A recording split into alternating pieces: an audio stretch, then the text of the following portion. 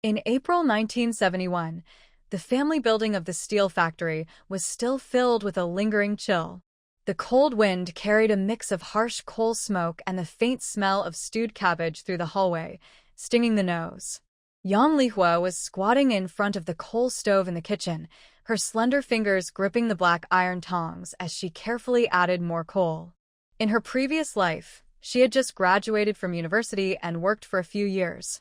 One night, she went to sleep at home and unexpectedly woke up in 1955, inside the womb of her current mother, Su Mylan. No matter how hard she tried, in this life, she could never reach university age. So she decided to study together with her second sister, Yang Lijuan. She didn't want to stay home taking care of two little children. Because she had memories from before birth, she knew how to win the favor of adults.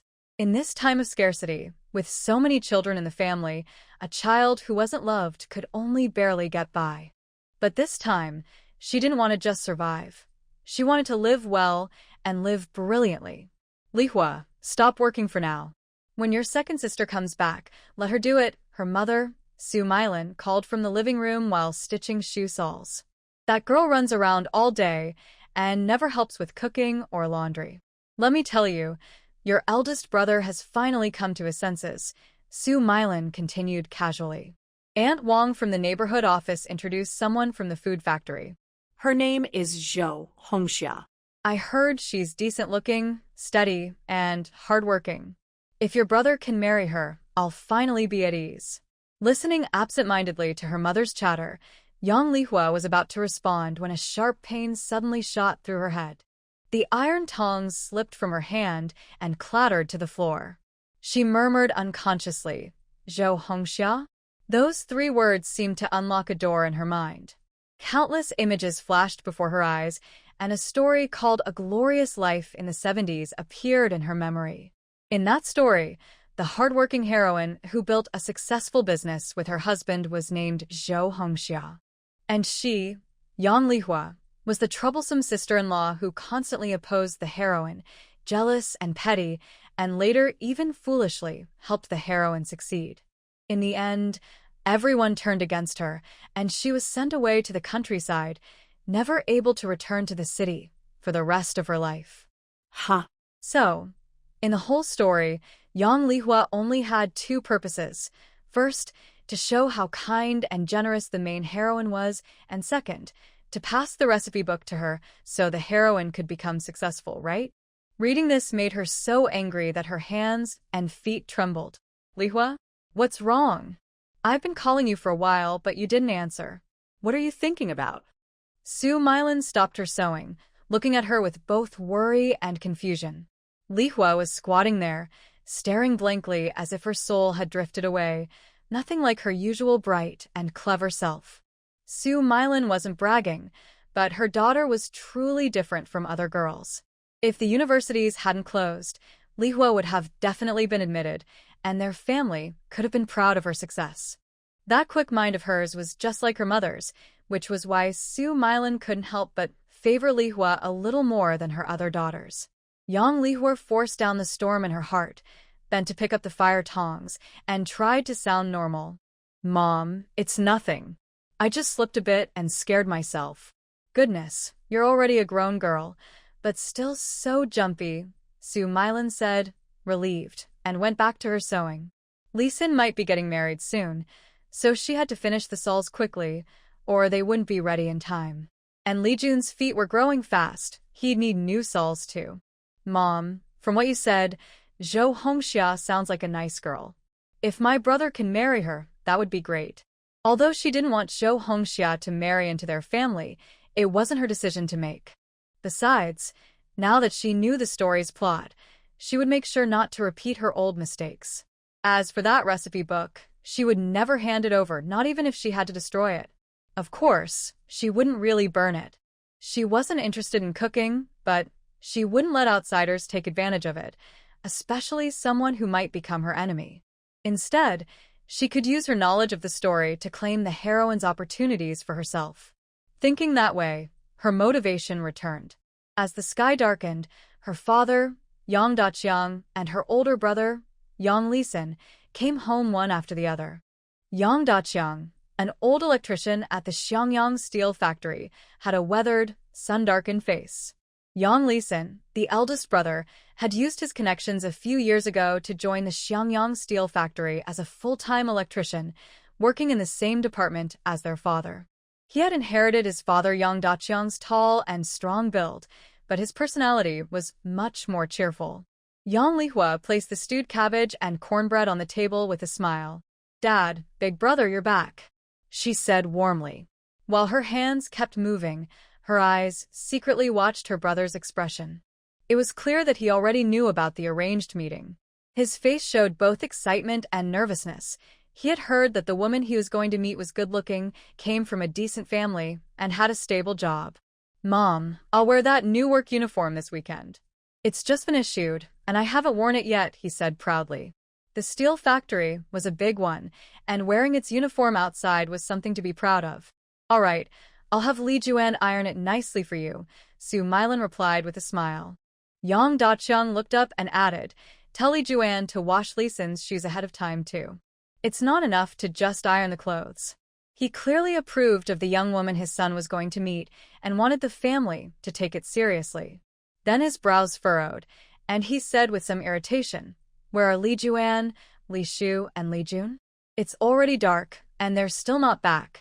Although he mentioned all three, his dissatisfaction was clearly aimed at his two daughters.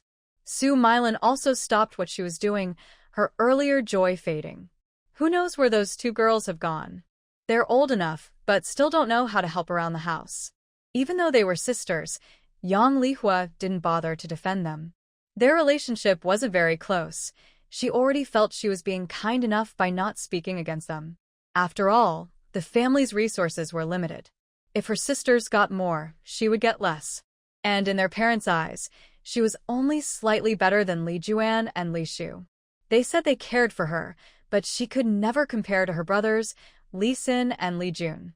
She had to think for herself. Graduation was only 2 months away, and she didn't have time to worry about others. If she couldn't find a job before then, she would have to go to the countryside. Her parents wouldn't spend money or use connections to help her find work. Just as Su Milan was about to start complaining again about her children being out so late, the door opened softly. "Dad, Mom, I'm back." Yang Li Juan carried Yang Li Jun's school bag, her pant legs still rolled up, and held 2 carp weighing about 2 or 3 pounds each. Behind her followed Yang Li Shu and Yang Li Jun. "Where have you been?" "Always running around outside." "We've been waiting for you to eat." "Li Juan, you're already grown up, yet you still take your brother out to play," Su Milan scolded before Li Juan could explain. "Mom, stop it. I worked hard to catch these fish. Aren't they great?" Li Jun said impatiently. After walking so far, he was already hungry. He grabbed the fish from Li Juan's hands and proudly showed them to Su Milan. "Wonderful, wonderful. My Li Jun is amazing. Your brother's going on a date soon, so we'll save these fish for that day," Su Milan said happily. Her youngest son had really helped her out this time. "Look at that, he even brought home something nice to eat." Yang Li Shu looked at Li Jun's proud face and pouted behind him, rolling her eyes. "You didn't even catch them yourself, yet you're taking the credit." It was clearly second sister who caught them. "Shameless. We even carried your school bag the whole way, and you still claim the glory?" Yang Li Juan tugged at Li Shu's sleeve, signaling her to calm down before their mother noticed, and started scolding again. After all, the three of them had gone to the river together. It didn't really matter who caught the fish. What mattered was that they had something good for dinner. Li Shu angrily shook off Li Juan's hand. "Always like this, never standing up for yourself. Even when others want to help you, you refuse. It's so frustrating. Makes me look petty instead."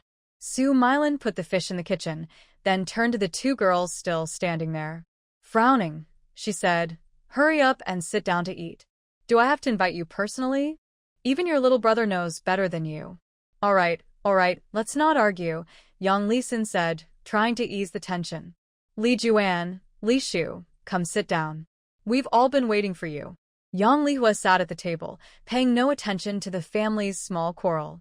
She was busy thinking about the special item that had been taken from her by the main character, Zhou Hongxia. Until she got it back, she couldn't rest easy. What if Zhou Hongxia got lucky and found it at the recycling station first?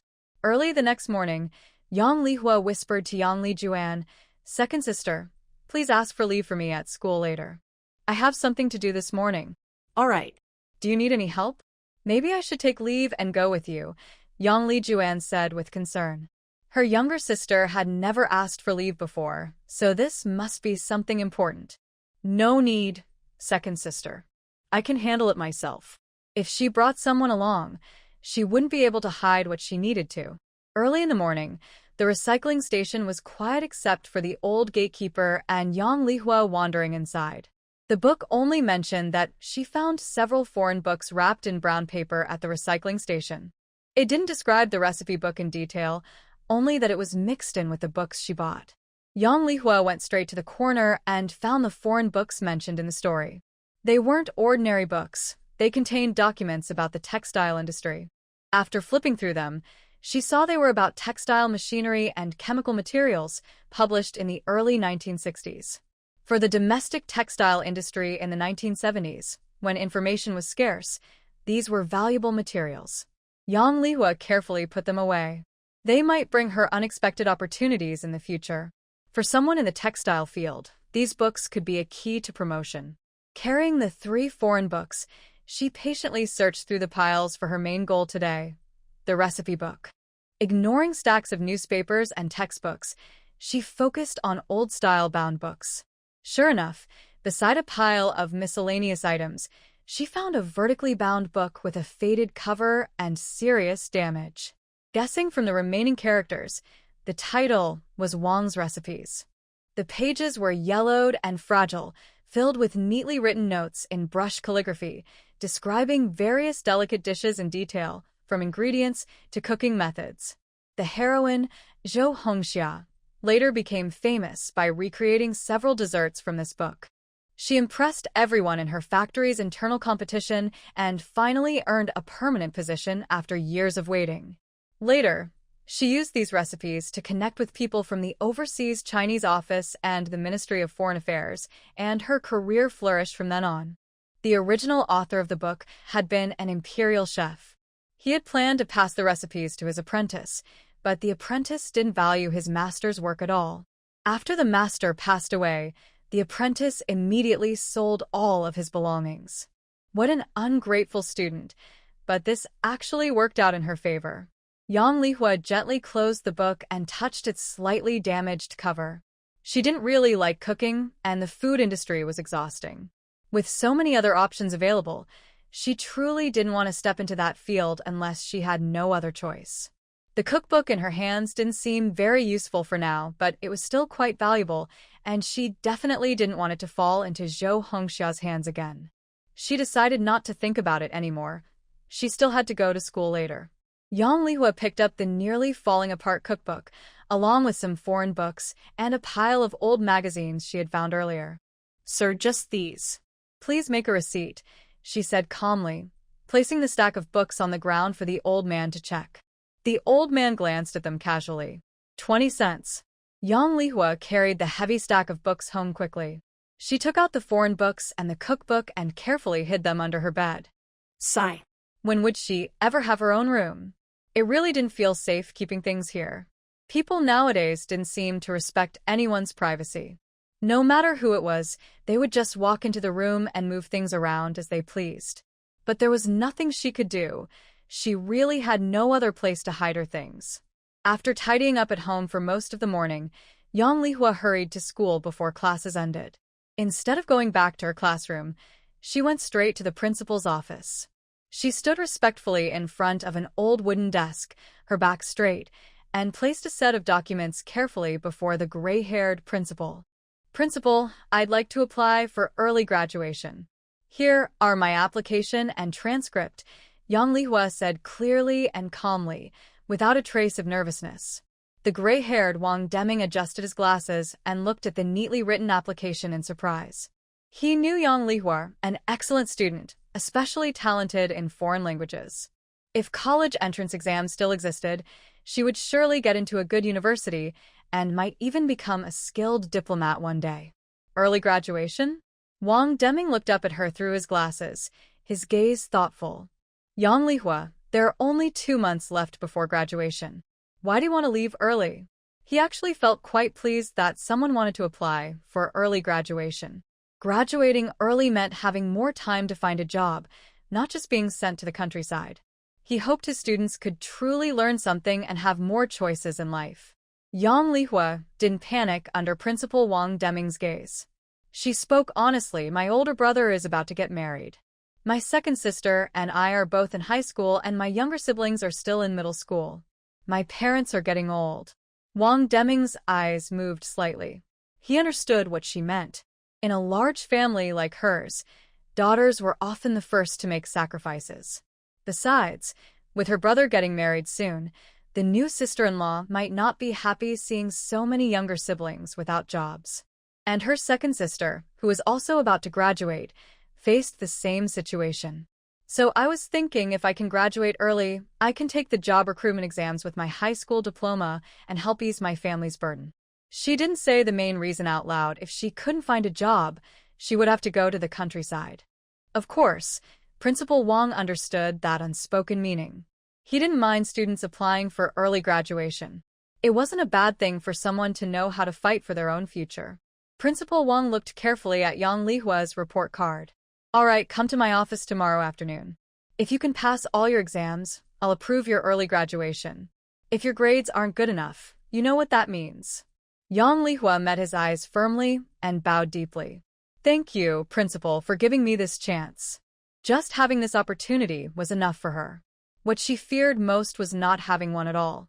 As she passed by a classroom, she saw her sister Yang Lijuan resting her head on her hand, staring tiredly at the blackboard. Yang Lihua couldn't help but smile softly. It seemed that in their family, she was the one who had inherited the brains for studying. She was also grateful for her quick mind and decent looks, which gave her a bit of value in her parents' eyes. Otherwise, she might have ended up like her second sister, doing endless housework and listening to their mother's constant complaints. Even though she now had the chance to take the early graduation exams, if she couldn't find a job, she would still face the same fate of being sent to the countryside. This weekend, her older brother, Yang Lisin, was going on a blind date. If everything went well, they would probably get married soon. She knew that in the book, she was the one sent to the countryside by the original heroine, Zhou Hongxia. The day before, Zhou had come to get a recipe from her, and right after that, she went to the neighborhood office to arrange for her transfer to the countryside. What a kind sister-in-law she was. She hadn't even been willing to wait a few more days. In the book, it said that her mother wanted to find her a match because she didn't have a job. If she got married, she wouldn't have to go to the countryside. But even for just a few days, they couldn't wait. These thoughts flashed through her mind, but her steps didn't slow down at all. She had already walked to the area near the textile factory. She rarely came here since her family lived in the steel factory's residential area. The steel factory was huge, with thousands of workers and complete facilities. It even had 2 cinemas. By coincidence, she had come this way today. As she passed the textile factory gate, Yang Lihua glanced inside, without thinking. She noticed several women gathered around the bulletin board, pointing and talking. Slowing her pace, she caught words like recruitment exam. Recruitment? Her heart skipped a beat, and she quickly walked closer. Right in the center of the board was a brand new notice. It was a job announcement from the Hongxing textile factory. Reading the requirements, Yang Lihua frowned. It clearly stated that applicants needed a high school diploma. The soonest she could get hers would be tomorrow afternoon or the next morning. If she missed this chance because she didn't have the diploma yet, she would be furious. She kept reading. The exam was scheduled for Friday afternoon at 2 o'clock. Her frown eased immediately. What perfect timing. It was already Wednesday.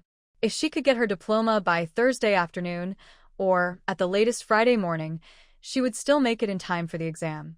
After reading everything, Yang Lihua ran toward the administration building. Comrade, I want to sign up. Zhang Chunmei, who was in charge of registration, looked at her in surprise. It was clear that Yang Lihua wasn't a family member of the textile factory workers. In fact, this recruitment was mainly meant for internal applicants. The reason it was posted was to quiet everyone and make the leaders think they were being fair and just.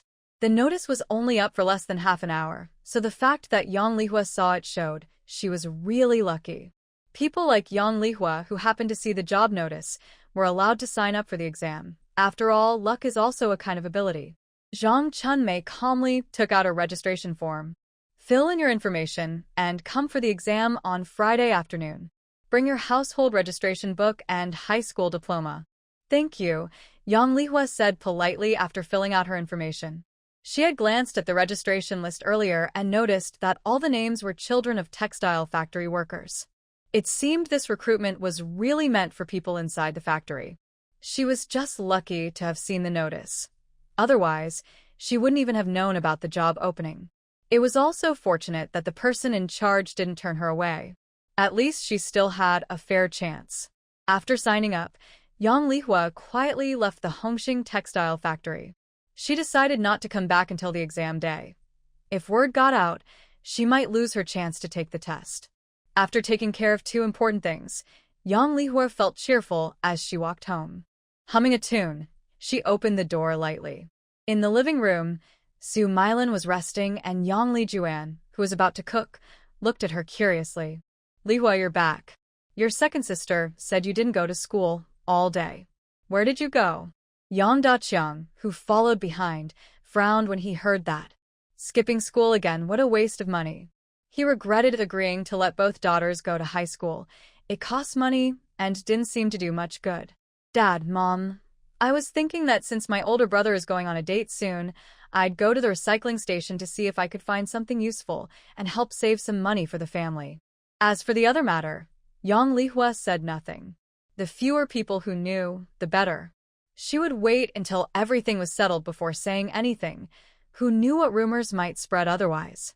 Su Meilan nodded, accepting her explanation.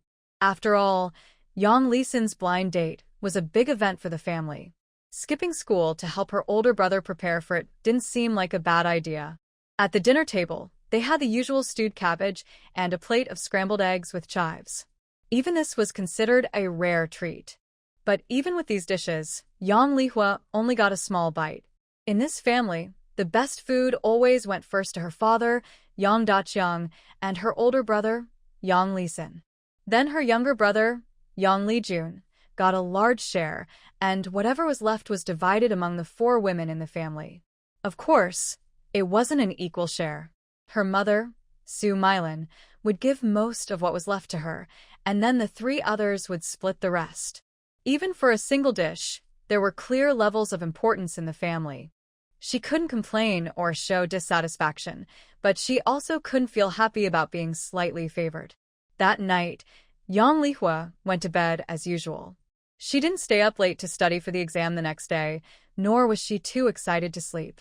On Thursday morning, she attended class with her sister, Yang Lijuan, as if the afternoon exam didn't exist. When the afternoon bell rang, Yang Lihua walked straight toward the principal's office. Lihua, class is starting. Where are you going? Yang Lijuan called out when she saw her sister, heading the other way. Their parents had just scolded her yesterday, and now she was skipping class again. She decided she would tell their mother later. Yang Lihua ignored her sister's call. She was in a hurry to take the exam in the principal's office and had no time to worry about anything else. If her second sister hadn't kept bothering her, she wouldn't have been in such a rush. The graduation exam went just as Yang Lihua expected. It went smoothly. The tests were graded on the spot. Not long after she finished the last subject, math, all the papers had been marked. Principal Wang Deming looked at the pages full of red check marks and nodded in approval. Although he had agreed to let her graduate early, Yang Lihua had truly earned it with her own ability. He could confidently stand by his decision. Yang Lihua stood quietly to the side. Seeing the principal's expression soften, she felt certain that everything was going well. Yang Lihua, your results are out. Very good. Your scores are among the top in your grade, Principal Wang said, taking off his glasses and setting them on the desk. Then he looked up at her again. You're getting this graduation certificate so you can take the job recruitment exam, right? Yang Lihua didn't understand what the principal meant by his words. Was he unhappy or something else? Principal Wang Deming waved his hand to stop her. I'm very pleased. I admire your courage to come to me, and I'm glad to see my student has the determination to try new things. I hope going to the countryside isn't something you do out of helplessness. He paused, sighed softly, and didn't continue. He opened the drawer under his desk, took out a graduation certificate that had already been prepared, and handed it to Yang Lihua. You've passed your graduation exam. This is your certificate. You don't need to come to school after today. Although she had expected to receive it, Yang Lihua still couldn't help feeling excited when she held it in her hands. Thank you, Principal, she said, bowing deeply to him. There was a small difference from what she remembered in the book, which meant the story could be changed. It wasn't something fixed. That thought eased her heart and gave her more confidence for tomorrow's job recruitment exam. Go home and prepare well for the exam, the principal said softly, his tone full of encouragement. Lihua, in the future, don't forget your courage and determination to move forward and take action. I wish you a bright future and a life full of happiness. What a pity, he thought. If this child could go to college, who knows what kind of future she would have. In this time and place, it was rare for someone of status to give her such sincere praise and encouragement. Holding the certificate tightly, her fingertips turned pale, and her eyes grew slightly red. She bowed deeply again. Thank you, Principal. I won't let you down. When she walked out of the school gate, Yang Lihua slowly calmed down. Except for her slightly wet eyes, she looked no different from usual. On her way home, she kept touching the graduation certificate in her pocket. With it, she felt much more confident about the upcoming job exam. As soon as she entered the house, a familiar scene greeted her. Lihua, your second sister said you skipped class again this afternoon. Where did you go? Sumeilan Froned. Li Juan had said she hadn't seen her all afternoon. Could this girl be secretly meeting someone? Yang Lihua glanced at her second sister, Yang Li Juan, who was leaning by the kitchen door eavesdropping. She knew her sister must have said something to their mother. Ignoring Su Meilan's unhappy expression, Yang Lihua took her mother's hand proudly and pulled a red booklet from her pocket. Mom, look at this. Su Meilan looked at her in confusion, then opened the booklet. A high school diploma? Lihua, where did you get this? Don't you still have 2 months before graduation? She asked in surprise. This quiet girl had done something big without saying a word. Hearing her mother's surprised voice, Yang Li Juan came out of the kitchen. Lihua, where did you get that diploma? You didn't get tricked, did you? We still have 2 months before graduation. How do you already have one? This third sister really was something, spending money on a fake certificate? Yang Lihua rolled her eyes and said helplessly, What are you thinking? The principal, Mr. Wang Deming, gave it to me himself. How could it be fake? Since she wouldn't be going back to school, she thought it was better to tell her parents directly rather than let her second sister spread rumors. How is that possible? Why would the principal give you a diploma early? Lihua, you shouldn't do things that might cause trouble for yourself later. Yang Li Juan's voice rose sharply. Could her sister have done something improper just to get a diploma? She didn't want to be dragged into any trouble. Be quiet. Listen to yourself. Su Meilan scolded, frowning and glaring at her thoughtless second daughter. She always spoke without thinking, turning baseless guesses into facts. Lihua, tell me what's going on, Su Meilan said. She wasn't the most affectionate mother, but with her 2 sons away, she found it easier to show warmth toward her daughter.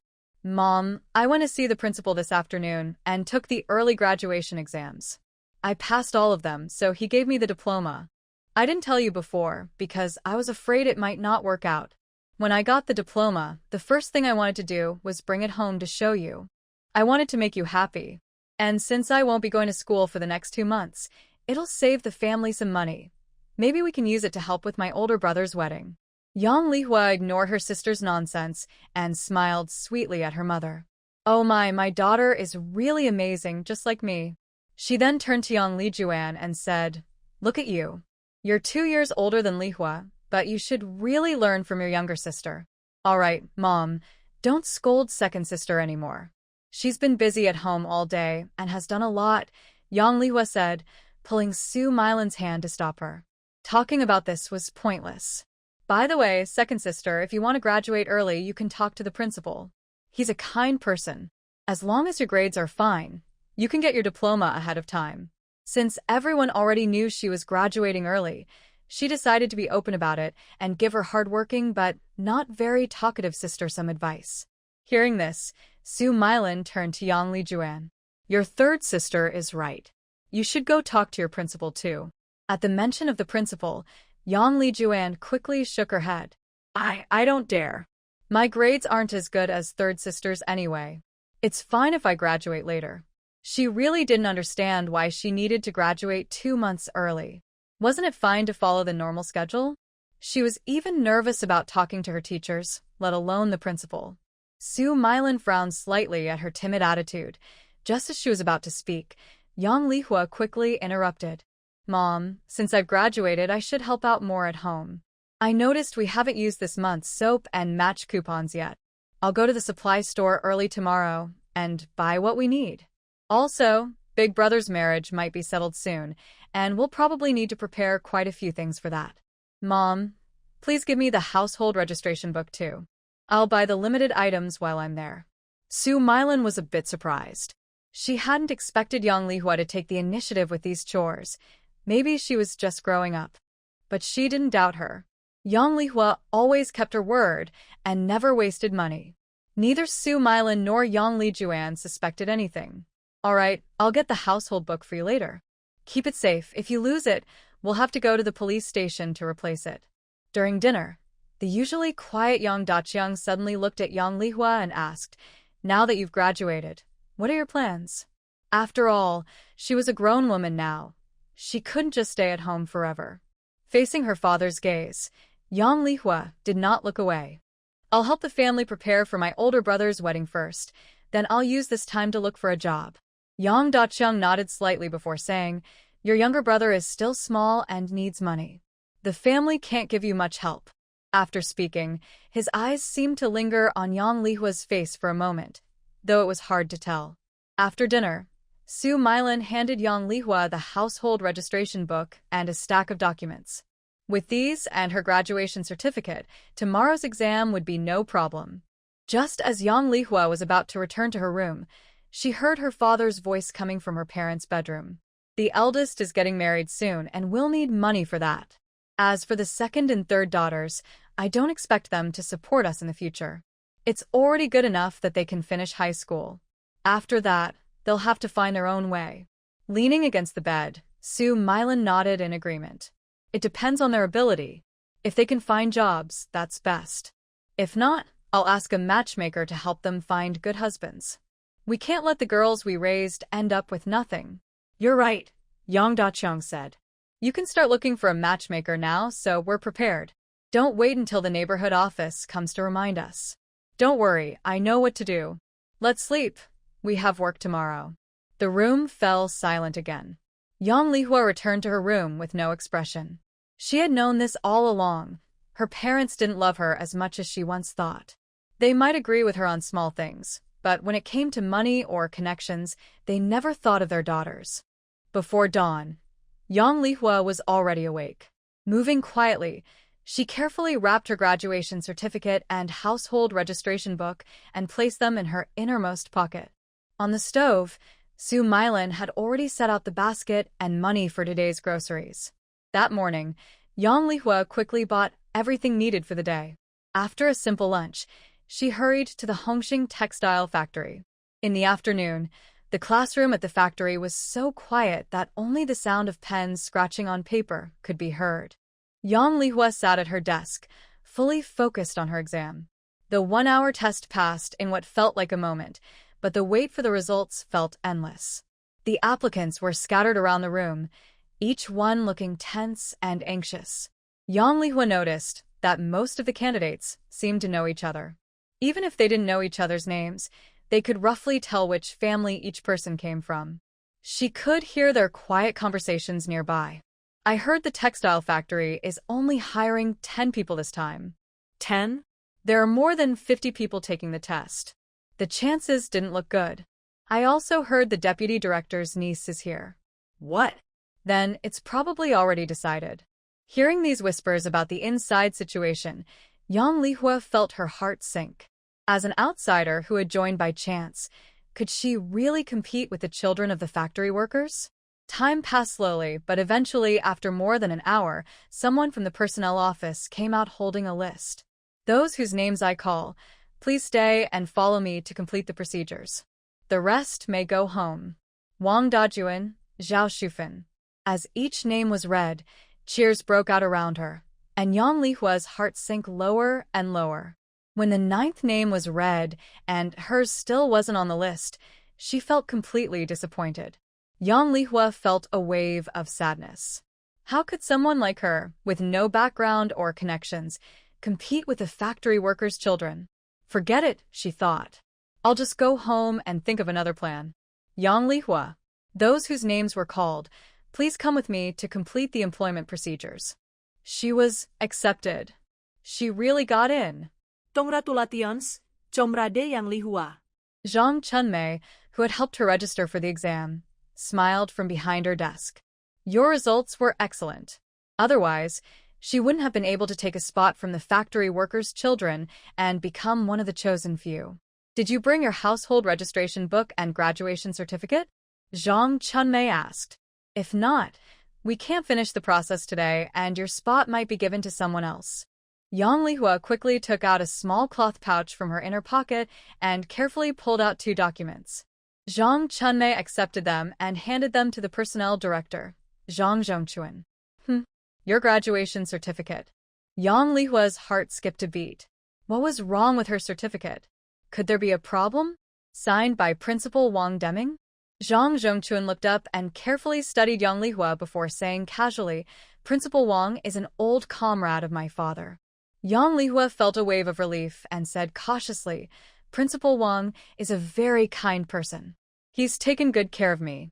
Zhang Zhongchuan's expression softened, and he smiled sincerely. Since Uncle Wang made a special exception for you, it means you're very capable. The hiring process went surprisingly smoothly. When the bright red stamp was pressed onto the employment form, the heavy weight in Yang Lihua's heart finally lifted. She was now an official employee of the Hongqing textile factory. She could stay in the city openly, without worrying about being sent to the countryside or being forced into marriage by her parents. Work starts next Monday. You'll be assigned to workshop number 3 as a machine operator, Section Chief Zhang said, handing her the work ID. Do your best.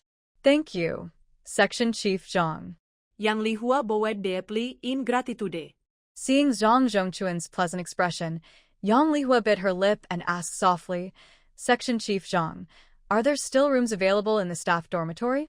My home is quite far from the factory, and I'd like to move in so I can spend more time learning from the experienced workers. She looked at him nervously, hoping for a positive answer. The dormitory, huh? Zhang Zhongchuan tapped the desk lightly, then said, Yes, there are still some rooms.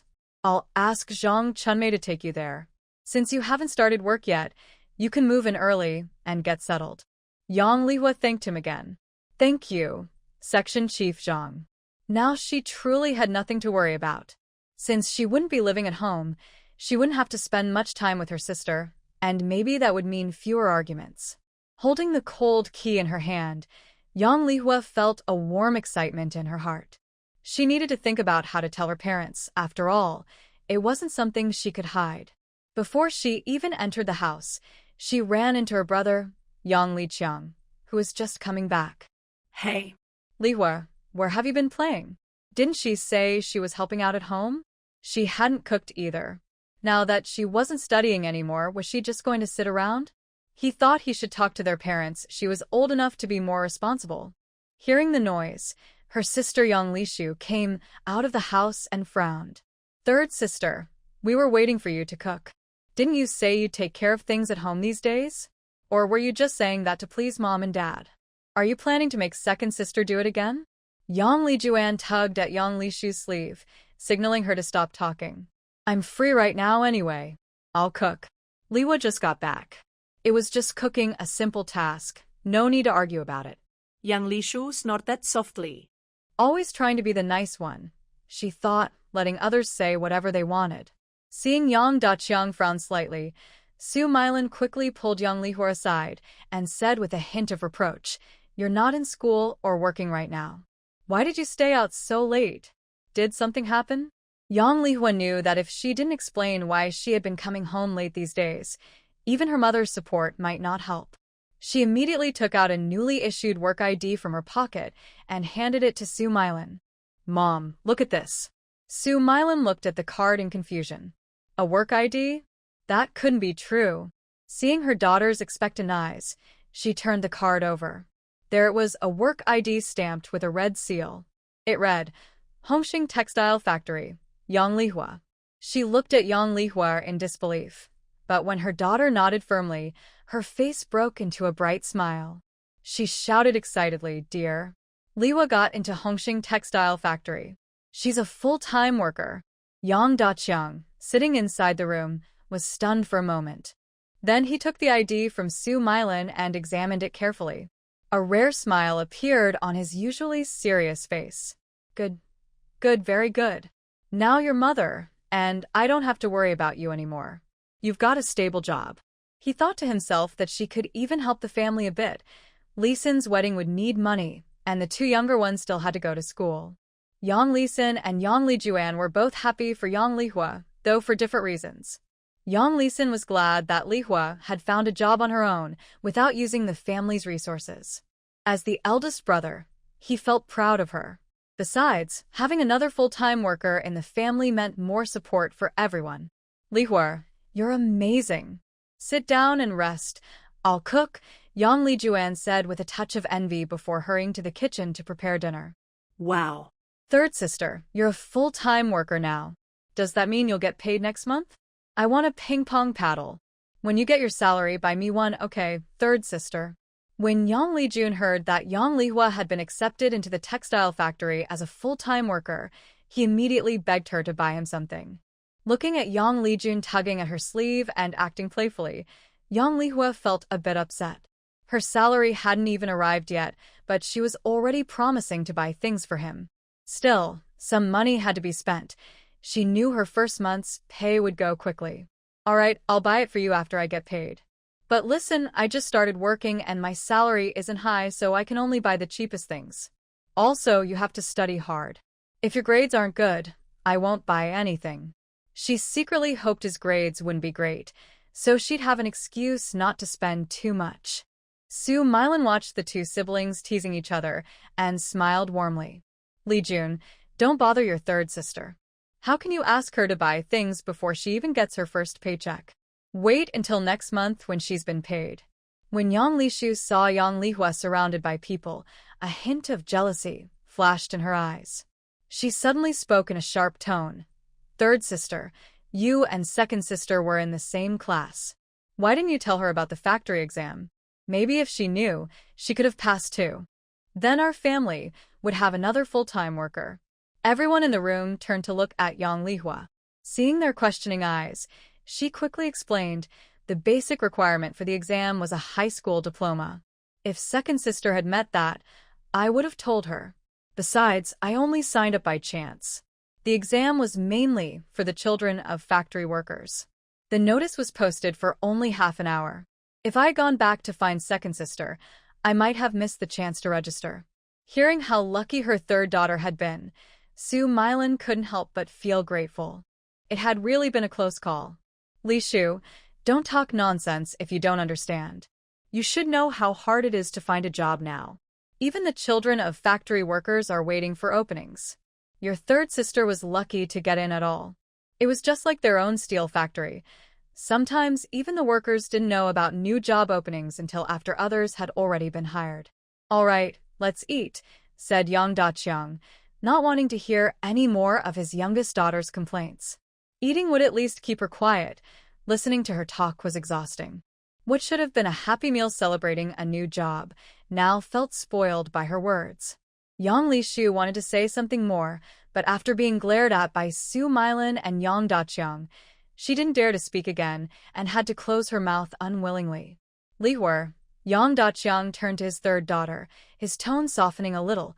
Since you've got the job, work hard. We don't expect much from you, but we also can't give you much help. Getting the job shows your ability and luck. If you hadn't passed, we wouldn't have spent money or used connections to help you. From now on, whatever happens depends on you. We've already done our part by raising you. Among the family, only Yang Lijuan and the two younger ones didn't catch the deeper meaning behind his words. Although their family wasn't like others who valued sons over daughters and sold girls for money, they still didn't think much of daughters. Before she could completely leave home, she still had to rely on her family, at least to let others know she had someone supporting her. Dad, Mom, I actually wanted to tell you something, Yang Lihua said, taking over the conversation. Starting next month after I get my salary, I plan to give 5 yuan to the family every month as a way to show my respect to you both. You and Mom have worked hard raising the 5 of us. Now that I have a job, I can help ease the family's burden a little. Yang Lisan's eyes lit up. 5 yuan wasn't a huge amount, but it was still helpful. With a bit more, it could cover most of the household expenses for a month. 5 yuan. Su Milan said in surprise, with a hint of concern. That's quite a bit. Why don't you save it for your future dowry? After all, the family couldn't afford to prepare one for her. Since Lihua wants to do this, just accept it. Use the money to improve our living conditions. It'll benefit everyone, Yang Daqiang said firmly. Mom, please take it, Yang Lihua added. There's one more thing. Our house is too far from the clothing factory. To make it easier for management and night shifts, the factory requires me to live in the dormitory. She said this calmly, knowing her family wouldn't go to the factory to check. Move out? Sumailan frowned, reluctant. Lihua was the one she felt closest to, and the thought of her leaving made her sad. Yang Daqiang thought for a moment before saying, if that's the factory's rule, then go. Don't let something small like this make a bad impression on your supervisors. Yang Lisan immediately said, when are you moving, third sister? I'll come help you after work tomorrow. It was good that she was moving out. Once one person left, others might follow, and the house would feel more spacious. That would also give him an advantage in his blind date the day after tomorrow. All right, thank you, big brother. She didn't mind having someone help her. Whether he was sincere or not didn't matter, as long as the help was real. She didn't care what the rest of the family thought. She had already decided to move out of the dormitory. On Saturday afternoon, Yang Lisan rode his bicycle, carrying Yang Lihua to the textile factory's staff dormitory. When they arrived, he helped her unload her things. Lihua, don't forget to come home tomorrow. Don't worry, big brother. I'm not working tomorrow. I'll come home. She still wanted to see what the new place was like. Yang Lihua carried her luggage upstairs to the women's dormitory. When she pushed open the half-closed door, 2 women were already inside, tidying up their things. One was tall with short hair that reached her ears, and the other wore glasses and looked gentle. Seeing Yang Lihua at the door, both looked at her curiously. Hello, I'm the new machine operator, Yang Lihua. She smiled warmly and introduced herself. Welcome, welcome, said the short-haired woman first.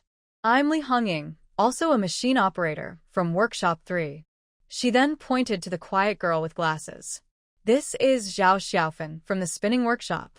Zhao Xiaofan looked up and gave a shy nod. Yang Lihua walked to the empty bed by the window. It was a lower bunk, a good spot with plenty of light and fresh air. She began to make her bed. Li Hongying came over to help and started chatting. I heard we're getting another new roommate, Zhu Yuanyuan. They say she's a relative of one of the factory leaders. Yang Lihua paused for a moment, repeating softly, Zhu Yuanyuan.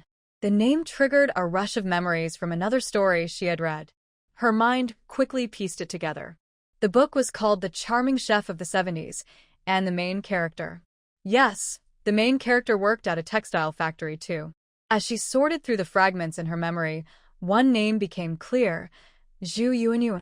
She had also passed the recruitment exam this time, and was assigned to work in the factory cafeteria kitchen. In the original story, Zhu Yuanyuan accidentally obtained a magical jade bracelet that contained a secret space. Inside, she could grow crops and collect spring water, which allowed her to make incredibly delicious food. Step by step, she rose from a temporary kitchen worker to a highly praised master chef. With her amazing cooking skills, she gained both love and success. But Yang Lihua seemed to be the kind of character who only existed to help the heroine shine, the co-worker who had a treasure but didn't recognize its value.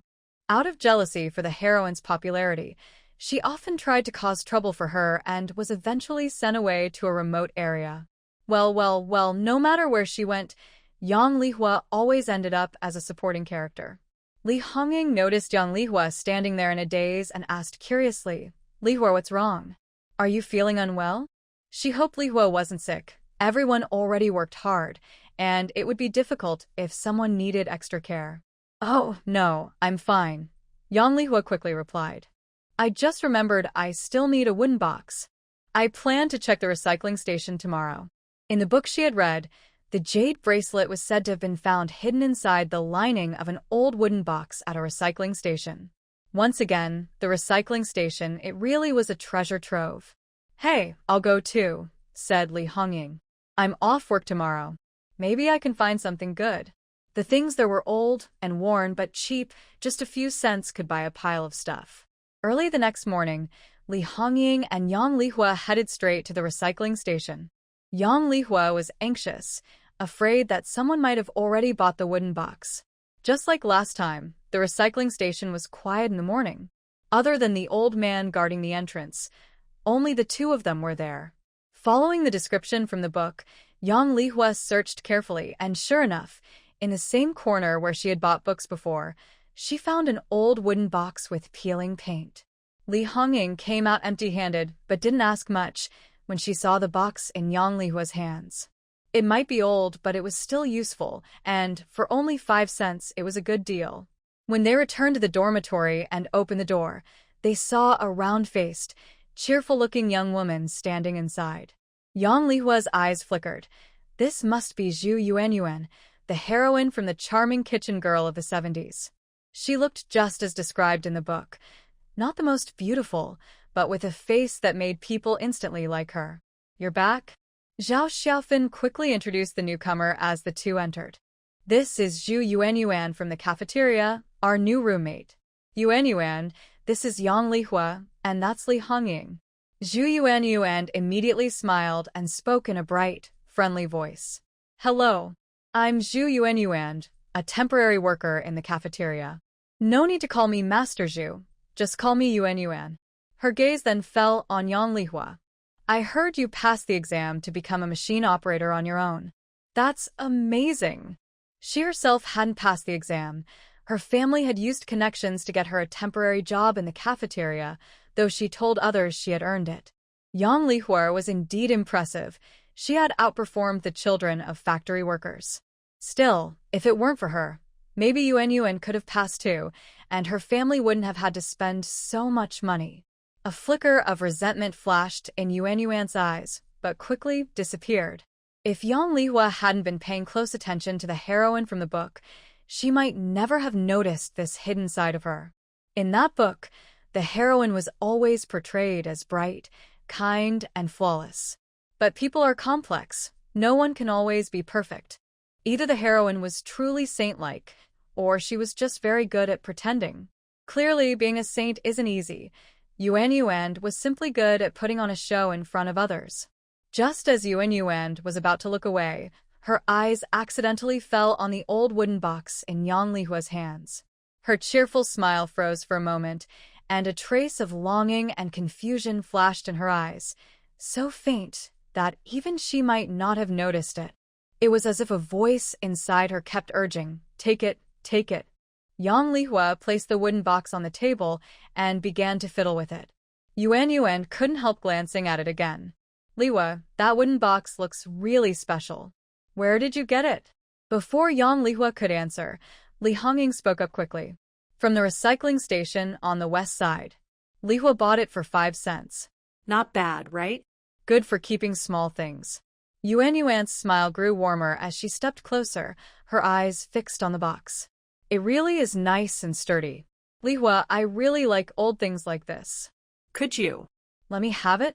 I'll pay you for it." No, 1 yuan.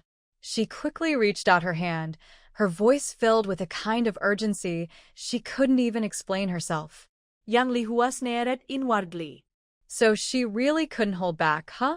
Was this some kind of telepathy, or maybe the special aura of a main character who could sense hidden treasures? Li Hongying and Zhao Xiaofan were both stunned. 1 yuan for that old wooden box? Was Zhu Yuanyuan out of her mind? They had never seen anyone raise the price like that. Zhu Yuanyuan, who was being treated as if she had lost her mind, looked anxiously at the wooden box in Yang Lihua's hands. As if to test how much the box attracted the heroine, Yang Lihua showed just the right amount of surprise and hesitation on her face. This. Yuanyuan, it's not about the money. I actually like this box too. It's perfect for keeping small things. Besides, it's just an old wooden box. If you like this kind, you can find plenty at the department store. 2 yuan. Zhu Yuanyuan said again, almost as if she were under a spell, her eyes fixed firmly on the box. Lihua, please let me have it. I really like it, and I feel like it's meant to be mine. Her voice went from a whisper to a tone of strange certainty. The dorm room fell silent. Even Li Hongying and Zhao Xiaofan, who had been watching for fun, could sense that something felt off. It almost seemed like she was trying to force the purchase. Was Zhu Yuanyuan crazy? 2 yuan for that old box? She could buy a brand new one for that price. Yang Lihua looked at Zhu Yuanyuan's determined eyes and realized that if she didn't sell it, there might be trouble later. So she pretended to hesitate for a moment, then sighed as if making a painful decision. Well, since you like it so much, I'll sell it to you. She gave Zhu Yuanyuan a meaningful look. The 2 yuan had better be paid, or the box wasn't leaving her hands. Zhu Yuanyuan, seeing that Yang Lihua agreed, quickly pulled out 2 1 yuan bills and handed them over. Then she eagerly picked up the box, smiling with satisfaction and thanking her repeatedly. Thank you, Lihua. You're such a kind person. Watching Zhu Yuanyuan happily hugging the old box, Li Hongying clicked her tongue. Oh my, 2 yuan for that? Lihua, you really made a good deal. Zhao Xiaofan kept shaking her head. Zhu Yuanyuan looks so pleasant, but why does everything she does end up so disappointing? It was hard to describe, just unpleasant. Not exactly bad, but definitely not good either. Yang Lihua held the 2 yuan in her hand, the corners of her lips lifting slightly. With her other hand, she gently touched the smooth, milky white jade bracelet hidden close to her body. She had confirmed that if the main character couldn't see her special ability, they wouldn't be able to sense it either. As for this space bracelet, this unlucky side character gladly accepted it. Yang Lihua carried the 2 yuan she had earned, her fingers unconsciously rubbing the smooth space bracelet in her pocket. She had to admit, Zhu Yuanyuan was quite generous. She had practically come to give her money. Halfway home, Yang Lihua kept rubbing the bracelet. When she passed a public restroom, she paused for a moment. No, it wasn't safe to keep the bracelet like this. There was another main character at home. What if she could sense it? With her hand still in her pocket, she turned into the restroom without hesitation. At this hour, it was empty, and the air carried a faint, unpleasant smell. Yang Lihua walked to the last stall and took out the bracelet she had been holding. Following the usual pattern from countless novels and the vague hints from the charming chef of the 70s, she bit her fingertip and carefully let 3 drops of blood fall onto the bracelet.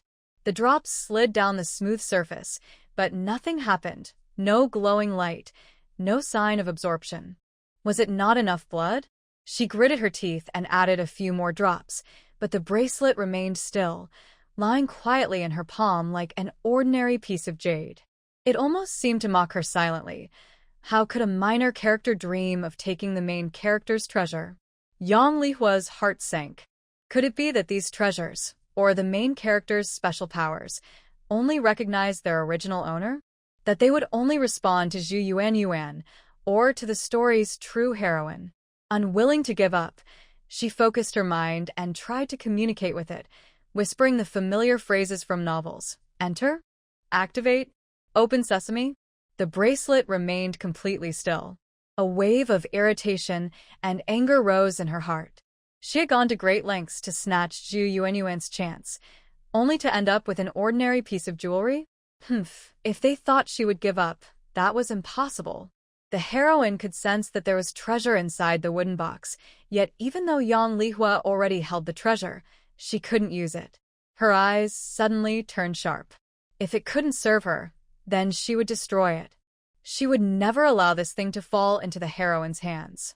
Clutching the jade bracelet tightly, she found a stone in the corner, aimed at the treasure, and spoke in a low, cold voice filled with determination and threat. I don't care what kind of magical item you are. From now on, I am your master. The jade bracelet remained completely still. Yang Lihua sneered and struck it hard with the stone.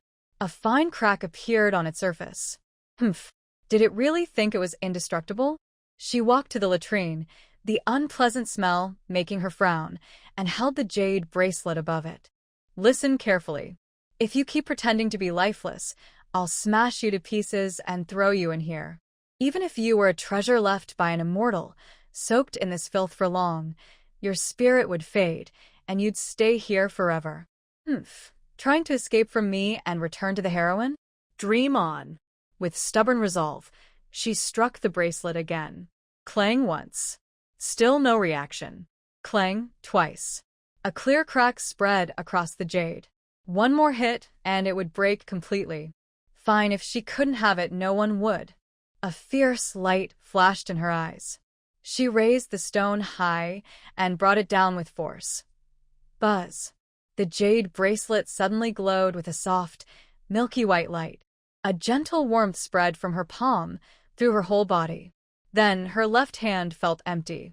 The bracelet dissolved like mist, leaving behind a small red mark in her palm. It worked. Yang Lihua clenched her fists. To be honest, if she had really smashed the bracelet and thrown it away, she would have felt quite sorry. Fortunately, this thing still knew its place. She focused her mind again, and with a thought, the scene before her changed. In front of her appeared about an acre of dark soil, with a small spring nearby. However, it wasn't like the ones described in novels that constantly produced spiritual water. Beside it stood a simple thatched hut. Looking at the space, Yang Lihua felt a strange connection forming between herself and this place. She faintly understood why what she saw was different from what novels described. It was because of the 3 strikes earlier that had cracked the jade bracelet, damaging the energy inside. The spring was now almost dried up. What should have been a flowing spiritual spring now produced only 2 drops a day. The black soil that was supposed to make plants grow quickly had become ordinary land, just a bit more fertile than usual. Even so, she was quite satisfied. After all, she had been ready to smash it completely. When her mind left the space, Yang Lihua looked at the bright red mark in her hand and let out a long breath. This thing really had to be forced to behave. The process wasn't pleasant, but the result was good enough. Without hesitation, Yang Lihua strode out of the public restroom. At the door, she turned back to glance at the dirty place and let out a cold snort. See? Even treasures have to bow before true determination and courage. She still had another task ahead. She needed to visit the heroine from another story. Before she even entered the house, she heard lively laughter and chatter inside. Taking a deep breath, she rubbed her cheeks, put on a gentle smile, and pushed the door open. Dad, Mom, Aunt Wang. Yang Lihua greeted them softly, her eyes quickly scanning the room. Lihua, you're back, Su Milan said with a cheerful tone. Come, meet our guest. This is your sister Hongxia. Yang Lihua smiled politely and greeted, Hello, Sister Hongxia. Zhou Hongxia, who was sitting on a stool, looked up at the second daughter of the Yang family, someone she had only heard about before. Her eyes flickered slightly.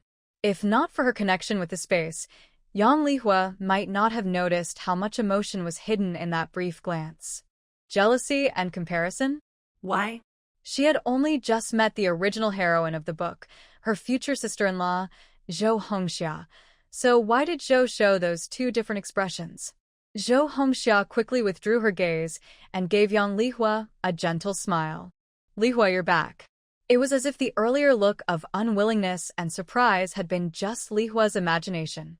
Was Zhou Hongxia's brief loss of composure because the story had strayed from what she expected?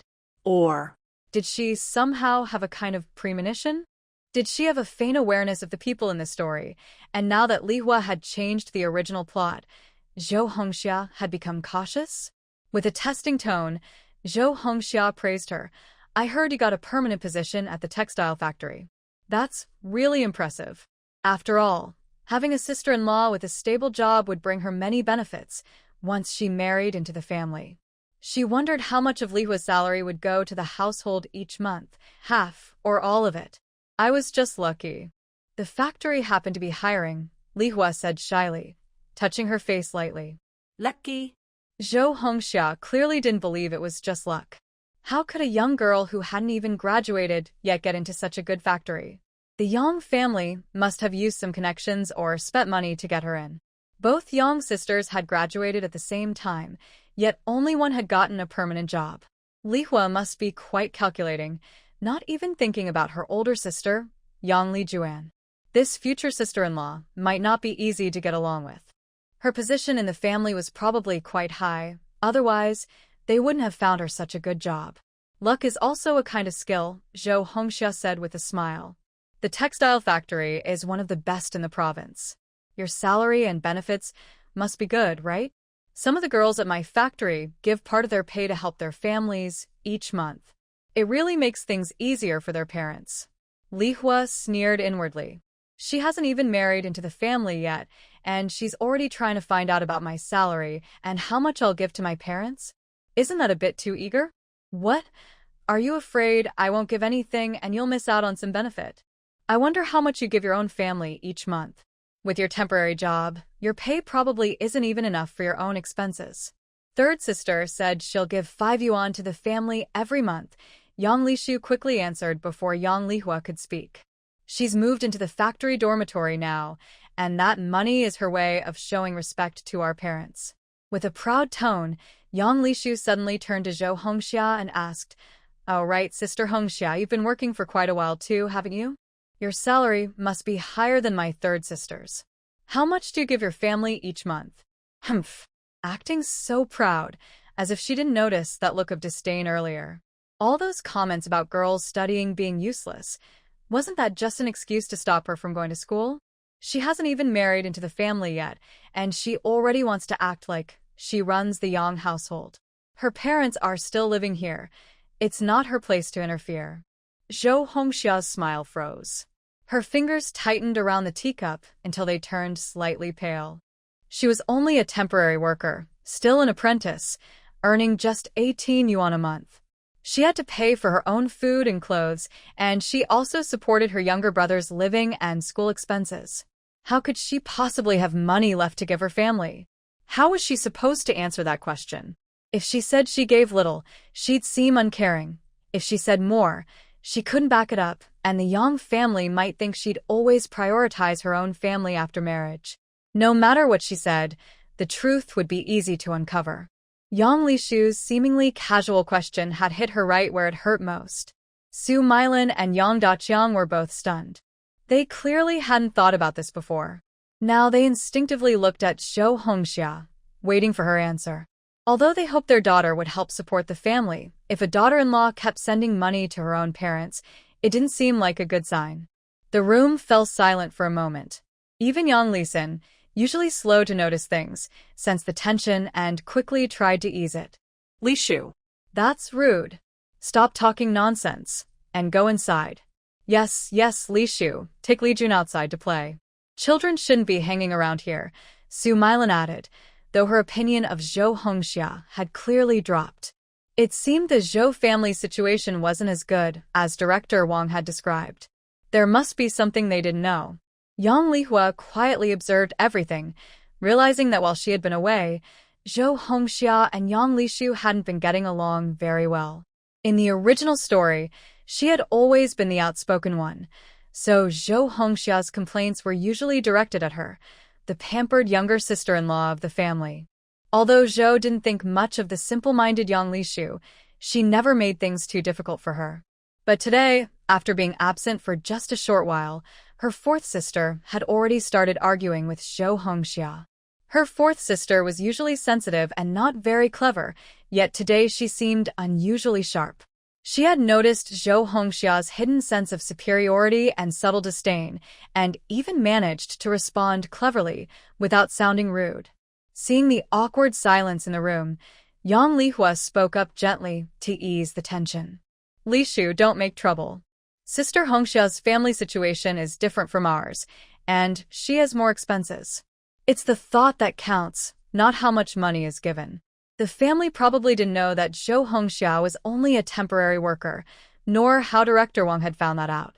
The meeting ended in a slightly awkward but generally pleasant atmosphere. At least Yang Lisin and Zhou Hongxia had agreed to meet again. "Li Juan, what are you standing there for?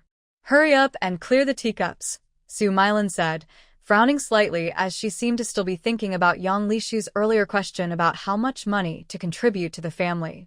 Meanwhile, Yang Lisin sat there with a satisfied grin, clearly still thinking about his time with Zhou Hongxia and already looking forward to seeing her again.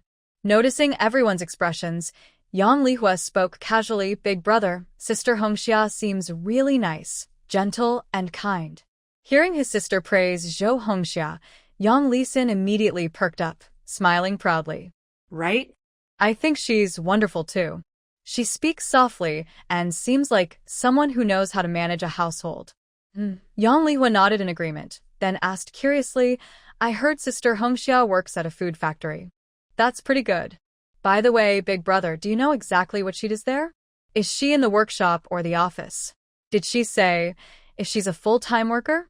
Yang Lihua asked the question casually, as if it were just a normal chat between siblings, curious about her future sister-in-law's job. But her words caught the rest of the Yang family off guard. Right? Zhou Hongxia had only said she worked at a food factory but never mentioned what exactly she did there. Yang Lisin's satisfied smile froze a little. Although he liked Zhou Hongxia very much, if she was only a temporary worker, he wasn't sure he could fully accept that. Their family had 5 children, and both parents worked. Life was already hard. If his partner didn't have a stable job, the future would be even tougher. Even with his parents' help, there was still a younger brother who needed money too. Su Milan stopped sewing the shoe sole, and Yang Daqiang looked up at his eldest son. Earlier, the 2 young people had gone out for a walk before coming home. No one knew if Li Xin had asked about her job. When Director Wang introduced her, he only said she worked at the food factory. Zhou Hongxia herself had said the same, so everyone assumed she was a full-time worker. Yang Lihua raised her eyebrows slightly. Oh, so there was more to this matchmaking than it seemed. The original girl probably hadn't mentioned she was only a temporary worker. She gave a small, silent laugh, but kept her tone calm. "I was just asking. We all know there's a big difference between full-time and temporary jobs. The pay, the benefits, the stability. If Hongxia is a full-time worker, then Big Brother's life will be much easier and Mom and Dad can relax too." After saying that, she stopped looking at the others and went to the kitchen to help Yang Lijuan clean up the dishes. "Lihua, why did you come in? Go rest outside, I'll be done soon." The kitchen was small, and it was hard to move around with another person inside. Yang Lihua stood aside, watching her second sister skillfully wash the vegetables for dinner. She hadn't come in to help with chores, but to remind her sister to think more for herself. Although what she said earlier had made the family a bit unhappy with Zhou Hongxia, her eldest brother Yang Lisin might still end up marrying her. She had seen clearly how much he liked Zhou Hongxia. His eyes were full of admiration. That future sister-in-law was clever and calculating. In the original story, she had caused a lot of trouble for the family, especially for the daughter who used to be most favored. Now she has moved to live in a dormitory, so she probably won't have much contact with Zhou Hongxia anymore. The remaining 2 sisters at home are just bothering her. "Second sister, you're about to graduate. What are your plans after that?" Yang Lijuan paused while washing vegetables, looked down, pursed her lips, and whispered, "What plans? Just follow what our parents say. Either go to the countryside or get married." She knows her family won't spend money to help her find a job. Even Lihua, who is favored by the parents, found her own work. She isn't as smart as Lihua, so she can only follow her parents' arrangements. Yang Lihua frowned. Although they aren't very close, she wouldn't want her family to suffer. Have you thought about it? Going to the countryside? Do you know how dangerous it is for girls to be sent there as young workers? Before, I asked you to find the principal and graduate early. Did you go? First, get her diploma. Now she has a job, so there's no urgent matter. She can also help young Li Juan think. My grades aren't good enough to find the principal. Besides, if I don't go to the countryside, I can still get married, her mother said. Though she isn't her favorite, she wouldn't want to harm her. Seeing Yang Li Juan act indifferent, Yang Li Hua knew she didn't really care about these words. If she really cared, she wouldn't need me to remind her. Forget it. If she doesn't worry, what can I, as her younger sisters, say? In the living room, Yang Daqiang, who had been quiet, finally spoke. Listen, you need to think carefully. If Zhou Hongxia is really a temporary worker, what are your plans? Yang Lisan was caught off guard and didn't know what to say. His mind was a mess, angry about being kept in the dark and conflicted because he liked Zhou Hongxia. Yes, you should think it through, Su Mylan echoed, her tone less enthusiastic than before. Getting married is a big deal. You can't rush into it. There's a big difference between a formal worker and a temporary worker. Tomorrow, I'll go see Director Wang and ask about the situation, Su Mylan said. She could tell her son liked Zhou Hongxia, but if Zhou Hongxia was just a temporary worker, the burden of supporting the family would fall entirely on Lisan, which would be too exhausting. Yes, it's good to ask clearly, Yang Daqiang said quietly. In his heart, he had already made a decision. Zhou Hongxia was probably just a temporary worker. Our family situation isn't very good. After Li Xian, there are 4 unmarried younger siblings and 2 of them are only in middle school. The family has a lot of responsibilities. Many women with steady jobs are not willing to consider him. They like Li Xian, but once they learn about the family situation, they usually change their minds because the burden is heavy. Earlier, we planned to ask Director Wang about this tomorrow, but he came back shortly after. Director Wang returned with a friendly smile on his face. Oh, Master Yang, Sister Su, I'm back again. Please don't mind my nagging, he said casually as he sat down. I just took Hongxia home. She kept praising Li Xian all the way, how steady, caring, and responsible he is. She's very happy and satisfied. She was planning to come to the Yang family tomorrow, but Hongxia is quite sensible. She's polite and thoughtful, so I don't mind making another trip. Hearing Director Wang, Yang Lisan smiled, and his eyes sparkled. Su Mylan and Yang Daqiang also looked more relaxed. No matter what, it's clear that the girl genuinely cares for their son. Director Wang is good at reading people's expressions. Seeing the Yang family's reactions, he subtly changed the topic. But Hongxia is a straightforward girl. She told me her worries quietly. I think she has a point, so I hurried back to tell you everything honestly. Although the Yang family previously said that Hongxia was lying or not sincere, now they all sat up straighter after hearing Director Wang. Hongxia thinks that Li Xian is 100% good, he continued after observing everyone's reactions. It's just that her house is a bit cramped. The young couple will need their own space when they start living together. Hongxia isn't someone who's greedy for comfort, but at least she wants a small home after they get married. The Yang family is quite crowded. Yang Lisan is a formal worker, and if the family's burden weren't heavy, Hongxia wouldn't have to consider moving in with them. Su Mylan quickly explained the plan she had previously discussed with Yang Daqiang. Yang Lishu listened to Su Mylan and pursed her lips. She just wanted to marry off her 3 sisters to make room. She is the youngest of the 3 sisters, and she's worried that once her 2 older sisters get married, the small house will belong to Yang Lijun. Director Wang listened with a constant smile on his face. That plan is fine. The eldest daughter of the Yang family is not young anymore, and her marriage isn't far off. Also, the second daughter has become a formal worker and moved into the staff dormitory, which is even better. But he only nodded slightly. Whether he was truly satisfied would depend on Zhou Hongxia. This arrangement might make Brother Li Jun feel a bit wronged. Su Mylan forced a smile. There's no need to feel wronged. What's there to feel wrong about? The small balcony won't be lived in for long. Yang Lihua listened as director Wang praised Zhou Hongxia in many ways, but he didn't mention her family situation or her work details at all. Mom. About the work, Yang Lihua whispered to Su Mylin, nudging her. Su Meilan immediately understood. She cleared her throat. Director Wang, I want to ask something clearly. What exactly does Hongxia do for work? The previous introduction said she works at a food factory but didn't specify. Since we're planning to marry, shouldn't we know more about it?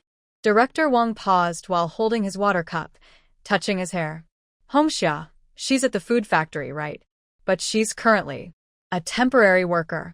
It seemed he felt there was some deception, so he quickly added, but Hongxia is very ambitious. She's actively working to become a permanent employee. She performs well, and the leaders value her. Becoming a full-time worker is just a matter of time. This was both a reassurance and an excuse for Zhou Hongxia. Yang Lishu rolled her eyes and snorted, somewhat sarcastically. If this temporary worker was really so good at becoming permanent, they wouldn't be telling us this only now. If my mom hadn't asked today, Director Wang probably wouldn't have told us anything about our family. Could Zhou Hongxia have given some benefit to Director Wang? Otherwise, why would he speak up for her and hide things? The Yang family and Director Wang have known each other for quite some time. Why does it feel like they're being taken advantage of? Lishu, don't talk nonsense. A temporary job is very valuable now, she said. Yang Lihua softly pulled Yang Lishu aside, but she clearly emphasized the temporary worker. Director Wang looked a bit embarrassed. Lihua is right. This temporary worker is quite good. Hongxia, aside from a small flaw in her work, is truly excellent in every other way, her appearance, personality, and ability to manage a household. And, she added more strongly, Hongxia herself said that if she could marry Li Xin, she wouldn't ask for a bride price. Wow. No bride price. Is this really happening? She remembered that in the book, it was written that the Yang family was very satisfied with Zhou Hongxia and gave her a bride price of 100 yuan. Director Wang's words, no bride price, felt like a heavy stone that steadied the scale of the Yang family, which was leaning because of the temporary worker issue. Not asking for a bride price, especially in this era and in the city, greatly reduces the burden of marriage. Usually, families prepare a few common items like a bicycle, sewing machine, watch, or radio, and some wealthy families might prepare all four. But it's not just about having money, connections matter too. Items like a bicycle, sewing machine, watch, or radio are not easy to come by. Zhou Hongxia's voluntary offer to forego the bride price was a big concession and showed how much she valued Yang Lixin. Su Mylin and Yang Daqiang's expressions softened noticeably because of this statement, and a sense of relief even flickered in their eyes. Although Lixin's marriage was a big event, their family's expenses were quite high. Several children's needs cost a lot of money. They couldn't just empty their savings for a wedding. They still had Yang Lixin's younger brother, Li Jun, who was still small. Earlier, they thought Zhou Hongxia was a formal worker, which would look better socially. Su Mylin and Yang Daqiang even discussed the bride price, which could be around 100 yuan. Since she now voluntarily said she didn't want it, they could save that money. Yang Lixin was more touched. Hongxia is really a good girl, not at all vain. Mom, since both sides are happy, why don't we set a date and finalize everything? The worries caused by the temporary worker were smoothed over by her understanding and considerate attitude.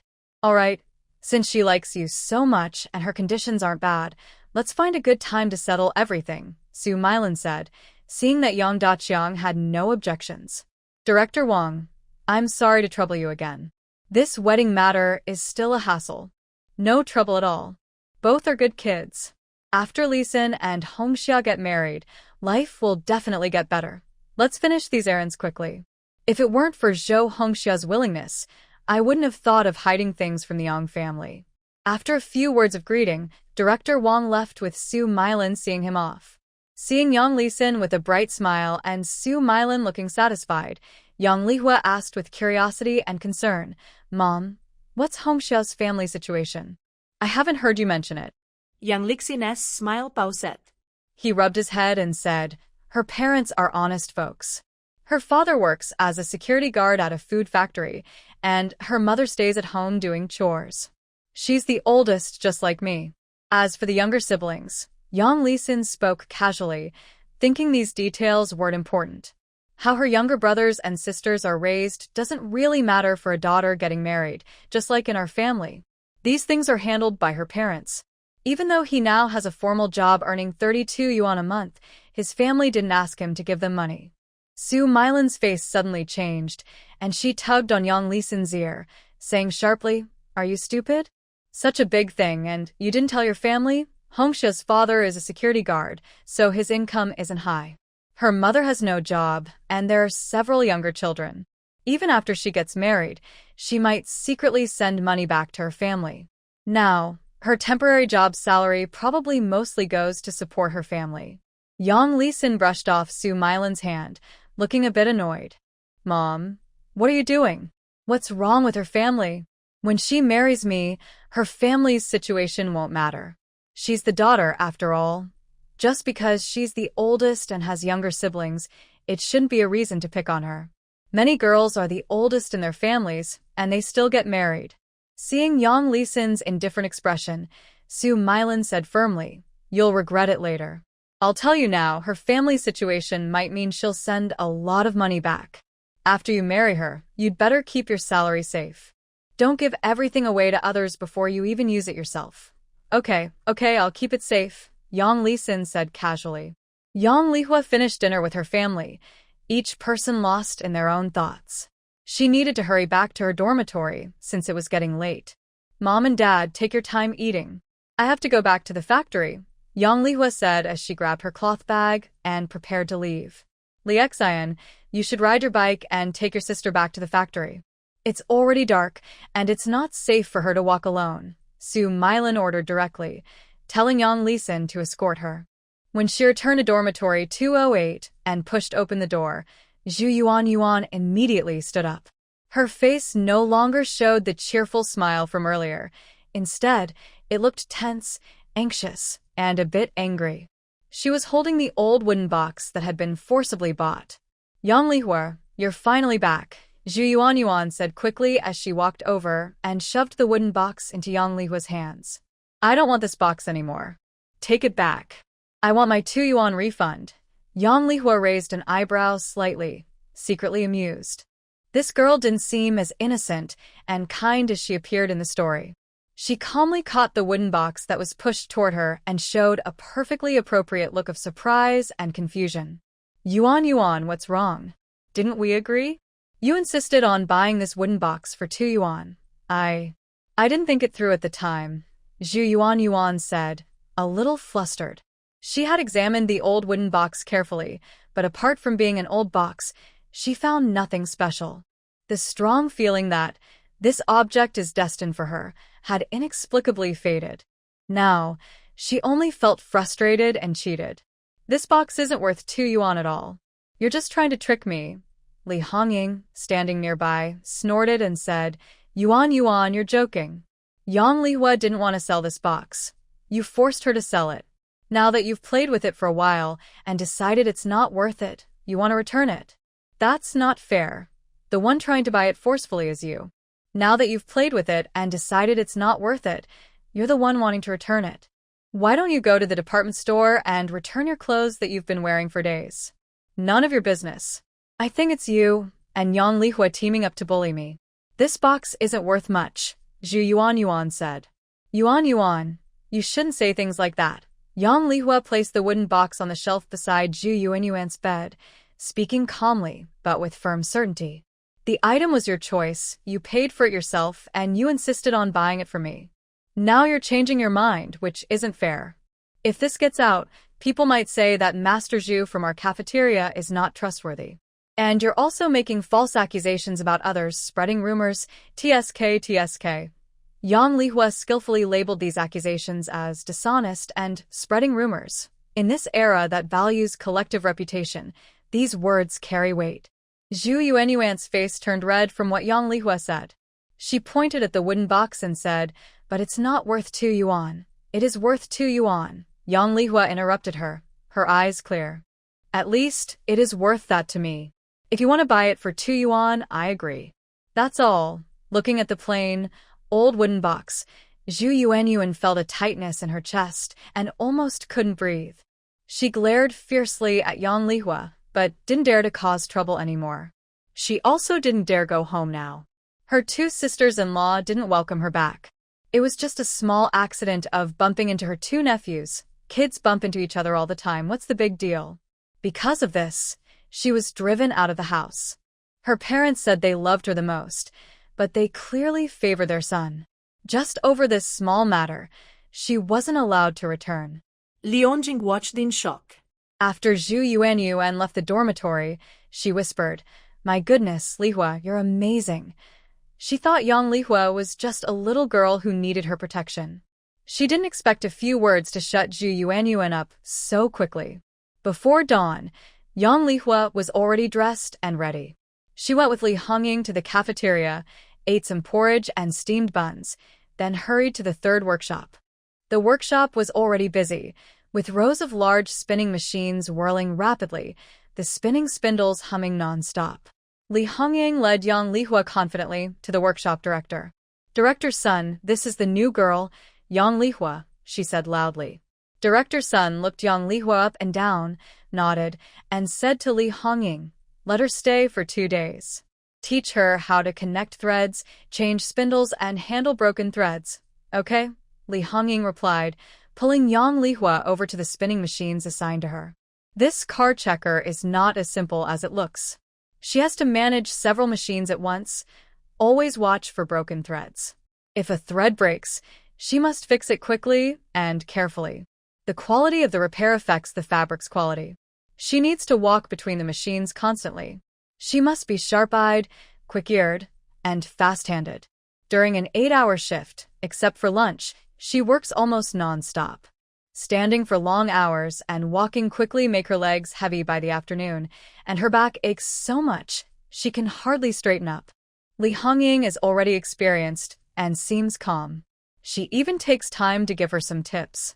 Yang Lihua learns quickly and stays focused, so she picks up the basic skills fast. After a whole day, she only feels one thing: tired. She is really exhausted. This kind of work, which is purely physical and very intense with repetitive tasks, is not what she wants. No, she must find a way to transfer to a different position. A job where she can use her strengths, has room to grow, and is more respectable and easier. Maybe the factory office? The publicity department?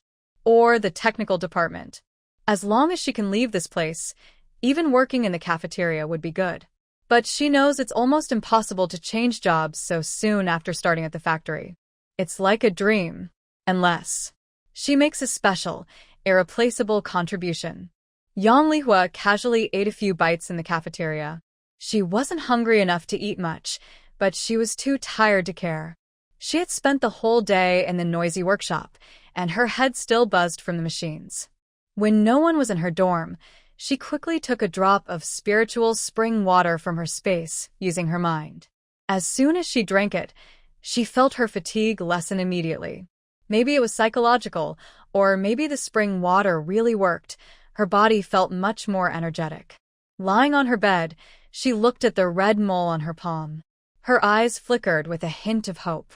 Luckily, she had her space, which was her backup, for survival. When she first entered the factory, she didn't know the place well. Everything was just plans and dreams. Without a solid foundation, she was weak and insignificant. Now, wanting to transfer from the hardest, most tiring job of a car checker was like a foolish dream. Sigh. It seems she still has to suffer here for a while longer. Zhao Xiaofan finished work and returned to the dormitory. She looked at Yang Lihua lying on her bed and then glanced at the empty bed across from her, which belonged to Zhu Yuanyuan. She hesitated, wanting to say something but holding back. "Xiaofan, what's wrong? Why do you look like that?" Yang Lihua asked, propping herself up and looking at Zhao Xiaofan with some confusion. Zhao Xiaofan bit her lip. Since no one else was around, she walked over to Yang Lihua's bed and lowered her voice, her tone filled with anger. "Lihua, do you know? Originally, Director Sun arranged for Zhao Pan to be guided by the experienced worker to teach you." Yang Lihua was surprised and asked doubtfully, Not Honging? Then who is it, huh? Did something happen? Could it be Zhu Yuanyuan? She only came to the textile factory 2 days ago. If she offended anyone, it was probably just yesterday, with Zhu Yuanyuan. Today, she was a bit confused. Normally, when bringing in a new person, the experienced worker should be the one to guide them. But today, Li Honging was assigned to teach her. It's not that Li Honging is bad. It's just that, usually, someone like her, who has only been in the factory for a few years, would not be the one to guide a newcomer. It's your workshop's experienced worker, Zhao Pan, Zhao Xiaofan said angrily. Teacher Zhao has over 20 years of experience. She's skilled and strict. Her apprentices are all excellent. Director Sun originally wanted her to help you build a solid foundation. Yang Lihua's heart sank slightly. She had a bad feeling. Could it really be Zhu Yuanyuan messing things up for her? Then why was it changed to Honging? It's not that Honging is bad, but what's wrong? Humph. It's just because of some scheming person messing things up, Zhao Xiaofan said angrily. That Zhu Yuanyuan. I don't know what she told her mother at home. Said she's got bad intentions and is trying to cheat her out of money. Song Xiaoa heard you were assigned to the 3rd workshop as a buffer worker, and she immediately went to find Zhao Pan to gossip. Zhao Pan and Zhu Yuanyuan's mother have been close friends for decades. Their relationship is very good. Teacher Zhao values good character above all. When she heard this, she went straight to Director Sun and said she didn't want to teach someone with bad character. Director Sun had no choice but to replace Zhao Pan with Li Honging to teach you. I guessed right. Zhu Yuanyuan really is quite petty. In the story, I don't know how they portrayed this female lead, kind, generous. Generous? What a joke. But what does Zhu Yuanyuan's mother do for a living? Xiaofan, what does Zhu Yuanyuan's mother do? I understand better now. I will try to avoid conflicts with them in the future. You know I am not from a textile factory family. I came in from outside with no backing. I'm just worried. Lihua, don't worry.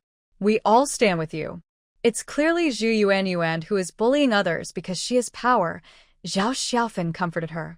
Oh, by the way, Zhu Yuanyuan's mother and I work in the same workshop as fine yarn spinners. Her father is the logistics manager at the factory. Their family only dares to bully others because Zhu Yuanyuan's father is the logistics boss. Yang Lihua's eyes flashed with a cold light.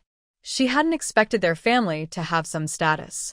No wonder Zhu Yuanyuan was so generous with her actions. Zhu Yuanyuan might hold a grudge over the wooden box issue, but she didn't expect her to act so quickly and so harshly, cutting off her chance to learn from her best master. Teacher Zhao Panlai is very skilled.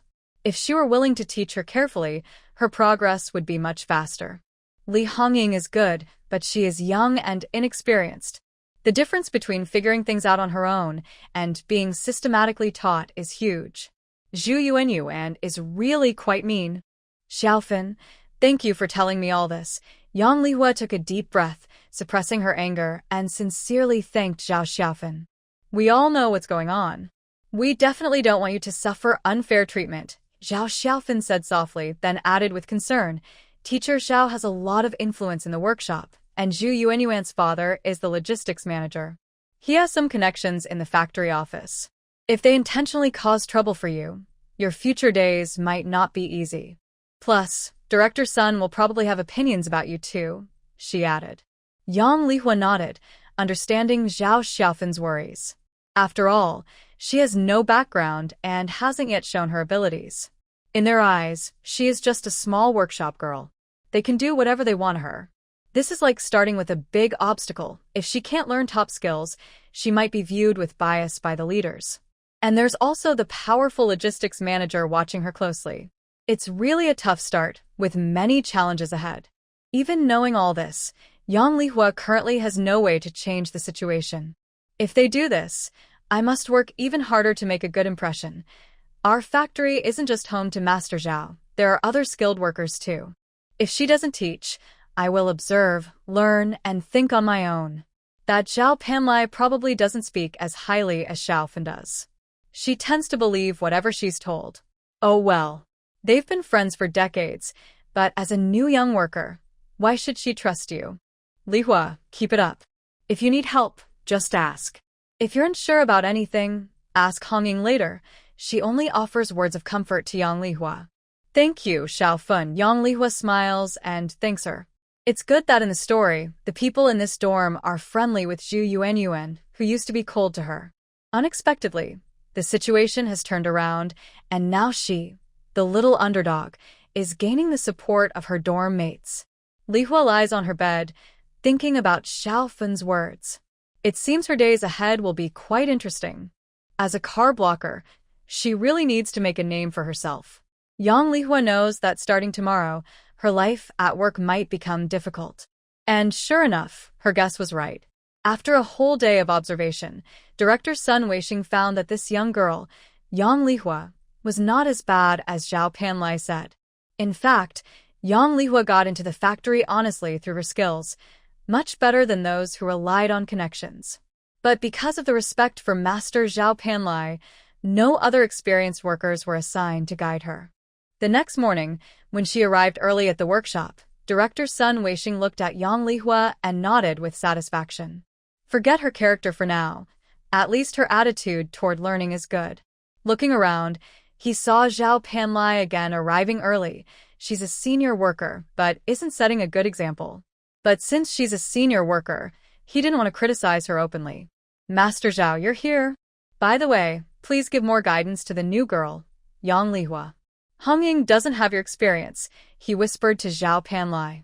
As the workshop director, Sun Weixing didn't pay much attention to conflicts among workers. As long as they completed their monthly tasks on time, that was enough. The new worker, Yang Lihua and Zhao Panlai, who doesn't want to personally supervise her, should take some time to give her guidance. This way, she won't hold back or delay the task. If there's any punishment from above, the first person they will blame is her. Zhao Panlai turned her head and looked at Yang Lihua from a distance. She sneered and said, "All right, as the workshop director, I dare not ignore what a female worker says. Just giving some advice to a newcomer. Don't worry, I promise to teach you well. Whether she can handle it or not, who knows? If she's capable, she can leave workshop 3 anytime." She heard from Xiao Yi that Yang Lihua was young but clever. Look at her, so charming and alluring, twisting her body in strange ways. Who knows who she's trying to impress? Shameless. Huh? Are you being polite? I'm just honestly checking the machines. How dare you call me shameless? Humph. People are dirty, and they see dirt everywhere. Today, like yesterday, Li Hongying led Yang Lihua to start working. But unlike yesterday, Zhao Panlai kept lingering at Yang Lihua's machine more often. Her gaze was full of contempt, as if Yang Lihua was something dirty. Her tone was also dismissive. Little Yang, our working class values honesty and integrity. Don't try to be clever or cheat around.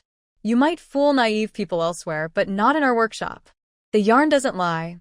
If it's broken or flawed, it's broken or flawed. Understand, little Yang? A few female workers nearby exchanged glances and made faces at Yang Lihua, whispering and smiling mysteriously. Look. This new girl seems to have annoyed Zhao Panlai, so there's more drama to watch. Everyone in Workshop 3 knew that Zhao Panlai, with her seniority and skills, often bullied women she didn't like and new workers. They also knew what was going on, but no one dared to stand up for them. Zhao Panlai had been at the factory for many years, and these women, without connections, didn't dare confront her directly. Yang Lihua kept her head down, eyes focused on the working machine, replying softly, "Master Zhao is right. Our working class values honesty and trust. We shouldn't go back on our word. People can be tricky, but who doesn't know that? Now, factory workers aren't easily fired. Everyone in the workshop is a female worker. No one is more noble than another. Zhao Panlai only has more years of experience than me, so what is there to be proud of? It's been decades since I started working here as a female worker. I am still just an ordinary worker in this workshop. I don't have any special skills." Zhao Panlai didn't expect Yang Lihua to talk back to her. She was momentarily stunned. But seeing the people around watching, she felt it was not good to argue with Yang Lihua openly. Later, when assigning work, Zhao Panlai used her authority to make things difficult for Yang Lihua as much as possible. Why? because Yang Lihua dared to challenge her face-to-face. She's a new worker. What's wrong with offending her? Maybe this way, she could even make Zhu Yuanyuan's father happy. I heard that Zhu Yuanyuan's family is very fond of her. Zhu Yuanyuan's father, Zhu Difu, is the logistics manager. That's a good position. Xiao Yang, later you will be responsible for those old machines at the back. Since you're new, you need to practice more and learn more. I'm doing this for your good. They say practice makes perfect, so keep practicing. Zhao Panlai assigned tasks to Yang Lihua with a playful look, but her words sounded nice. The machines at the back are known to be the most difficult in the workshop. They also have the highest breakage rate and are the hardest to clean. All of these tasks were given to Yang Lihua. Zhao Panlai really thinks highly of her. It's true. If she doesn't push herself, she wouldn't know her limits. Yang Lihua used to complain about how tiring the workshop was and how she didn't want to work anymore. But after this, even when doing tiring tasks, she didn't complain at all. Fortunately, she has space, and in that space, there is spiritual spring water. Whether she's used to the high-intensity work or the spring water is nourishing her body daily, she has become more confident. Now, she no longer feels drained after work. Now, she is the first to arrive at the workshop. She prepares early, maintains the machines, and practices operation skills. While others check the machines once or twice, she checks them 4 or 5 times, trying to catch problems early. This workshop isn't just Zhao Panlai's place. Yang Lihua takes the initiative to help the senior workers by fetching water, handing tools, and even cleaning the machines during her free time. Therefore, even without Zhao Panlai's guidance, Yang Lihua grew quickly under the instruction of these experienced workers. During this time, Zhao Panlai would occasionally come to check on Yang Lihua, but she no longer had any objections. Without strength, any words are meaningless. Yang Lihua kept pushing herself forward. Her output, which was barely meeting the standard at first, gradually reached an average level and even began to surpass it. Her defect rate, initially the highest, steadily decreased until she had the lowest among her new colleagues. Sun Weisheng watched the new female worker with a cold eye, surprised by her big change and steady nature.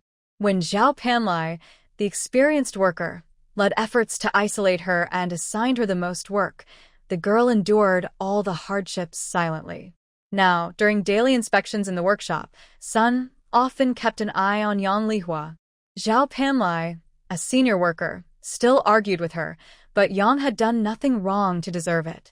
Little Yang, Director Sun spoke kindly, though his tone was flat, and a hint of praise appeared in his eyes. How have you been learning lately? Yang Lihua didn't stop her work at the machine, still focused on her task, and replied with full attention, "Thank you for your concern, Director Sunday. I am still working hard to learn. Master Li Hongying and all the experienced workers have taught me a lot.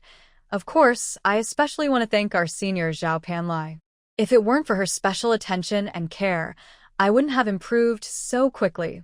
That old Zhao Panlai, don't think you're the only one who's clever." Yang Lihua isn't far behind. Just because she's a senior employee, she thinks she can bully others. Humph. Let's see how I can make her famous in the textile factory. Director Sun was surprised. He hadn't expected this girl to be so tough. At first, he thought she was silently enduring everything, but now he realized she was quietly gathering strength. This girl really has guts. I'm just waiting to see if this young girl can suppress Zhao Panlai's fiery spirit. That old Zhao Panlai, relying on her connections and being one of the few experienced workers in Workshop 3, sometimes even disobeyed his orders. Sun Weisheng looked at the machine area Yang Lihua was responsible for, always kept very tidy. After a few seconds of silence, he said, "Keep up the good work. Technology is learned through practice, not just spoken about. Attitude is key." After saying this, she continued inspecting the workshop. Although her words still sounded official, Li Hongying quietly winked at Yang Lihua and quickly gave her a thumbs up. They all knew that when Director Sun said this, it showed a change in attitude. At least she no longer held a bias against Yang Lihua. The impact of Zhao Pan's earlier small talk had almost disappeared in Director Sun's presence. Instead, She might think Zhao Pan isn't capable of taking on big responsibilities, trusting her less, and not forming close friendships. After Sun Weixing checked the workshop today, Zhao Pan clearly noticed some subtle changes. But looking at Yang Lihua's flawless performance and the whispers around her, she felt like these people were mocking her for bullying the newcomer and being disliked by the leaders, or mocking her for not recognizing people's true nature. Humph. If she's so capable and even grateful for her guidance, then she should give Yang Lihua more support. Otherwise, isn't that ungrateful? Anyway, she's just someone who uses clever tricks and schemes to get ahead. She doesn't even know how she passed the recruitment exam. Did the HR department at this factory accept bribes? Otherwise, why could an outsider like her beat the children of the factory staff? Lihua, you've improved so quickly. It's only been a month, and you're almost as good as me, Li Hongying said admiringly. Lihua is improving fast because she's naturally suited for this work. Master Lu Meihua, standing nearby, also praised Yang Lihua. Her machine was right next to Yang Lihua's, and over the past month, she had watched her grow step by step. I've been able to improve so fast because of you all, my teachers. Without your guidance, how could I have learned so many skills in just a month?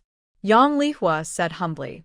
Lu Meihua reached out and lightly tapped Yang Lihua's shoulder, smiling. You're something else. Zhao Panlai carried a porcelain cup, raised her eyelids slightly, and looked at Yang Lihua among the crowd, then smirked and walked over. I think, no matter where you are, you should be steady and reliable, Zhao Panlai said quietly, but everyone around heard her clearly. Don't think that just because you're a little clever and can flatter someone, you can do your work well. Our workshop cannot improve without my guidance, nor can it produce top-level skilled workers. Moreover, in this workshop, success depends on real skill, paying attention to the work, and understanding the tasks. Those dishonest thoughts should be abandoned early.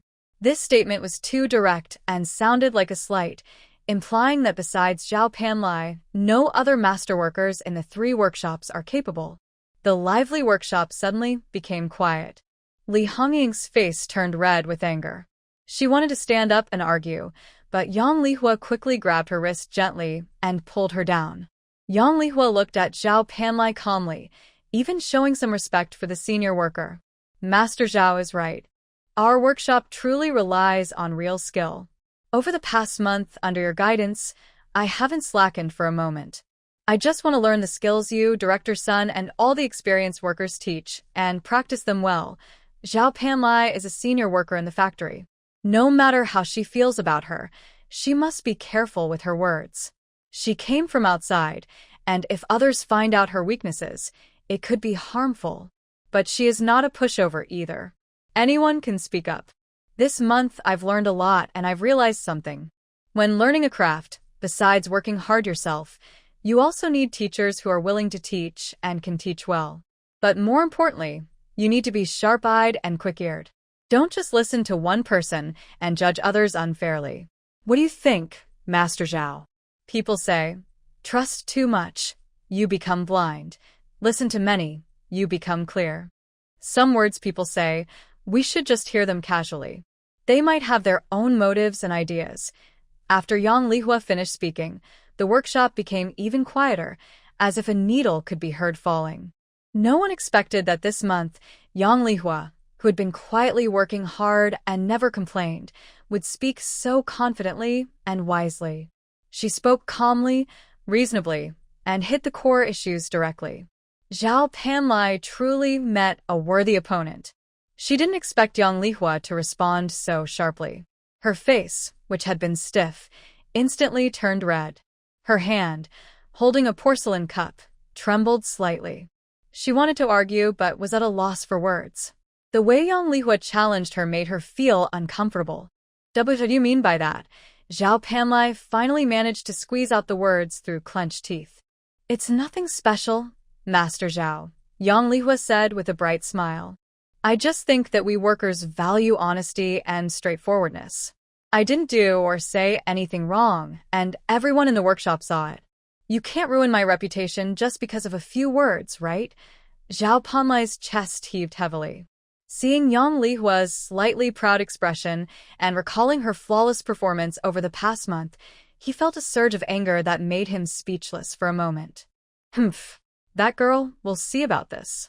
Zhao Panlai glared at Yang Lihua fiercely, then turned around with his porcelain cup in hand and walked away.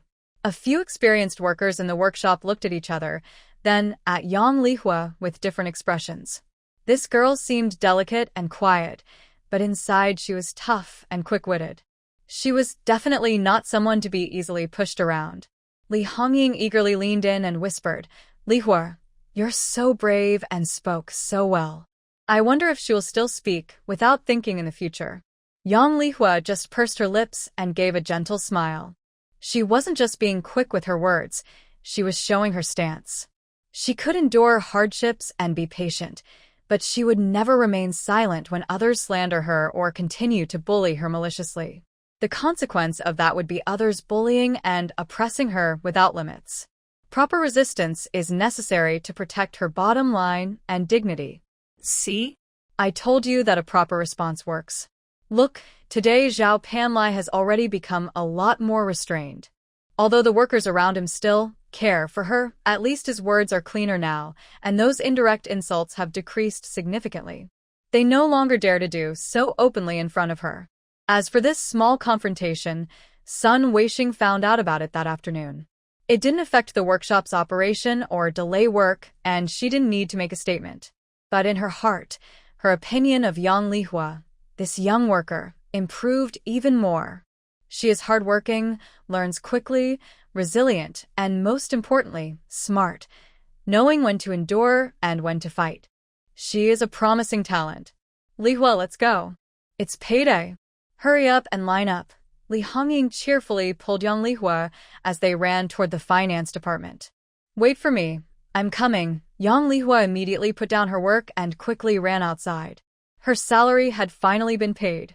After working hard for a month, she finally received her money. On the day salaries are paid at the end of the month, it gives a boost to the dull factory life. When Yang Lihua and Li Hongying ran past, a long line had already formed at the finance office. Oh wow, we didn't walk slowly, but there are so many people in just a little while, Yang Lihua said, looking at the winding line that already blocked the view of the finance office door. It's because our workshop is the farthest from the finance office. That's always how it is. People from our workshop are usually at the back, Li Hongying mumbled, quietly explaining. Still, our workshop is close to the cafeteria. We only get paid once a month, but we eat 3 times a day. Thinking about it, it might actually be more convenient for us, Yang Lihua whispered to Li Hongying. Yeah, it seems like our workshop is better, Li Hongying replied with a smile. The two of them cheerfully waited, and not long after, it was their turn. Yang Lihua held 30 yuan in her hand. That was her hard-earned money for the month, 28 yuan basic salary plus a 2 yuan night shift bonus, totaling 30 yuan. She carefully counted the money, set aside 15 yuan separately, and secretly transferred the rest into her space.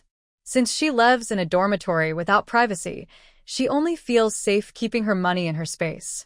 Tomorrow is her day off, and she plans to go home. Since it's her first paycheck, she wants to give her family a little something. Sitting on her dorm bed, Yang Lihua was thinking about what to bring back for her family. With this salary, she still needs to support herself and save some emergency money. The gift had to be carefully chosen. What should she buy? Suddenly, Yang Lihua's eyes lit up. Oh, right. Since they work in a textile factory, there must be defective fabric. Hongying, I want to buy some defective fabric. Where can I buy it? Yang Lihua leaned close to Li Hongying and whispered. Defective fabric? You can ask Wu Yueha from logistics.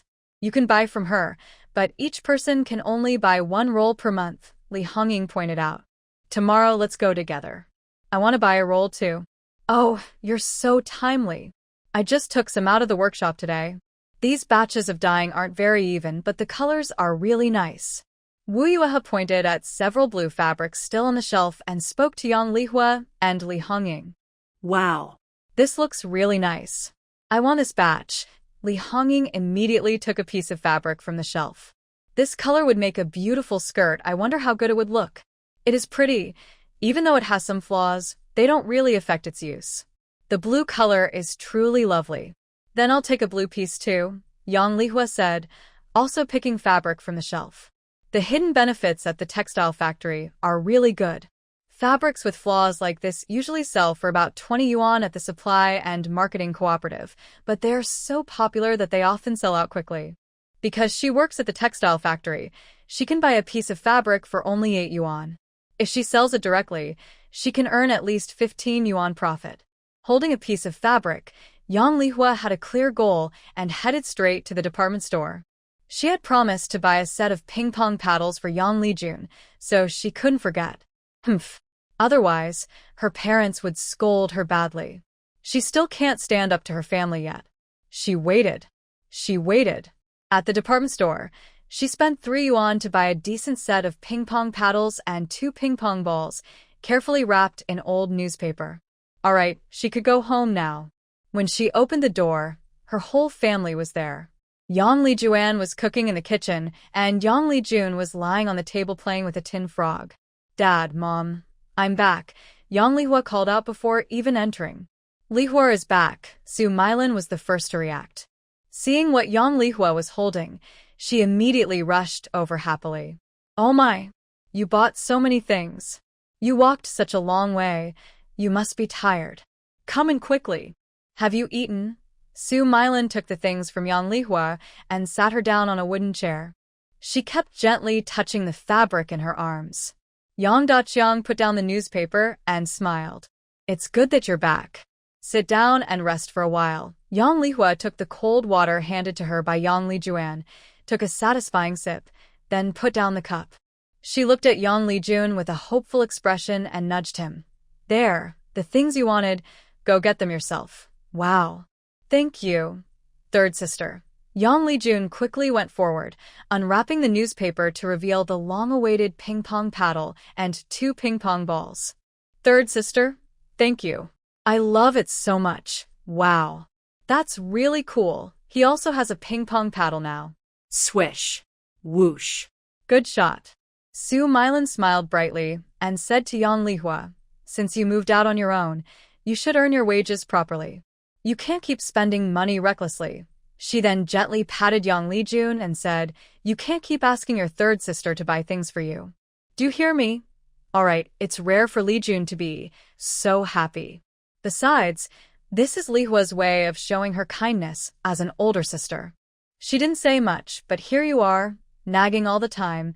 Yang Daqiang interrupted Su Mylan's chatter. The children should help out at home. There's nothing wrong with that. Su Mylan was momentarily speechless, but quickly adjusted her mood. She then lovingly touched the fabric that Lihua brought back. This fabric is good.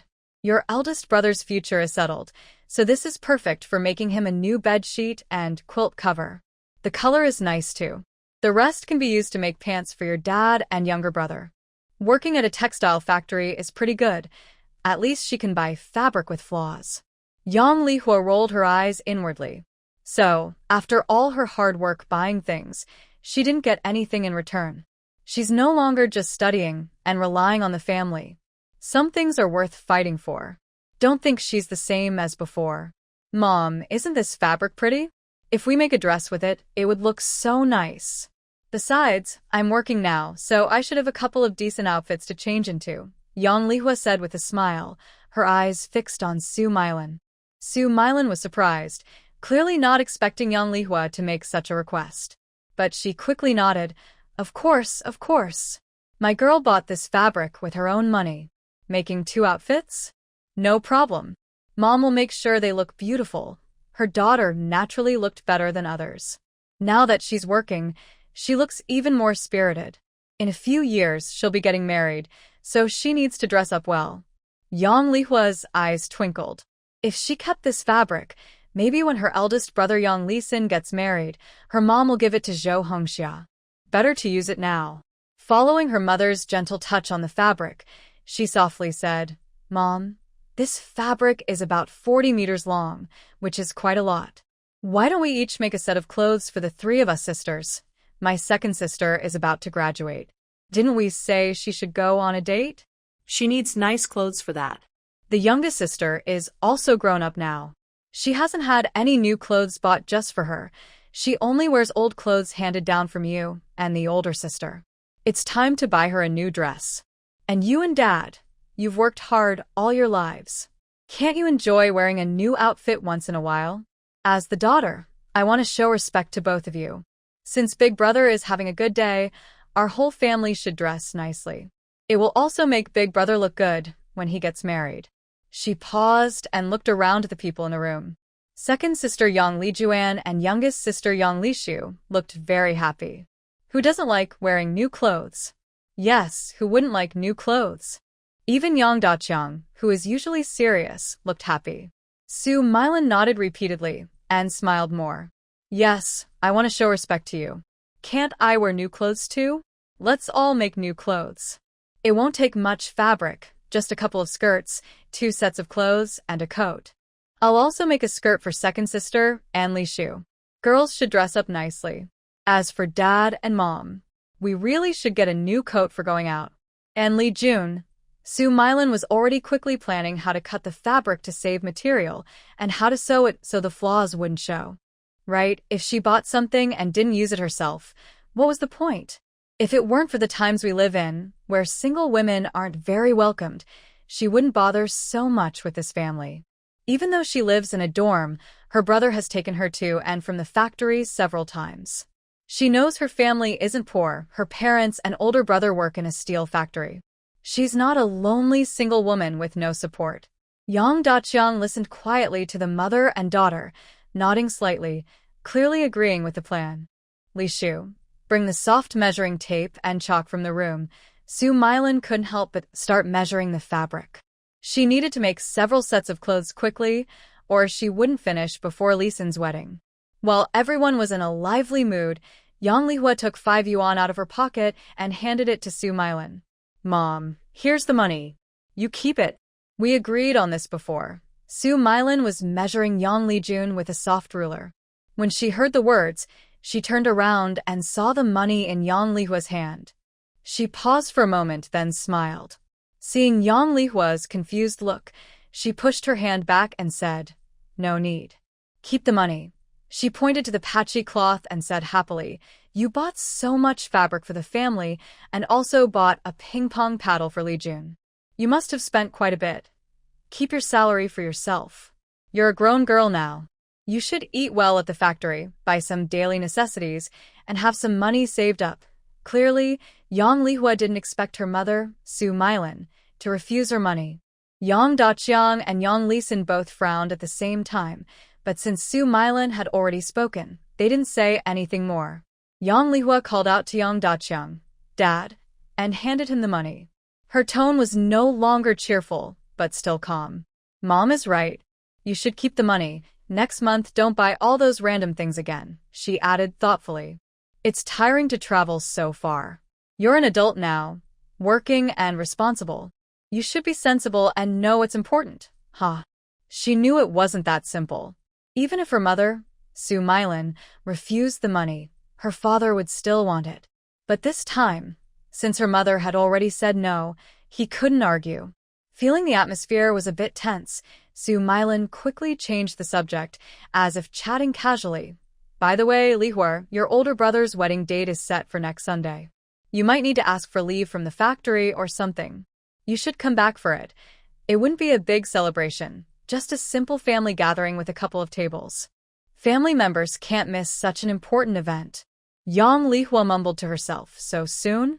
She remembered from the book that the wedding was supposed to be after high school graduation, which was almost a month earlier. Could it be because her true identity as a temporary worker was exposed? Of course, it wasn't just because her identity as a temporary worker was exposed. An important reason was also the bride price. Zhou Hongxia was afraid that the Yang family would dislike her for not being a formal worker, so she chose to give up. But the Yang family was indeed the best option she had considered. She really didn't want to stay in the Zhou family anymore. As the eldest, she had to work hard to take care of her younger brothers and sisters. She finally found a temporary job, and her monthly salary was used to support her little brother. She treated him like her own son. Now she was about to get married, but her family demanded a bride price of at least 100 yuan. If she didn't meet this, they wouldn't allow her to marry. If her work hadn't been exposed, she could have paid the bride price easily. But now, to marry into the Yang family, she had already refused to pay it. Where could she find 100 yuan to give her family? Fortunately, her fiancé Yang Lisin was a good person and willing to marry her. She knew where the household registration book was, so she decided to go with Yang Lisin to get the marriage certificate. Next Sunday, when the time came, she would go directly to the Yang family. The week was the same as before, busy in the workshop. Yang Lihua had already asked Director Sun for half a day off. The director didn't ask many questions and approved her leave.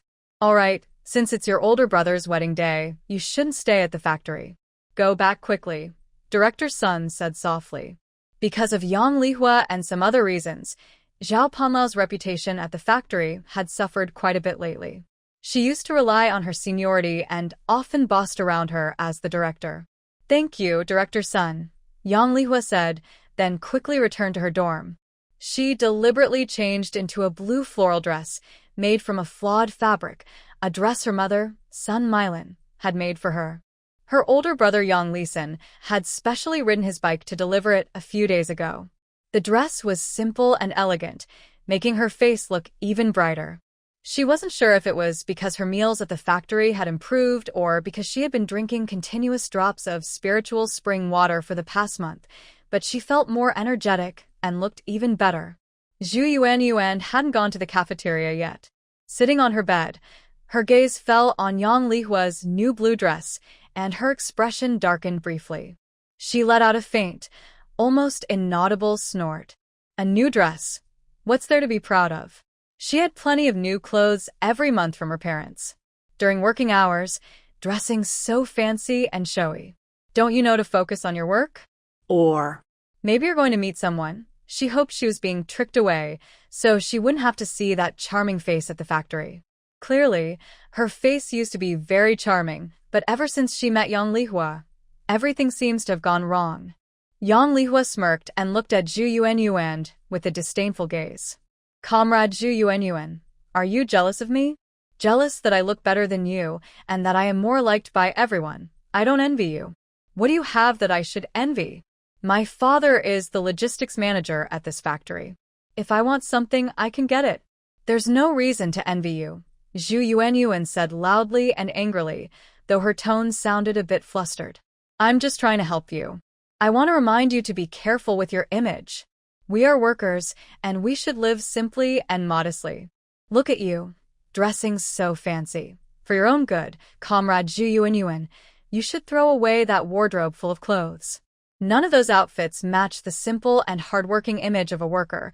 Oh, and during meals, you shouldn't just eat meat. You need to eat more coarse grains. Also, the snow cream on your table is no longer suitable for a worker's image. Yang Lihua kept criticizing Zhu Yuan's belongings. Since you accuse me of not being a true worker, shouldn't you set a good example? how? How dare you throw away my things? Isn't that what you said? Those things don't fit the worker's image. I truly heard you say that. Unlike you, who buys things on impulse and spreads rumors everywhere, accusing me of being scheming and trying to cheat you. You rely on your family connections to speak badly of me in front of the master craftsman, so he won't teach me. Oh, so your family owns this textile factory? Such power. Damn, she had tolerated Zhu Yuan for a long time. Seeing Director Sun's improved attitude towards her now, she felt she could endure a little longer. Otherwise, she really didn't know how long she could hold in her anger. Before Yang Lihua directly accused Zhu Yuan of her past actions, she was momentarily speechless. You're spreading lies. I never said such things. Besides, that wooden box was originally your trap for me. Trap me? How did I trap you? Yang Lihua refused to back down. You bought that wooden box from me by force. I never said I was selling it to you. You insisted on paying 2 yuan for it. After playing with it and realizing there was nothing special about the box, you regretted it and started spreading rumors. You rely on your father working in logistics, and you accuse me of wrongdoing, without fear of being reported by your father. Taking advantage of some connections, you allow your children to cause trouble in the factory and disrupt team unity.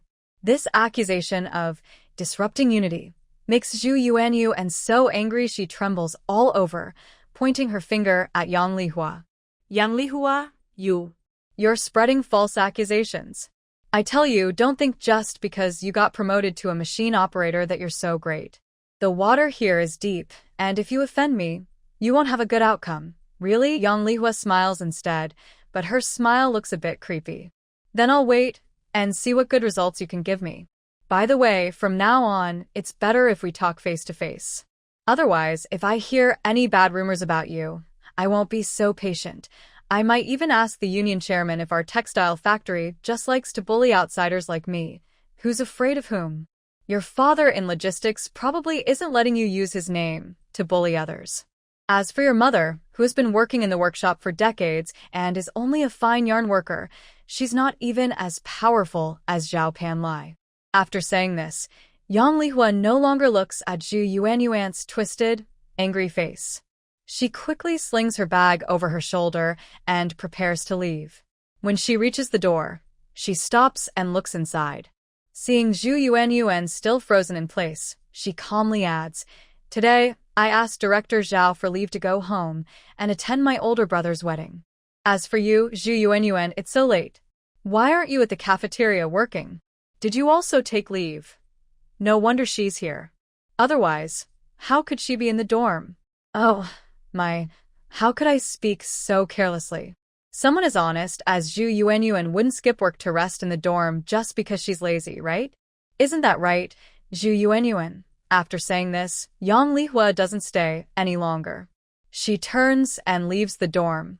In the corridor, you can still hear Zhu Yuanyuan shouting angrily and smashing things. Oh, dear. Today's mood is even better. Maybe it's because she's wearing a new dress. Who wouldn't like to wear new clothes? Anyway, it's definitely not because she, the scapegoat, argued with the heroine. Passing by the cafeteria, the familiar smell of food mixed with steam wafts out. Yang Lihua pauses slightly, her eyes flickering, then turns and heads into the cafeteria. The cafeteria was no longer serving breakfast, and only a few workers were cleaning. I heard Li Hongying say that Aunt Shi Chun Chao is straightforward and lively. She is well respected among the workers and dislikes dishonest people. Most importantly, she has connections, so she's not afraid of being bullied or bullying others. She is very fair. In the story, she fought bravely for the heroine. The heroine is hardworking, not afraid of hardship, and cooks very well, which made Shi Chun Chao value her. In the original story, Zhu Yuanyuan was able to become a regular worker quickly, thanks in part to Shi Chun Cao's help. Now, because the heroine's spiritual spring water from the space bracelet is gone, she can't recover from fatigue quickly. The daily exhaustion is hard for her, who's used to being pampered. In just over a month, she's already starting to slack off. Oh well, since she was caught, I might as well reveal this matter. It would be unfair to her as a minor character if I didn't. Hee. Shi Chun Chao, wearing an apron, came from the bathroom area, looking unhappy and muttering to herself. It sounded like she was saying, "Isn't it supposed to be constipation?" I went to the bathroom, but no one was there. I don't know where it went. It's been almost an hour, and lunch will be ready soon. Without one person, it's hard to manage. Because she was overwhelmed, the factory assigned her a temporary worker. But she didn't do much work, and she was quite annoyed. Yang Lihua held Shi Chun Cao's hand and softly asked, "Aunt Shi, is there still food in the cafeteria?" Seeing Yang Lihua in a blue cloth dress, Shi Chun Cao's expression softened a little, but her tone remained firm. "Are you from the textile factory? Why are you here at this time? There's no food left, and lunchtime has already passed. Why are you only coming now? This girl looks gentle and pretty. Is she new to the factory office?" Yang Lihua showed a proper apology. "I'm Yang Lihua, a loader from Workshop 3. Today, my older brother is getting married. I asked Director's son for leave to go home. She just returned and was talking with her roommate, Zhu Yuanyuan, in the dorm. She didn't expect to delay her time. Since there's no food in the cafeteria, she plans to buy something outside." She explained reasonably and lowered her posture, which gained Shi Chun Cao's good impression. "Oh, dealing with family matters? Then you should go back. Shang Chun Chao nodded gently. Xiao Yang, the cafeteria is really empty now. Even the rice soup is finished. Come earlier next time. She seemed to want to say more but suddenly remembered what Yang Lihua's roommate had just said. Who is your roommate? Zhu Yuan Yuan. Yes, Zhu Yuan Yuan. There are only 4 of us in the dorm. Besides her, there's Li Hongying and Zhao Xiaofan. They've helped me a lot, Yang Lihua said naturally, as if just introducing her roommates. You just said you were chatting with Zhu Yuan Yuan in the dorm. Shang Chun Chao asked again to confirm. Yes, I just finished my leave and came back from the workshop. She was already lying in the dorm. Maybe she's sick, feeling unwell and resting in bed. Yang Lihua seemed unaware of Shang Chun Chao's increasingly displeased expression, and she kept talking about her concern for her roommate. Yang Lihua's words, which seemed to cover for Zhu Yuan Yuan but actually added fuel to the fire, acted like a spark that ignited the long-suppressed anger in Shang Chun Chao's heart. Oh, it's getting late. I need to go back now. My older brother is getting married today. I can't be late. Yang Lihua quickly finished her words. Shang Chun Chao, I'm leaving now. She waved goodbye to Shang Chun Chao and hurried out. Watching Yang Lihua's distant figure, Shang Chun Chao sneered coldly, her face tightening. Humph. Sick. I think she's just lazy. With anger, she headed into the cafeteria, tore off her apron, and casually threw it on the stove. Delanzi, Lidi, come here for a moment. Shang Chun Chao called 2 kitchen helpers who usually worked with Zhu Yuan Yuan. Come here, Lidi. Zhu Yuan Yuan hasn't come back for a long time. I wonder if something happened. Go check the toilets, ask around. If you don't see her, then walk around the factory cafeteria area and see if anyone has seen her. Su Lidi looked reluctant. There was so much work waiting for her, and now she had to waste time looking for someone. She wasn't a child. She couldn't possibly be lost. Master Shang, what if she's not found all day? Will I have to keep looking? We haven't even prepared lunch yet. Don't delay today's meal because you're looking for someone, or the factory's reputation in the cafeteria will be ruined. Shi Chun Chao pretended to think for a moment and said, If you and Delanzi come out of the dorm and no one is there, let's not look anymore. Just report to the security department and let them find the person. Just talking isn't enough. I must make Zhu Yuanyuan famous in this textile factory. She relies on her father being the logistics manager, and her superiors in the cafeteria don't take me seriously.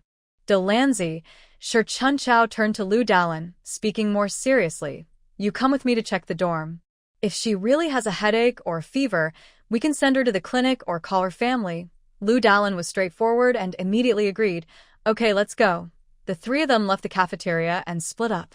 Lu Dalin looked at the angry Shi Chun Chao and confidently said, Chun Chao, you know Zhu Yuanyuan is in the dorm, right? Otherwise, she wouldn't make such arrangements. She says she's worried about not finding her, but she probably just wants more people to know Zhu Yuanyuan is slacking off at work.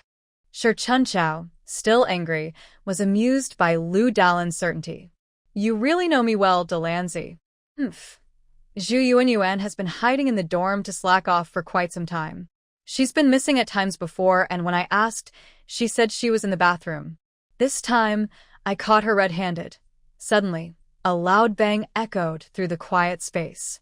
Zhu Yuanyuan shivered in fright, dropping her comic book on the ground, just as a furious shout came from the doorway.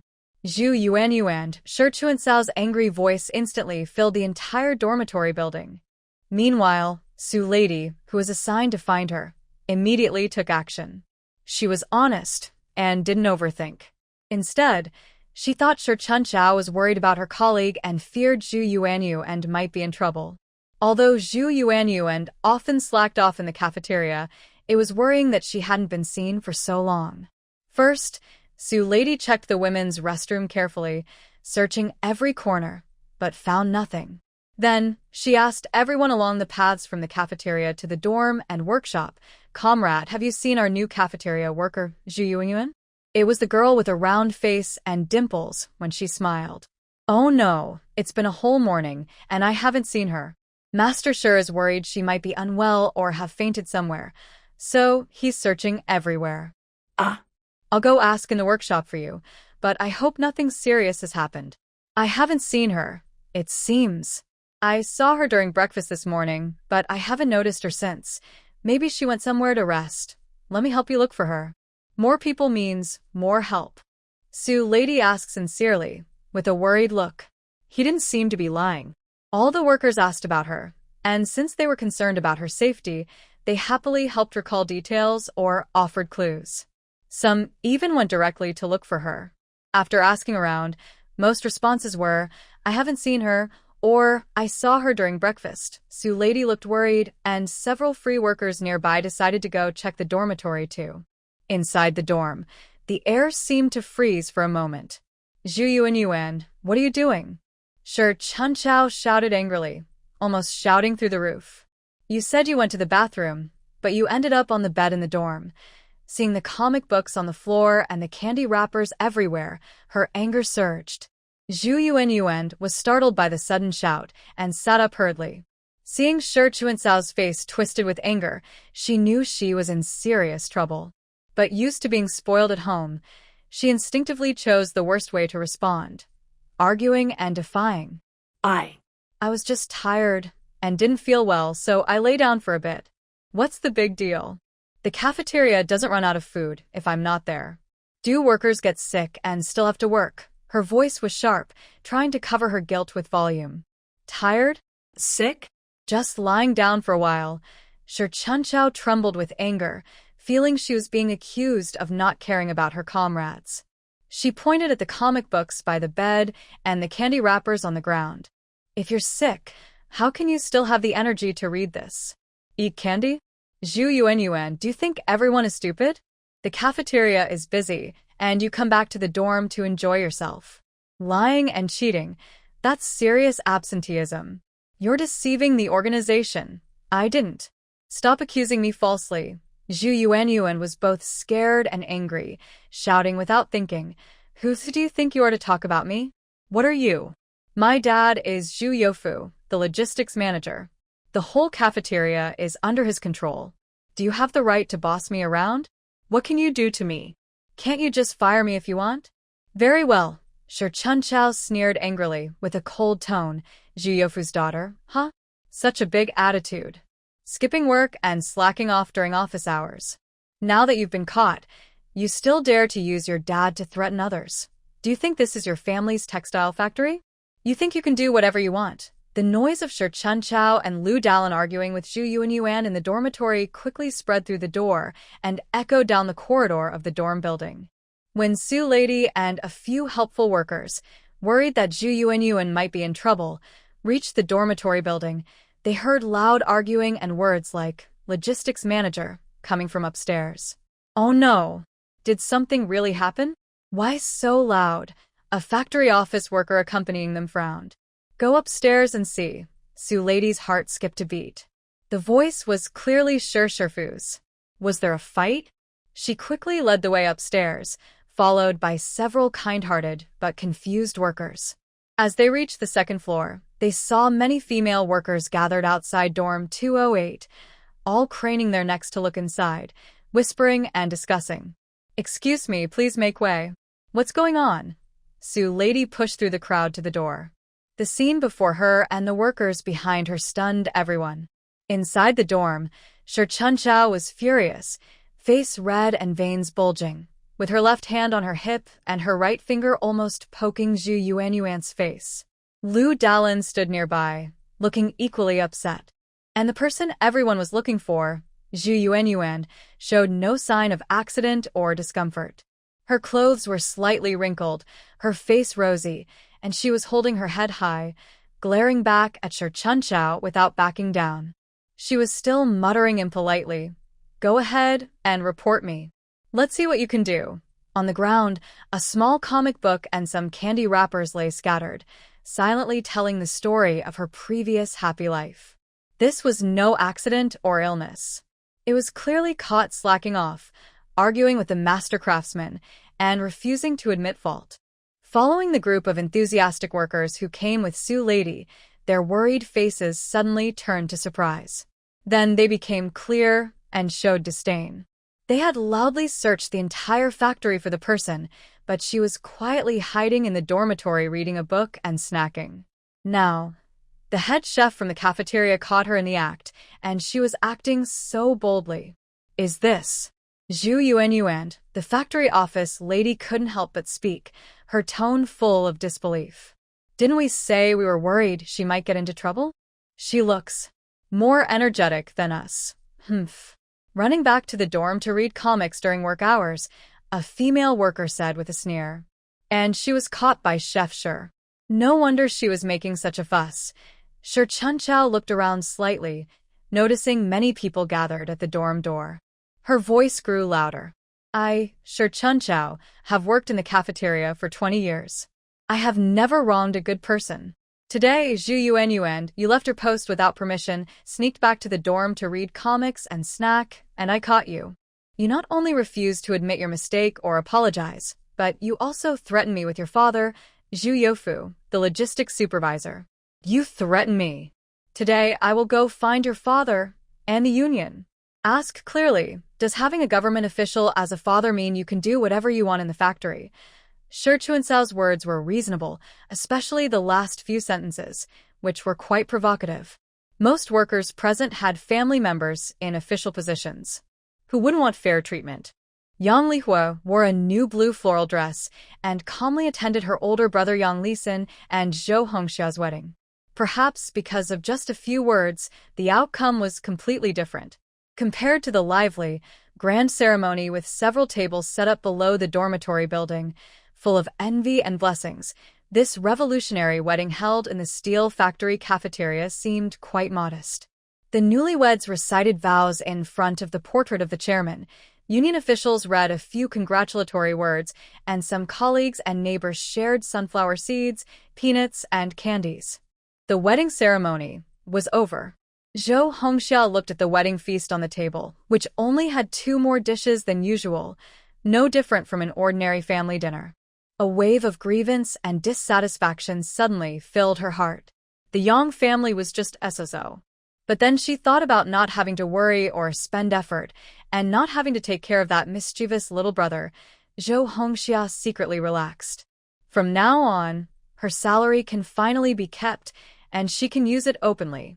During the wedding banquet at noon, everyone was quite satisfied except Zhou Hongxia. After all, the Yang family is not very wealthy. They can only afford to eat meat once or twice a month. Today's meal had a generous amount of meat, served in large bowls, braised pork, and a pot of mushroom chicken stew. The Yang family members were quite happy, especially Yang Lijun, who was eating with greasy hands. In the room, Zhou Hongxia looked unhappy and a bit wronged. She said, "Lisin, our wedding is so quiet, I won't complain about that. Our family's conditions are what they are. But what's going on with your sisters? Are they not paying enough attention to me, your big sister-in-law?" Yang Lisin sat beside Zhou Hongxia, absent-mindedly holding her hand and stroking it. He was a bit stunned by her complaints. What's this about? Criticizing his 3 unmarried, unemployed sisters for not giving gifts? Seeing that Yang Lisin didn't reply, Zhou Hongxia continued, "Li Juan and Li Shu, I won't say anything about them. They're still in school. But Li Hua, she got a job at the textile factory and is earning a salary. Why hasn't she shown any sign of gratitude? Even a towel or pillowcase would be a kind gesture. When I first moved in, I just felt..." Yang Lisin interrupted her calmly. "What do you mean? You're overthinking. She just started working, living alone in her dorm, and managing her own expenses. Besides, they're not married yet, so they don't understand these social customs." Outside the door, Su Mylan, carrying fruit, spat quietly and cursed under her breath. "Pa, clueless girl. I haven't seen your Zhou family sisters give you anything. Humph. Still eating fruit? What a joke." Zhou Hongxia was a bit annoyed by Yang Lisin's words, her voice tinged with a barely noticeable sharpness. She's a formal worker, and her salary isn't low. Buying a pair of pillowcases should be enough. Look at that new dress she's wearing. It's made of good fabric. She just doesn't respect me as her sister-in-law. Lisin, from now on, we're a real family. You need to pay more attention." Yang Lisin seemed irritated by her words, raising his voice slightly. "Enough. It's a happy day today. Why bring this up? Li Hua is my real sister. I know how she's doing. You should rest now. I will go out and take a look. I originally wanted to spend some time alone with Zhou Hongxia, but I didn't want to stay together anymore, so I got up and headed outside. The door to the room isn't very soundproof, so everyone heard the sounds coming from the bedroom. Yang Daqiang was happily celebrating his eldest son's wedding, but then he heard noises from their bedroom. Humph! They really don't act like a big sister-in-law at all. Yang Lihua quietly observed her family's reactions. The heads of the family, Su Meilan and Yang Daqiang, already had some dissatisfaction with their daughter-in-law on her first day in the house. Similarly, the other two sisters of the Yang family also didn't like this new sister-in-law much. They knew she was still in school, had no job, and no money to buy gifts. Plus, they weren't married yet. As for the youngest, Yang Lijun, he looked quite unhappy. After all, his older brother's wedding affected him directly and greatly. He had moved from his own room to the small balcony in the living room. Naturally, he was not happy. Lihua couldn't help but smile. Just a small change like that made the family's attitude change a lot. In the original story, everyone in the family was very supportive of Zhou Hongxia. Similar words had been said before. But then, everyone criticized her because she was still in school, had no job and no money, for not buying gifts for the new sister-in-law, thinking she was immature. Zhou Hongxia, because she lied about her job and rushed to marry into the Yang family, was looked down upon by the family. Now, she was loudly complaining in the room about her sister-in-law, which would surely upset the family. Yang Daqiang and Su Meilan, despite their traditional views on gender roles, still favored their own family members over the daughter-in-law and daughters. Zhou Hongxia looked impatient as Yang Lisin left, feeling increasingly resentful. She felt that today's wedding celebration shouldn't be like this. It should be lively and joyful, with everyone admiring her. The Yang family should be carefully pleasing her, not letting anyone bully her or give her cold looks. Why was there such a difference? All her efforts to marry into the Yang family seemed pointless. Maybe it would have been better to stay at her own home. In the living room, Lihua broke the silence and softly asked Su Meilan, "Mom, the second sister is about to graduate. What are your plans?" Su Meilan rubbed her aching forehead and spoke in a low voice. "That's right. Graduation is coming soon, and once she gets her diploma, the local officials will come looking for her like cats smelling food. I'm almost worried to death." She sighed and continued. "If she doesn't want to go to the countryside, the only option is to get married and stay in the city. Isn't she already asking around to find a good family for her? Once married, she'll have a stable life and won't need to go to the countryside." But finding a partner isn't easy. Su Meilan's tone turned bitter. Everyone wants to stay in the city. Young men from good families around Li Juan's age, with steady jobs, those are snapped up quickly. Some are already engaged, or they have very high standards. the rest. I don't even look at them, let alone think about Li Juan marrying any of them. She paused, seeming uncomfortable talking about her unmarried daughter, but finally lowered her voice with some anger.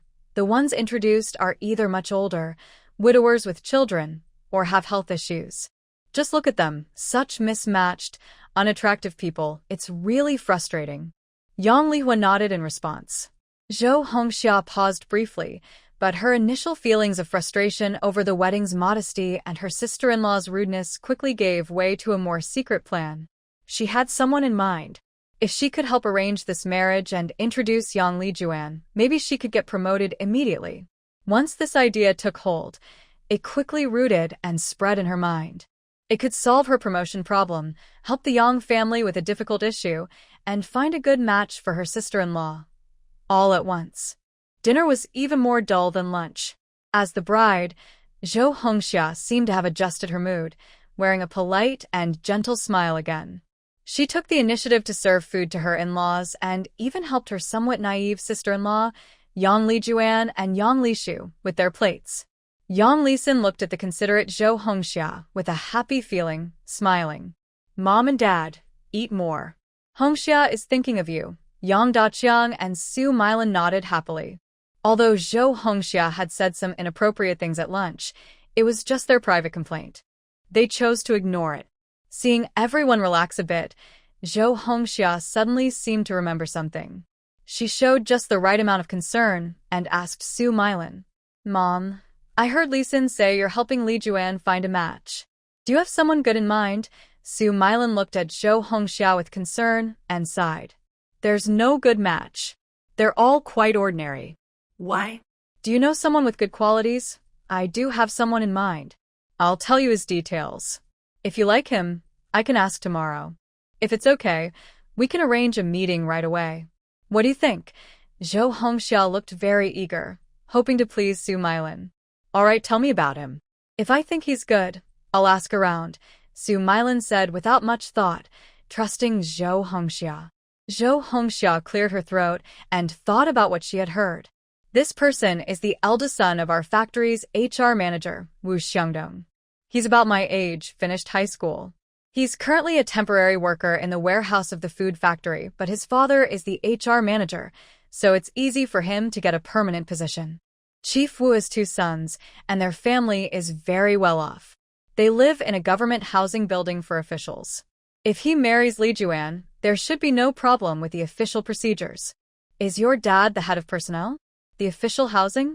"The official procedures." Su Milin's voice trembled with excitement. The conditions sound so good, much better than what she had heard from others before. It's clear that not only Su Milin is excited, but Yang Daqiang also feels interested. However, as the head of the family, he remains cautious. "With such good conditions, do you think they would like our Li Juan? Not because he underestimates himself, but because the 2 families seem quite different." "Dad, why do you say that? What's wrong with our Li Juan?" Zhou Hongxia quickly retorted, defending Li Juan. "My second sister is a proper high school graduate, pretty and kind, hardworking and sensible. I heard that Mr. Wu isn't looking for a wealthy daughter-in-law, but someone kind, educated, gentle, and easy to live with. Isn't that exactly our second sister?" Yang Daqiang and Su Milin nodded repeatedly as they listened. They thought Mr. Wu is quite progressive. No wonder he could become a department head. Su Milin, feeling it's a good match, hurriedly asked, "And what about Wu Xiangdong himself?" "That's the key. No matter how capable the father is, if the son is weak, life won't be easy later." Zhou Hongxia showed a modest, serious expression as she tried to recall. "Wu Xiangdong, I've only met him a few times. He's honest, not very talkative, a bit shy. But he works steadily." She continued, "Maybe because his family is well off, he's been protected since he was young, so he's not very social and doesn't have many friends. But that's not a big problem. Honest people are usually like that." Su Milin and Yang Daqiang listened and thought that these so-called problems are hardly worth mentioning. Being shy or honest isn't really a flaw. It's better than being slick-tongued and lazy. Most importantly, his family is also quite good. Coming from a proper official family, if Li Juan marries into this family, she'll be well taken care of. And maybe she can even help out with Li Xin and Li Jun in the future. Then, Do you think their family would agree? Su Milin was almost convinced, with only a little remaining worry. Yang Li Juan was completely convinced now. Over the past few days, she had met many potential matches, but each one was worse than the last, and everyone looked down on her. The older sister-in-law, Zhou Hongxia, just mentioned Wu Xiangdong, who had the best conditions among those she had heard about. She didn't care much about Wu Xiangdong's father's job. She only thought that Wu Xiangdong had a job and was about her age. "Mom, I think we should at least try to meet him," Zhou Hongxia suggested cautiously. "How about I go back and ask the older sister from our factory who knows him well to see what Wu Xiangdong's family really thinks. If they are interested, we can arrange for the young people to meet and see if they get along. If it works out, they'll get to know each other better." You agree, right? It was impossible not to agree. They were also worried about their eldest son's marriage. After all, Wu Xiangdong didn't have a normal health condition. Su Milin listened happily and nodded repeatedly, saying, Yes, a meeting first is good." She was very pleased with Zhou Hongxia now, as if the unpleasant incident at noon had never happened. "Hongxia, I leave Li Juan's matter to you as the older sister-in-law. If it works out, you'll be a great contributor to our family. Yang Daqiang also nodded, though he didn't say anything. His expression had softened considerably, and he thought this was a very good idea. Yang Lisin looked proud, with a satisfied smile, softly saying to Zhou Hongxia, "Hongxia, thank you for your effort. If you can help Li Juan, that would be wonderful." Zhou Hongxia watched everyone's reactions at the table, feeling very proud. See? With a little bit of cover-up, Wu's family is a good match. As for what happens later if they find out Wu Xiangdong is ill, it's none of her business. That illness would be kept secret, surely. Besides, with the Yang family's conditions, marrying into Wu's family would already be a step up. Why ask for so much? Mom, Dad, Lisin, don't worry. I'll definitely put in effort, Zhou Hongxia said gently, smiling warmly. I'm also Li Juan's sister-in-law, so I want her to be happy too. Whether Yang Li Juan is doing well or not isn't important. What matters is she benefits from it. Yang Lihua finished lunch at the Yang family and hurried back to Hongxing Textile Factory, not knowing that Zhou Hongxia was already thinking about Yang Li Juan's marriage. This afternoon, Zhao Pan came to see Yang Lihua on time at the third workshop, and she instinctively curled her lips in disapproval. Then, as if she remembered something, she glared fiercely at Yang Lihua. She was right. Yang Lihua was a person with a bad heart. How could a simple girl like Yuan do such things? It must be her doing. Humph. She would expose Yang Lihua's true nature someday, so everyone could see what a sneaky person she was. Yang Lihua didn't care about Zhao Pan's stern face. She had already gotten used to it over the past month. If she ever saw her smile, that would be truly shocking. When she returned to the dorm, she quickly looked around for Zhu Yuanyuan. She found that Zhu's belongings were gone, and her bed was cleaned so thoroughly it looked like no one had ever slept there. Seeing Li Hongying and Zhao Xiaofan in the dorm, Yang Lihua casually asked, "Where's Zhu Yuanyuan? Did she go back home again today?" "I really envy her being able to go home whenever she wants." Li Hongying, who was combing her hair in front of a small mirror, turned around excitedly, with a look of satisfaction and a bit of schadenfreude. She lowered her voice and said, "You didn't know? You took leave this morning, right?" Zhu Yuanyuan had a big problem. She was fired. Fired? Yang Lihua's heart skipped a beat, and she showed just the right amount of surprise on her face. She knew sure Chun Chao wouldn't let this go easily. She would definitely come to the dorm to find Zhu Yuanyuan. But she thought it would just be a scolding or something, not that Zhu Yuanyuan would actually be fired. After all, Zhu Yuanyuan's father, Zhu Youfu, was a direct supervisor in the cafeteria. As long as Zhu Yuanyuan admitted her mistake actively, she wouldn't be expelled. They would want to keep Zhu Youfu's face. But she never expected. Exactly. Li Hongying moved closer and animatedly started telling the big news of the day. "This morning you weren't here, right?" The cafeteria was busy preparing lunch, but they couldn't find Zhu Yuanyuan anywhere. The cafeteria's Aunt Sue checked all the toilets and entrances around the cafeteria, but she didn't see Zhu Yuanyuan. Master Shi was worried something had happened to her, so he brought Aunt Lu from the cafeteria to check the dorm. Maybe she was sick or something. And then, guess what happened? Li Hongying, looking a bit excited, asked Yang Lihua to guess what happened next. "What's wrong?"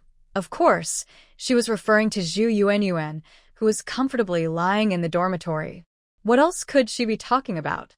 Well, Zhu Yuanyuan was lying in the dorm, snacking and reading comic books, looking completely relaxed.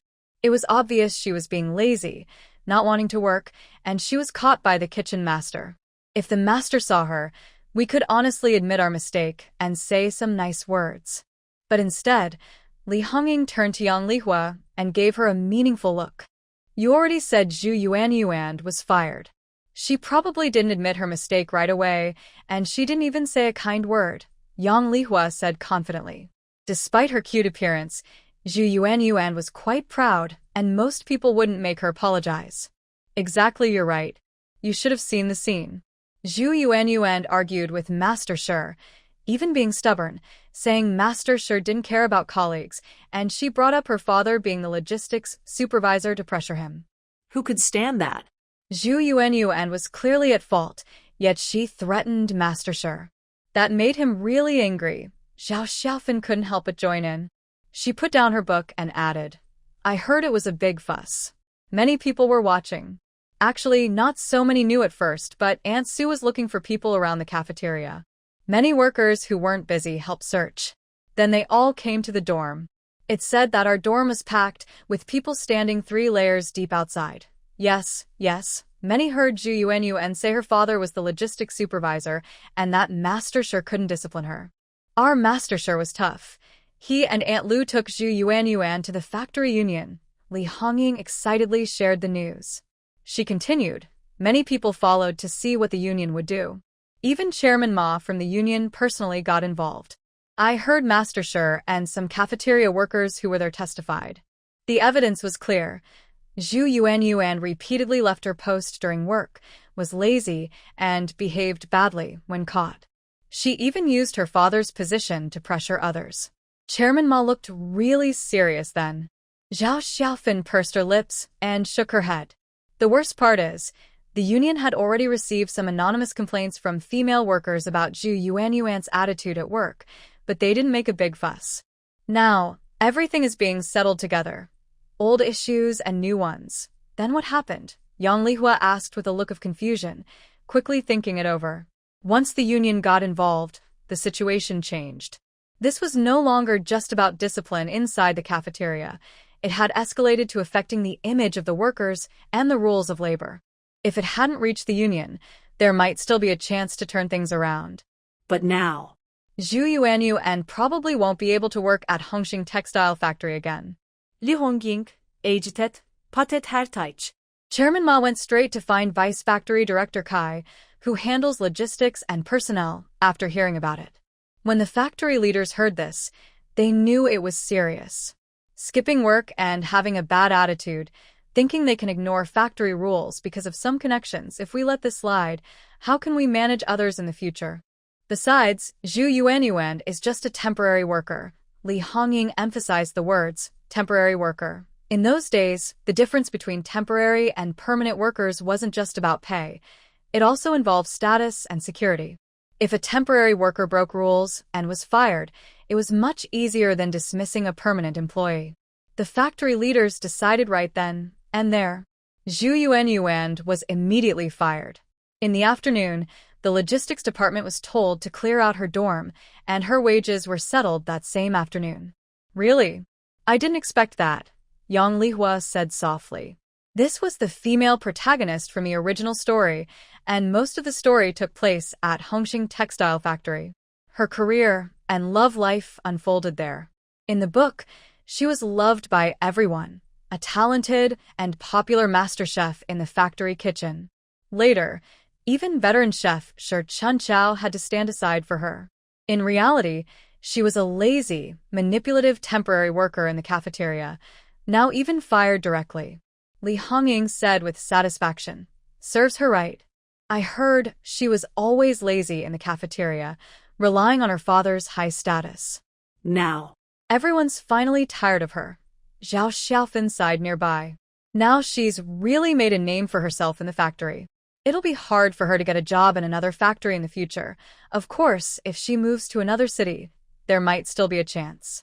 Being fired is a stain that is hard to erase in this era, which values political performance and work discipline. Zhao Mimi, looking lost and upset, hugged her bedding and went home.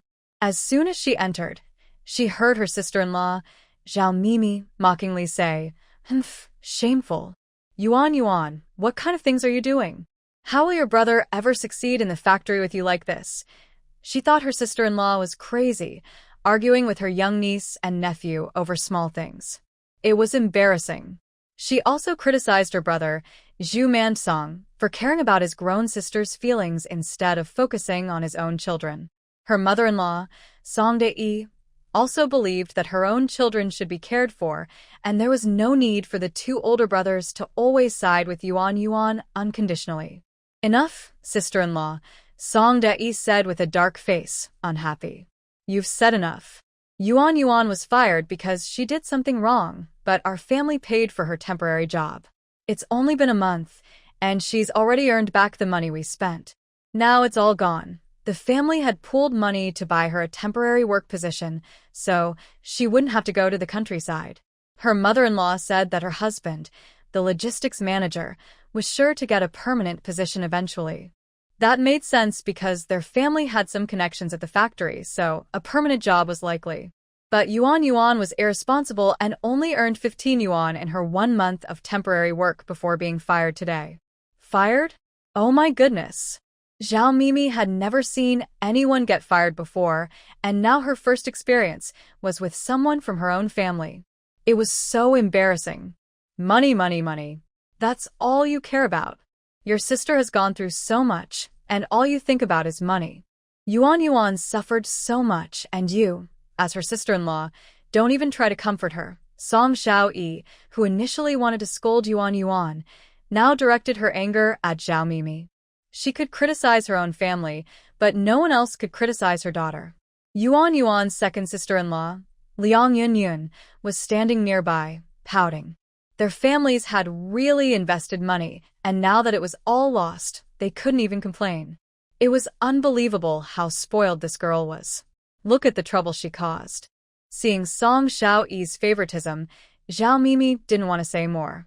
She knew she wouldn't give up on getting her money back. Wait until Zhu Monsong comes back and let him find his mother himself. Zhao Mimi went straight back to her bedroom, acting as if she didn't see or care. Liang Yunyun looked at Zhao Mimi, then at Zhu Yuan, who was hanging her head in the living room, and Song Xiaoa, who looked angry. She turned and also went back to her bedroom. Seeing no one else in the living room, Song Xiaoa, trembling with anger, pointed at Zhu Yuan's nose and shouted, "You stupid fool!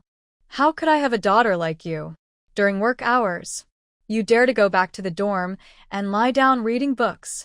Do you think the cafeteria is your home bed? How dare you?" Zhu Yuan was stunned by Song Xiao's sudden scolding. She immediately looked sad and said, "Mom, I didn't want to slack off. I just wanted to go back to the dorm to drink some water and rest. Nothing special happened before. Today, I ran into Yang Lihua in the dorm." Yes. It must be Yang Lihua. It's definitely her fault otherwise. How could it be so coincidental? Not long after Yang Lihua left, the old woman Shi Chunchao brought people to the dorm. It wasn't a coincidence. It was definitely Yang Lihua. Coincidence? Don't talk nonsense. Song Xiaoa was even angrier. It's your own stupidity. You can't even sneak around properly. And you say nothing happened before? Can't you find a corner in the cafeteria to rest? Why did you have to go back to the dorm? Do I look like a fool? She scolded her daughter harshly, full of disappointment and frustration. This job was something she forced her 2 sons to pay for, so her daughter could work temporarily. Now she was fired, and the family would surely cause trouble. Although she had just suppressed Zhao Mimi's outburst, she knew this was only the beginning. The money for the job, she could forget about her 2 sons not needing it, but her 2 daughters-in-law weren't generous. At the same time, her hatred for Yang Lihua grew wildly. Her daughter was at fault, no doubt, but if it weren't for that little troublemaker, no one would have known Zhu Yuan was in the dorm. Then she wouldn't have been caught by the cafeteria manager, and things wouldn't have blown up, and she wouldn't have lost her job. It's her. It must be Yang Lihua who did this. Zhu Yuan cried, as if only crying could lessen her guilt. She left not long ago, and the old woman Shi Chunchao came right after. It's definitely her telling on us. She did it on purpose. Mom, tell Dad to get revenge for me. Anyway, whether Yang Lihua was responsible or not, she was taking all the blame. She was just unlucky. Song Xiaoya's eyes glinted with coldness, and her chest rose and fell sharply with anger. Her daughter's temporary job was gone, and she had been publicly criticized and fired by the factory. It would be even harder for her to find work in the city now. Moreover, because of this incident, their family lost face at the factory, and even old Zhu looked ashamed. Humph. If she didn't vent her anger now, how could Song Xiaoyi stand tall in the factory? Does everyone have to come and step on us? Old Zhu, did you hear that? Song Xiaoyi turned sharply to Zhu Youfu, who was sitting on a chair smoking with a gloomy face, and shouted sharply, "Your daughter caused us to lose her job." You're just sitting here doing nothing. Are you a man? Our family has been bullied to this point. Zhu Youfu took a deep drag on his cigarette, then pressed the cigarette but into an enamel cup, making a harsh sizzling sound. His face was as dark as a pot bottom. His daughter, Zhu Yuanyuan, was fired by the factory. For him, as a father, losing face was secondary. The real problem was that his name was now on the leadership's blacklist. For someone eager to advance, this was a huge blow. It would definitely affect his future. If he couldn't manage his own family well, how could he manage the factory? So, he was also filled with a burning anger inside. Zhu Yuanyuan, come here. Tell me everything that happened today, exactly as it happened. Zhu Youfu's voice was hoarse, filled with suppressed anger. No embellishments. Be honest. Zhu Yuanyuan, with swollen eyes, recounted what happened today, step by step. She emphasized the argument with Yang Lihua in the dorm over the wooden box and Yang Lihua's suspicious question before leaving. Did you also take leave? Dad, that's how it happened. Zhu Yuanyuan choked, but her tone was firm. Yang Lihua did it on purpose. Otherwise, why would she suddenly ask if I was on leave? She wanted to trap me and then tell that nasty woman Shi Chunchao. Song Shaoi listened with clenched teeth, furious. Did you hear that? Old Zhu. That little brat is up to no good, secretly harming our Yuanyuan. Zhu Youfu sat silently in his chair, his brows furrowed even tighter. He didn't fully believe his daughter's words. Actually, when he heard the news, he secretly asked two trusted people, someone familiar with the cafeteria and workshop, to find out the full story of what happened today. One was an experienced helper in the cafeteria who quietly told him, Director Zhu, I don't think anyone is really at fault here. It's almost lunchtime, a busy time. Master Shi was just talking in the cafeteria, saying that Zhu Yuanyuan was missing again. She's been in the bathroom for nearly an hour and no one has seen her. At that time, Yang Lihua was still in the third workshop, talking with their workshop director, Sun Weixing. Everyone in that workshop saw what happened. Master Shi was the first to get worried. He checked the bathroom but couldn't find her. Feeling something was wrong, he asked Su Lady to check a farther bathroom and the cafeteria entrance. He asked many people, but no one saw her. That made them suspect she might have gone back to her dorm. Then they took people to the dorm building. During this process, no one saw Yang Lihua come to the cafeteria, let alone talk to anyone alone. Another person with some connections in the workshop said, I asked people in the third workshop. Yang Lihua took leave this morning because her older brother was getting married and she needed to go back early to help. She came back to work early in the afternoon and worked until the end of her shift. When she went back to her dorm to change clothes, I don't know if she argued with Zhu Yuanyuan, but it was a short time, and she left the factory soon after. When Master Shi and the others went to catch her at the dorm, it was after that. According to Shi Chunchao himself, she was also afraid something serious might happen, so she took people out to look. Putting all this information together, the only clear conclusion is that Yang Lihua was not the informant or guide. Shi Chunchao went to find Zhu Yuanyuan because she was genuinely worried about something happening, and she didn't want to blame her alone. Also, her feelings toward Zhu Yuanyuan stemmed from her long-standing dissatisfaction with her laziness. Yang Lihua's appearance and that one sentence were probably just a coincidence. Zhu Youfu was very clear in his mind. His daughter, Zhu Yuanyuan, had been spoiled by her mother since she was young. She often slacked off in the cafeteria and was very unpopular. He had heard some of this before, but no one had taken it seriously. Because he was the logistics supervisor, everyone turned a blind eye.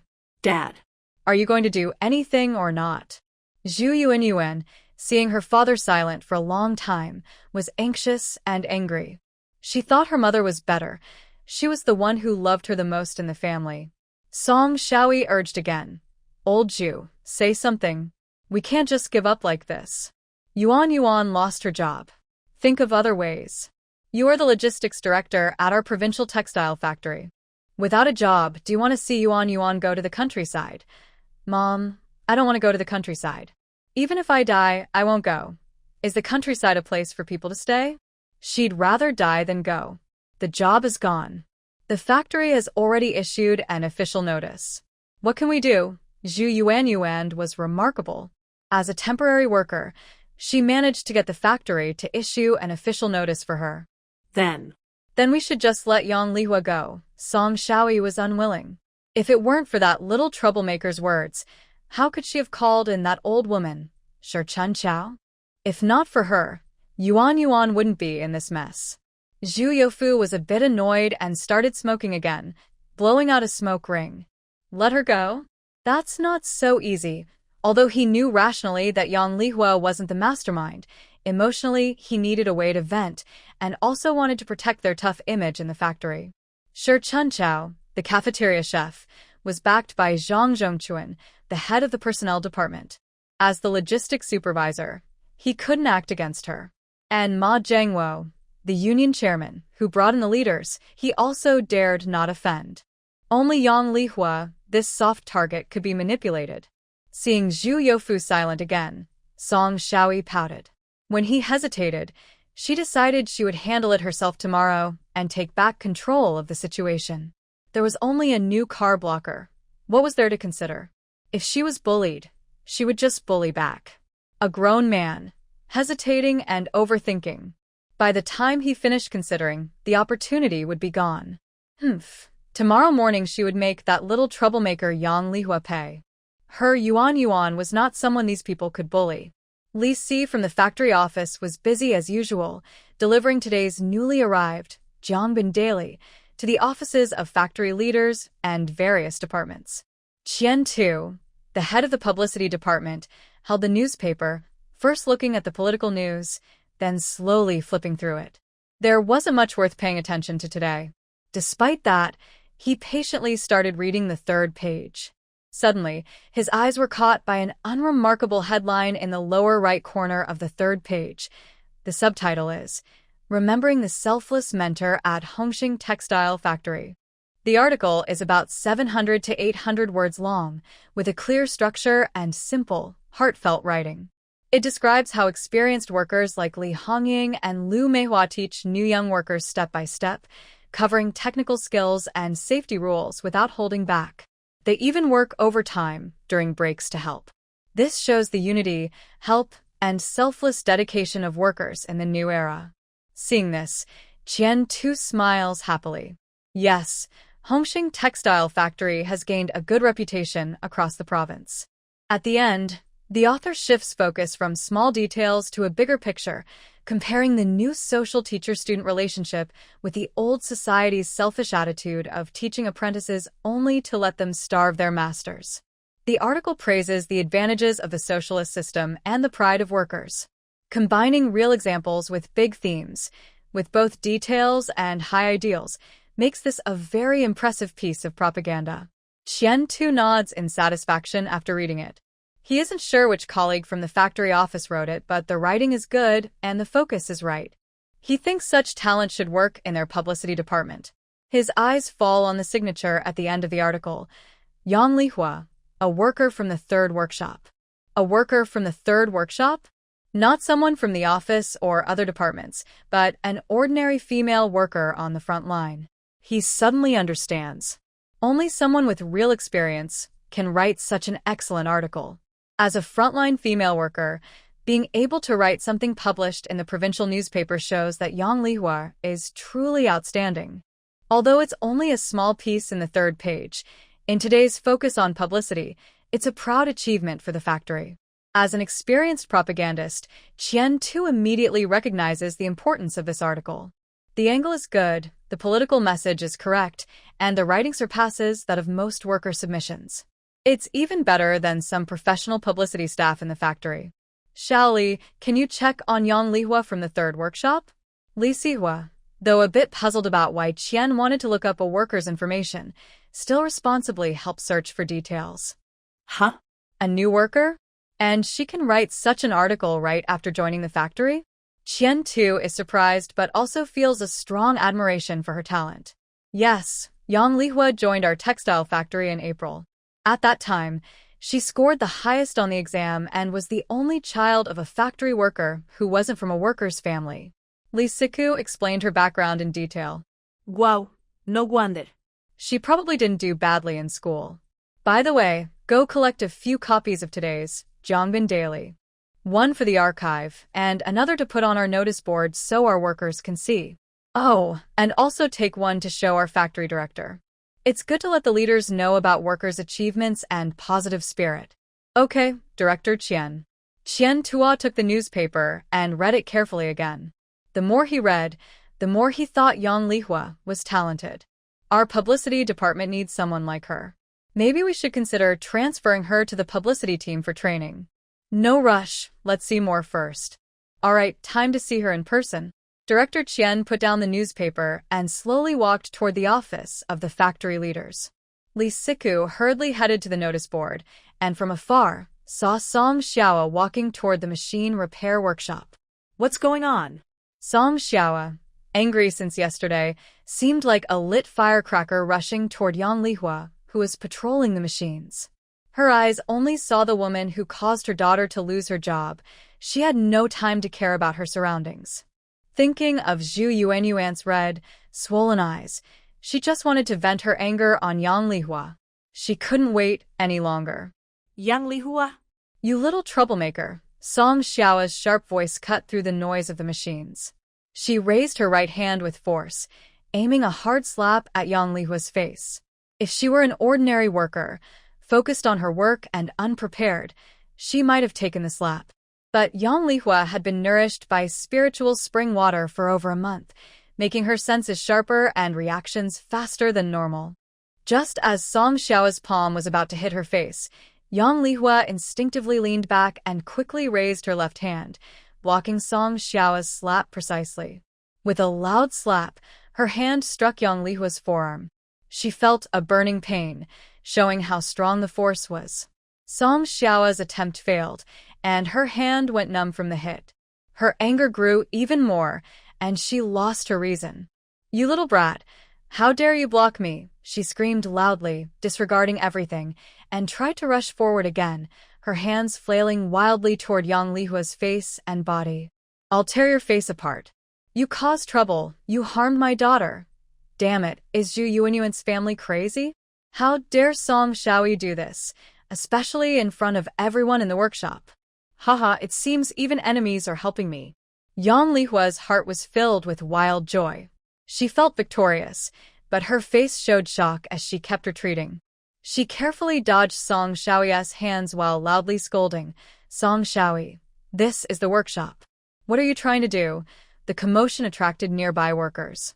The closest were Li Hongying and Master Lu Meihua, who reacted first. Li Hongying already disliked Song Xiaoyi and her daughter, so she immediately rushed over. "Stop, Song Xiaoyi. What are you doing?" Li Hongying shouted, trying to pull the frantic Song Xiaoyi from behind with Lu Meihua on her side. Song Xiaoyi, in a rage, was pulled from behind and became even angrier, struggling desperately.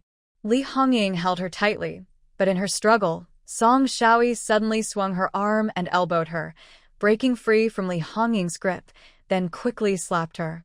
With a loud slap, a clear, sharp slap landed on Li Hongying's face. Li Hongying was hit hard, her head tilted, and instantly, 5 clear finger marks appeared on her face. The slap was crisp and loud, leaving Li Hongying stunned. These actions were like pouring a bucket of oil onto Song Xiaoa's already intense anger. Song Xiaoa felt that the petty woman in front of her was good at pretending, getting benefits, and then acting innocent, which made her extremely angry. "Just try and hit me. Do you think I'm afraid?" Song Xiaoa completely lost her reason. She screamed loudly, suddenly pulling away from Lu Meihua, who was trying to stop her, and then she lunged at Yang Lihua in front of Li Hongying, showing her claws and teeth. This time she was determined to ruin Yang Lihua's face. Slapping alone wasn't enough. She used her hands and feet, hitting Yang Lihua from all sides, her sharp nails scratching her face. Yang Lihua's eyes flashed with coldness, but she awkwardly kept her protective stance over Li Hongying. She slightly turned her head to avoid the deadly scratch aimed at her eyes, but her cheek was still cut with 2 fiery red scratches. She let out a muffled groan. Behind her, Li Hongying was anxious and scared. Lihua. The workers around were stunned. They didn't expect Song Xiaoa to be so crazy. In their workshop, she dared to attack like this. A few workers immediately prepared to step in and stop her. Lu Meihua stood behind Song Xiaoa. She stepped forward again, pulling hard on Song Xiaoa's arm from behind. Song Xiaoa, are you crazy? Stop it now, or you'll regret it. Get lost. Old woman, Song Xiaoa was furious. When Lu Meihua suddenly grabbed her arm, she didn't think, just swung her arm back and pushed Lu Meihua hard, causing her to stumble. Lu Meihua cried out in pain, losing her balance and falling to the ground with a thud, grimacing from the pain. Master Lu, Yang Lihua shouted in alarm, her face showing concern. She seemed ready to help. Just as Yang Lihua moved to turn and help Lu Meihua, Song Xiaoa saw her distraction and thought she had a chance. Her eyes shone with fierceness. She raised her hard-soled cloth shoe high and kicked sharply at Yang Lihua's waist. Humph. Let's see how you jump around now. If I don't make you stay home for a few days, I wouldn't be Song Xiaoa. Yang Lihua kept her eyes on Song Xiaoa's movements. When her foot was raised to its highest point, with the most force and least balance, she pretended to dodge Lu Meihua's fall. She subtly shifted her foot slightly to the side and leaned her body a little. Her movement and timing were almost the same as Song Xiaoa's. From an outsider's perspective, it seemed that Yang Lihua wanted to help Master Lu, but Song Xiaoa kept pestering her and took the opportunity to kick aggressively. In response, Yang Lihua slightly shifted her body to better assist Lu Meihua. This small movement caused Song Xiaoa's intended kick to miss completely. Song Xiaoa felt her footing suddenly slip, and the strong forward force made her lose her balance entirely. By the time she tried to pull back her foot, it was too late. In everyone's surprised eyes, Song Xiaoa suddenly spread her legs wide in an exaggerated pose. With a sharp cry of pain and a tearing sound from her clothes, she fell heavily onto the ground in a split. Ah! A more piercing scream escaped from Song Xiaoa's mouth. Her face turned pale instantly, cold sweat appeared on her forehead, and she clutched her injured thigh, trembling from the pain. She couldn't stand up, let alone move. The workshop fell silent for a moment, as if even the machine's noise had quieted. Only Song Xiaoa's loud wails remained. Outside the workshop, Sun Weixing walked with Lu Jiefeng and Qian Tu toward the third workshop, feeling proud and quietly pleased. This morning, Factory Director Lu suddenly said he wanted to visit the third workshop, and Section Chief Qian mentioned Yang Lihua, who had published an article. This was a clear sign of approval for her management. As they walked, he introduced the production situation to the leaders and mentioned the workers who had recently shown outstanding performance, especially Yang Lihua. After all, the two leaders came to see how Yang Lihua was doing. Director Lu, Section Chief Qian, although our third workshop has old machines and heavy tasks, the workers are very motivated. Especially the young workers we recently hired, like Yang Lihua. She's been here just over a month but works hard, is quick to learn, and smart. She manages several old machines, and their output and quality now match those of workers who have been here 3 or 4 years. She's a promising talent, Sun Weixing spoke with pride and respect for his team. Lu Jiefeng nodded slightly. Yes, I read her article. It's really good. A worker who can both write and work well is exactly what our factory needs. Director Sun, you're doing a great job training new workers. Qian Tu also nodded and agreed with a smile. Yes, our Director Sun manages well. The workshop has a good atmosphere, which produces such excellent workers. Today, we happen to meet this talented and capable comrade Yang Lihua. Sun Weixing felt very pleased hearing the praise from the two factory leaders. She was even thinking about whether she could take this chance to recommend Yang Lihua for an honor like Young Pioneer or Model Student to motivate her and also bring pride to their workshop. Soon, the three of them arrived at the door of Workshop 3. Sun Weixing wanted to show the leaders the lively and orderly scene inside. But the sound of machines seemed quieter than usual. Amid the noisy machine noise, there were also sharp screams, crying, and angry words.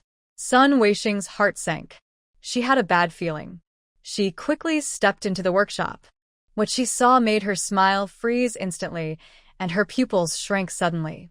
The scene was completely different from her imagination of order and discipline. Near the door, several machines had stopped.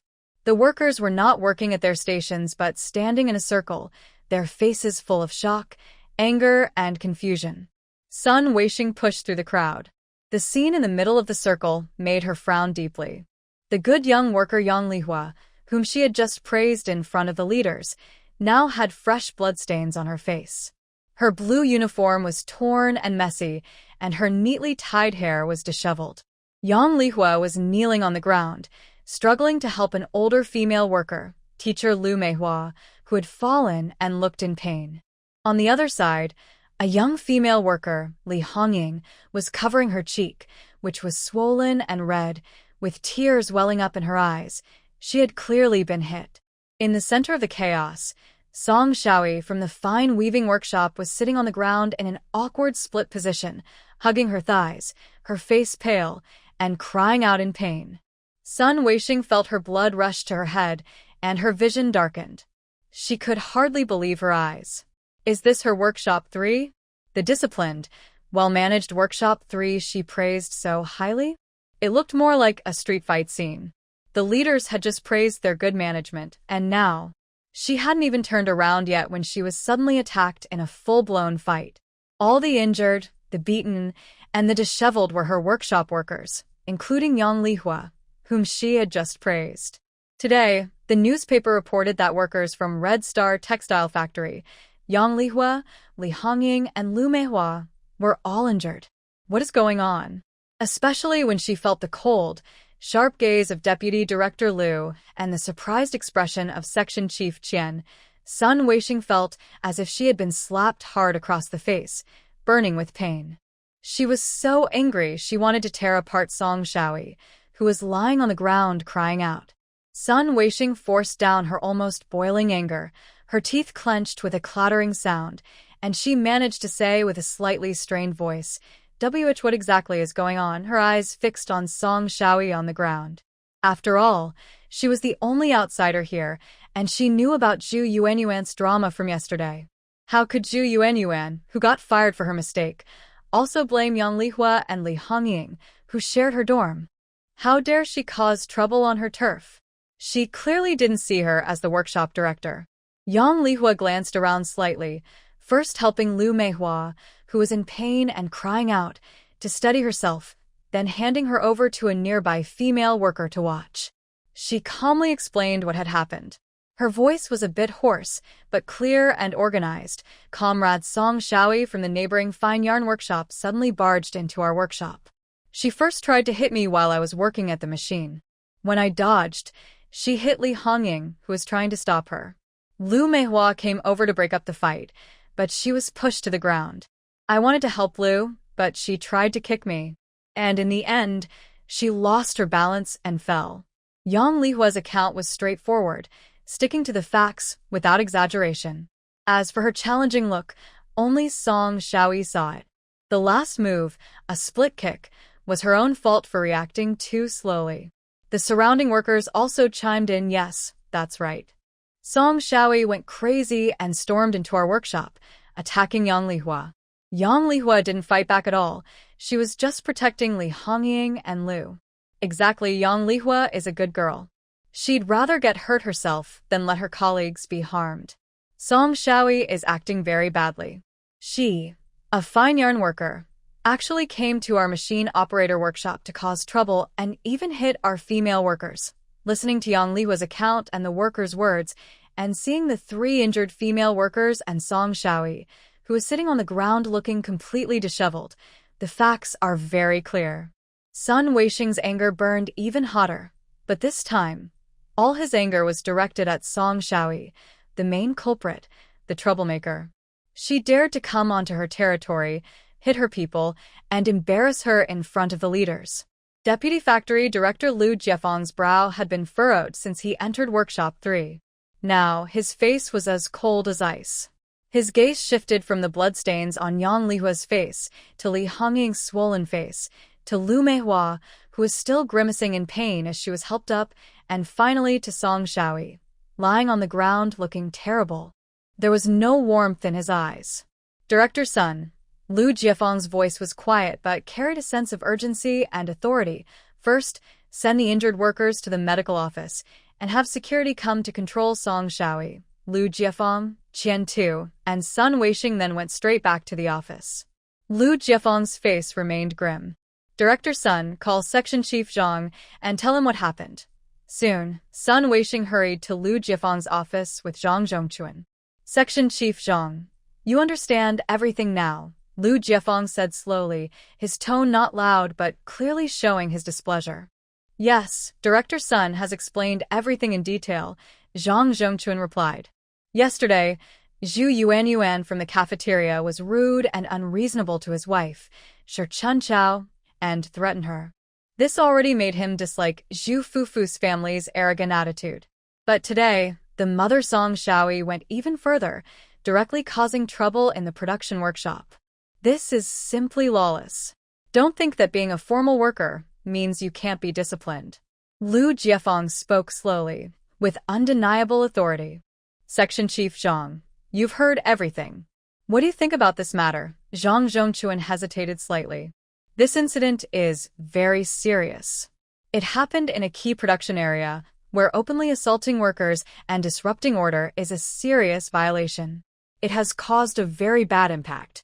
Comrade Song Shaoyi's behavior is no longer just a personal dispute. It is a serious disciplinary violation. It is necessary to handle the matter strictly and severely, to set a proper example and warn others. His statement aligns perfectly with Lu Jiefeng's thoughts. So, Director Zhang, what do you think should be done? Lu Jiefeng asked directly. As the newly appointed deputy director of the textile factory, he had strong opinions about Zhu Youfu, the slick logistics manager, and found him difficult to work with. After all, he wasn't one of us, so it was hard to trust him. Zhang Zhongquan hesitated slightly, understanding Lu's intention. It was clear that Song Shaoyi needed to be dealt with, but the extent of the punishment was up to him. Considering Song Shaoyi's actions, the consequences, and Zhu Youfu's family's past record, he had already made a decision. I believe that, first of all, Comrade Song Shaoyi is no longer suitable to stay in her current position, Zhang said calmly. Leaving her post and disrupting the production workshop is a serious dereliction of duty, Lu Jiefeng nodded, signaling him to continue. Secondly, this incident has caused a very bad influence. She must face appropriate disciplinary action. A warning at least. Zhang paused for a moment, seemingly choosing his words carefully, but his eyes showed little hesitation. Some positions in the factory have been short-staffed for a long time and need responsible, hardworking comrades to fill them. For example, cleaning in public areas. Currently, the bathhouse and main public toilets are short of staff. Although these jobs are tough, they are also an essential part of building socialism. Sending Comrade Song Shaoyi to such a position will help her reflect deeply on her mistakes, work diligently, and also meet the factory's practical needs. In simple terms, this means she was assigned as a cleaner. Whether or not there was a real shortage of staff, who knows? The main point was that Song Shaoyi, the troublemaker, was being dealt with.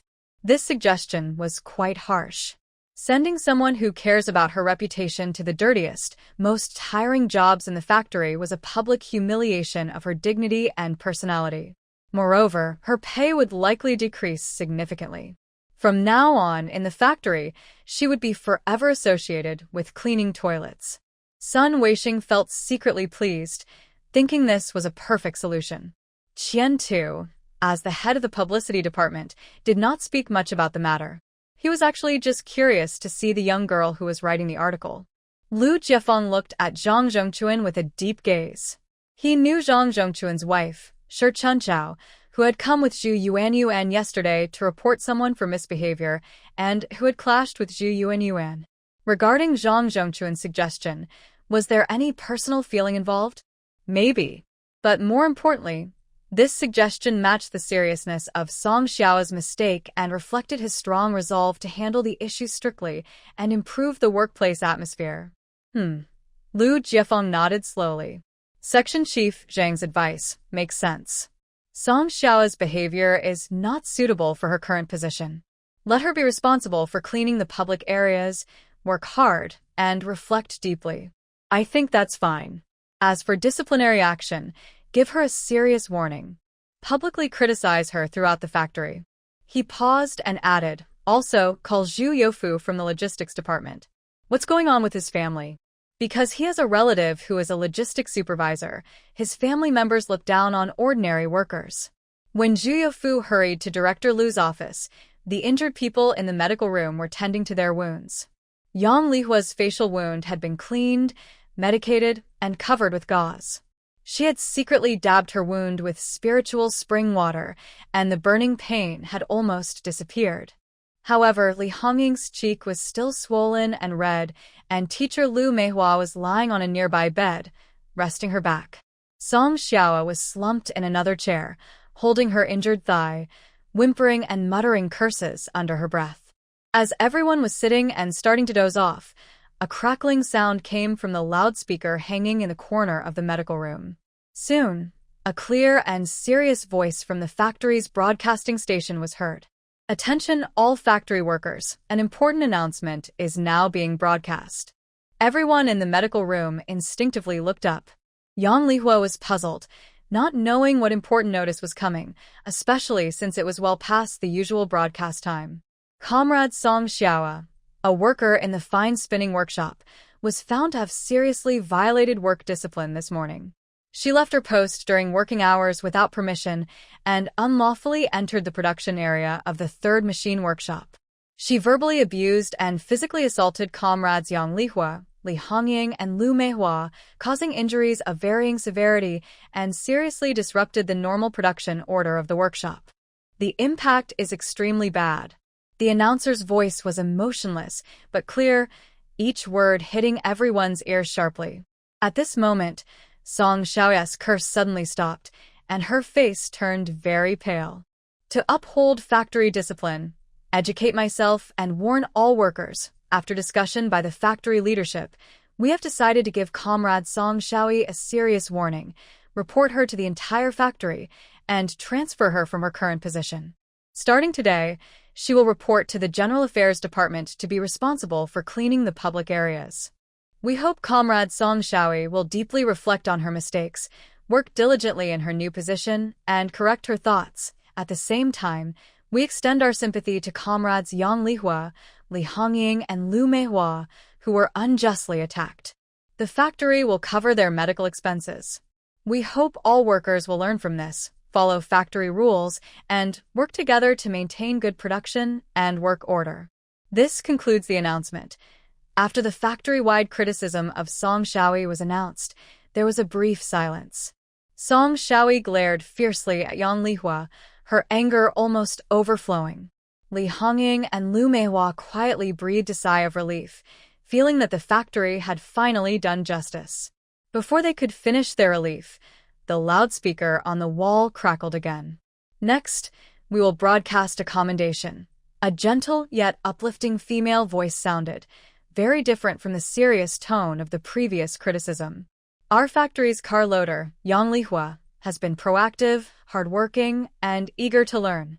Not only has she studied her technical skills diligently on the job, making great progress, but she also used her free time to write an article celebrating the selfless dedication of our veteran workers and praising the noble spirit of the new era's working class. The announcer's voice was clear and pleasant, echoing in the quiet medical room. She began reading Yang Lihua's article aloud. The article was short but sincere and straightforward. When she read aloud, teacher Lu Meihua's rough hands patiently guided the new worker's tender fingers, repeating again and again. Tirelessly teaching, not just passing on skills, but also passing down the unity, friendship, and selfless spirit of the working class. Even Lu Meihua, lying on the bed, was slightly moved. Especially young worker Li Hongying often helps. This is our new society. This is the spirit of our Hongxing textile factory. The announcer finished reading with an emotional voice. Next, there was continued praise. We hope all workers in our factory will learn from them. Learn from Comrade Yang Lihua's hardworking and positive spirit, and from Comrades Li Hongying and Lu Meihua's good qualities of unity and friendship. It was like two extremes. First, Song Xiaoyi was reprimanded, made to clean toilets, and criticized by the whole factory. Then, Yang Lihua was praised in the newspaper, praised by the entire factory, and Li Hongying and Lu Meihua also benefited from the praise. This contrast, this sharp difference, felt like an invisible slap, hitting Song Xiaoyi hard in the face. Every word in the broadcast felt like a knife stabbing her heart. Yang Lihua? Again, Yang Lihua. That little troublemaker she hates so much, she not only harmed her daughter, but also harmed her. Now she's even flaunting her success in front of the whole factory, getting praise and being broadcasted. Why? Oh, right. Her husband Zhu is the logistics manager. Yes, he must have a way to make Yang Lihua suffer, maybe even kick her out of the factory. Even though she kept telling herself to be patient, to endure, seeing Yang Lihua's proud face, Song Xiaoyi couldn't hold back anymore and let out a twisted scream. She pointed her finger at Yang Lihua, her eyes nearly bulging out. Yang Lihua, you shameless troublemaker. Bad luck charm. You won't have a good death, stepping on my yuan and climbing up. You must have used tricks to get on the newspaper. You little troublemaker, I'll tear you apart. I'll fight you. Song Xiaoyi seemed to forget her leg pain, and even forgot she had just been criticized by the whole factory. Like a real madwoman, she jumped up from her chair, claws out, rushing toward Yang Lihua, as if she wanted to tear her apart. This time, Yang Lihua didn't step back or dodge. She just looked coldly at the somewhat crazy Song Xiaoyi rushing toward her. When the other was about to reach her, she suddenly raised her voice sharply. Song Xiaoyi, do you want to be fired? The factory just criticized you, and now you want to break the rules again. Do you not take the factory's discipline seriously? Zhu Yuanyuan was fired because she was lazy and tried to avoid work. She brought it on herself. She was the one who went to the dormitory to rest. No one forced her. You caused trouble in the workshop and hit people just to stand up for Zhu Yuanyuan. That was your own fault for not knowing right from wrong and ignoring factory rules. And now what? Are you unhappy with the factory's decision, or do you want to make things even worse? Yang Lihua's voice wasn't loud, but every word struck Song Xiaoyi like a sharp needle. Song Xiaoyi, I'm warning you. If you dare touch us again today, I'll go straight to the security office and report you for retaliation. I'm not afraid of your family anymore. I just want to see what happens when your husband, the logistics supervisor, can't keep his position any longer. Song Xiaoyi froze for a moment under Yang Lihua's sharp words, but then humiliation and anger made her lose control again. You think I'm scared of you, you little brat? Just wait and see. Just as Song Xiaoyi was about to rush forward again, the door of the infirmary was suddenly pushed open with a loud bang. Zhu Youfu stood at the door, his face dark and tense. He had just come from Director Lu's office, where he had been harshly scolded and ordered to write a self-criticism. His pride was completely crushed. His eyes were bloodshot, and when he looked at Yang Lihua, his gaze was cold and full of resentment, like a knife coated with poison. Everything his family had suffered in the past 2 days, he blamed on this young woman with a bandage on her face. What's all this noise? Haven't you embarrassed us enough? Zhu Youfu growled at Song Xiaoyi, his voice hoarse and full of suppressed anger. Do you want me to lose all my dignity, or do you want me to be removed from my position? Be quiet and go home. He didn't care about her injuries and roughly grabbed her arm, pulling her toward the door. Old Zhu, are you even a man? Can't you see they bullied me? You won't even stand up for me, and now you, Song Xiaoyi cried, begging him to defend her. Go home. Don't make me say it again. Zhu Youfu glared at her fiercely, tightening his grip until he nearly dragged her off the floor. After resting for a while in the infirmary, Li Hongying and Yang Lihua quickly returned to Workshop 3. After all, they only had minor facial injuries, unlike teacher Lu Meihua, who hurt her waist. She didn't want to delay too much work over these small cuts, to avoid giving others a reason to criticize. After all, they had just been praised on the radio by the whole factory, and many eyes in the workshop were watching. Yang Lihua was about to pick up her cleaning tools to clear away the dust she had accumulated during her break, when a clearly annoyed voice sounded nearby. Hey, our workshop's great writer and hero is back. Zhao Panlai was holding a piece of gauze and slowly approached, wearing a fake smile that didn't reach her eyes. Her gaze flicked between Yang Lihua's face, which was covered with bandages, and her hands. Congratulations, Xiao Yang. Your article was published in the provincial newspaper and read on our factory's radio. That really brings honor to our third workshop. Zhao's tone dragged on. Yang Lihua kept cleaning without stopping, rolling her eyes constantly. Zhao Panlai was really as annoying as a fly. She didn't bite, just plain irritating. How could she be so bothersome? By the way, I heard your article only mention Lu Meihua, that old worker whose skills are not very good. Lu Meihua was just standing beside you, and she didn't really give you any proper guidance, did she? Your article. Teske, you're quite good at flattering people. Even amid the noise of the machines, the crowd around couldn't help but listen in, eager to see if something interesting was about to happen. Everyone in the workshop knew that Zhao Panlai and Yang Lihua didn't get along. She often made sarcastic remarks. Li Hongying was nearby, angry and ready to argue, but Yang Lihua gently pulled her back. Yang Lihua kept working without stopping, not even giving Zhao Panlai a proper look. Master Zhao, my article talks about the selfless dedication and teamwork of our factory's experienced workers. When I first joined the workshop and was unfamiliar with things, teacher Lu Meihua took the initiative to remind me about safety rules and showed me how to operate. She also gave me private guidance.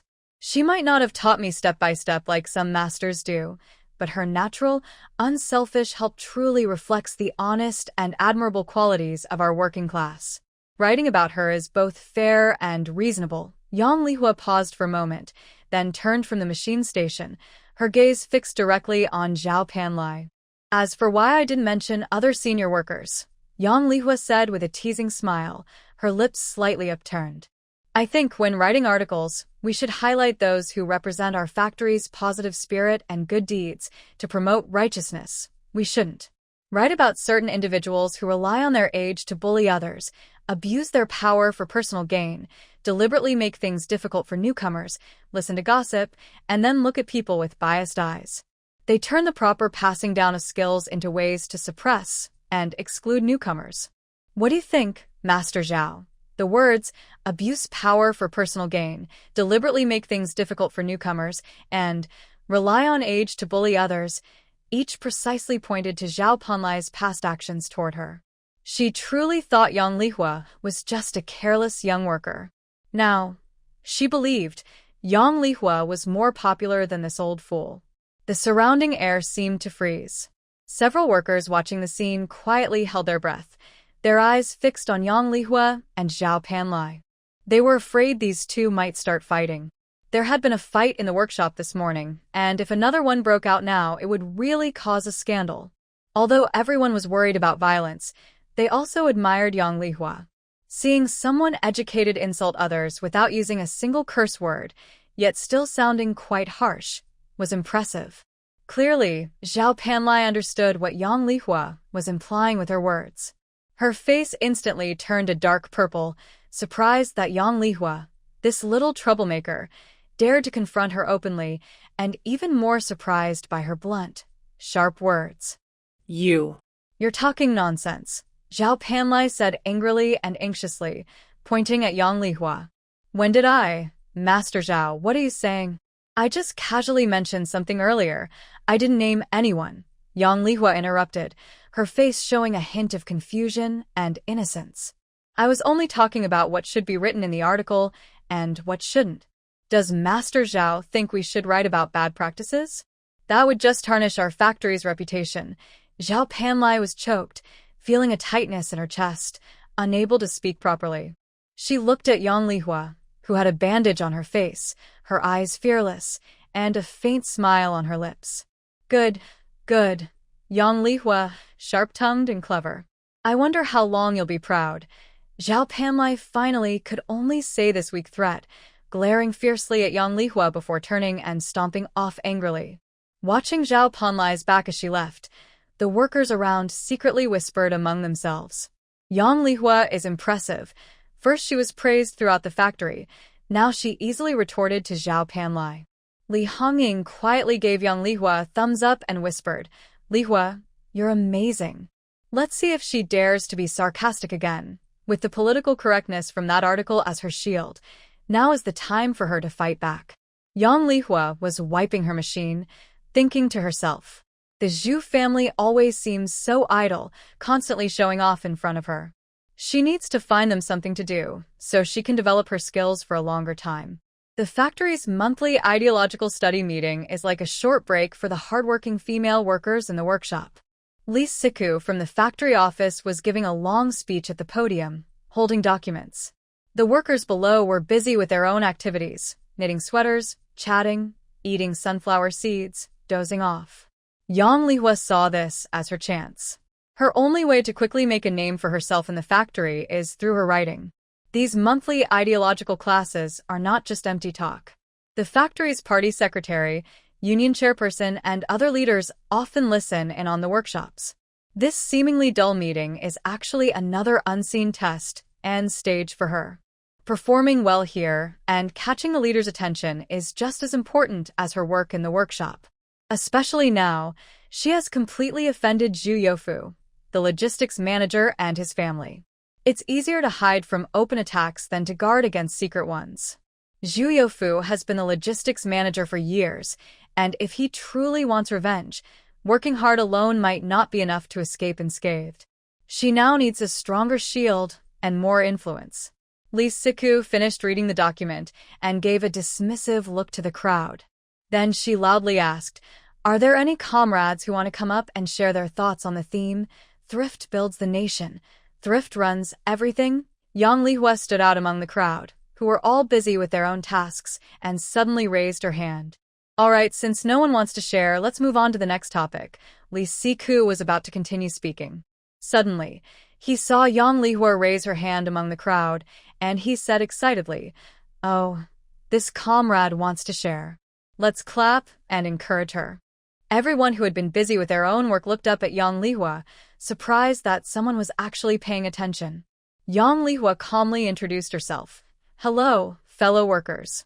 I am Yang Lihua from the 3rd car workshop." After she finished, some whispered among themselves, "Oh, she's Yang Lihua. No wonder. Her articles get published in the provincial newspaper, so she must be talented. Let's listen and see what she has to say." Yang Lihua didn't keep everyone waiting long. She spoke steadily. "Usually when we change our waste yarn, do we just toss it on the ground? When cleaning, we sweep it away. I estimated that in one shift, a skilled worker produces at least 1 or 2 pounds of waste yarn. Our workshop has over 100 people. In one day, that's about 1 or 2 pounds.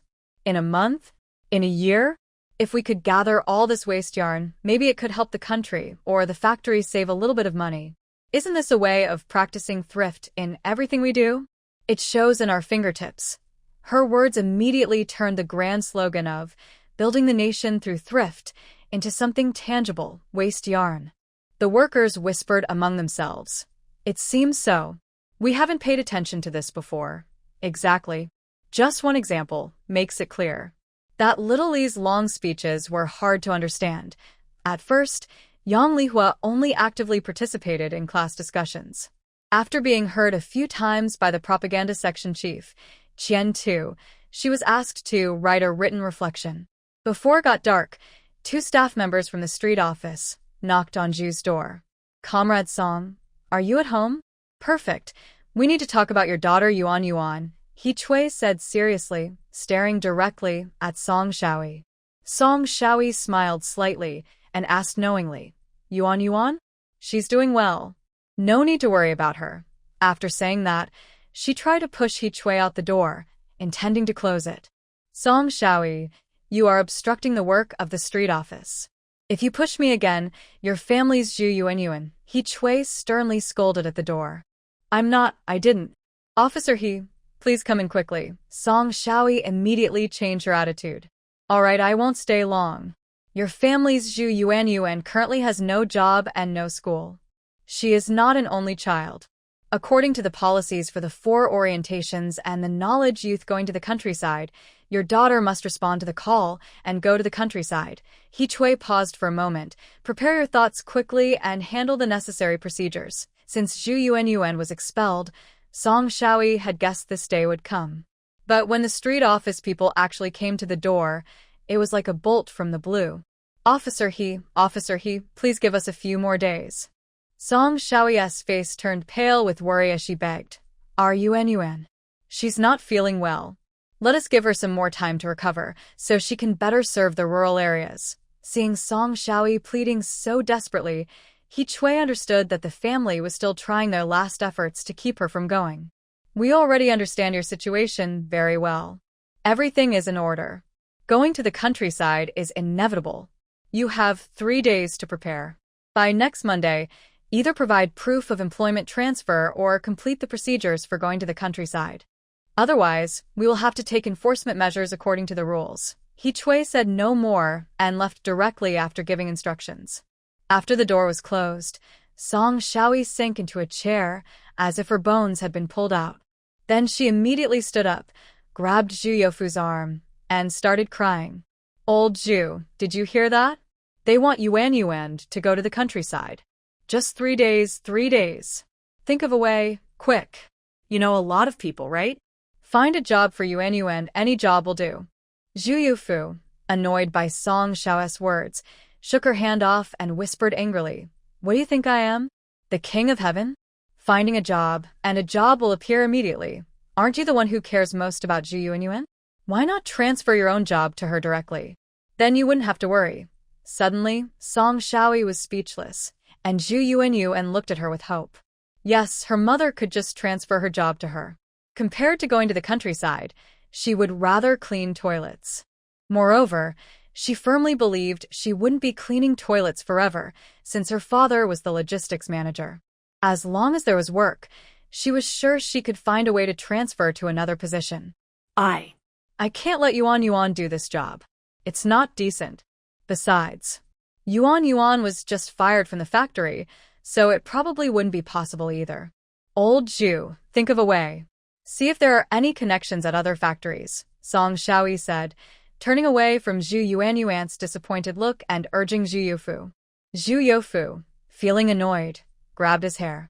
Think of a way, think of a way. Haven't I tried? The temporary job she had in the cafeteria was my idea. I almost got her into the cafeteria, but she chose to ruin herself. She slacked off at work and even argued with the head chef.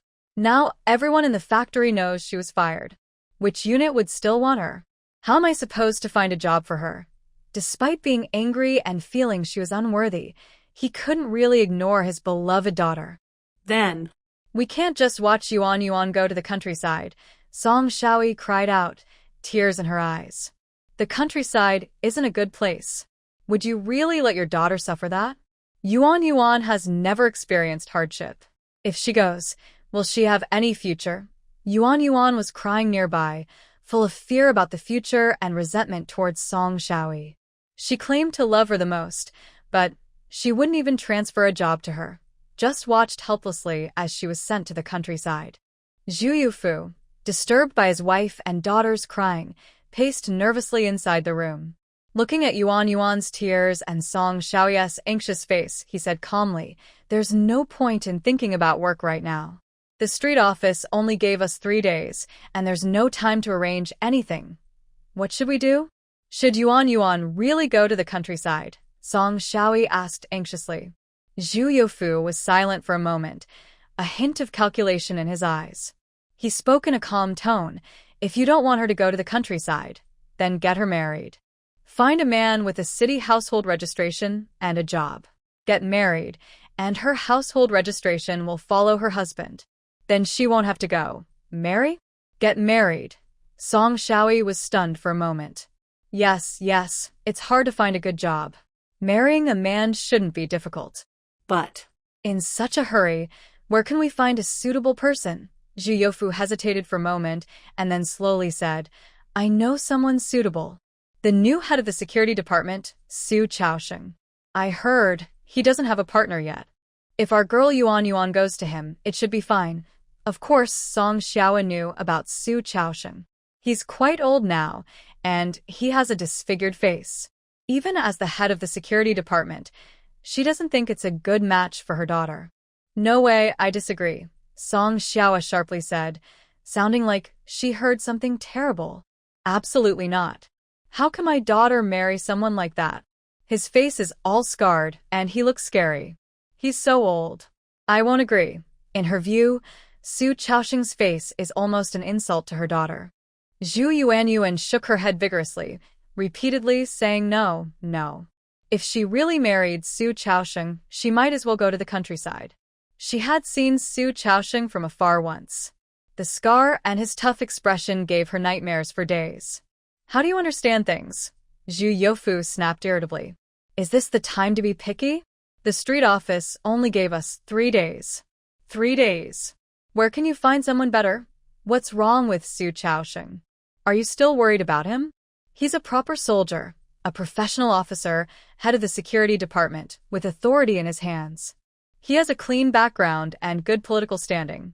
If Yuan Yuan marries him, she immediately becomes a family member of an official. No one will mention her being expelled anymore. That job of cleaning toilets? Maybe he can even help speak for her someday.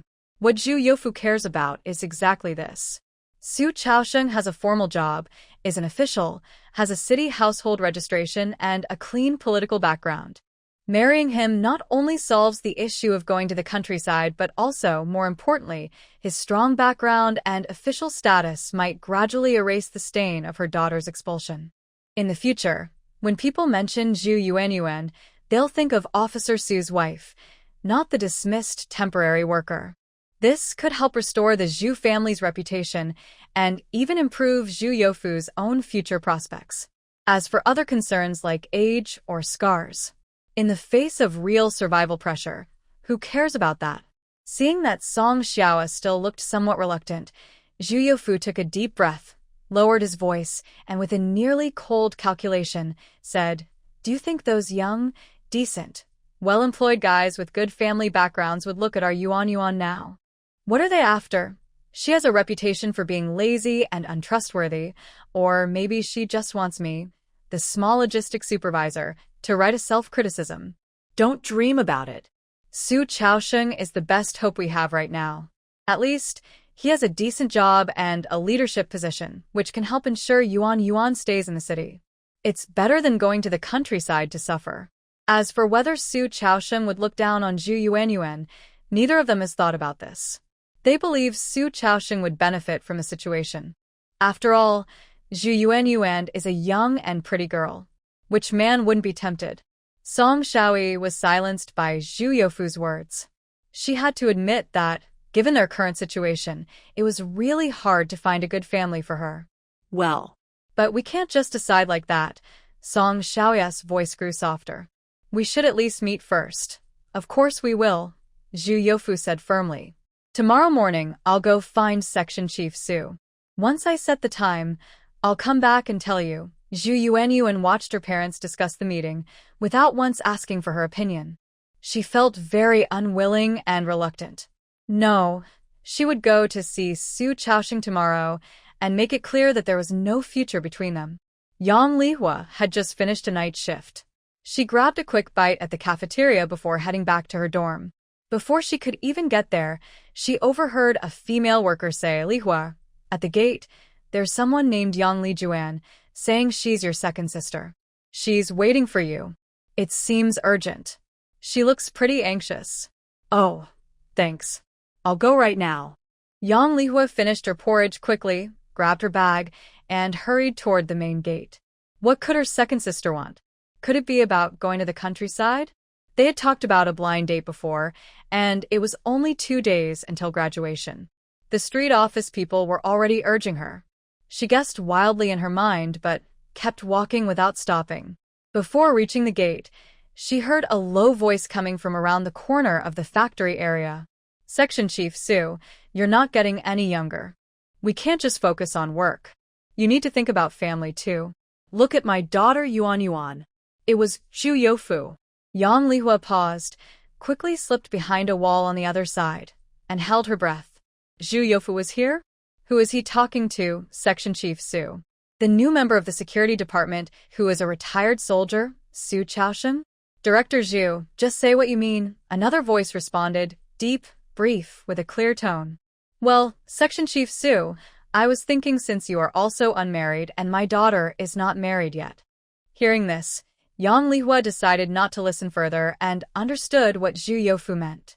He was actually introducing Zhu Yuanyuan to Su Chaosheng, trying to match them for a date. But clearly, these two are not suitable. Zhu Yuanyuan probably isn't interested either. In the novel where she is the main character, it clearly states that Zhu Yuanyuan doesn't like Su Chaosheng and finds him a bit scary. By the way, where's Zhu Yuanyuan's main love interest? He hasn't returned yet and Zhu Yuanyuan is already going on a date. TSK, these two people going on a date. Yang Lihua tro ugut deeply. Just as she reached the textile factory gate, she saw Yang Lijuan standing there with red eyes, looking around inside. As soon as she saw Yang Lihua, she grabbed her arm, trembling slightly. Lihua, what should I do? I don't want to get married. Yang Lijuan started crying as she spoke. Married?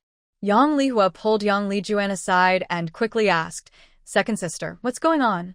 Didn't you say before that you hadn't found the right person? Why are you getting married now? What happened? Yang Lijuan sniffled, feeling helpless. The man was clearly sick, so why was her family forcing her to marry? The only person she thought could help her was Lihua. Through her choked voice, Yang Lihua realized that all of this was orchestrated by her good sister-in-law, Zhou Hongxia. Sister-in-law Zhou Hongxia enthusiastically introduced the son of Wu Dahai, the head of the personnel department at the food factory Wu Xiangdong. Her family quickly arranged a meeting. The date was just yesterday. At first, everything went well. Yang Lijuan was satisfied with Wu Xiangdong. He was gentle and decent, and everything seemed to be heading toward a good outcome. Apart from being somewhat quiet and not very talkative, Wu Xiangdong had no other shortcomings. However, just when both sides were feeling satisfied, Wu Xiangdong, who had been quietly looking down without any reaction, suddenly stiffened completely without warning. His eyes rolled back, and he collapsed straight down. Soon after, he started convulsing, foaming at the mouth, and making strange noises. The scene at that moment frightened Yang Lijuan greatly, causing her hands and legs to weaken. This sudden change also clearly scared Wu's parents. But Wu's parents reacted quickly, seeming experienced. They hurried forward to hold their son, pressed on his pressure point, and after a while, Wu Xiangdong gradually calmed down. However, he was exhausted and fell into a deep sleep. By then, Wu's mother wiped her tears and vaguely explained that Wu Xiangdong had a health issue since childhood. She also said he didn't often get sick and that he was usually no different from normal people. Yang Lijuan's mind suddenly exploded like a thunderclap, and the words, epilepsy, immediately appeared in her thoughts. She finally understood why the well-off Wu family's eldest son couldn't find a partner and needed Zhou Hongxia to introduce her, a girl facing rural work. Everyone at the food factory probably knew about Wu Xiangdong's condition. The Wu family also found it hard to find a good girl from nearby families, and they might have been reluctant to choose a girl from the countryside, so they looked elsewhere. She thought this matter might be over, since epilepsy is not a minor issue. To her surprise, during dinner that night, her sister-in-law, who was unaware of the situation, actually persuaded her to agree. Li Juan, don't blame me for being honest. You saw it today. Wu Xiangdong does have a small problem, but it doesn't affect his life at all. Moreover, he has a job.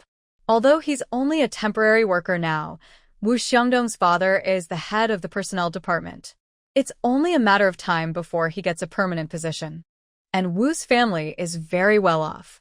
Director Wu personally admitted that if you two get married, he can arrange a temporary job for you at the food factory and a permanent position is guaranteed.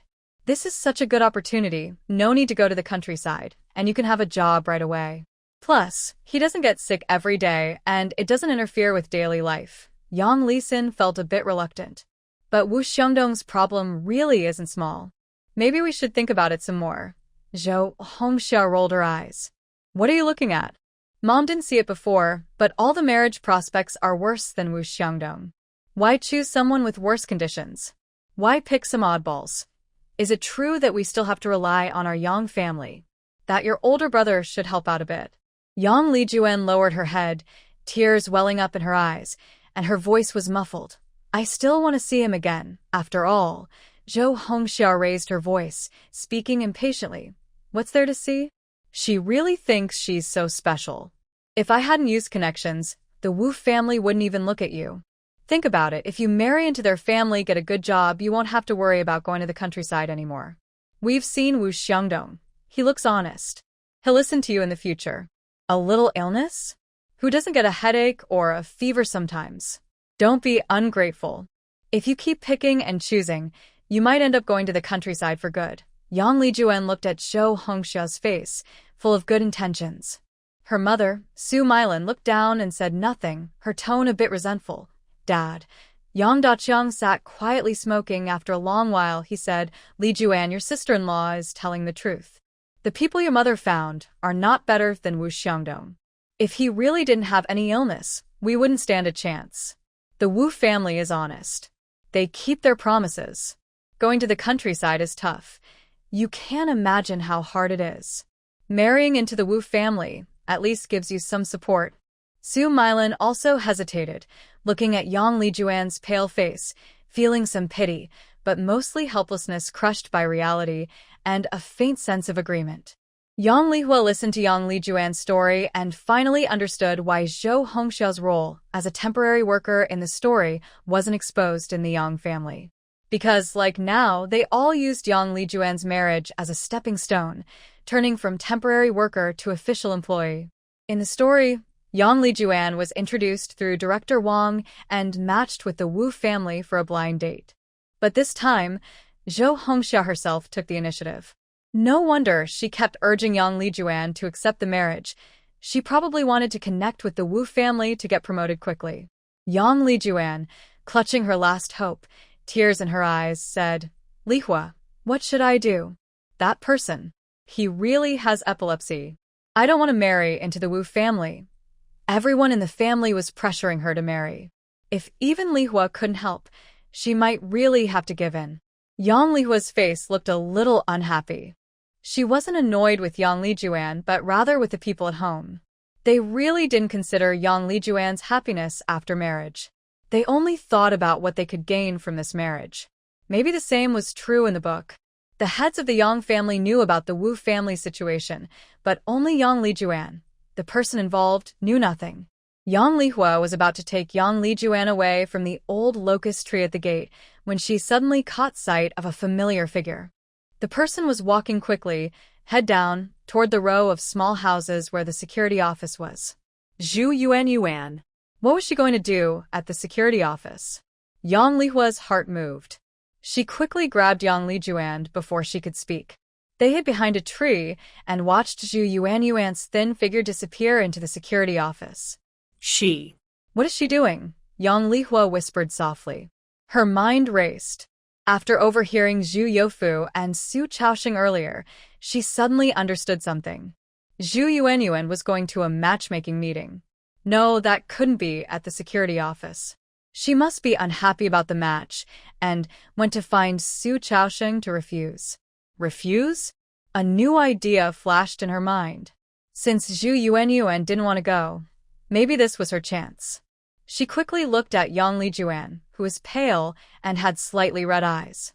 Maybe she could help her find a good future, so she wouldn't be forced to marry someone seriously ill. Second sister, Yang Lihua whispered very softly as she moved closer. You really don't want to marry Wu Xiangdong, the son of the Wu family, who's sick, right? Yang Lijuan nodded without hesitation. I won't marry him. If I do, my life will be ruined. She wasn't very smart, but she knew that the Wu family's parents only said nice things now. They still had a healthy younger son. How could they focus only on Wu Xiangdong? Maybe they were just waiting for Wu Xiangdong to get married so they could find someone to take care of him and help their family. It turned out Yang Lijuan was right. That's just how things were in the story. Okay, Yang Lihua said sharply. But what if? There's another person, someone older, about 30 years old, a former soldier, who just finished a service? Yang Lihua gave a vague introduction, only saying a few words roughly. She knew that Yang Lijuan had admired soldiers since she was young. Hearing that the person was a retired soldier, she thought there should be no problem. As expected from sisters who had lived together for over 10 years, Yang Lijuan immediately showed a satisfied expression upon hearing it was a soldier. Seeing Yang Lijuan's reaction, Yang Lihua felt confident. This scene could at least help move things forward. Yang Lihua pointed ahead casually and said, "Second sister, since it's rare to visit the textile factory, let me take you to see it." She led Yang Lijuan toward the direction where Zhu Yuanyuan had just disappeared, heading to the security office. From a distance, before reaching the security office, they saw a group of people gathered at the entrance. Through the crowd, it looked like Zhu Yuanyuan and Su Chaosheng were in the center. Yang Lihua pushed through the crowd with Yang Lijuan and heard Zhu Yuanyuan inside, her voice tinged with tears but trying to sound firm. "Director Su, I came today just to tell you clearly. My parents. They arranged this without my consent. I don't want this. I know you were injured because of your military service, and I respect you, but we're really not suitable." Her tone was quick and urgent, as if she hadn't finished explaining. Zhu Yuanyuan continued, I get scared whenever I see your face. I won't date you. Please. Forget about me." Yang Lihua whispered to Yang Lijuan, "Poor Director Su. He worked hard on the battlefield and made achievements, but now his face is scarred, and he's being rejected in matchmaking." Every word Zhu Yuanyuan said was like a whip, whipping through the air. Several men from the security office were holding back their anger, glaring fiercely at Zhu Yuanyuan. If it weren't for her being a woman, they might have gone up to teach her a lesson already. Yang Lijuan, standing behind, felt her heart tighten. Although she hadn't seen Director Su's face clearly, hearing her disdainful words made her feel upset. She thought of him as a soldier who protected their country on the battlefield, and her heart swelled with a sense of injustice. Moreover, the scars on his face were injuries sustained while defending their peace. Su Chaosheng's voice remained calm. "I understand. Don't worry, Comrade Zhu. I will explain everything to Supervisor Zhu." Although he clenched his fists tightly, it revealed the turmoil inside him. Zhu Yuanyuan received a clear rejection. She should have been relieved and left, but Su Chaosheng's calm and straightforward response made her feel wronged. Along with her resentment toward Zhu Youfu's forced arrangements, she didn't leave immediately. Instead, she stood in the yard, chest rising and falling, glaring at Su Chaosheng as if he was the one forcing her.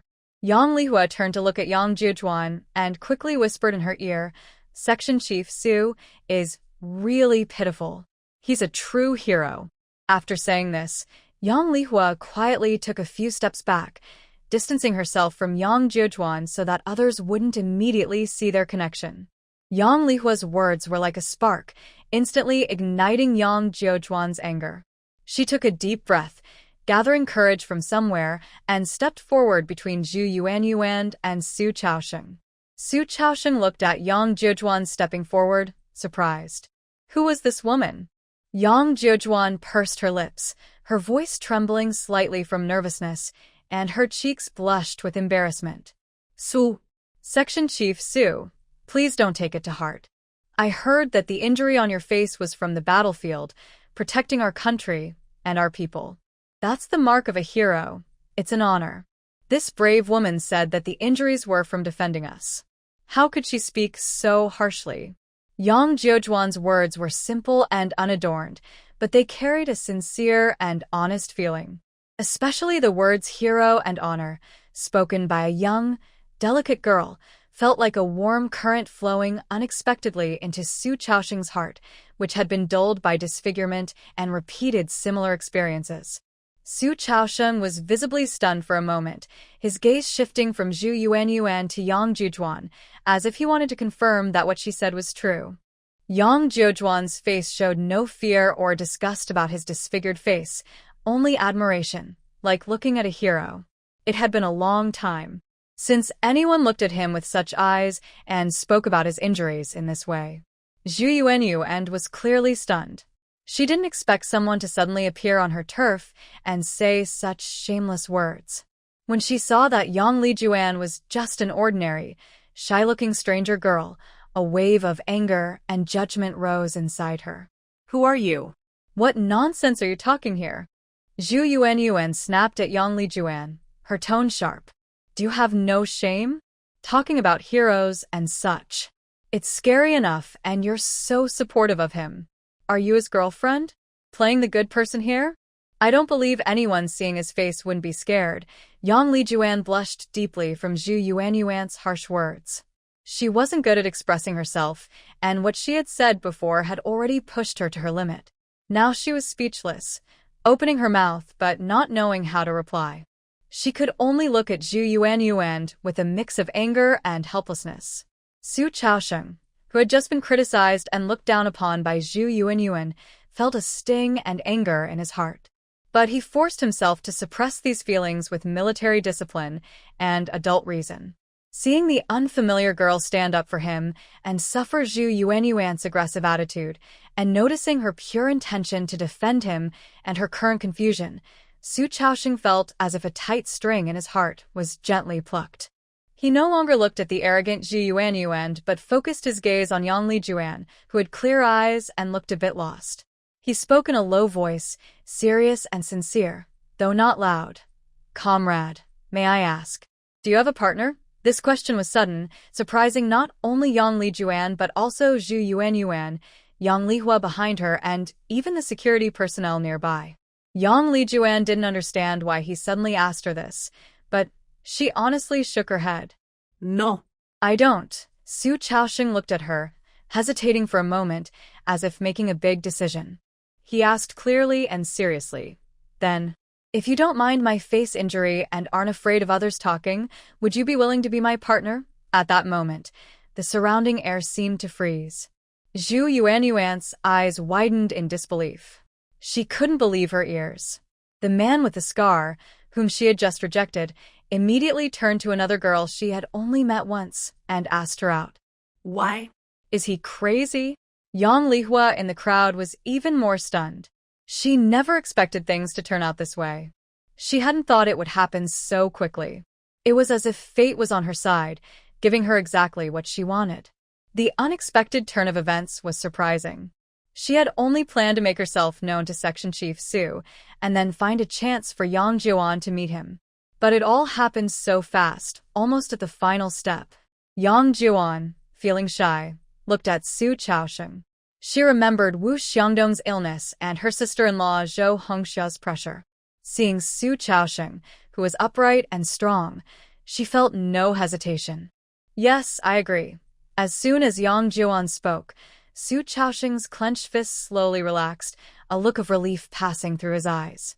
Zhu Yuanyuan was furious. She looked at Su Chaosheng and then at Yang Lijuan, whom she had never paid attention to before, and found everything absurd. She stomped her foot, called out, "Crazy person," and turned to leave. The scene was so dramatic that everyone watching was stunned. In the quiet moment of surprise, a clear, calm female voice broke the silence. It was just loud enough to be heard clearly by everyone. "Section Chief Su, who is injured defending the country, is a true hero. Now, to meet a female comrade who doesn't judge by appearance and respects heroes is truly a blessing." After speaking, she quickly slipped away while Zhu Yuanyuan was leaving. As for Yang Jiuan, there was nothing more to worry about.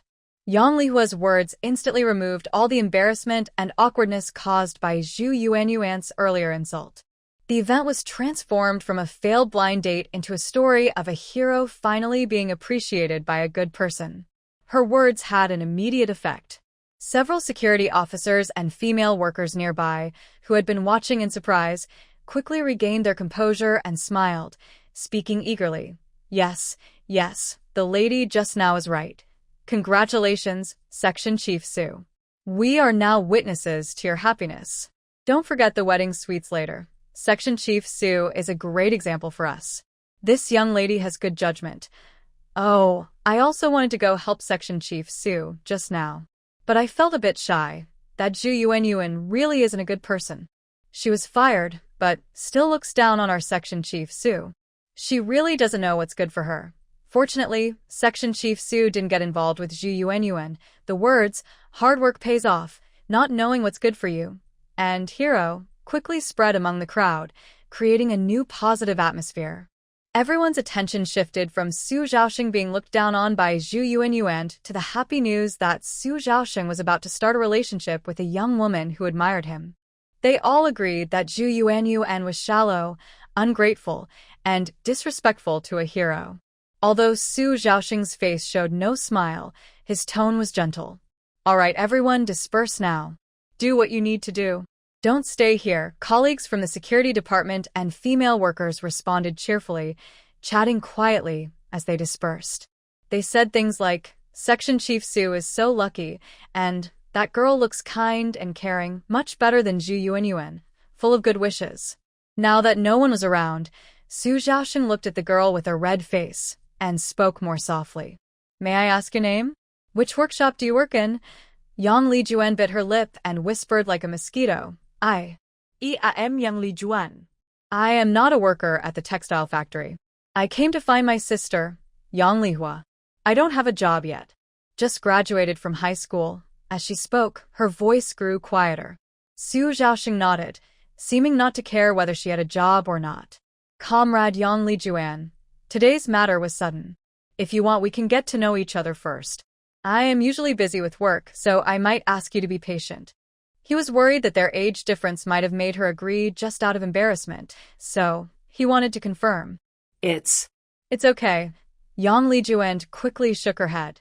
Section Chief Su, your work is more important. Just call me Su Zhaoxing. Su Zhaoxing thought for a moment and added, Does your family know about today's matter? Do you need me to? Yang Lijuan frowned, thinking that her family was eager for her to marry into the Wu family. Hearing Su Zhaoxing's words, she felt a little proud. I think, Brother Su, if you're free tomorrow, could you come to my house? I want my family to be at ease. They still dared to pressure her into marrying that Wu guy. On the way back, she was still nervous, but after returning, Yang Lijuan felt much calmer. At least she no longer had to fear being married off for no reason. At noon, Zhu Youfu left the factory office with mixed feelings. Although he was still haunted by the memory of being scolded and ordered to write a self-criticism by Lu Jiefeng, he felt a flicker of hope and expectation when thinking about the effort he made to arrange a marriage between his daughter, Zhu Yuanyuan, and the head of the security department, Su Zhaoxing. If his daughter could connect with Su Zhaoxing, even just establish a relationship, their current difficulties might be greatly eased. Su Zhaoxing's strong political background might even help erase the stain of his daughter's dismissal, and his own situation in the factory could improve as well. On the way, Zhu Youfu was already thinking about how to make Zhu Yuanyuan control her temper and seize this last hope. Although Su Zhaoxing was a bit older and had a disfigured face, he was a section chief, legitimate, with a clean background.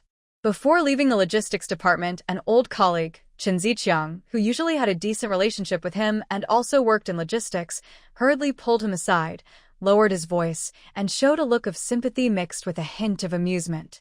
Old Zhu, you're still hanging around here? Something big has happened.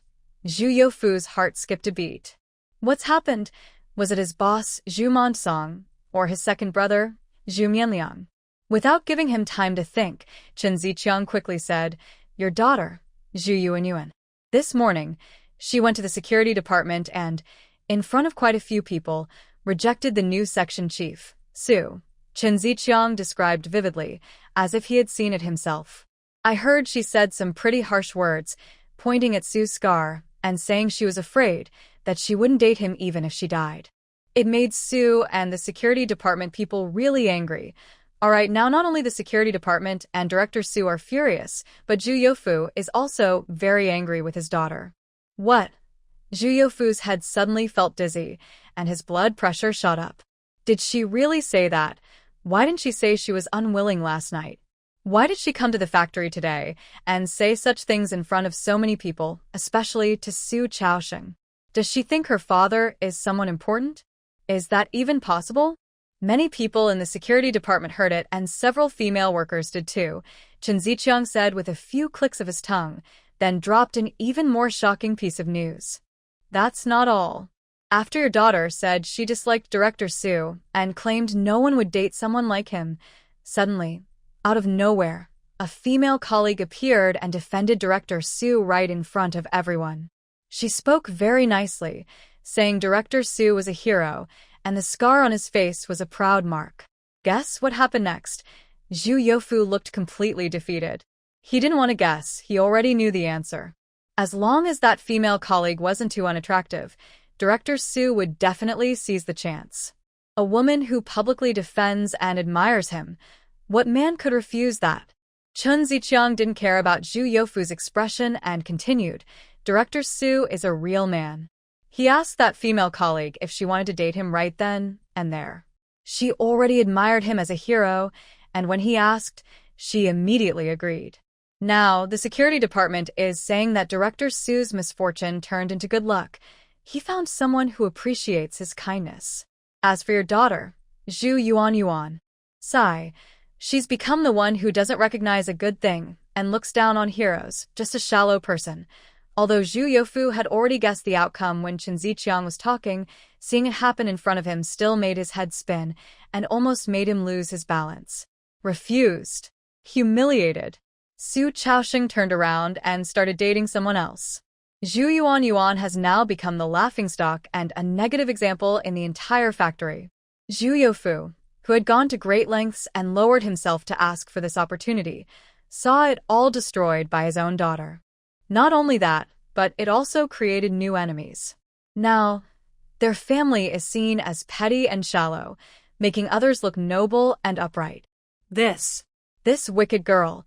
He had never regretted having Zhu Yuan as his daughter so much. He couldn't care about manners or whether anyone was laughing at him. He turned around and rushed home, walking very quickly. His anger was almost bursting inside him. With a loud bang, he kicked open the door. The loud noise startled Song Shaoyi, who was sighing, and Zhu Yuan, who was hiding inside.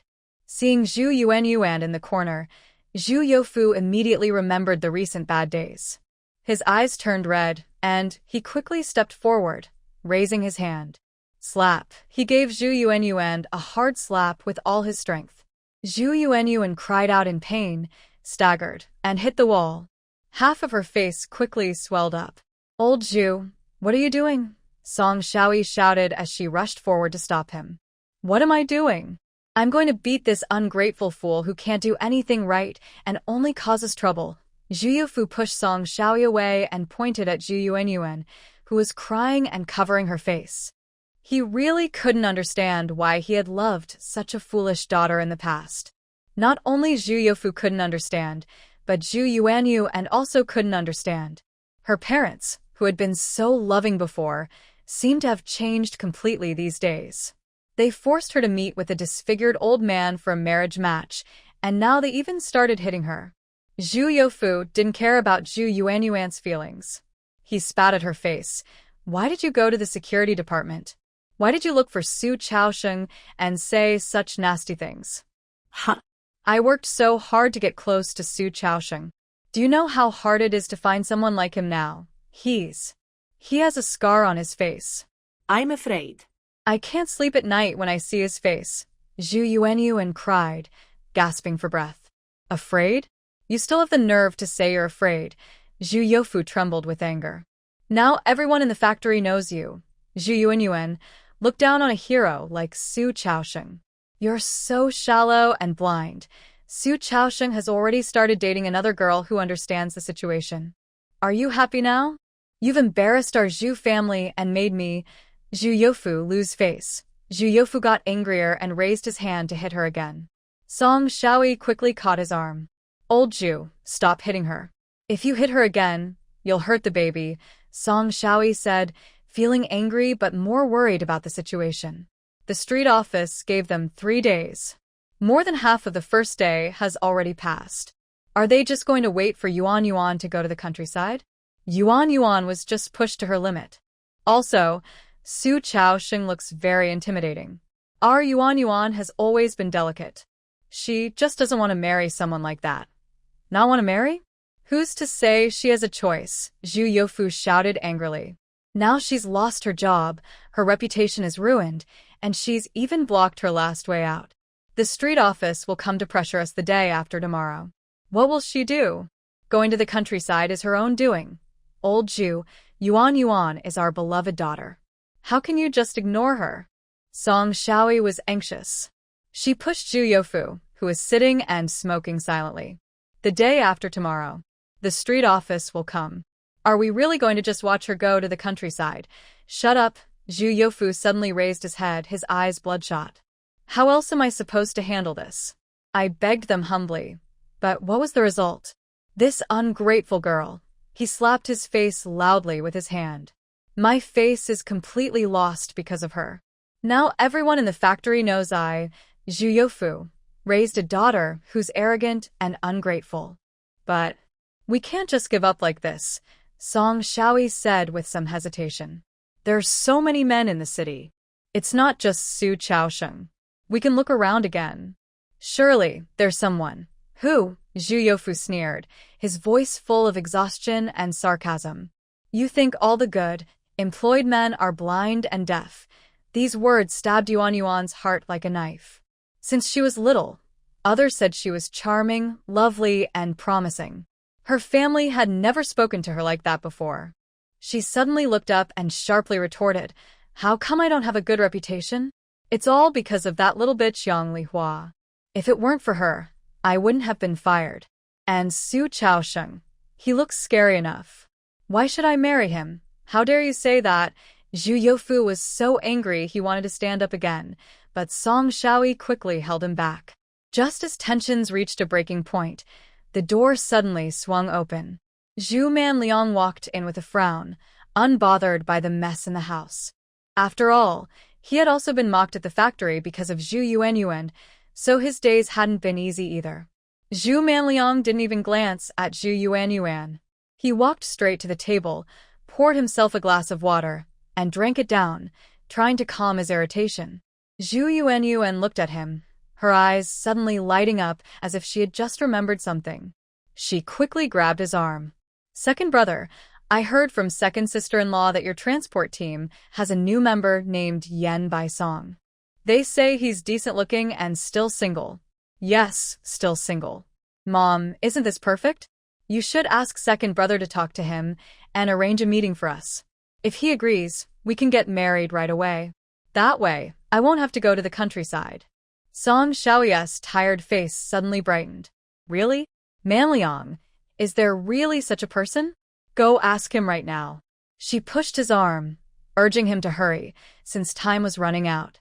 Zhu Manliang didn't want to run around for Zhu Yuanyuan's matters anymore. If things went wrong, he might get criticized by his superiors, just like his father. He still wanted to make progress in his career. He was young and ambitious, not ready to end up like his father, Zhu Youfu. He shook off Song Shaoyi's hand, his tone impatient. Ask what? What's there to ask? Why not ask? Song Shaoyi grew anxious. This is your sister's future we're talking about. Can't you care a little? Care? How am I supposed to care? Zhu Manliang's frustration finally burst out. He pointed at Zhu Yuanyuan, his voice rising. Look at her now. Because of her, you and Dad are already being talked about by everyone. Isn't that enough? Now you want me to be dragged into it too? And besides, her reputation is already ruined. What decent family would want her? You want me to go ask Yan Baisong? That would just embarrass me even more. Their whole family had become disliked because of Zhu Yuanyuan. Because of her, even the rest of them had lost face. Zhu Manliang, how can you talk like that? Song Shaoyi trembled with anger. How am I wrong? I'm just telling the truth. If you ask me, stop looking for anyone. Mom, just give Zhu Yuanyuan your job instead. That'll save everyone the trouble. It's only a cleaning job anyway, just let her have it. She can stay home and take care of a few kids. Zhu Manliang spoke carelessly. No, I can't do this job. It's so dirty. How can Yuan do it? Song Shaoyi refused immediately. Although she truly loved Zhu Yuan, she couldn't give her work. Yuan is grown up now, just about to get married. She doesn't need to go to the countryside. You should ask that guy Yan Baisong. She plans to retire normally. Even if she stops working later, she will still get a pension from the factory. She doesn't have to rely on others for money. If she gives her work to Yuan, then when she gets old, she will have to depend on her 2 daughters-in-law to live. That won't do. Originally, Zhu Yuan was tempted when her second brother said their mother should transfer her job to her. She thought, even though her mother's job was cleaning toilets, she could reluctantly accept it. At least she wouldn't have to go on blind dates anymore. She could take her time choosing. But she didn't expect her mother, who always said she was doing it for her, didn't really love her. She was unwilling to give her the job. I'll be honest with you. That Yen Baisong isn't necessarily a good person. Yuan, don't get involved with him, or it might cause trouble. That guy is slippery and probably has many contacts in the black market. But to Zhu Yuan, it sounded like her second brother didn't want to help her. Her mother didn't want to transfer her job, and she didn't dare say anything now. But why was her second brother also ignoring her? Second brother, you don't think about me at all. Zhu Yuan shouted sharply. You just dislike me. Think I've embarrassed you. I see now that no one in this family truly wants to help me. Her mother was like that, and now her second brother was the same. How can I help you? Didn't Mom help you? After helping you, what did she get? From a decent workshop worker to now cleaning toilets. Didn't Dad help you? From a respected logistics manager to someone avoided by everyone. This is the result of helping you. How can I dare to help you? Zhu Manliang also got angry, mocking Zhu Yuan. Enough, stop arguing. Zhu Youfu suddenly slammed the table, his face dark, chest heaving heavily. He looked at Zhu Yuan with complicated eyes, which then turned cold. Tomorrow is your last day. If you can't find a way yourself, the day after tomorrow, just go with the people from the street office. While Zhu Yuan was thinking about how to approach Yen Baisong so they could get married, Yang Lijuan happily returned alone to the Yang family. As soon as she entered, her older sister-in-law, Zhou Hongxia, snapped sharply. Oh, you finally came back. I thought our second girl had some backbone and ran away from home. She had promised Wu's family that Yang Lijuan would marry into their family. Once she married, her chance of becoming a formal family member would be possible. She couldn't let Yang Lijuan run away.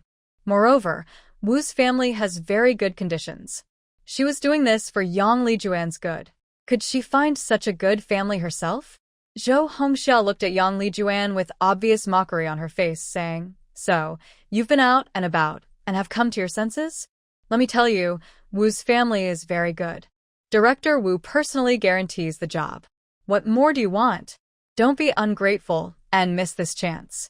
If you miss Wu Xiangdong, you'll really have to go to the countryside. You'll be crying and won't find anyone to help. Su Milan sat nearby, frowning as she watched her assertive daughter-in-law, and then looked at Yang Lijuan, who was lowering her head. She felt conflicted. Sometimes she thought Zhou Hongxia was right. Wu's family is good, and Yang Lijuan wouldn't suffer if she married in. Other times, she remembered Wu Xiangdong's frightening seizure, foaming at the mouth, and convulsions. Could someone with that illness really get married? But if she didn't marry, there were no other good options. Later, Lijuan might have to go to the countryside. She opened her mouth but finally just sighed and said nothing. Yang Daqiang was smoking quietly, his voice dull. Lijuan, your sister-in-law's words aren't wrong. Wu Xiangdong has that illness, but otherwise he's pretty good. He looks honest and will listen to you in the future. Think carefully, going to the countryside isn't easy. If you marry him, at least in the city, you'll have a job and support. Yang Lisin sat next to Yang Daqiang, looking a bit distressed. He wanted to say something for Yang Lijuan, but when he saw Zhou Hongxia's warning glare and remembered what she had said earlier, that marrying into Wu's family would be good for the whole family and might even help support them, he swallowed his words. Yang Lijuan sat on a stool, pursing her lips and staring directly at Yang Daqiang. Dad, I have a partner now. Zhou Hongxia was the first to laugh mockingly. She stood up and looked at Yang Lijuan from head to toe, her tone full of sarcasm. Lijuan, your lie is so obvious. You wouldn't want to marry into the Wu family, so you made up this story. The Wu family is very well off. Director Wu personally guaranteed that if you marry Wu Xiangdong, your job will be secured immediately. What else are you not satisfied with? She had already planned in her mind that Yang Lijuan marrying into the Wu family would not only solve the issue of her going to the countryside, but also make the Wu family owe her a favor, which would help her get a permanent position at the food factory in the future. Now, Yang Lijuan suddenly said she had a boyfriend, which completely disrupted her plans. Whether her story was true or not, she had to go to the Wu family. Su Milan also frowned as she looked at Yang Lijuan with disapproval. Lijuan, don't talk nonsense. Marriage is a serious matter. You can't treat it like a game, especially not in the morning. What are you thinking? Yang Daqiang kept a serious face and said nothing, but his eyes clearly showed doubt. Yang Lijuan clenched her fists, took a deep breath, and forced herself to stay calm. I'm not lying. My boyfriend is Su Chaosheng, the head of the security department at Hongxing Textile Factory. He will visit my home tomorrow. You'll see if it's true or not. Fortunately, she had gone to the textile factory to see Li Hua today, or else she would really have been married off to the Wu family. Who? Zhou Hongxiao looked as if she had heard something unbelievable, raising her voice. Li Juan, you really know how to make things up. To avoid marrying into the Wu family, you dare to drag in such a person. A security department head, and he's interested in you? Who do you think you are? It would be more believable if it were Yang Lihua. Although she didn't want to admit it, that girl was indeed pretty, and she was a formal worker. It was understandable that she could attract a department head. As for Yang Lijuan, she had no looks and no job. Why would anyone be interested in her? Zhou Hongxia had been working at the food factory for a long time as a temporary worker, yet Yang Lijuan could find a department head in just one morning, someone with real power. Yang Daqiang was also stunned, looking suspiciously at Yang Lijuan. The head of security at the textile factory? Are you telling the truth? He naturally doubted it. Finding a boyfriend and a department head in just one morning sounded too unbelievable. But the identity of the security department had also made him hesitate. If it was really true, that would be much better than the Wu family. Su Milan quickly asked, Li Juan, tell us exactly what happened. Yang Lijuan steadied herself and recounted in detail what happened at the textile factory's security department that morning. She described how she went to find Yang Lihua, how she heard a female comrade insulting a soldier who had just returned from service, and how she couldn't stand it and spoke up. She also mentioned how Su Chaosheng was injured on his face, and how he asked her publicly if she was willing to be his partner. That's basically it. Yang Lijuan finished and looked at everyone. Dad, Comrade Su said he will visit officially tomorrow. Lihua also knows about this. When she mentioned Yang Lihua, everyone's expression changed. Yang Lihua is now working at the textile factory. If she finds out, this story is probably true. Zhou Hongxiao wanted to say something, but Yang Lisin held her back. Didn't you see the satisfied look in his father's eyes? Yang Daqiang's eyes gradually brightened. Wu's family is good, but Wu Dahai is just a department head, and Wu Xiangdong is only a temporary worker. Without his father, he wouldn't be considered a good match. But Su Chaosheng is a department head himself and a war hero. Although he has a scar on his face. That's because he was injured for the country, which is an honor. As for being a bit older, what's wrong with that? Men get to know how to care more when they are older. That's a good thing. Thinking this way, Yang Daqiang's doubts were replaced by joy. He looked at Yang Lijuan, his tone and face becoming friendly. He really said he'll come tomorrow. Yes, he really said so. Yang Lijuan nodded confidently. Good, good. Yang Daqiang patted his thigh and smiled. Lijuan, you really make the family proud. Yang Lijuan was a bit stunned by her father's sudden praise. She rarely received such straightforward praise from Yang Daqiang since she was a child. Now she felt very proud. It turns out that as long as she is good to the family, her parents will praise her. While Yang Lijuan was still a bit stunned, Yang Daqiang turned to Su Milan, excitedly saying, Mom, did you hear that? Our Lijuan is really impressive. Her partner is the head of the security department, a war hero. Finding such a son-in-law is like looking for a needle in a haystack. Su Milan was stunned by the sudden good news, but seeing Yang Daqiang so happy, Yang Lijuan spoke clearly and confidently. Her doubts gradually faded, replaced by a feeling of unbelievable joy. At dinner, the atmosphere at the Yang family table was very different from usual. Yang Daqiang had a big smile on his face and even took the initiative to speak. Child's mother, serve Lijuan more dishes. Look at her.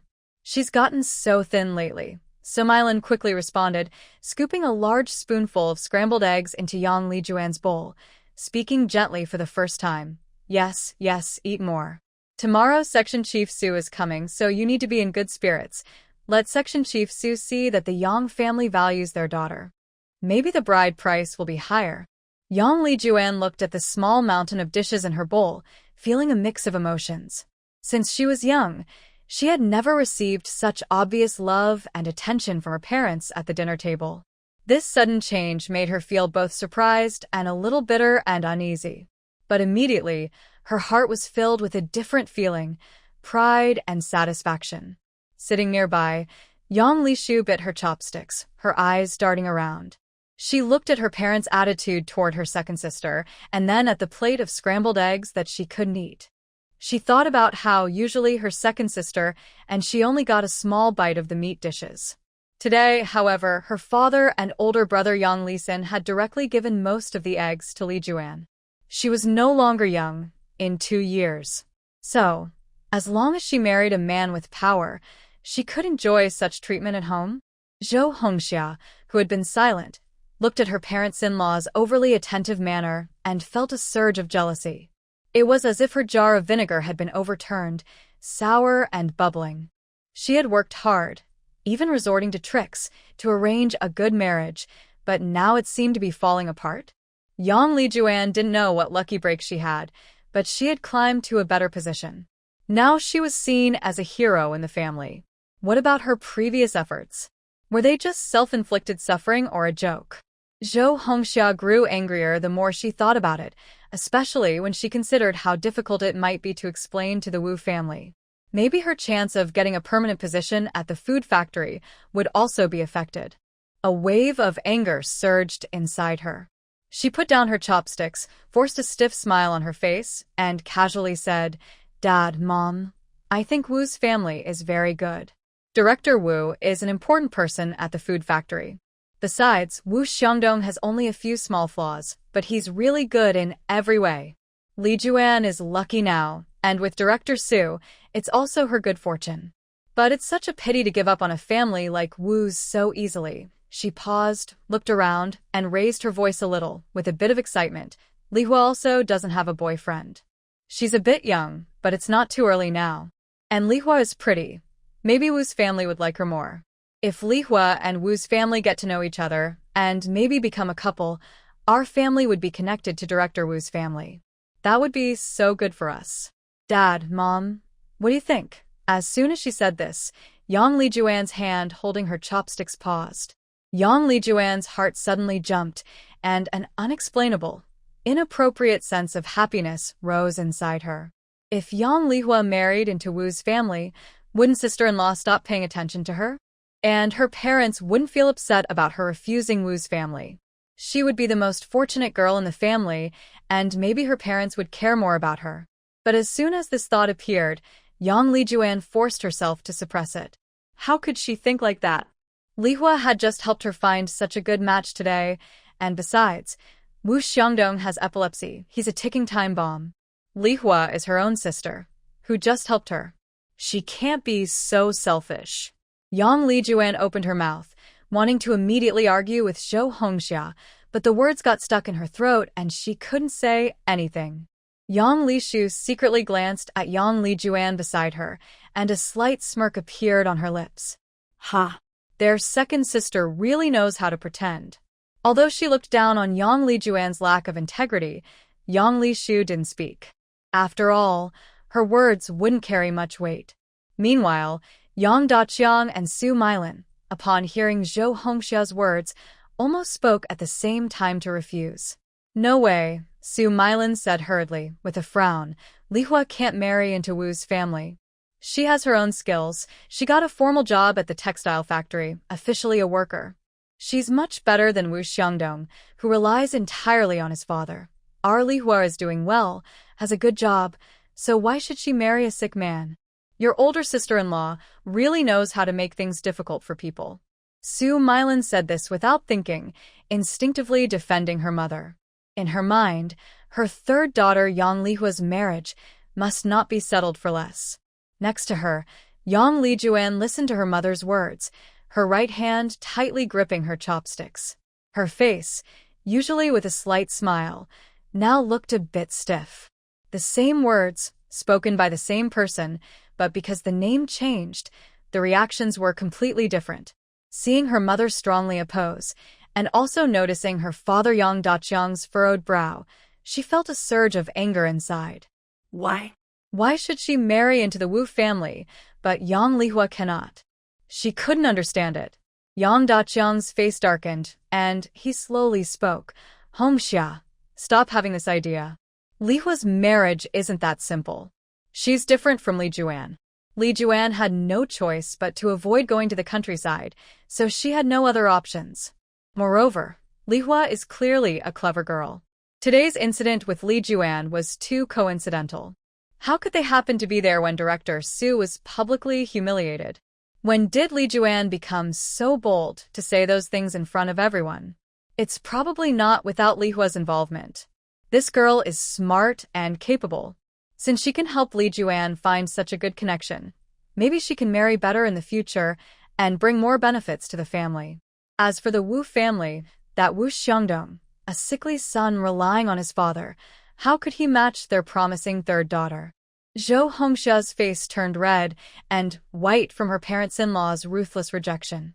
She awkwardly said, I'm just thinking for the family, for Lihua. Wu family's conditions are... Enough, Yang Daqiang interrupted impatiently. Lihua's marriage is not your concern. Focus on tomorrow. Hosting director Su properly is what matters. Yang Daqiang's words finally put an end to this matter. Zhou Hongxia didn't dare to say more, only lowered her head and picked at her rice, but her eyes showed almost visible dissatisfaction and resentment. It's always young Lihua. Why?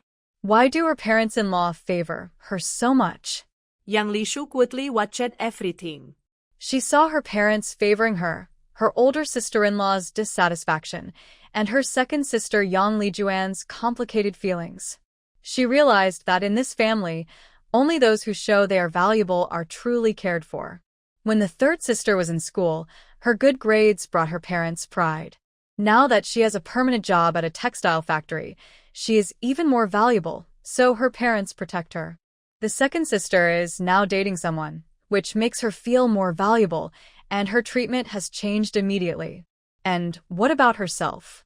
She needs to find a way to make herself valuable too. The next day, everyone in the Yang family had been waiting at home for a long time. Su Chaosheng arrived before noon, carrying cigarettes, alcohol, and snacks, and appeared at the door. Yang Lihua had also taken half a day off to come with him. Yang Daqiang and Su Mailin had been watching at the door for a while. When they saw the visitors, they hurried over with big smiles. Yang Daqiang took the heavy gift from Su Chaosheng and kept saying, "Section Chief Su, you are too kind. Please come in, please come in." Su Mailin quickly poured tea and water, but she couldn't help but secretly observe the future son-in-law. Today, Su Chaosheng was wearing a clean, neat old military uniform. The scar from his eyebrow to his cheekbone was very noticeable in the midday sun. With his serious expression and reserved demeanor, he looked a bit intimidating at first glance.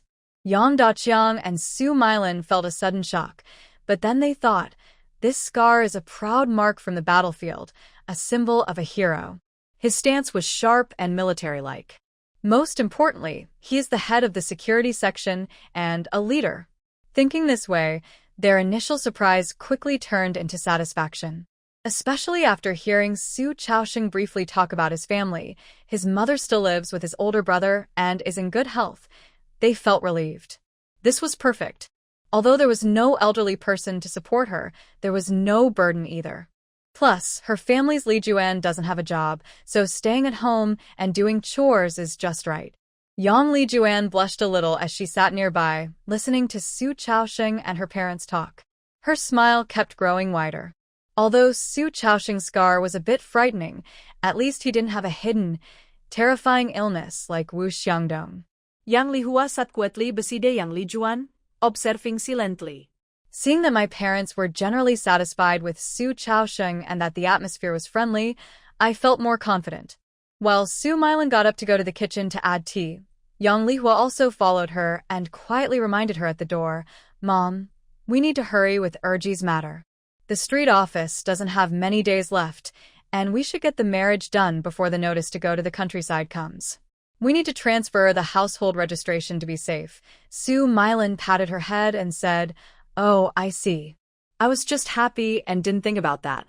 Yes, yes, we must hurry." She returned to the main hall, poured more tea for Su Chaosheng, smiling but speaking cautiously. Section Chief Su, I need to talk to you about something." "Madam, just call me by my name," Su Chaosheng said seriously, setting down his teacup. "All right, Chaosheng. It's about Li Juan. She's finished high school, but it's hard for her to find a job now. The street office is urging us to encourage her to go to the countryside," Su Mylan explained carefully. "You see, since your relationship is settled, maybe we can get the marriage done quickly. That way, her household registration can be transferred." "We know it's a bit rushed, but it's really urgent," she said, her tone implying the time was tight and they couldn't delay. Su Chaosheng didn't answer immediately. He looked at young Li Juan, who also seemed hopeful, nervously twisting her fingers. He admired her courage to stand up for him. Although they hadn't known each other long, given the special circumstances, he appreciated her. Since the decision was made, there was no need to delay. He paused and gave a clear answer. "All right, tomorrow morning I'll take Li Juan to the street office to get the marriage certificate. As for the wedding banquet, there's no need to trouble ourselves. We'll just hold 2 tables at the textile factory canteen this weekend, inviting factory leaders, colleagues, and friends to have a meal. It will be a small ceremony. Does that sound okay?" "Of course, that's fine." For Yang Lihua, eating at the textile factory canteen was perfect. She had been worried about how to leave the workshop, and now she had the chance. This quick decision surprised the other members of the Yang family, but soon they felt great joy and relief. "Yang dakiyang noded hapili, aurig, Tasheng." "You've planned everything well. Let's do it as you said." Su Mylan nodded repeatedly. All right, we'll hold the wedding on the weekend. We don't have many relatives here, so we'll keep it simple and hold it at the factory." Su Chaosheng was decisive and efficient. Since he had made up his mind, he considered every detail. He looked at Yang Daqiang and Su Mylan with a calm but negotiating tone and said, "Uncle, Aunt, even though the time is a bit short, we shouldn't skip the proper manners. I wonder if you have any requirements regarding the bride price, so I can prepare." Upon hearing this, Yang Daqiang and Su Mylan exchanged a satisfied look. Look at that, being a department head really makes a difference. They hadn't even brought up this topic, and he asked first. Impressive. Yang Daqiang quickly waved his hand, smiling broadly, and said insincerely, "Oh, about the bride price, there's no need to fuss over it. Just let the young couple enjoy their life. We don't have any special requirements." Su Mylan quickly agreed. Yes, as long as you and Li Juan are happy, we're happy too. No need to fuss over these formalities." She said this, but inside, she was quickly calculating. It wouldn't be too much, or it would seem like her daughter was not worth much, making others look down on her, like Zhou Hongxia. When they agreed not to ask for a bride price during the matchmaker visit, but after marriage, the family looked down on her. But it shouldn't be too high either, or it would seem like they were greedy. Su Mylan gave Yang Lihua a meaningful look. She hoped Su Chaosheng wouldn't take their words seriously, or she might feel sick. Yang Lihua saw her mother Su Mylan's look, hesitated for a moment, then spoke. "Section Chief Su, the bride price is just a token of goodwill. How much or how good it is doesn't matter. As long as you have the heart, that's enough." In the end, the main idea was, you decide what to give. Su Chaosheng hesitated for a moment and then shared his plan. "I plan to give 100 yuan, enough to buy fabric for 2 sets of new clothes for Li Juan, plus a pair of hot water bottles, a wash basin, and 2 new towels." When Su Mylan and Yang Daqiang heard about the 100 yuan, they immediately sat up straight. In the early 1970s, that was definitely not a small amount.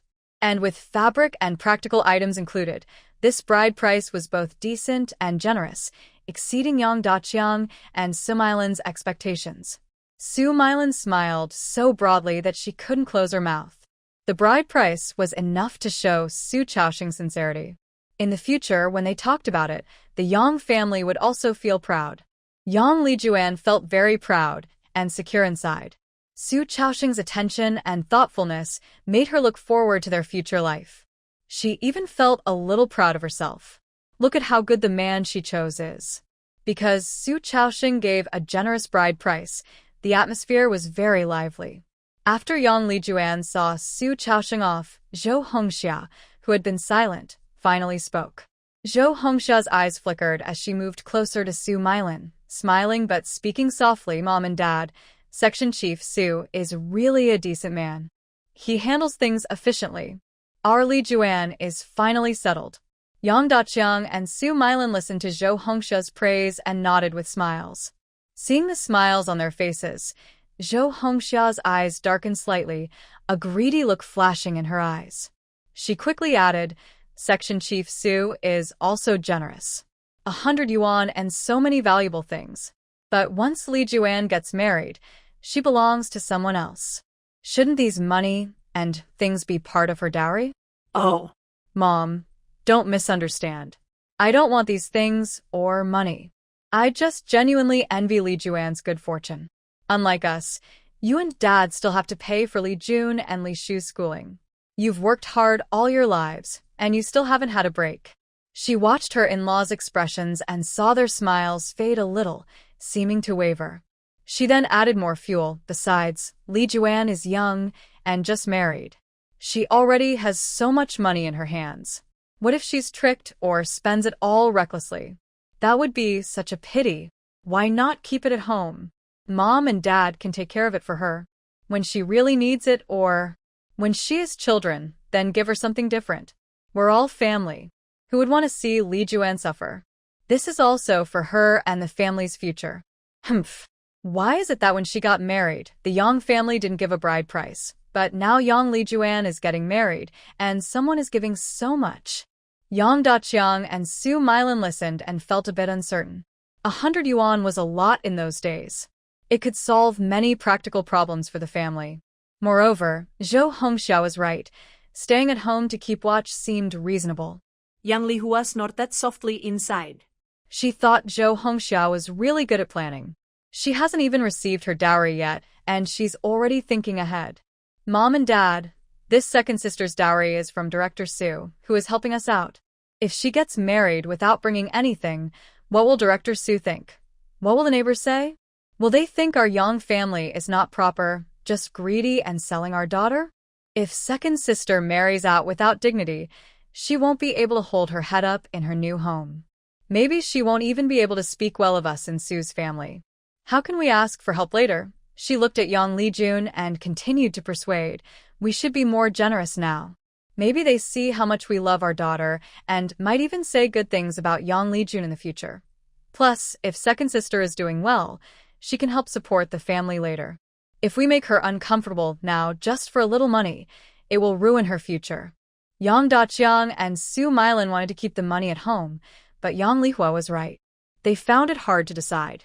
Enough, stop talking. Your dad, and I understand. The dowry hasn't been given yet, and now it's causing trouble at home.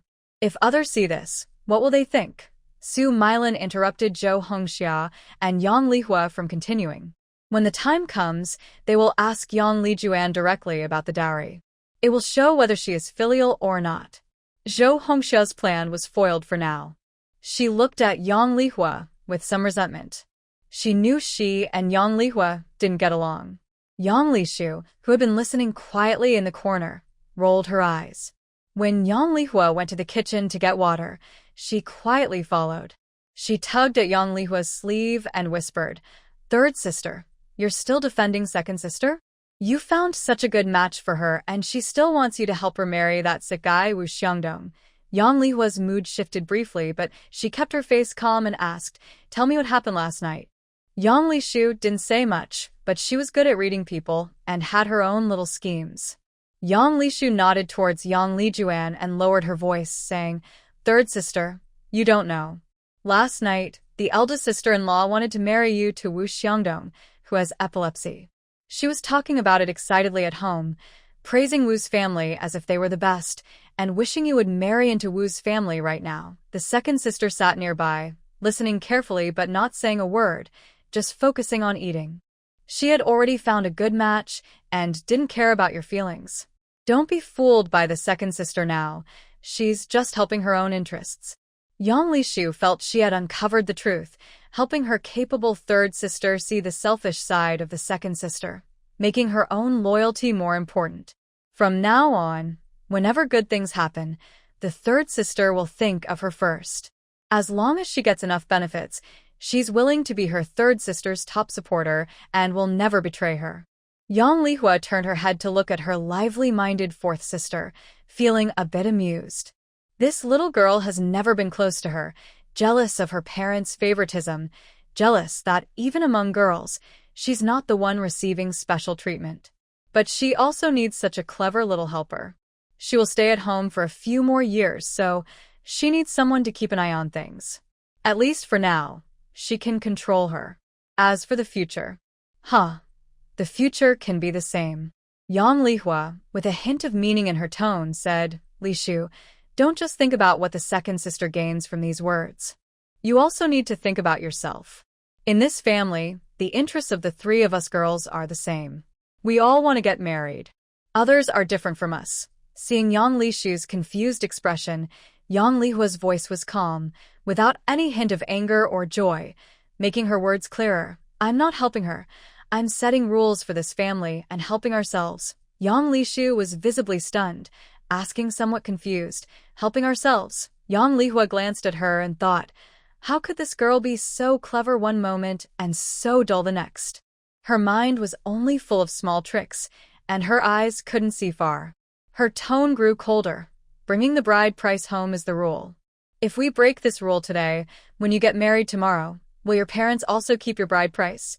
Or perhaps in the future, when our Yang family marries off a daughter, the bride price can be legally and properly collected. Do you think this would be good for you and me? Yang Lishu was caught off guard. Although she had imagined what her future partner might be like, she had never thought about these specific details. At this moment, third sister suddenly realized the question just asked. Yes, if second sister gets married first, she might also lose her bride price. She needs to watch over her own bride price carefully, so it doesn't affect her. Seeing that Yang Lihua understood a bit, Yang Lihua no longer paid attention to her. Instead, she turned and left the kitchen, walking toward Zhou Hongxia, whose face still looked unhappy. She smirked slightly, her voice soft but clear enough for everyone in the room to hear. I'm curious, sister-in-law, why are you so eager about Wu family's marriage? You're so attentive, trying to matchmake repeatedly. Now that second sister has a partner, you're quickly arranging things for me again. Are you so worried that Wu family won't find a daughter-in-law? Her gaze was sharp and scrutinizing as she looked at Zhou Hongxia. Wu Xiangdong has epilepsy. Sister-in-law, did you know about this beforehand? Actually, the family members probably all knew a little, but no one dared to say it. Now that Yang Lihua pointed it out, Su Milin immediately snapped at Zhou Hongxia. Big sister-in-law, I thought you were a good person, but I didn't expect you to be so mean. You deliberately found a sick man for Li Juan, right? You've been working at the food factory for a while, so how could you not know about Wu Xiangdong's condition? And yet, you still dared to deceive us. Zhou Hongxia secretly cursed in her heart. I don't believe you don't know. You're just pretending not to see. Seeing that Wu family has good conditions, you're just fooling yourself. Now that someone has exposed it, it's all my fault. Weren't you all advising me before? Yang Lihua actually understood what was going on, but since Zhou Hongxia started this trouble herself, she didn't bother to reply. Instead, she continued, Sister-in-law, you're so eager to push a sick man onto us sisters. What big benefit are you getting from Wu family? She paused, her tone more meaningful. According to what you said, sister-in-law, such a great thing. Why didn't you think of your own family's girls? I remember, sister-in-law, you have several younger sisters at home, and they're not young anymore. Wu's family has good conditions, and Director Wu has a lot of power. You should think more about your own sister. After all, benefits should stay within the family. Zhou Hongxia's face suddenly changed, and she forced a smile. I'm just helping my sister. She's still young, so it's not really appropriate. Oh, not appropriate? But I remember that the second sister-in-law is about the same age as my second sister. By the way, has she finished high school? She probably doesn't have a job. Yang Lihua smiled kindly and warned her, Big sister-in-law, You should tell your sister to hurry up. Don't wait until the street office comes to catch her. Then it will be too late. Going to the countryside isn't easy for marriage, but whoever she marries, maybe marrying into Wu's family could help your sister-in-law get a permanent job. Right, big sister-in-law. This time, without the help of our Yang sisters, you might not have a stepping stone to get your permanent position. I wonder if you'll turn against your own sister. Zhou Hongxia was startled and a bit panicked by the sudden exposure and Yang Lisan's disappointed look. In her nervousness, she spoke without thinking carefully. Yang Lihua, stop talking nonsense and sowing discord. I was just trying to help. Wu's family has good conditions, and I'm just a temporary worker. How would I know that Xiangdong Wu is sick? I was also deceived by Wu's family. Besides, my sister from my family. Their matters are none of my business now that I am married. Her voice was sharp, but she clearly sounded guilty. Yang Lihua snorted softly, ignoring everyone else's expressions, and headed out to return to the textile factory. As she passed by Yang Ju, she quietly whispered in her ear, "Second sister, you should keep the bride price from director Su well. That's your future confidence." Yang Ju didn't understand why Yang Lihua suddenly said this, but she nodded instinctively. After saying this, Yang Lihua left decisively and quickly disappeared from the Yang family. She had done her part in warning, and now it was up to Yang Ju whether she could stand firm and protect what she had. Seeing Yang Lihua's figure vanish, Zhou Hongxia's tense shoulders relaxed slightly, and she finally let out a breath she had been holding. With such a sharp-tongued and fierce sister-in-law like Yang Lihua around, it was really hard for her to interfere with Yang Ju's bride price. Fortunately, Yang Lihua lives in the textile factory dormitory. Now that the people have left, only Yang Lijuan, who is easily influenced, remains. That makes things much easier. Zhou Hongxia's little plan was working perfectly, but she kept a calm face and forced a small smile. She was about to go and persuade Yang Lijuan when Yang Lisan frowned and glared at her. "Stop fussing and go back to your room." Being stopped by him, Zhou Hongxia had to temporarily give up her idea and reluctantly went back to her room. However, she was already planning to find a chance tomorrow. Yang Lihua returned to the female workers' dormitory at the textile factory. As she pushed the door open, her roommate, Carloader Li Hongying, eagerly came over. "Lihua, have you heard the big news?" "What news?" "I just came from home and haven't heard anything from the factory," Yang Lihua asked casually as she put down her things. Zhu Yuan. "The one who was fired from the factory before," Li Hongying said excitedly, with disbelief and a strong gossip tone. "This morning, she got her marriage certificate with Yan Boxong, the very energetic driver from our factory's transport team." "What? They got married?" Yang Lihua froze for a moment, then suddenly turned to look at Li Hongying, showing a hint of surprise. "Yan Boxong and Zhu Yuanyuan got their marriage certificate today." Then she seemed to realize her tone was off and quickly added, "I haven't heard they were dating. In the story, they probably don't know each other yet." Yan Boxong is also the male lead from the book I saw earlier. His character isn't exactly refined or noble. At least, with his normal background, he wouldn't have enough money to start a business. Thinking about his role as a transport driver, it's easy to guess that he made his initial funds by reselling supplies. For a transport driver, that's quite normal, just that Yan Boxong is a bit bolder. Right, you haven't heard that they're dating, right? Actually, I heard someone in the transport team saying Yan Boxong was getting close to a sales clerk at a department store. I thought they were dating, but it turns out he actually got a marriage certificate with Zhu Yuanyuan. Li Hongying clearly thought Zhu Yuanyuan was not a good match for Yan Boxong, especially since she was fired from the factory and had a bad reputation. Whether Yan Boxong is blind or just loves her, it's a pity about his good looks.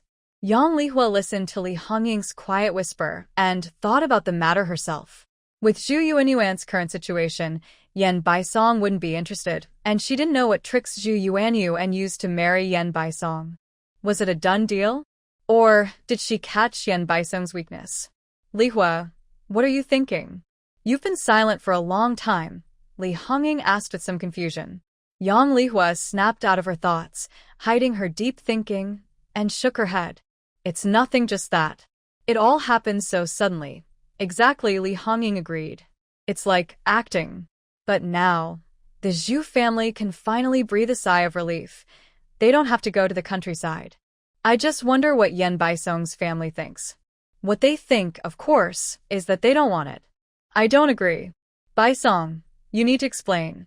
Zhou Niuhua's voice was sharp and harsh, filled with uncontrollable anger and disappointment. What's going on with you and Zhu Yuanyuan? You took the certificate without saying a word. Do you still care about this family, about me and your dad? Exactly, brother. Are you crazy? Yan Qingxue shouted impatiently, her voice full of dissatisfaction. Who is Zhu Yuanyuan? She was fired from the factory and even looked down on heroes. Her reputation is ruined. How can I tell my classmates who my sister-in-law is? I've lost face. That Zhao's sister at the department store is so good. She has a good job, she's generous, and she treats you well. She even gives small gifts now and then. Why did you choose Zhu Yuanyuan of all people? Qingxue, say less. Yan Yuzhu scolded his daughter, but his face looked just as unhappy. He stared at Yen Baisong and said in a serious tone, Baisong, you're not a fool. There must be some hidden reason behind this marriage. Is it related to something you're involved in? His words were subtle, but Yen Baisong and Zhou Niuhua understood. Yen Baisong sighed deeply. He knew he couldn't hide it anymore, but he had no intention of hiding everything from his parents. First, he turned to Qingxue, speaking firmly. Qingxue, go back to your room and close the door. Why? I don't want to. There's nothing I can't hear. Yan Qingxue stubbornly lifted her chin. Be obedient. Yan Yozhu's tone grew more serious. Yan Qingxue looked at her father's stern expression and then at her older brother's unhappy face. She finally dared not be stubborn. She stomped her foot and went back into her room. Just then, a soft sound indicated the door was closed. After Yan Qingxue returned to her room, Yen Baisong took a deep breath, lowered his voice, and confessed to his parents. Dad, Mom, it's not that I want to marry her. I have no choice. No choice. Zhou Niuhua felt her heart tighten. When I was delivering goods, she saw me. It was just last night, and it was a big deal. Yen Baisong's voice was a bit dry.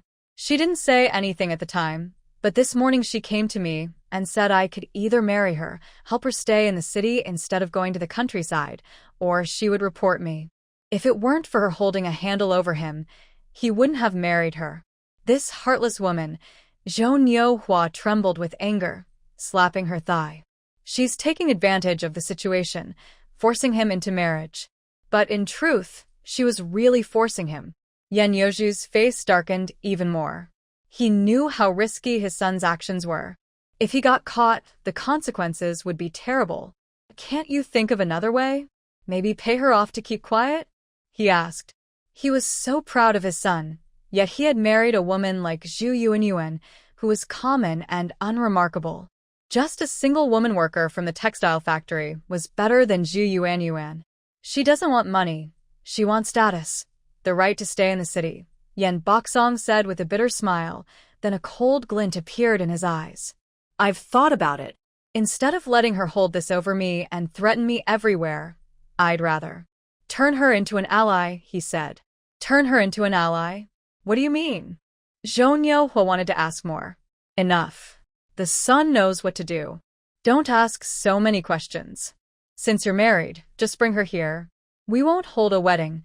With her reputation, it would only bring trouble. Yan Yuzhu interrupted Zhou Niuhua's questions and directly accepted the marriage. Oh. Our Baisong really has a hard time dealing with such a woman. Just so you know, since she's so eager, she won't get any bride price. You don't have to go to pick her up. If she wants to come, let her come on her own, Zhou Niuhua warned Yen Baisong, forbidding him from going to fetch her. If she's so eager to come to their family, she should just come herself. Dream on if she expects someone else to do it. Don't listen to your mother. You still need to go pick him up. That Zhu Yuanyuan may not be very nice, but we shouldn't offend her family either. The position of logistics supervisor isn't very big, but it does carry some power. If someone is upset and leaves a bad impression, they have ways to deal with it. After all, she's been in logistics for many years. Everyone has connections. If she caused trouble over a small matter and annoyed someone, it wouldn't be good for her. Zhu Yuanyuan shook off her usual gloom and felt very happy. She wasn't worried about going to the countryside anymore. She even found a good man to marry, which made her feel very happy just thinking about it. She was waiting for Yan Baisong to come tomorrow to pick her up to go to Yan's house. As for whether Yan Baisong would come, she didn't worry. She already had his certificate, and she also had some leverage over him. He wouldn't dare not come. Plus, her father is the logistics supervisor, just a small driver. What kind of influence could he have? As long as Yan Baisong treats her well in the future, she would definitely not let him down. She would keep his secrets safe. Zhu Yuanyuan thought she was a clever hunter, having caught Yan Baisong's weakness, which would help her build a better future. But Yan Baisong also saw her as a scapegoat, a perfect helper he could use. Yang Lihua didn't pay much attention to whether Zhu Yuanyuan was getting married. She was now eager to improve herself. To truly stand firm in the textile factory and change her fate, relying only on her intuition wasn't enough. She needed to show a proactive attitude. At the factory's meeting, the party secretary specifically mentioned Yang Lihua's reflection and quoted her ideas at length, praising her highly. Some comrades write reports that are long but meaningless. Look at the reflection written by an ordinary worker in our third carriage workshop. That's real theory linked to practice. That shows thought and skill. Comrade Yang Lihua is worth learning from for many cadres. Our political and technical work should have this kind of perspective, starting from reality and looking downward. Her reflection and report no longer contained dull cliches, but included real examples, analysis, and forward-looking ideas aligned with the times. Because of this, Yang Lihua's name was now known not only in her workshop but throughout the entire Hongxing textile factory. Qian Tu from the propaganda department was increasingly interested in Yang Lihua. Recently, an article he wrote was published in the provincial newspaper, and now his insights were being quoted by the party secretary. It seemed he was naturally suited for this line of work. He was responsible for the factory's ideological propaganda, employee education, and needed young people who could write, speak well, and appear both patriotic and professional. Hearing the factory leaders praise Yang Lihua again made him think more about her. Soon after, at an expanded factory party committee meeting discussing strengthening the propaganda team and training young leaders, Qian Tu saw an opportunity. He shared his idea. Our factory has some young colleagues who are not only skilled in production, but also very active in their thinking. They can apply theory well to practical work. For example, Yang Lihua from the third workshop. Her articles and speeches are very good and show the mindset of young workers in the new era. I think such talented colleagues could be considered for training in our propaganda department to play a bigger role. The meeting room went quiet for a moment. Someone secretly glanced at Zhu Youfu from the logistics department. Most people present knew Zhu Youfu's family had a secret interest in Yang Lihua. Zhu Youfu, the deputy factory director in charge of personnel, hadn't spoken yet, but he was the first to speak up. Section Chief Qian, your love for talent is understandable. But how long has Yang Lihua been in the factory? Just over 2 months at most. Moving her so quickly from the production line to the propaganda department might be too fast. That might not win everyone's support. Young colleagues should gain more experience at the grassroots level and work steadily. Although Zhu Youfu had been more low-key because of his daughter's issues and previous inspections, his hatred for Yang Lihua hadn't lessened. If it weren't for her, he wouldn't be so embarrassed. If it weren't for her, his daughter Zhu Yuanyuan wouldn't have been expelled from the factory, and the good marriage he arranged for her was taken by Yang Lihua's sister, Yang Lijuan. Now that Yang Lihua was about to be promoted to the factory office, he couldn't stay calm. Although it was personal revenge, who could say his words were wrong? Qian Tu frowned, a bit displeased, and said, Director Zhu, selecting talent should depend on ability and performance, not just seniority. Yang Lihua's performance is clear to all. Good performance can make someone a model worker in the workshop, but that doesn't mean they have to go to the propaganda department. Zhu Youfu interrupted him, saying, the factory office is an important department that needs steady and experienced colleagues. Young comrades are too lively, they need more observation. During the meeting, they argued in front of everyone. Zhu Youfu, being a senior in the factory, brought up ideas about helping young workers settle into their roles and warned against fostering unrealistic ambitions. The atmosphere in the meeting became tense. Suddenly, a voice came from the back of the room. I think Section Chief Qian's suggestion makes sense. It was Su Chaosheng, the head of the security department. His voice was quiet, but immediately drew everyone's attention. He looked straight forward and said, when choosing talent, we should focus on ability. Comrade Yang Lihua is skilled in production, eager to improve, writes well, and speaks clearly. Such talent should be placed in suitable positions to do their best and contribute to the country's development. As for Director Zhu's concern about experience, I believe ability and contribution matter most. If we only promote based on years of work, we waste talented people. Su Chaosheng spoke simply and powerfully. This was the first time he openly disagreed with someone at a meeting and clearly supported Qian Tu and Yang Lihua. Zhu Youfu was caught off guard. He blushed with embarrassment. Section Chief Su, you can't oppose me just because of Yang Lihua. Enough, let's stop arguing, Vice Factory Director Liu Jiefeng finally spoke. He gently tapped the table and looked at Qian Tu, Zhu Youfu, and Su Chaosheng. After a moment of thought, he made a decision. Qian Tu's suggestion to transfer is based on work needs. But Director Zhu's concerns are also valid. Promoting young colleagues must be done carefully. He paused and then announced, here's the plan. Since there's disagreement, let's settle it with facts. The factory office and the publicity department will organize a public selection exam. The exam will include political theory, cultural knowledge, writing skills, and analysis of the factory's actual situation. All young workers who meet the criteria can sign up. It will be a fair competition, and the best candidates will be chosen. What do you think? This proposal neither directly rejected Qian Tu nor ignored Zhu Youfu's concerns. It also appeared fair and transparent. Most importantly, she was given a fair chance to show her abilities. Qian Tu first agreed, saying, Deputy Factory Director Liu's idea is good, fair and just, and capable people should be promoted. He wasn't insisting on choosing Yang Lihua. After all, others had also stepped forward.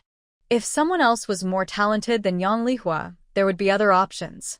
The disagreement and final decision at the factory's expanded party committee meeting were unknown to Yang Lihua in the workshop. She finished her work as usual and went to the cafeteria. Not long after sitting down, a tall figure came over with a lunchbox and naturally sat across from her. Comrade Yang Lihua. Although he was already married to Yang Lijuan, they hadn't had a wedding yet, and it was safe to address her this way at the factory. Section Chief Su. Yang Lihua nodded, feeling a bit puzzled. Was he here to see her specifically? Did something happen that required a special visit? Something had indeed happened, but it wasn't necessarily good news for her. Su Chaosheng lowered his voice, so only they could hear, and briefly recounted what was discussed in the morning meeting. He focused on how Section Chief Qian Tu appreciated Yang Lihua and suggested transferring her to the propaganda department, and also mentioned Zhu Youfu's opposition during the meeting. He talked about the criticisms of her lack of experience and poor influence, his own arguments against Qian Tu, and finally, Vice Factory Director Liu Jiefeng's emphasis on results. That's about it, Su said, then looked up at Yang Lihua. Although Section Chief Qian admires you, this exam has both pros and cons for you. From his attitude, it seems he also wants to see if there are others in the factory who are good with words. This might not be very beneficial for you. He paused before adding, and Zhu Youfu probably won't give up easily either. Mentioning Zhu Youfu, Su's brow unconsciously furrowed, clearly showing his dislike for the man. Yang Lihua listened quietly, unconsciously fiddling with her chopsticks in her bowl. Her face was calm, showing no outward signs of her inner turmoil, but her mind was racing. Zhu Youfu. She had guessed it. This old man wouldn't miss any chance to suppress her. Humph. This time, Yang Lihua didn't show her cards at the table, but next time.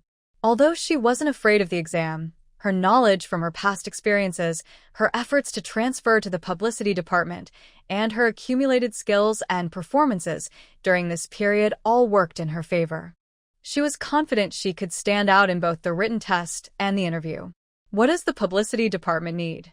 Someone who can write materials, handle publicity, has the right mindset, and speaks clearly. She possessed all these qualities, and she even believed she could do better than most people. What truly worried her was Zhu Youfu's obstruction and the possibility of an unexpected problem.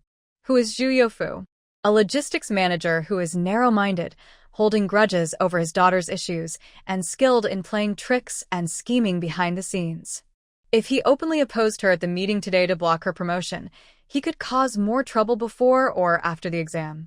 The exam papers might accidentally go missing, or the grading process could be biased. Or perhaps she might fall ill on the exam day or encounter other issues. Many things are not solely based on ability and results. Relationships, behind-the-scenes influences, and even some underhanded methods can affect the outcome. Zhu Youfu has been working in the factory for many years. If he is determined to sabotage her, creating some accidents is not impossible. However, if she misses this opportunity because of Zhu Youfu's interference, it will be very difficult for her to get such a good chance to transfer out of the workshop in the short term. The publicity department is directly under the factory office, with broad contacts, quick promotion, and many opportunities. It's her first step toward a better future and a crucial one. If she continues to stay in the third workshop as a blocking worker, it will be even harder to escape Zhu Youfu's schemes and manipulations.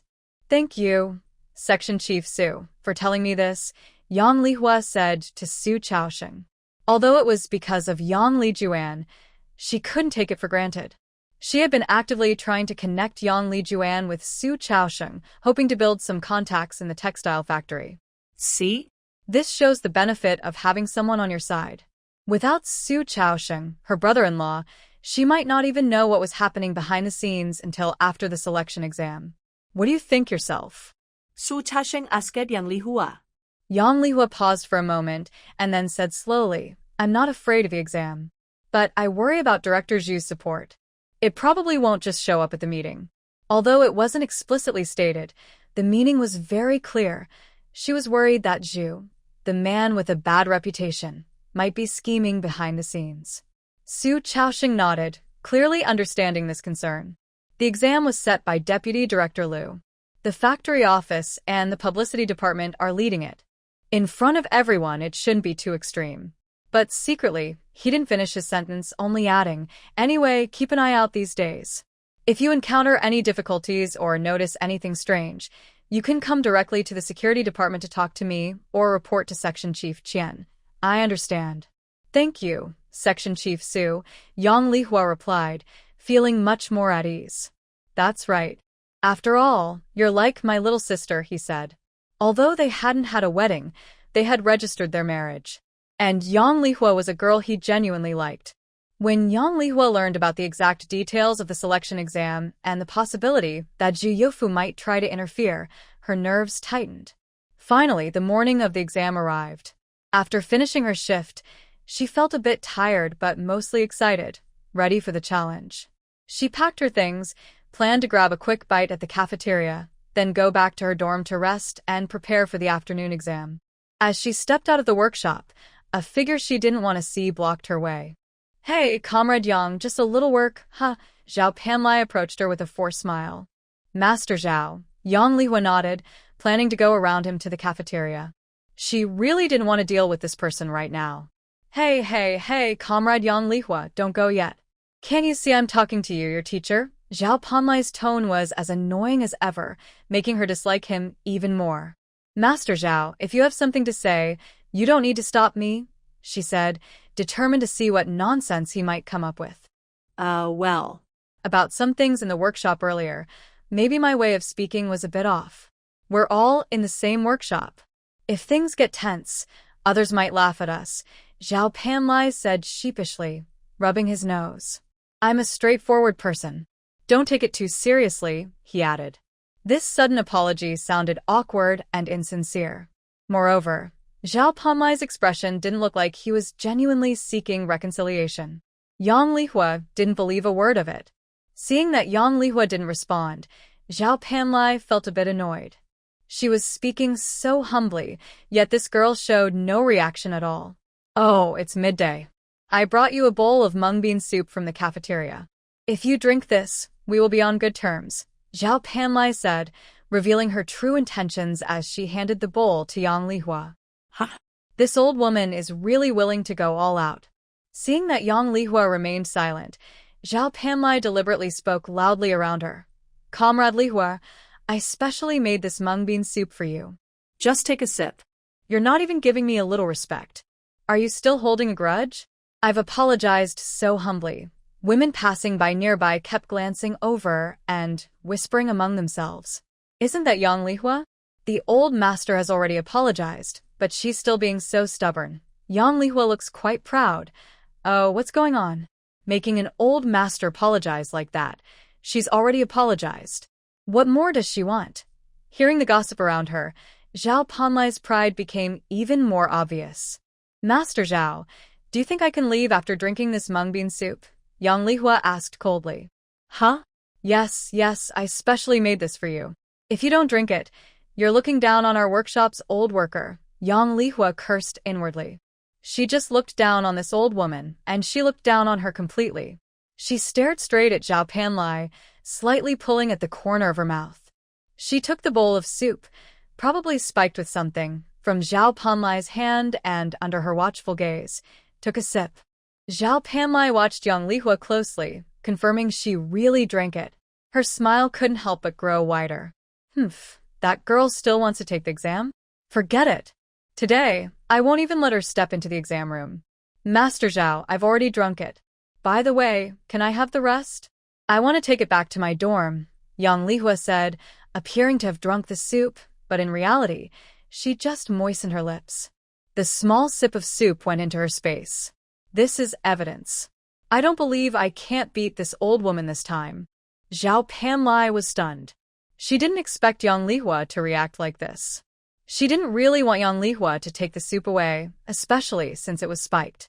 But since there are so many people watching around her, it would seem strange if she forcibly stopped them. Yang Lihua comforted herself silently, thinking she wasn't afraid because Director Zhu was behind her. All right. Just don't forget to drink it. If it sits too long, it won't taste good. Zhao Panlai forced a small smile, but a hint of nervousness flickered in his eyes. Thank you for your hospitality, Master Zhao, Yang Lihua said calmly. Let's see what happens. Yang Lihua carried the mung bean soup slowly toward the dormitory in front of everyone. Once out of the workshop's view, she immediately turned toward the security office. On the way, she kept holding the bowl of mung bean soup. This was evidence, and she couldn't let it spill. She quickly thought to herself, if Zhao Panlai dared to give her something to add in public, he either believed she would drink it for face's sake, or Zhu Yufu was worried there might be a backup plan. Even if she didn't drink, they probably had other tricks up their sleeves. But whether she drank or not, they probably didn't expect her to just take the bowl away, let alone drink a small sip as evidence. Right now, they might be celebrating that she was fooled, that she couldn't take the afternoon exam. Zhu Yufu probably never thought about what consequences might come from doing this. She needed solid evidence to report this incident. Not only to clear herself of suspicion that her discomfort was caused by nervousness or accidental ingestion, but also to fight back against Zhu Yufu and Zhao Panlai's dirty tricks. If she really fell for it, she might only be able to work as a factory girl for the rest of her life. No matter why she couldn't take the exam, others would think she was incapable of handling the responsibility. After all, the reason for this exam was because of her. Zhu Yufu was cutting off her path upward. Yang Lihua hurried to the security office with the mung bean soup and directly found Su Chaosheng. When she knocked and entered, Su Chaosheng was reading documents. Seeing her come in with the bowl, he raised an eyebrow slightly. Director Su, sorry to bother you, Yang Lihua said carefully, placing the bowl on his desk in a serious and clear tone. There's something that might threaten the health of our workers and disrupt production. I need to report it to you and ask the security department to investigate.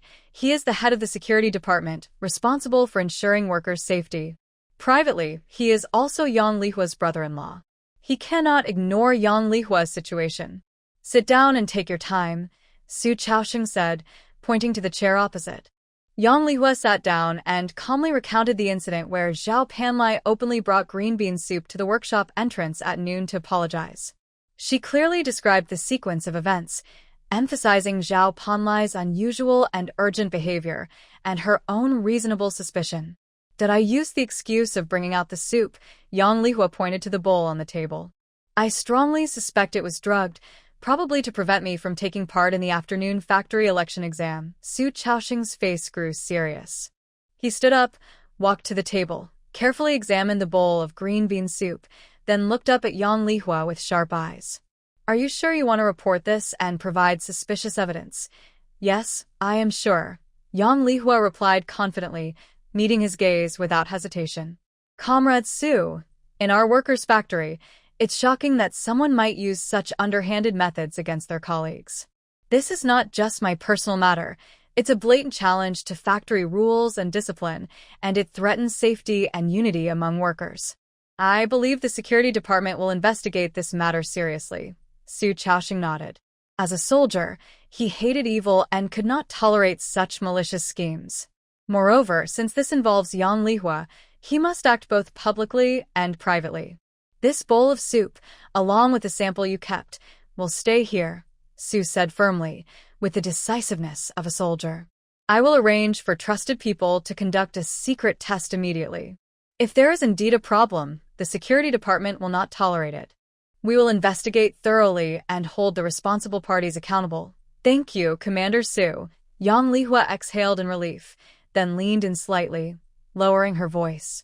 However, I have a small request regarding the timing of reporting this. I hope Commander Su can consider it. Go ahead. The afternoon exam is very important to me. I don't want this incident to cause a fuss before the exam, which could disrupt the normal process or interfere with a secret investigation by the security department, Yang Lihua said sincerely. Could you please keep the investigation confidential for now?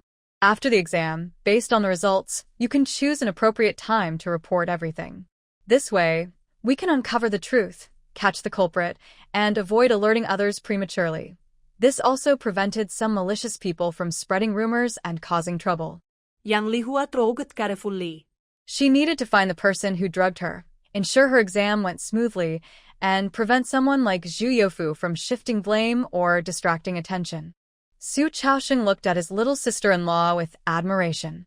Despite facing such a situation, she remained calm, clear-headed, and strategic, which was very rare. After leaving the security office, Yang Lihua felt more at ease. The green bean soup with added ingredients was temporarily blocked, and she had gained some advantage. But she wondered if Zhu Youfu, the treacherous snake, would give up easily. She didn't dare to bet on it. There were still over 40 minutes before the exam started. She planned to go back to her dorm, change out of her dusty work clothes, and take 2 spare pens. She had plenty of time. The dormitory was unusually quiet in the afternoon. Most people had already returned to their work. Yang Lihua quickly went up to the second-floor dorm door. She inserted her key, turned it, and the door opened. She pushed the door open and then quickly closed it behind her, leaving a small gap. Almost immediately, she smelled a faint, metallic or oil-like odor, like rust or machine oil. Someone had been in her dorm recently. Yang Lihua's whole body tensed instantly. Instead of rushing to her bed, she suddenly turned and lunged toward the door. But just as her fingers almost touched the door, a loud click and clang sounded. A clear metallic collision echoed outside, followed by the loud snap of a padlock latch closing. The door was locked from the outside. The sound of the lock clicking shut echoed loudly in the quiet corridor, sounding very harsh.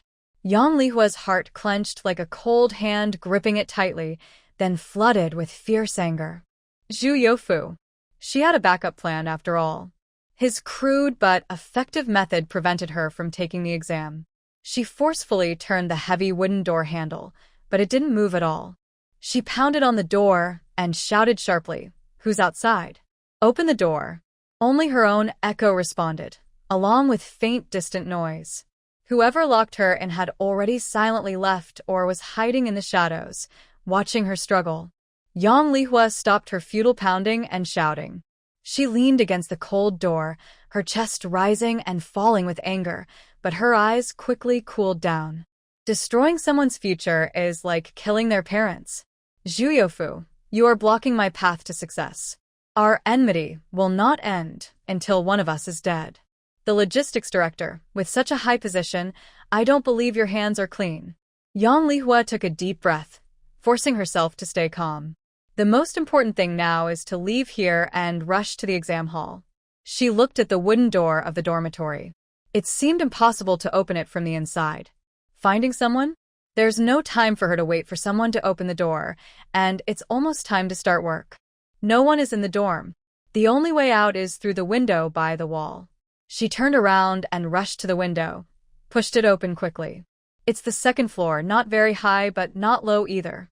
The ground below is hard cement, and jumping down could cause serious injury. She leaned out, quickly examining the building structure. Old-fashioned red bricks, rough walls with many weathered bumps.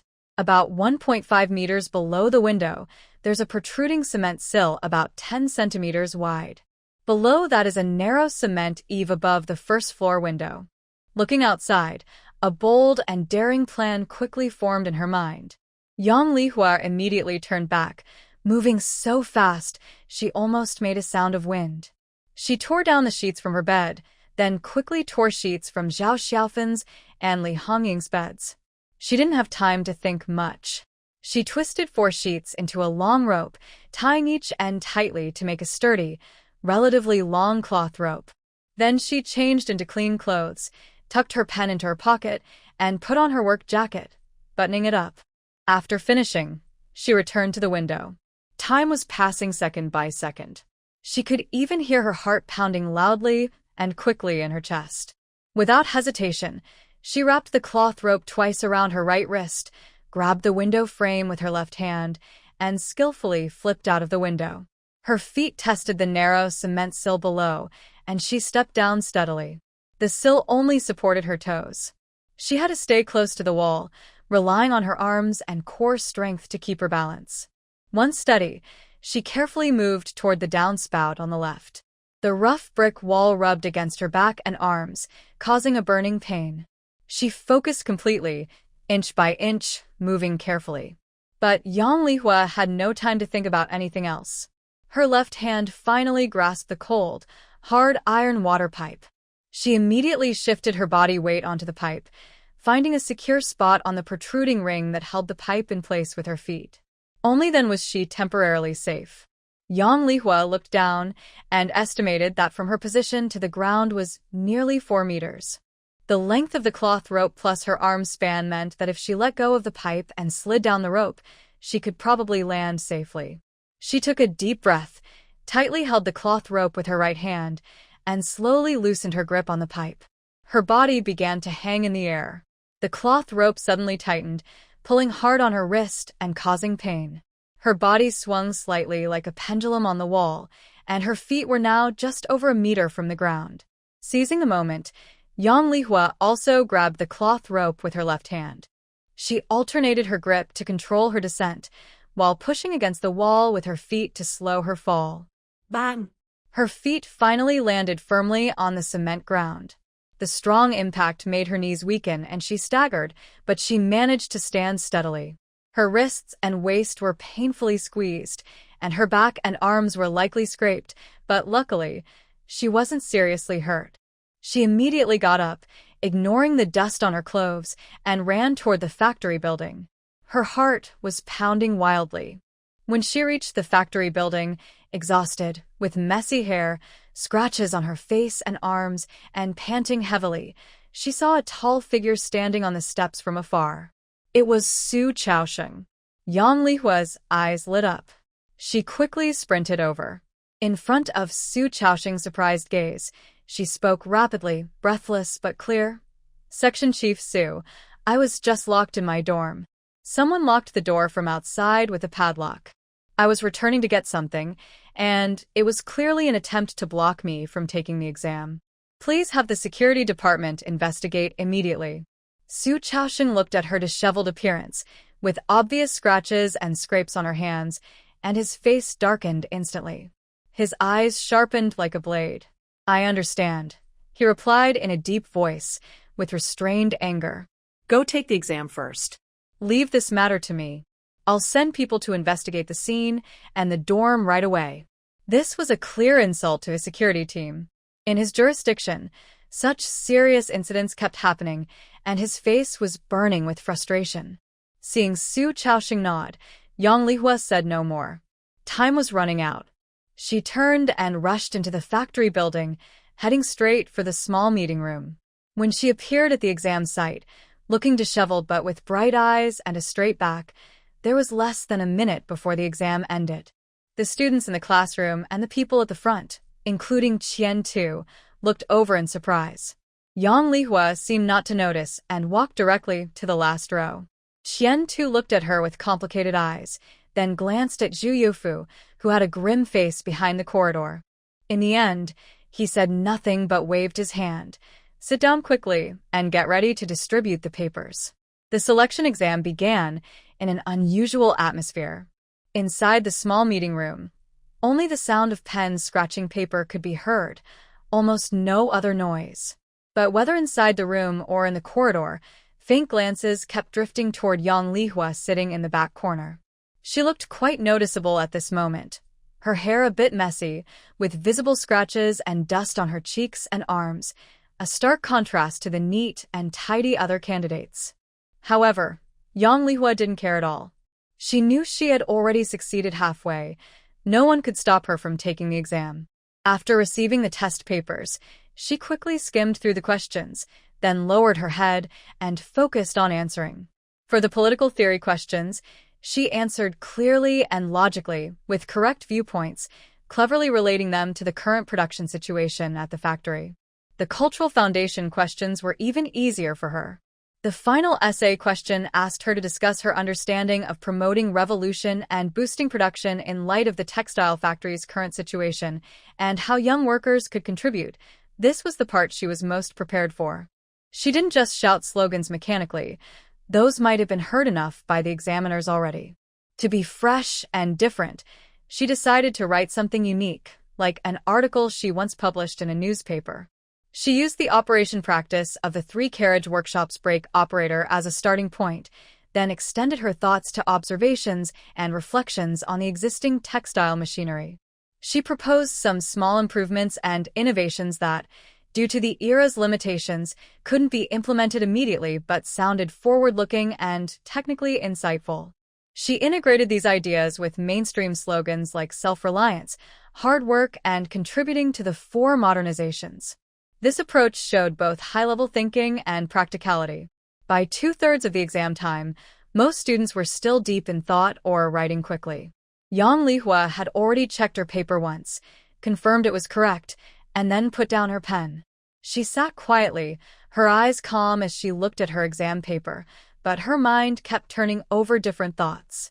Does Zhu Youfu still have tricks up his sleeve? Probably. Before the exam even started, he kept trying to block her from entering the exam room. It made sense that he would set obstacles in the final stage. She wondered how she should handle the grading process later, or who she should turn to for help. Director Qian Tu had been paying close attention to the exam room.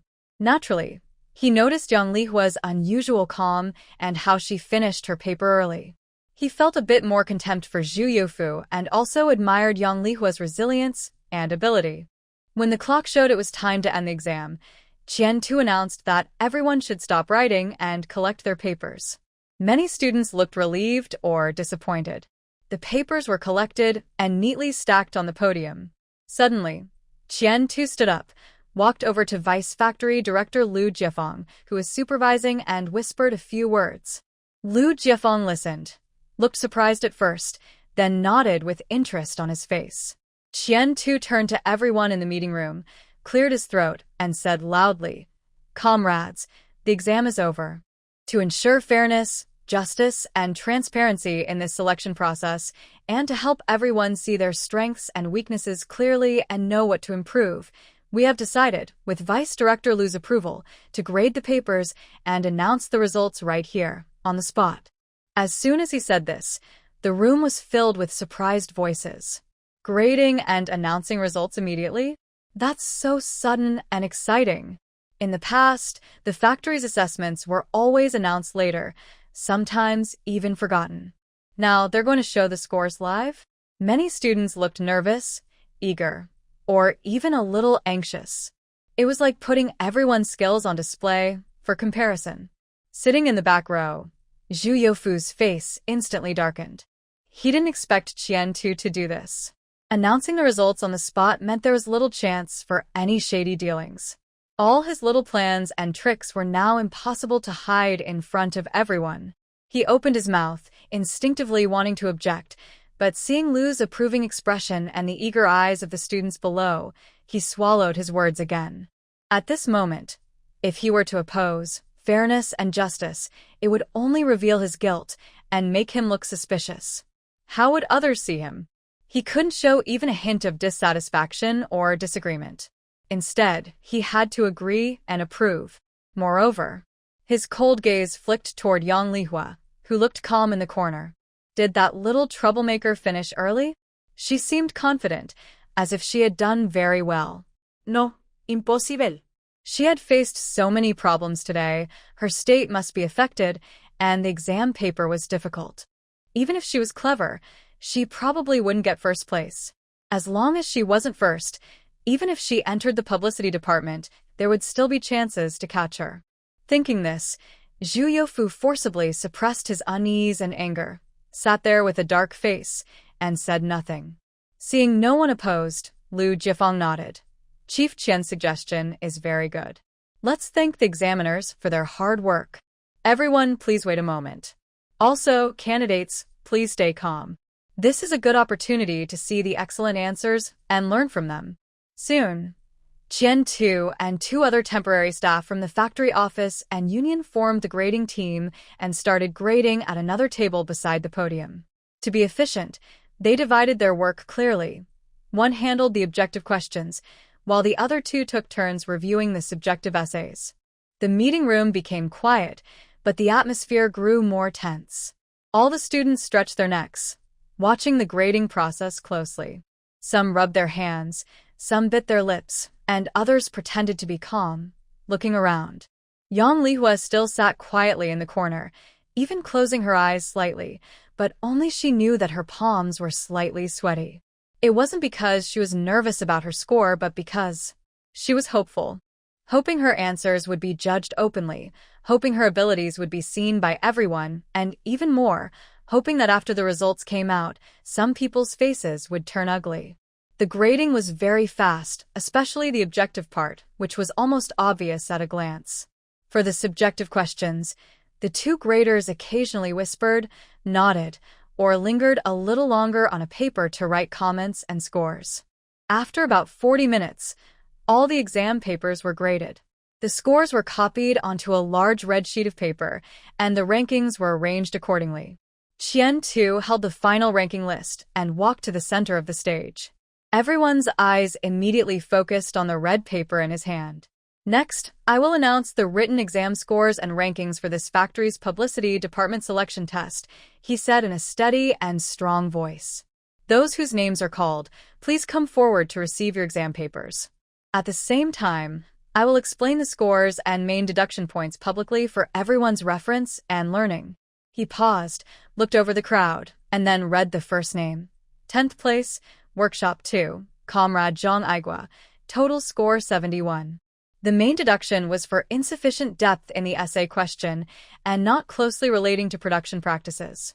The student whose name was called stepped forward to take back their paper. Some sighed in relief. Others looked a bit disappointed. 9th place. 8th place. The rankings were announced one by one, and the students receiving their papers showed different expressions. The atmosphere in the meeting room was tense and somewhat delicate, especially for those near the bottom, whose faces showed some embarrassment. Zhu Youfu listened to the names, and his sense of hope gradually faded, replaced by a growing feeling of unease. They had announced up to 5th place, but Yang Lihua was still not called. 4th place, 3rd place. Still no sign of her. His heart started pounding faster, and his palms sweat. Finally, Qian-tu announced the 2nd place. 2nd place, Workshop 1, Comrade Sun Xiaoying, total score 84. Comrade Sun Xiaoying has a solid theoretical foundation, clear essay structure, and is worth praising. The main deductions were for lack of innovation in the discussion and slightly weak analysis of the factory's actual situation. Sun Xiaoying was a woman worker wearing glasses. When she heard she was second, her face showed a mix of surprise and slight regret as she stepped forward to receive her paper. Now only the first place remained. Everyone's eyes involuntarily turned again toward the corner where Yang Lihua was. Although she looked disheveled, her calm demeanor at this moment was impossible to ignore. Qian Tu's voice raised slightly, with clear admiration. First place, Workshop 3, Comrade Yang Lihua, clamor. Although I had a feeling when each ranking was announced, I was still surprised when that name was clearly called out. The conference room responded with soft gasps and whispers. Zhu Youfu's face instantly turned grim, and he unconsciously clenched his fingers, then quickly relaxed. Even if I pass the publicity department exam, I'll just be a small publicity officer. Our days are still long. Comrade Yang Lihua, total score, 92 points. Qian Tu continued confidently. The objective questions were perfect. The subjective essay had very few deductions, mainly for slightly imprecise wording. Especially commendable is that Yang Lihua's essay not only accurately understood the question's meaning but also closely related it to our workshop and factory's production reality, proposing constructive technical improvement ideas aligned with the self-reliance spirit. Her logic is clear, her arguments deep, combining high ideas with practical guidance. She is truly the top scorer in this exam. Please, Comrade Yang Lihua, come forward to receive your paper. Under everyone's watch, Yang Lihua slowly stood up. She straightened her back and walked steadily to the podium. Her gaze calmly swept over Zhu Youfu, who looked resentful, then over other candidates with mixed expressions, finally resting on Qian Tu and Lu Jiefeng's approving and pleased faces. She took the paper with the highest score from Qian Tu. The paper was clean, with neat handwriting, and the red score and comments stood out clearly. Thank you, Section Chief Qian. Thank you, examiners. Thank you to the factory for giving me this fair chance. Her voice was clear, steady, enough for everyone to hear. I will keep working hard and not let down the organization's trust and my comrades' expectations. After speaking, she slightly bowed, turned around, and walked back to her seat with the paper in hand. This was the moment Yang Lihua stepped forward. Zhu Youfu, we need to settle our account properly. The dust has settled, and the outcome is clear. In the face of absolute strength and open rules, all schemes and tricks seem so laughable and fragile. Yang Lihua sat back down, not looking at anyone, just lowering her eyes to the paper. The slight upward curve of her lips showed she was in a good mood.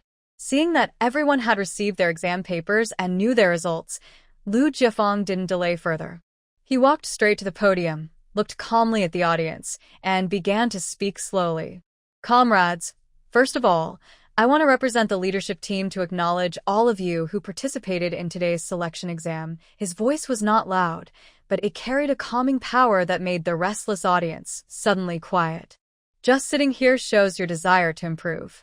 It means you have ideas and ambitions. You are outstanding among our factory's young workers, Lu Jiefeng said sincerely. Through this exam, I saw many comrades with solid knowledge, good education, and I also saw your concern and thoughts about the factory's work. That is very good.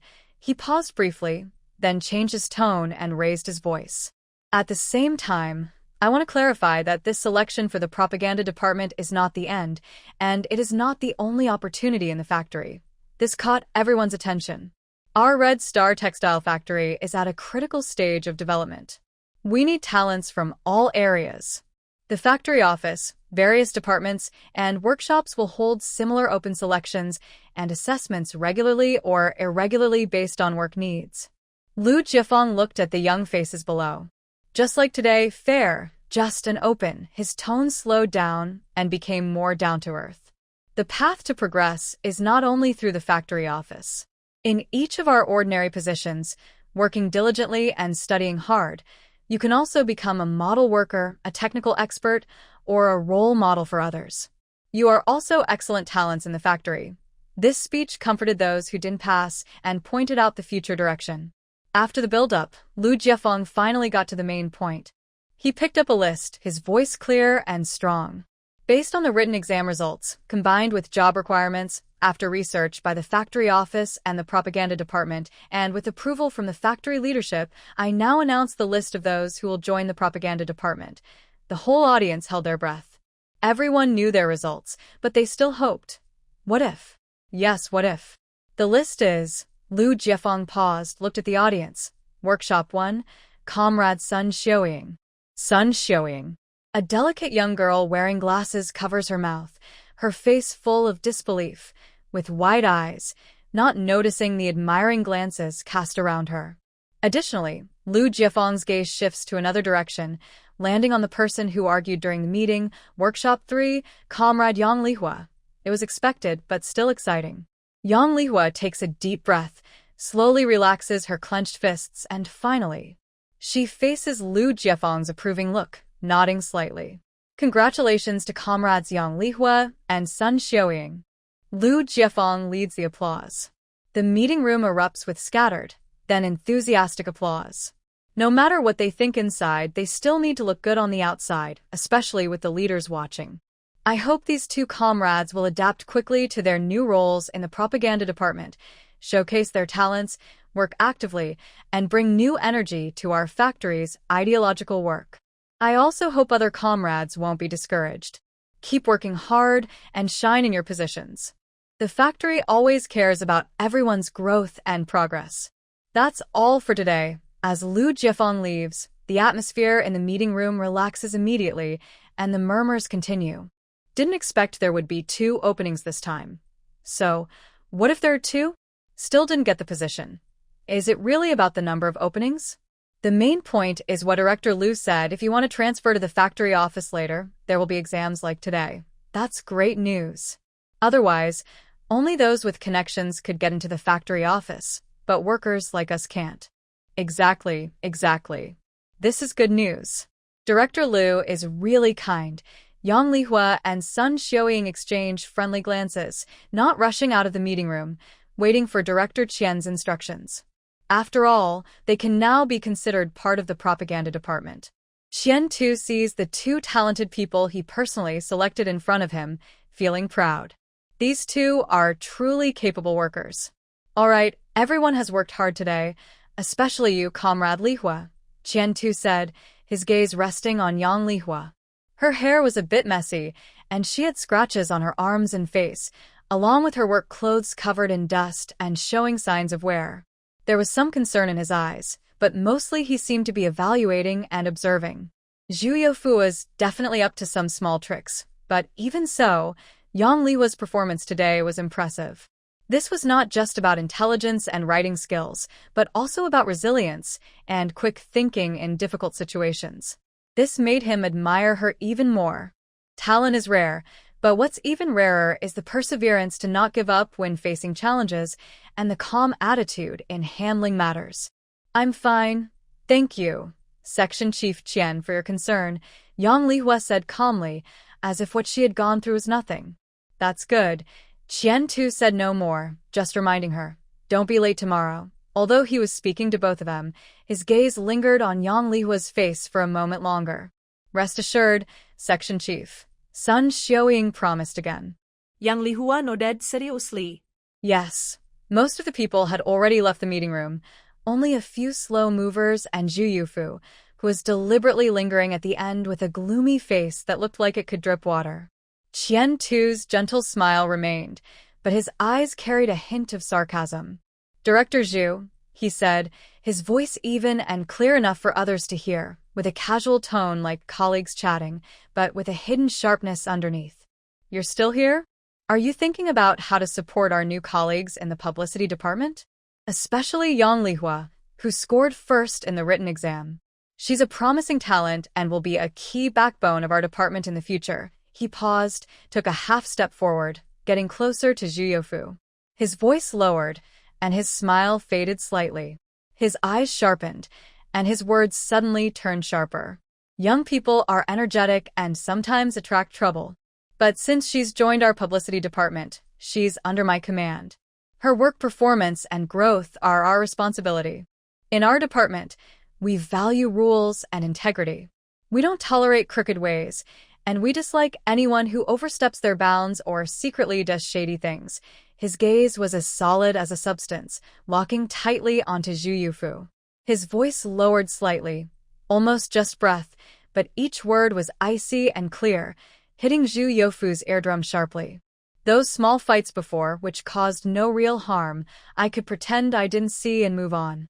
But from now on, anyone who is careless and dares to use dirty tricks on my career, I will make sure they regret it. Every time they try, I will cut them down.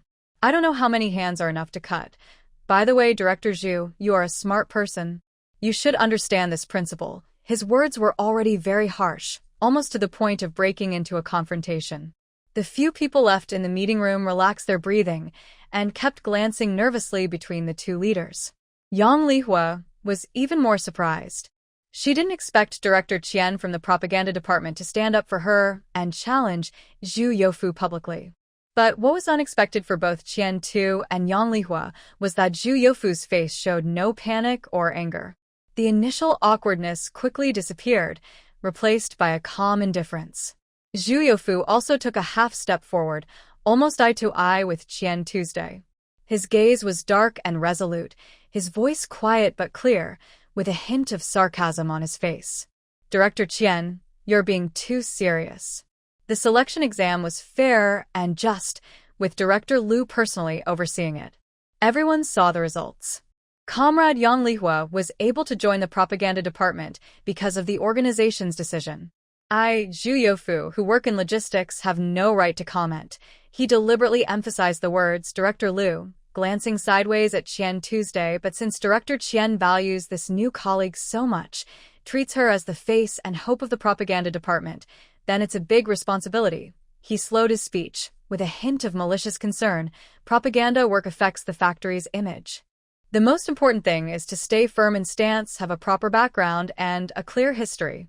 Director Qian, you must keep a close eye on her and teach her well. He warned softly, if later on someone carefully chosen turns out to have a bad background or, taking advantage of support, forgets who they are, and does things that damage the reputation of the propaganda department or even blackens the whole factory, then it won't just be her face that's lost but the entire propaganda department's reputation. Director Qian, do you see what I mean? His words were like a soft knife, killing without bloodshed.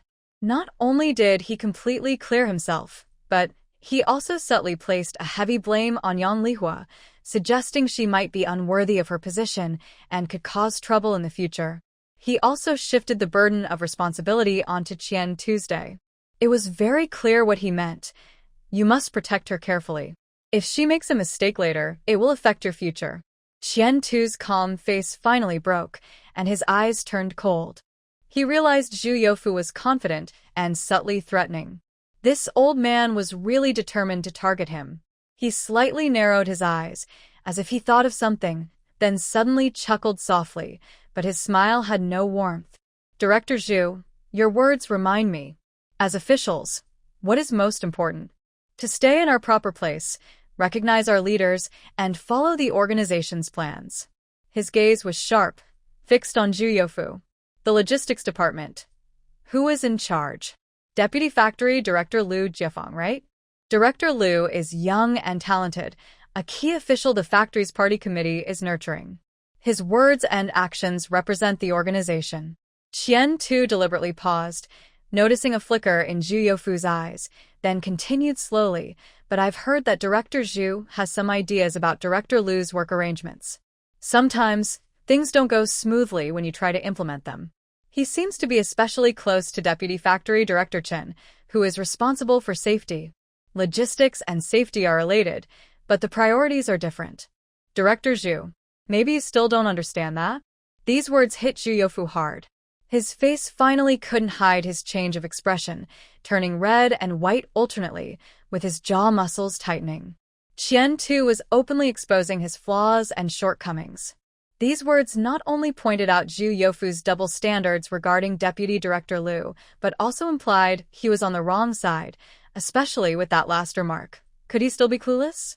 It was full of ruthless mockery and disdain. Today, Qian Tu was determined to tear apart his face. This wasn't just about Yang Lihua, that little troublemaker. It was also a way to test his loyalty and discipline. Tiens-tu? You. Zhu Youfu's lips trembled with anger, wanting to argue, but suddenly speechless. He was accused of not understanding his leadership. He still didn't seem to be close to Deputy Factory Director Chen. These two titles can carry a lot of meaning, especially when emphasizing organizational discipline. Qian Tu didn't give him a chance to speak again. His tone returned to that calm but firm voice, which was hard to ignore. Director Zhu, how the propaganda department hires and manages people is not your concern. Qian Tu, act with integrity and focus only on ability and character when choosing staff. Comrade Yang Lihua, we have already decided to include you in the propaganda team, and we will train you well. As for you, he stepped closer, lowering his voice so only they could hear, with a sharp, cold tone. Take care of your logistics and recognize your leaders. If you dare to target my people with bad intentions, or if you secretly undermine Director Liu by acting against him, don't blame me for bringing this up at the factory party committee meeting. Let the leaders judge whether your ambitions are longer than your reach, or if my eyes are sharper. Think carefully. After speaking, Qian Tu no longer looked at Zhu Youfu's unpleasant, palette-like face. He turned around and, in a serious tone, said to Yang Lihua and Sun Xiuying, who had been standing quietly nearby, "Let's go." Yang Lihua followed behind Qian Tu, walking steadily, but her mind was racing. She carefully analyzed the brief but turbulent confrontation just now, trying to understand it deeply. Her biggest doubt was, why was Zhu Youfu, a logistics director, present at the propaganda department's exam? That seemed unusual. She thought Zhu Youfu was there because he relied on his seniority or because Director Liu valued him. But now it seemed it was not that simple. Qian Tu's final words about recognizing leadership and not choosing the wrong side hit her like lightning, clearing up her confusion. Deputy Factory Director Liu Jiefeng oversees logistics and personnel. As logistics director, Zhu Youfu should be his direct subordinate. However, Zhu Youfu seemed dissatisfied with this young leader appointed from above, even secretly opposing him, and instead was close to Deputy Factory Director Chen Xiangqian, who manages production safety. So, why did Liu Jiefeng specifically ask Zhu Youfu to attend the propaganda department's exam today? It wasn't because he valued him or wanted him to learn or witness fairness. It could only be a warning, an admonition directed at Zhu Youfu. Liu Jiefeng wants to make Zhu Youfu and everyone present see clearly who truly holds the power in logistics. You, Zhu Youfu, are used to small tricks and think you have backing, right? Fine. I will let you sit in the audience and watch your schemes fail. I will support the people who support me and recognize talented individuals, leaving you no right to oppose, and publicly refuting you. This is not just about punishing her, Yang Lihua, but also a clear declaration against Zhu Youfu and possibly the Qin faction behind him. In the areas of logistics and personnel, I, Liu Jiefeng, am the one in charge. Zhu Youfu, you better know your place. As for Qian Tu's support for her today, it was wholehearted, even risking a conflict with Zhu Youfu of the same rank. This level of support is far beyond normal care from a department head for a new subordinate.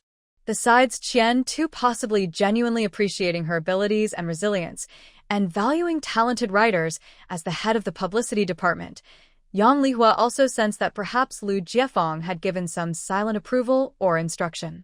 Liu Jiefeng needs to discipline Zhu Youfu and establish authority, so he naturally needs strong executors and allies. Qian Tu's performance today perfectly played this role. He not only firmly supported Yang Lihua's promotion but also took the lead in defending her. He exposed the conspiracy against Yang Lihua openly, attacking it under the bright light, and ultimately pointed the issue at Zhu Youfu's stance, giving Liu Jiefeng a good reason to act further. This is not just about protecting Yang Lihua, but also about working with Liu Jiefeng to complete a political encirclement. Qian Tu's series of tough, protective, and reasonable actions also showed the entire factory his sense of responsibility and principles as the head of the publicity department. He is defending not just an ordinary worker but the fairness and integrity of the selection process, the factory's culture of respecting talent, and his own dignity that no one should insult. This greatly boosted his reputation and image across the factory. What made Yang Lihua feel even more uneasy was that she sensed some hidden power struggles among the top leaders of Hongxing Textile Factory. There seems to be a subtle conflict or disagreement between Lu Jiefang and Qin Xiangqian. Zhu Youfu is just a pawn in this struggle, or perhaps a tool that Qin Xiangqian is using to influence the logistics sector. As Lu Jiefang was trying to remove this influence and strengthen his own position, Yang Lihua stood as a symbol of fairness, justice, and respect for talent. Her personal grudge with Zhu Youfu made her more obedient and easier to rely on. While this could offer her temporary protection, it also increased her risks. However, it also meant greater opportunities.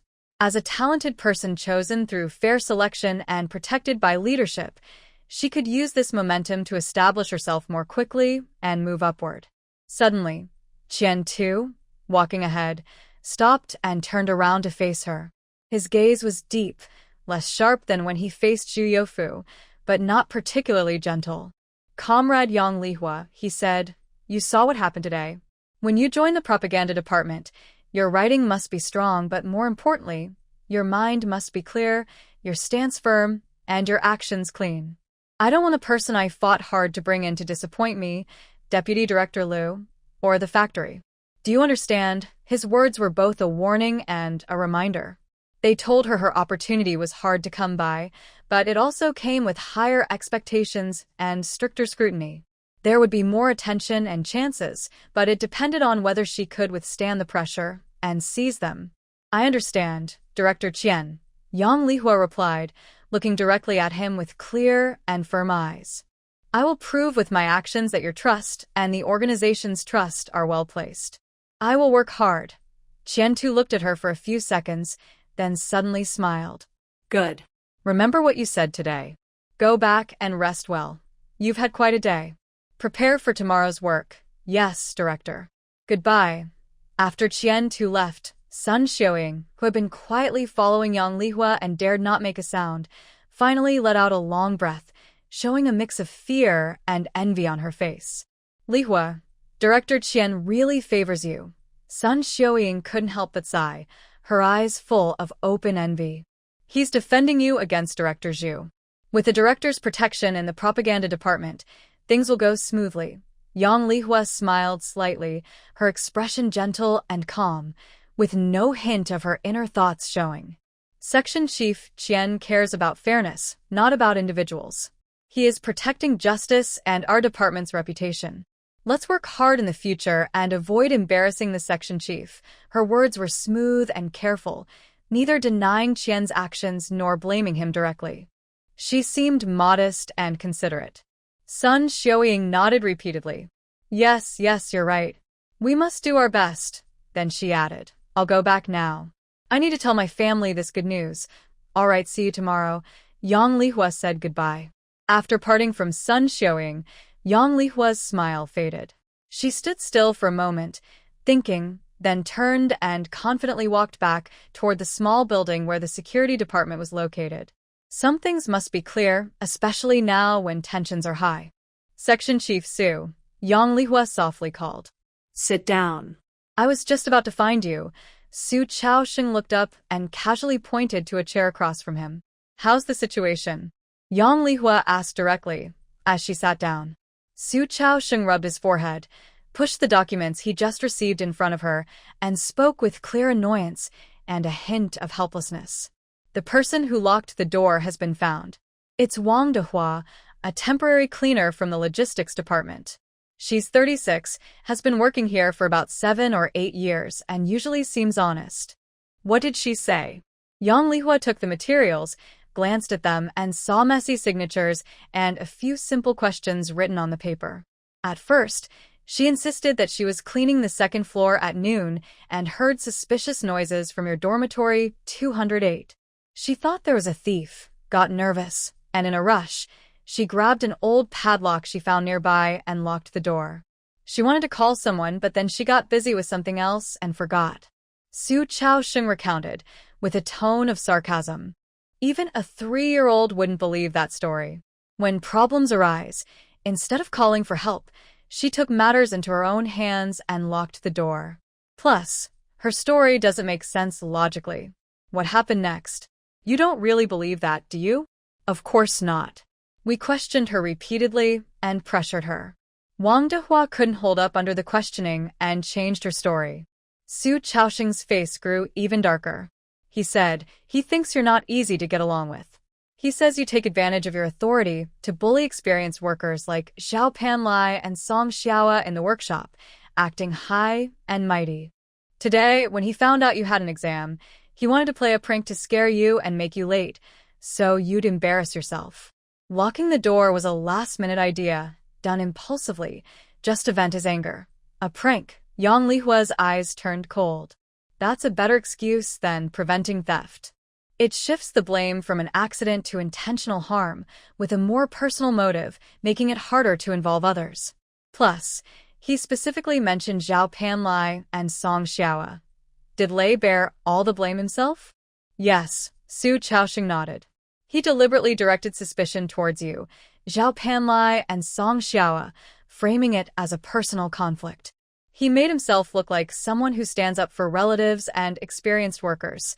That way, the incident becomes a personal dispute or revenge among workers. Although bad, it's separated from accusations of sabotaging the selection process or retaliation. Yang Lihua sneered. Zhu Youfu really planned it well.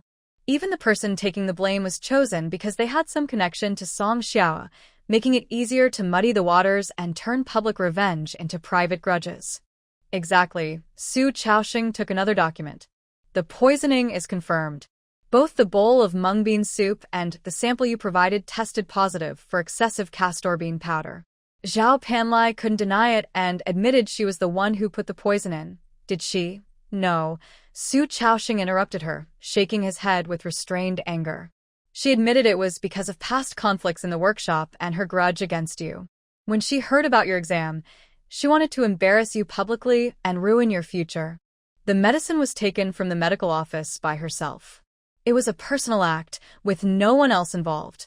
When asked why she did it today and why she used this method, she said she was confused and saw the mung bean soup, which made her think of poisoning. He paused and added, we hinted that if she revealed the mastermind behind the scenes, she might get a lighter punishment.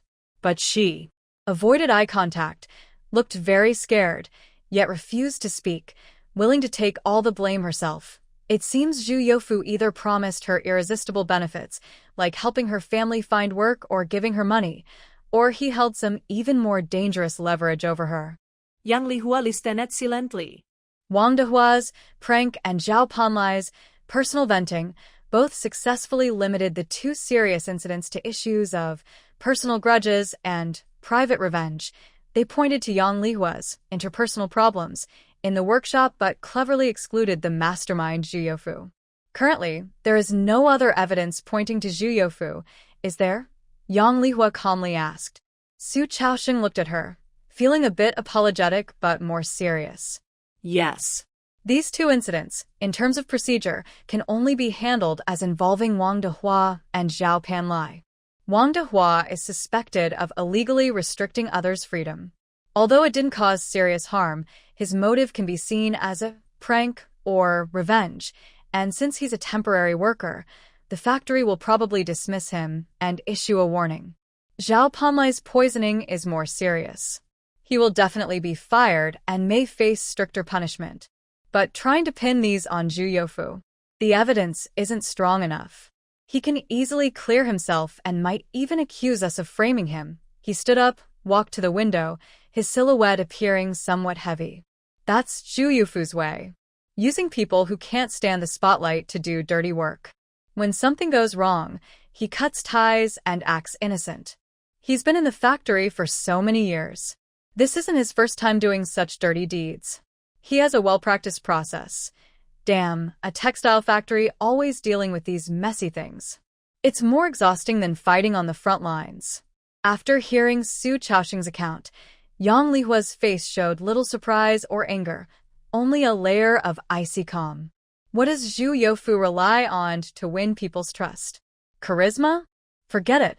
It's just the power in his hands and the benefits that come with it.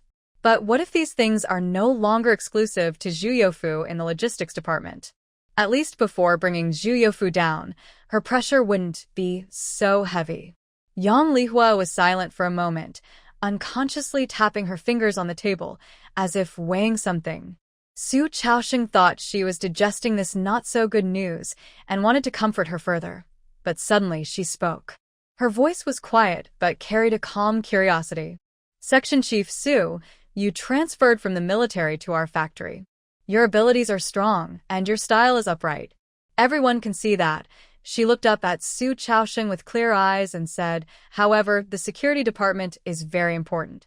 It must protect the factory from outside threats and maintain order inside. Since you are new here, your foundation is still weak. This incident seems to involve Wang Dehua and Zhao Panlai, who acted as small troublemakers.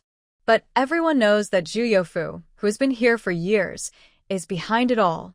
She paused and noticed Su Chaosheng's brow furrow slightly, but didn't interrupt. She continued slowly, although we didn't catch Zhu Youfu directly, this incident shows a bigger problem. Is there a serious flaw in the management of the logistics department? A temporary cleaner was able to get a padlock and lock the workers' dormitory without permission, making up a seemingly reasonable excuse. A regular female worker could easily obtain forbidden medicines and try to drug someone in public. Where did they get these things? Who gave them? This isn't just about their bravery. It suggests there might be issues in the logistics department, such as poor personnel management, material control, and discipline supervision. These problems could give some people opportunities to do wrong or even hide bad practices. Su Chaosheng's eyes moved, catching on to Yang Lihua's deeper meaning. She was no longer focused on who ordered these actions, which was still unclear, but instead pointed to a more fundamental and reasonable cause neglect of duty and management flaws. This is a smarter and harder-to-argue point. Zhu Youfu can deny ordering crimes, but as the logistics director, can he deny that his department's poor management, lacks discipline, and serious issues affecting production and worker safety are his responsibility? Are you suggesting? Su Chaosheng hesitated. My point is, Yang Lihua leaned slightly forward, lowering her voice but speaking clearly. This incident may not directly involve Zhu Youfu himself, but as the logistics director, he cannot escape leadership and management responsibilities. The security department can submit a report to the factory leaders, detailing the events, their nature, and the management flaws exposed, such as chaotic temporary worker management, poor control of forbidden items, and lack of conflict resolution mechanisms among workers, and suggest improvements. She looked at Su Chaosheng and said, this report doesn't need to directly accuse Zhu Youfu of giving orders. It only needs to state facts and issues clearly. When the report is submitted, how will the factory leaders see it? Especially Deputy Factory Director Liu, who oversees logistics, how will he view his department, which keeps having serious problems and clearly shows management weaknesses? Isn't this a sign that Zhu Youfu lacks ability and manages poorly? Also, from today's words, it's clear that Factory Director Liu is very unhappy with Zhu Youfu, the logistics manager. He also seems to care less about saving face. This is a good opportunity. Otherwise, even if she had more courage, she wouldn't dare to act so rashly. Su Chaosheng's eyes lit up. Yes. Attacking Zhu Youfu personally is risky because of lack of evidence. But questioning his work performance and the chaos in his department is justified, based on facts, and serious enough to make him face consequences. It's like tearing open a weak spot in Zhu Youfu's most proud and vital area. That's a good idea, Su Chaosheng nodded. Submitting the report in the name of the security department is proper. But, he hesitated, since I am in charge of the line under Deputy Factory Director Chen, going directly to the Factory Party Committee or Deputy Director Liu about logistics issues bypasses proper channels. It's a bit sensitive. It might be misunderstood as Deputy Chen having opinions about Deputy Liu's area, or as me overstepping authority. What follows is the key point Yang Lihua wants to make. She smiled confidently and said, Su, your concern is valid. If you step forward directly, it could cause unnecessary misunderstandings. After all, you and Deputy Chen, she paused then continued, but someone needs to deliver this message, and it should reach the right ears. It must be taken seriously, but not appear to be a personal attack by someone with ulterior motives. Right now, this person is still on their side. Su Chaosheng looked at her, waiting for her next words. How about Director Qian Tu? Yang Lihua asked softly. He's the propaganda director, a strong writer with a high status. He reports directly to the Factory Party Committee and isn't fully under any deputy director. Today, he also saw Zhu Youfu's arrogance and the serious impact of the incident, and he is also a direct victim. He combined these two incidents with the issues of fairness and justice in the selection exams, as well as the harmful environment for young talented workers. He wrote a report or a situation summary to be submitted to the main leaders of the factory's party committee, or perhaps it would be better to privately inform Deputy Factory Director Liu. She looked at Su Chaosheng with bright eyes. Section Chief Qian has good writing skills and a high standing. He can raise the issue to the level of damaging the factory's discipline and hindering talent development, while also cleverly pointing out hidden problems in logistics management that create the soil for such incidents. His position allows him to speak objectively as an outsider, and he also shows support for fairness and justice. It's less likely to be misunderstood as factional attack. Plus, today, it seems that his communication with Deputy Director Liu went smoothly. At this moment, Su Chaosheng finally understood Yang Lihua's entire plan. She is using a series of strategic moves, one after another. Even more, she seems to want to directly take away Zhu Youfu's power. Su Chaosheng looked at the young woman in front of him, who was clever and strategic beyond her years. He was deeply surprised, but he also felt a bit hopeful. Since Yang Lihua is so brave and smart, her older sister Yang Lijuan probably isn't much different. Thinking that her wedding was in just 2 days, Su Chaosheng felt more urgent. When he left Su Chaosheng's office, the night breeze blew, and Yang Lihua's thoughts became clearer. The upper management's pressure was important, but internal instability often came from within. Zhu Youfu's control over logistics was not just because of connections above, but also because of the people below who handled things. Back in the dormitory, she absent-mindedly tidied her messy bed while quickly recalling the faces, clear or blurry, of those in the logistics department. To challenge Zhu Youfu, one needed a solid foundation, someone who could stand up to him without being overly ambitious. Suddenly, a name flashed in Yang Lihua's mind: Chen Ziqiang. Back in the dormitory, she absent-mindedly tidied her messy bed while quickly recalling the faces, clear or blurry, of those in the logistics department. To challenge Zhu Youfu, one needed a solid foundation, someone who she had to wait at least until the reports from those few people came out. Only then would it be convincing.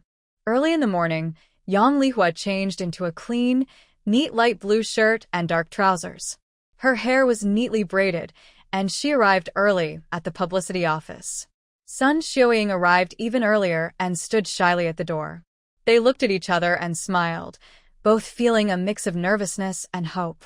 At exactly 8 o'clock, Director Qian Tu arrived on time. Today, he wore a slightly new gray traditional suit, looking more refined than yesterday's meeting, but his sharp eyes remained the same. "You're here? Come in and sit," he said, inviting them inside and pointing to 2 empty desks against the wall. "Those are your spots. Get familiar with them. There aren't many people in the publicity team, just 6 or 7, including you two. Our main work involves promoting the factory's ideas, studying theories, making wall posters, writing radio scripts, and preparing materials for both higher-ups and workers. Sometimes, we also coordinate activities with the union and youth league. Yang Lihua, you scored first on the written test, and I've read your article. You have good ideas and writing skills," Qian Tu said, looking at her calmly, but with importance.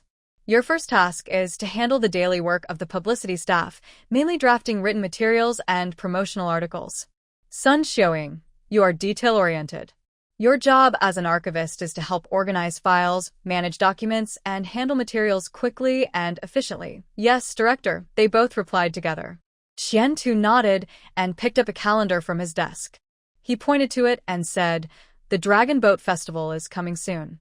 Every year around this time, each workshop and main road in the factory needs a new wall poster with festive content. It shouldn't just be about wishing a happy festival or eating zongzi. We need to connect it to current national issues, the factory's production goals, and the hard-working spirit of the workers." He looked at Yang Lihua with a serious and expectant expression.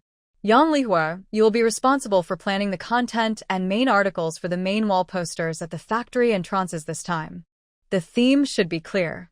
It should reflect the cultural meaning of the traditional festival, but also highlight revolutionary efforts, production, hard work, patriotism, and dedication. He paused, his tone becoming more serious. In the publicity work, your writing is like a weapon. What you produce must be convincing, inspiring, and well thought out. You've published articles in the Riverside Daily and shared your learning insights at the factory's party meeting, which shows you have potential. Now you are officially a publicity officer, and the standards are higher. This Dragon Boat Festival bulletin board is your first official task. Do well, and everyone will see your effort. Do poorly. He didn't say the rest, but the meaning was clear. Joining the publicity department doesn't mean you can relax. Instead, you face stricter scrutiny.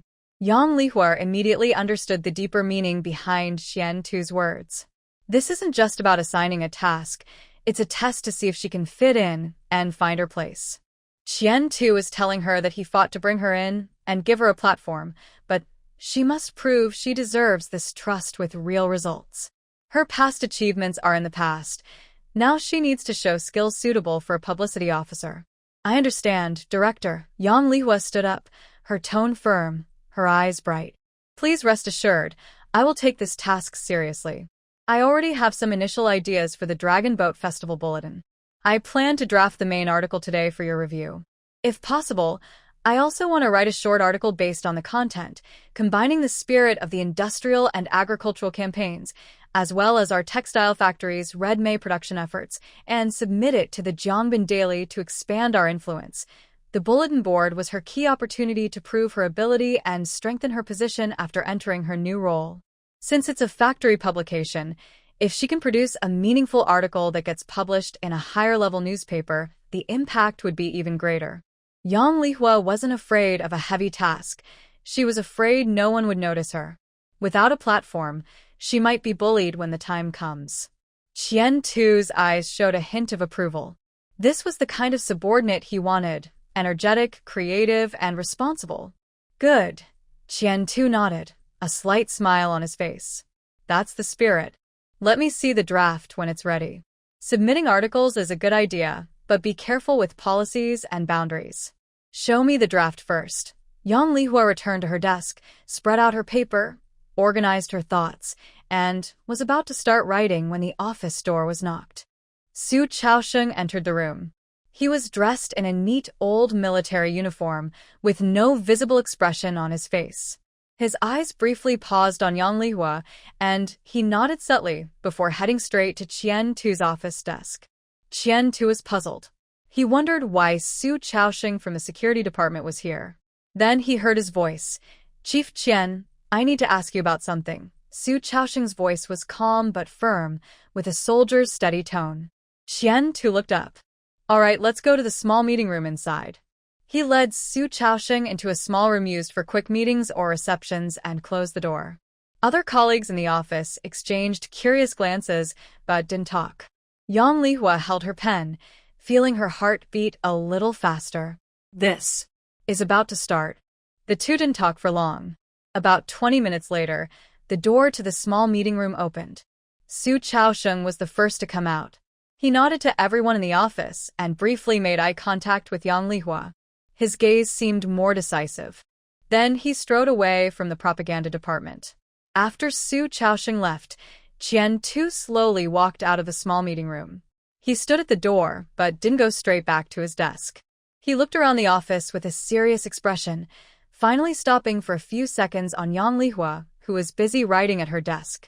Then he looked away calmly. Thinking about Su Chaosheng's suggestions, he guessed most of them probably came from Yang Lihua's ideas. Although he didn't interact much with Su Chaosheng, it was clear that the man wasn't very scheming. TSK, at such a young age, already so cunning.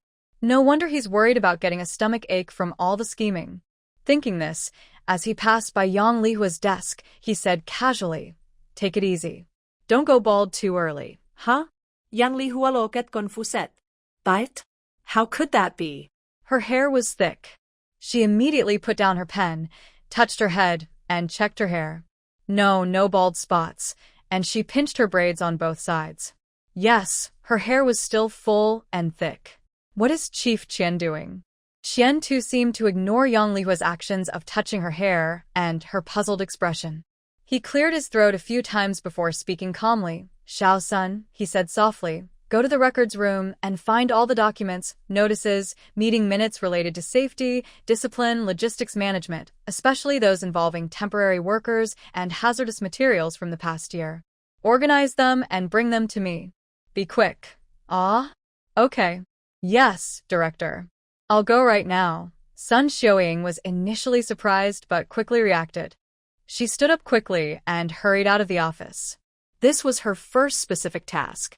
Although she didn't understand why the director suddenly needed these materials, she was very eager to do it. Qian too took out a new notebook from his drawer, opened it, picked up a pen, and started writing and drawing on it. He was very focused, sometimes pausing to think, sometimes flipping through a few factory reports or previous promotional materials nearby, marking and commenting with a red pen. The office atmosphere became a bit heavy because of his unusual seriousness and busyness. Other colleagues, curious but busy with their own work, occasionally exchanged knowing glances. Yang Lihua kept a close eye on Qian Tu from the corner of her eye. Seeing him ask Sun Xiuying to find logistics-related documents and personally organize and write something, she felt her nerves tighten and also felt a faint sense of anticipation. It seemed that the information brought by Su Chaosheng and the direction she hinted at yesterday were not only heard by Qian Tu, but also immediately acted upon. He was preparing materials, collecting evidence of management gaps, and thinking about how to combine these facts with the propaganda department's responsibility for ideological guidance and culture building to create a substantial report or internal reference. Time passed second by second. When Sun Xiuying returned with a stack of not-too-thick folders, already slightly sweaty on her forehead, Director, the materials are here. All from the past year. Okay, put them here. Qian Tu nodded, took the folders, and quickly flipped through them. His reading speed was fast, his eyes sharp, and his fingers marked key paragraphs or data. Yang Lihua had already finished revising her Dragon Boat Festival poster and short article manuscript, neatly written on fresh paper. She put her manuscript aside and did not immediately disturb Qian Tu's. She quietly waited in her seat. Qian Tu's speed in reviewing materials increased, and the notes on his laptop grew more numerous. When he closed the last folder and tidied up the scattered papers filled with writing on the desk, he carefully placed them along with his notebook into an archive bag. Then he stood up, picked up the archive bag, and briefly told Deputy Section Chief Li, "I'm going out for a bit," before walking out of the office without looking back. Yang Lihua's heart beat faster involuntarily. She watched the direction Qian Tu left.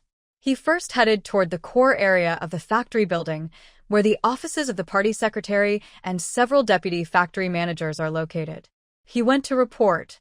Carrying the safety hazard, clues provided by Su Chaosheng, the management loophole, documents brought by Sun Xiuying, and his own carefully organized analysis and suggestions, he went straight to the leaders who could make decisions.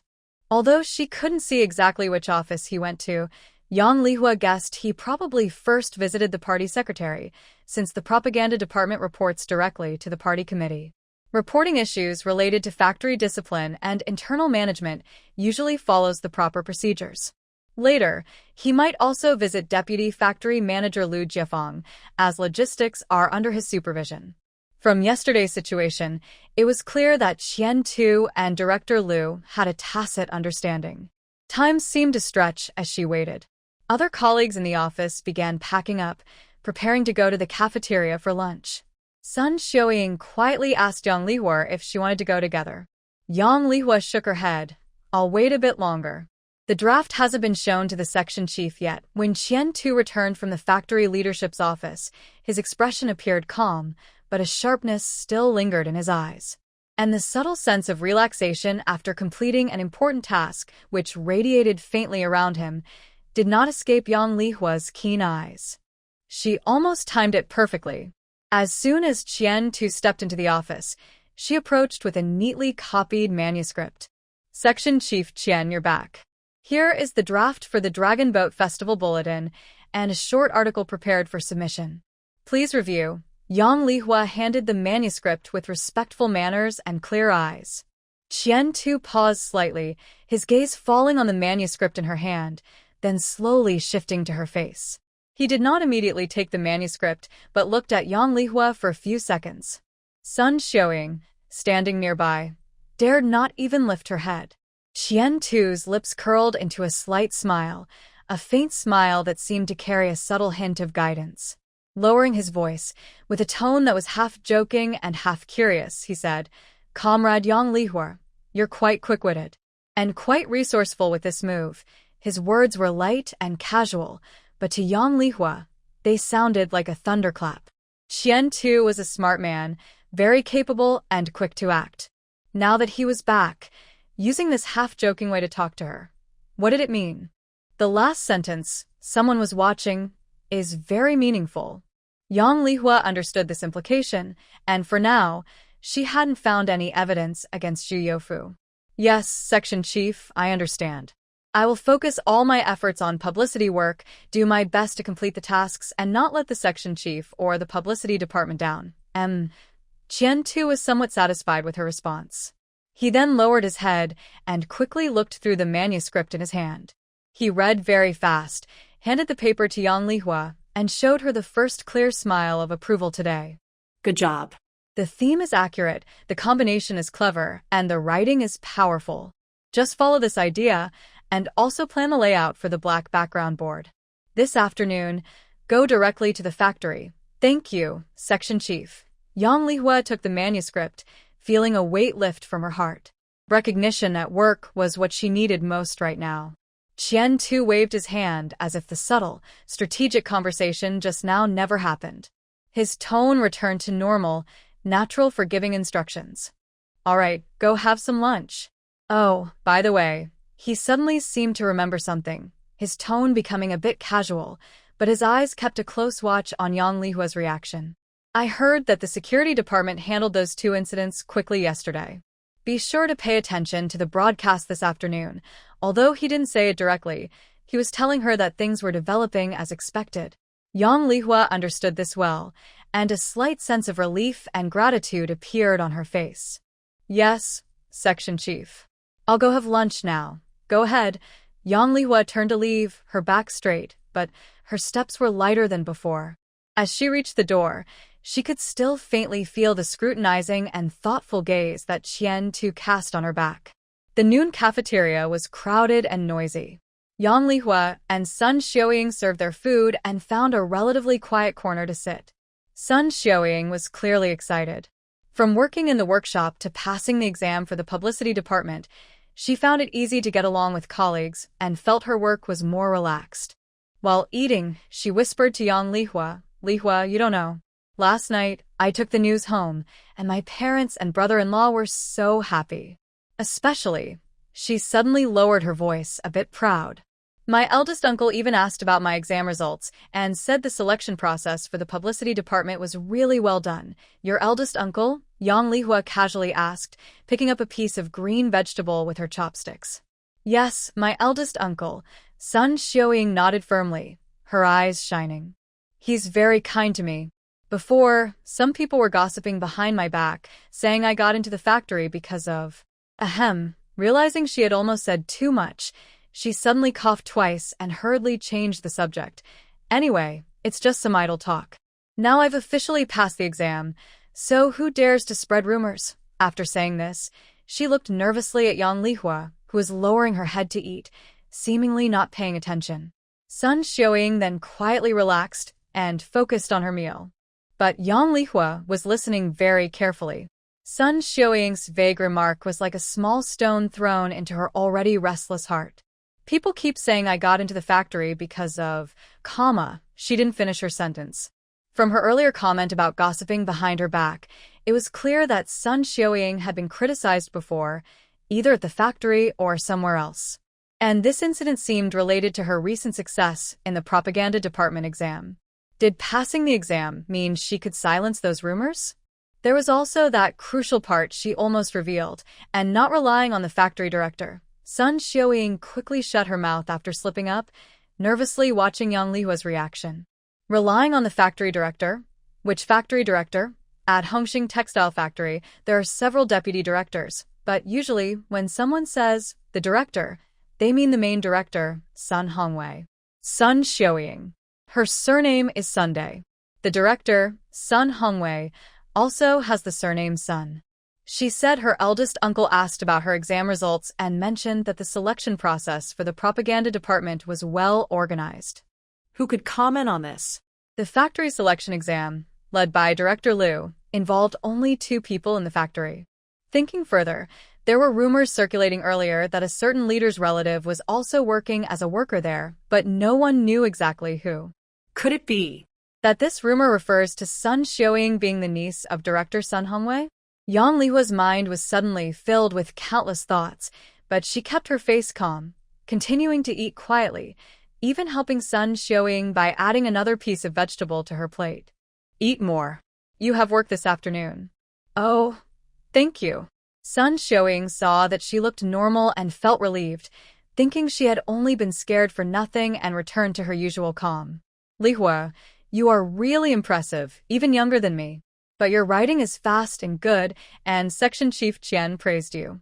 In the future, I want to learn more from you in the publicity department. Although being a data clerk is also good, I also want to publish my own articles in the newspaper. Let's learn from each other. Yang Lihua smiled, but she had a new opinion of Sun Xiaoying. She kept thinking that if Sun Xiaoying was really a relative of factory director Sun Hongwei, many things would make sense. Why did the publicity department suddenly have 2 spots this time? Besides Qian Tu's efforts and Lu Jiefeng's support, could there also be factors from Director Sun? After all, Sun Xiaoying ranked 2nd in the written exam and did well. Giving her a spot, while not breaking major rules, could take care of the director's family and also recruit a hard-working, reliable person. 2 benefits in one. Does Qian Tu know about Sun Xiaoying's background? Probably yes, and maybe he suggested the 2 spots after careful consideration to the factory leaders. On the way back from the cafeteria to the publicity department, Sun Xiaoying walked happily beside Yang Lihua. Yang Lihua glanced at her and casually asked, Xiaoying, now that you're in the publicity department, do you plan to stay as a data clerk forever? Hearing this, Sun Xiaoying showed a shy and slightly longing expression. Actually, I prefer to write something. Seeing Director Qian and you, Yang Lihua, write powerful articles that get published and make a difference in the factory, I feel very envious. She paused and lowered her voice. But my writing skills aren't good, and what I write always feels dull and lacks flavor. So, being a data clerk is also fine. At least I'm close to writing work, can read more and learn more. She spoke honestly, with a mix of self-doubt and desire typical of young people. Yang Lihua was moved. Sun Xiaoying is ambitious and seems to have good character, but she lacks guidance and methods. If she could help her, not only would she build good relations in the department, but maybe writing skills are developed through practice. Reading more and writing more will improve over time. Yang Lihua spoke gently and encouragingly. We are all new to the publicity department. In the future, we should help each other. If you have anything you'd like to write or any ideas, feel free to discuss them with me. I can help review your drafts and give suggestions. Let's improve together. Sun Xiaoying's eyes lit up with surprise as she looked at Yang Lihua. Really? Lihua, you're willing to help me? Of course. Yang Lihua nodded with a smile. But I'm still learning too, so let's explore together. Thank you, Lihua. Sun Xiaoying beamed with a big smile. Sun Xiaoying admired Yang Lihua very much, especially since she kept having articles broadcasted on the factory radio. In the afternoon, Yang Lihua's main task was to go to the main road of the factory and oversee the preparation of the Dragon Boat Festival bulletin board. Qian Tu had already reviewed and approved her draft, and the art team had coordinated the illustrations. Soon, someone would come to help her with layout design and drawings.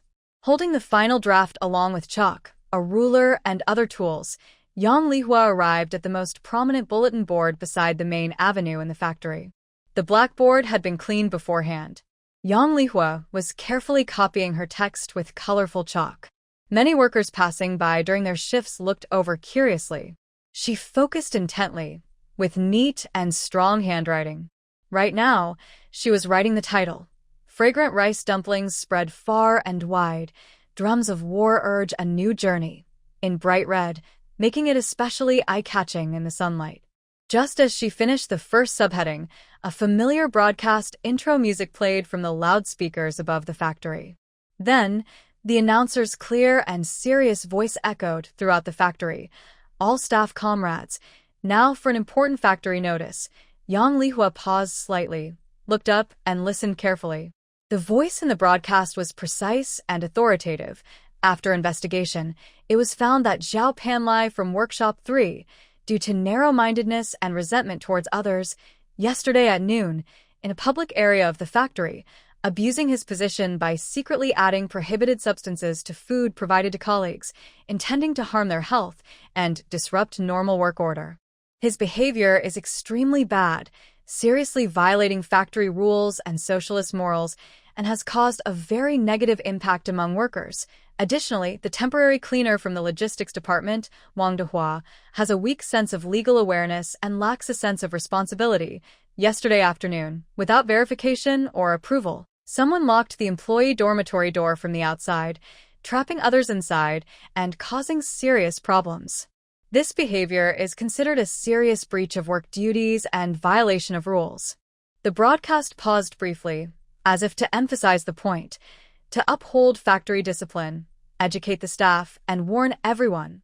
After discussion by the Factory Party Committee, it has been decided to dismiss Zhao Panlai from the factory, effective immediately, and to reserve the right to pursue legal action. Wang Dehua is to be released from temporary employment and must leave today. The factory reiterates, Hongxing Textile Factory is a socialist enterprise. We will not tolerate any actions that disrupt unity, harm others, or threaten safety. All workers should take Zhao Panlai and Wang Dehua as warnings, strengthen their ideological awareness, strictly follow rules and discipline, and work together to maintain a harmonious and stable environment in the factory. Let's strive to complete the national production goals.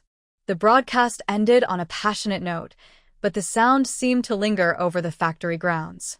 Yang Lihua stood quietly in front of the blackboard, unconsciously gripping her colorful chalk tightly. The announcement had been made. It was faster than she expected. Zhao Panlai was dismissed, and Wang Dehua was released. This outcome was expected, but the broadcast never mentioned her name, only referring to other colleagues and others. This was clearly intentional by the factory, seriously punishing the offender to set an example, but not wanting to focus too much on any specific victim, to avoid unnecessary gossip or attention on Yang Lihua herself. It was both a form of protection and a cold response. She saw workers passing by, stopping to whisper among themselves. Zhao Panlai, the one from Workshop 3, fired? Wow, that's pretty harsh. Wang Dehua? Who's that? Oh, the temporary worker cleaning the hallways? She's gone too? They probably got into trouble with someone important. The broadcast didn't say who exactly was harmed, so it must be serious. Serves her right. Doing shady stuff in the factory. There was surprise, confusion, schadenfreude, and faint speculation. But most people clearly looked down on such harmful behavior. Of course, Yang Lihua was not fully satisfied with this outcome. Zhu Youfu, the person behind the scenes, had never appeared at all. In the logistics office, a pair of stern eyes was fixed tightly on the direction of the loudspeaker, and the teacup in his hand made a clattering sound as he squeezed it. Zhao Panlai was fired. Wang Dehua was also driven away. Although the broadcast didn't mention him by name, it was like a slap in his face in front of everyone. Tiens-tu, Lugifant. And that little troublemaker. The punishment announcement on the broadcast was just a surface message. Its real impact on some people might be small. Shaking the mountain to scare the tiger was only a slight warning. Relying solely on upper management's pressure wasn't enough to be very effective. Yang Lihua's gaze was calm, and she immediately started to think. The blackboard poster was almost finished, with only some decorative edges and final touches left. Comrade Zhang, she said to the young man next to her who was mixing colors. The main part is done here. You can finish the rest. I'm a bit thirsty, so I'll go to the water room to get some water and wash the tools. Okay, Comrade Yang, go ahead. I'll take care of this, Zhang replied cheerfully. Yang Lihua picked up a small iron bucket and some cloths covered with chalk dust, then headed toward the other side of the factory area, near the logistics building and water room.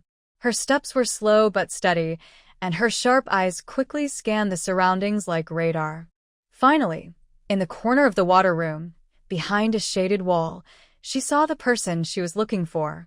Chun Ziqiang was crouched there, holding a lit cigarette in his hand. He wasn't smoking, just letting the smoke curl up. His expression was blurry behind the smoke, looking both troubled and irritated, yet also seeming to take pleasure in others' misfortune. Yang Lihua immediately adjusted her breathing and expression, showing a look of tiredness from work and a relaxed attitude when seeing an acquaintance. She carried the small bucket and walked over. Master Chen, are you resting here? She asked softly, with a respectful tone typical of a junior. Chun Ziqiang seemed startled, quickly looked up, and when he saw Yang Lihua, his eyes flickered with complex emotions. He hurriedly stood up, brushed the dust off his pants, and said, Comrade Yang. I just came out for a smoke. His gaze fell on the bucket and dirty cloth in Yang Lihua's hands. He looked for something to say. Making the blackboard poster is quite tiring, huh? Not too bad. Almost done. I came to wash the tools. Yang Lihua replied naturally, walking to the faucet and starting to get water, as if this was just an ordinary chance encounter for a casual chat. While fetching water, she casually mentioned with a hint of innocent curiosity and slight fear typical of a young female worker, "Today, the factory's broadcast. Master Chen, you heard it too, right? It was really shocking. Zhao Panlai and Master Wang Dehua. How could they do such things? Has the logistics department been under a lot of pressure lately?" Her words sounded innocent, but they were like a needle, precisely piercing Chun Ziqiang's current frustration. Chun Ziqiang's face darkened instantly, and his mouth twitched downward uncontrollably, showing a mix of helplessness, anger, and restraint. He cleared his throat uncomfortably, his voice dry. Well, some individuals have loose thoughts, but it doesn't reflect on the whole logistics team. The factory handled it well and promptly. Although he spoke politely, his tone still carried a sense of reluctance and frustration. Yang Lihua seemed unaware of his mood, washing a cloth covered in chalk dust while softly speaking in a tone full of sympathy and concern.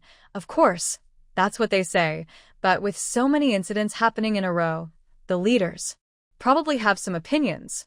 I heard from our propaganda department that Director Qian mentioned that Director Liu seems quite dissatisfied with the recent situation in logistics.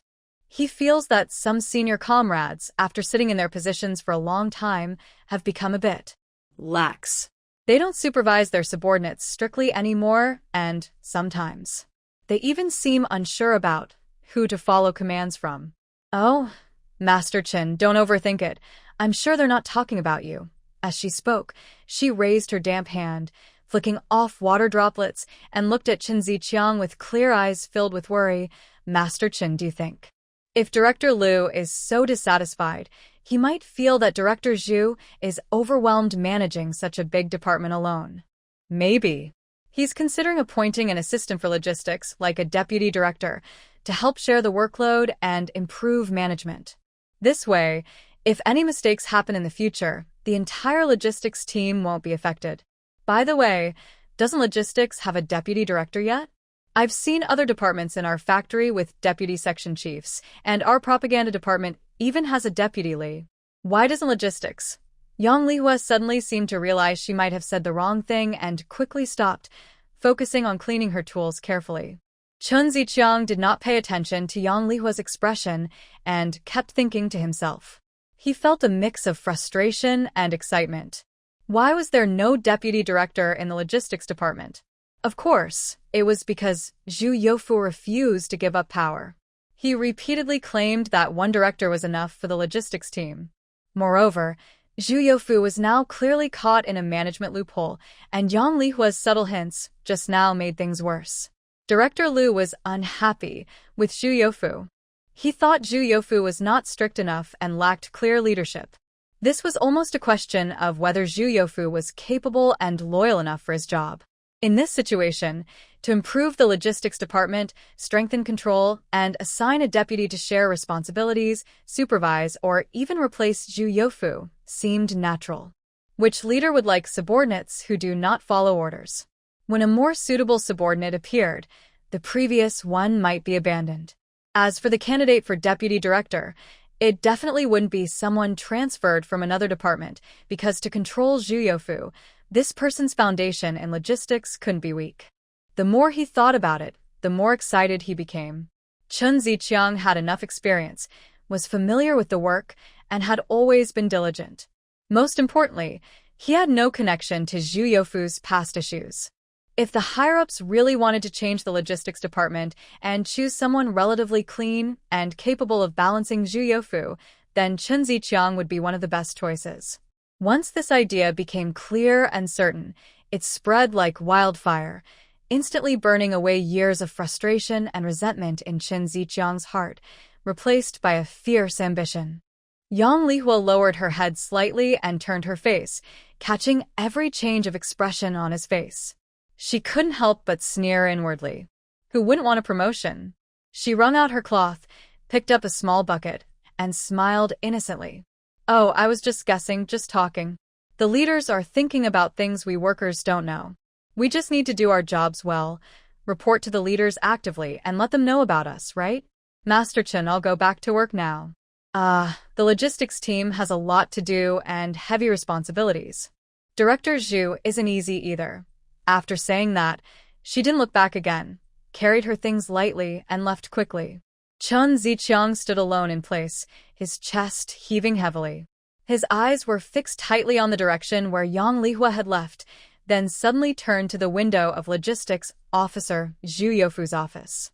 There's no use in feeling resentment or anger here. This is a rare opportunity given by heaven. If I don't seize it, I'd be ungrateful to Zhu Youfu for all these years of support. I can't just hide in the corner waiting for luck to fall from the sky.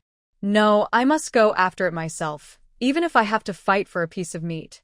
Otherwise, how can the leaders know who I am, Chen Ziqiang? How can I be promoted? I need the leaders to see me, see my abilities, my attitude, and my loyalty. Yes, see me, Chen Ziqiang. I will take the initiative to report my work.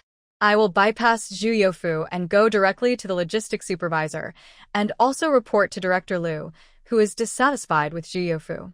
I will report on the management problems in logistics that this incident has revealed. Honestly, I should thank Zhu Youfu for his special care.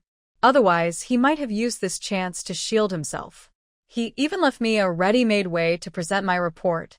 The issues with Xiao Panlai and Wang Dehua, on the surface, seem like personal matters, but don't they also reflect deeper problems in logistics?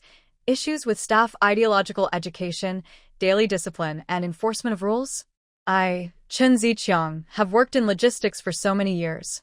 I see these problems more clearly than anyone. Suddenly, an idea struck him. Chen Ziqiang no longer hesitated, ignoring the urge to smoke and get some air. He turned and strode quickly toward the logistics office, his steps filled with unprecedented urgency and determination. He headed straight to his old desk against the wall, opened the drawer, took out paper and a pen, took a deep breath, and began to write. He wrote very quickly, the pen scratching loudly, pouring out years of observations on the flaws in logistics management and deep reflections on the issues exposed by this incident. His writing was plain but pointed, hitting the core issues: loose management of temporary workers, registration of materials being meaningless, departmental information being closed off, leadership style rigid and disconnected from the people. Although he didn't name anyone with eyes could see who he was targeting. Just as he reached a critical point, footsteps sounded nearby. Zhu Youfu's face remained grim. He walked over to Chen Ziqiang's desk, glanced at the dense writing on the paper, and habitually spoke in a commanding tone. Old Chen, are you writing the report? Take your time, but make sure it's deep and thoughtful. This incident has caused a lot of damage, and our logistics team needs to reflect seriously and give the factory a proper explanation. Once you're done, show it to me. Chen Ziqiang responded vaguely without looking up. Yes, I understand. He continued writing without stopping, secretly sneering inside. I'll show you. This time I won't give you this report. Zhu Youfu didn't mind Chen Ziqiang's attitude. He knew that Chen was often like this, which was why he was still just a staff member after so many years. Chen Ziqiang paid little attention to Zhu Youfu. He worked faster and soon finished the report. He carefully checked it, making sure the words were appropriate. The report pointed out the problems clearly and showed that he was considering the overall situation of the factory with a proper attitude. He neatly folded the report and placed it into a clean file folder. Without hesitation, he strode quickly toward the factory office building. When he arrived at Director Lu's office, Chen took a few deep breaths to calm his pounding heart, then knocked on the door. Come in, came Lu Jiefeng's steady voice from inside. Chen pushed the door open. Lu Jiefeng was reading some documents. When he saw Chen, a faint surprise flashed across his eyes. Chen, a veteran staff member in logistics, knew Lu Jiefeng, but he had always felt he was somewhat invisible. Director Lu, sorry to bother you, Chen said, trying to sound calm. He handed over the file folder. Regarding the recent events at the factory combined with the actual work in logistics, I have written some personal thoughts and suggestions. I want to report them directly to you. Oh, Lu Jiefeng raised an eyebrow, took the folder, and his tone was neutral. Sit down. Chen sat down carefully, sitting upright with his back straight. He clasped his hands tightly on his knees, sweating nervously. Lu Jiefeng opened the folder and took out the report, beginning to read. He read carefully, at a slow pace, with no particular expression on his face, only occasionally pausing on certain lines of text. Chen's heart fluttered with each sound of the paper turning, like waiting for judgment. After about a few minutes, Lu Jiefeng finished reading. He gently placed the report on the desk and looked up at Chen Ziqiang. His tone was calm as he asked, Are these your personal thoughts? Yes, Director Lu. Chen Ziqiang quickly nodded, with a hint of urgency and sincerity. I've been in logistics for many years. Some issues I've seen and felt deeply. This incident has made me realize that certain management problems must be faced and changed. I strongly support the factory's decision, and I am willing to do my part under your leadership to improve logistics and work better. I will follow the organization's arrangements. He almost mustered all his courage to say the last words, his eyes full of hope and a determined resolve to go all out. Lu Jiefeng listened without showing much emotion. He tapped lightly on the edge of the report and said calmly, Your ideas are okay. Some issues are indeed worth paying attention to. There was no praise, no criticism, and no response to Chen Ziqiang's almost naked display of loyalty. He didn't even comment on the specific content of the report. Chen Ziqiang's heart sank sharply. What does this mean? Disapproval? Or does he think I'm overreacting? Or does he simply not take me seriously? He wanted to say more, to make Director Lu understand his intentions and abilities better, but Lu Jiefeng waved slightly. I've received your report. You can go back to work now. Do what you need to do. This was a clear dismissal. Chen Ziqiang didn't dare to say more.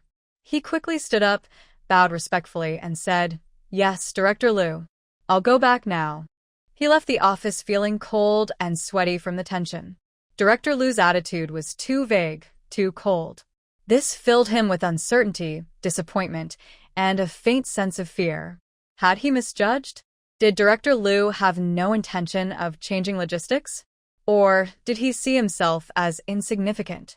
He walked back heavily, the confidence and sharpness he had earlier like being poured with a cold bucket of water. Inside the office, after Chen Ziqiang left, Lu Jiefeng picked up the report again and flipped through a few pages. His eyes showed more thought and amusement than before when facing Chen Ziqiang. This Chen Ziqiang is quite interesting. Usually low-key and unassuming, but at critical moments, he dares to think and act.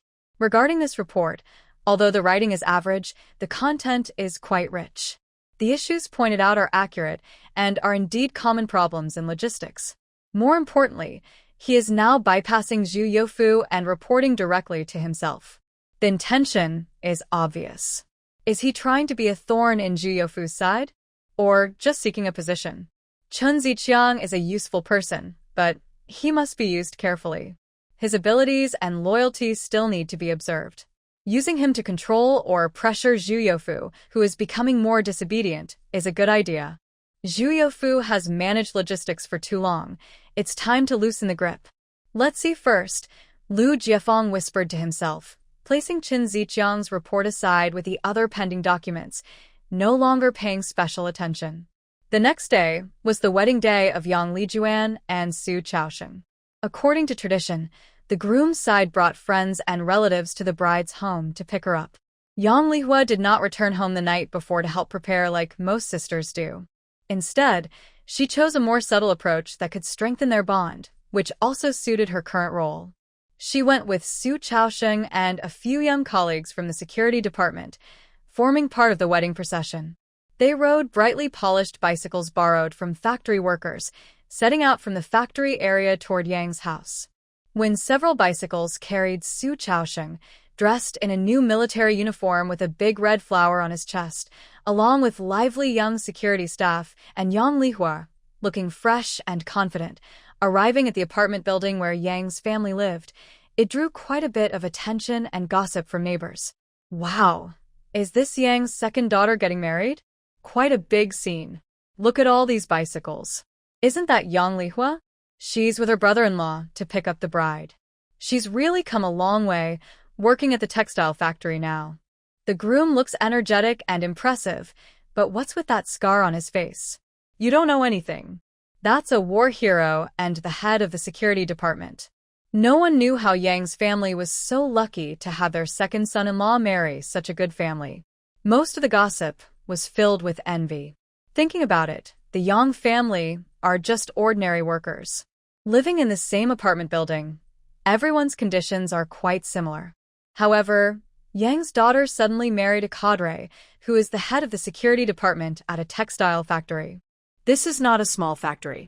Yang Daqiang and Su Milin had already dressed neatly and were waiting at the door. Seeing the scene, their faces immediately lit up with smiles, and they unconsciously straightened their backs.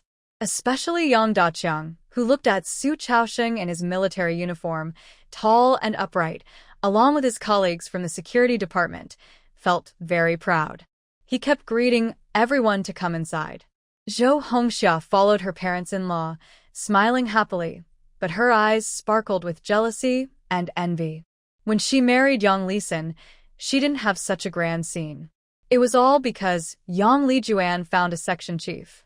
Yang Lishu stood behind her parents, her eyes shining as she watched the group, especially focusing on Yang Lihua. When she saw Yang Lihua get out of the car, she immediately scampered over like a little dog, affectionately holding her arm, and said sweetly, "Third sister, you're back." Yang Lihua calmly withdrew her hand and said normally, "Yes, I'm back to pick up second sister." Her gaze already shifted to the main room of the Yang family's apartment building. Yang Lijuan had changed into a light red dress, her hair neatly styled, showing the shyness and joy of a newlywed. When she saw Su Chaosheng come in, her eyes immediately brightened. While everyone was busy watching the bride and groom, Yang Lishu quietly moved closer to Yang Lihua, tugging at her dress, pulling her to a corner, lowering her voice with a proud tone. "Third sister, I tell you, things have been lively at home these days."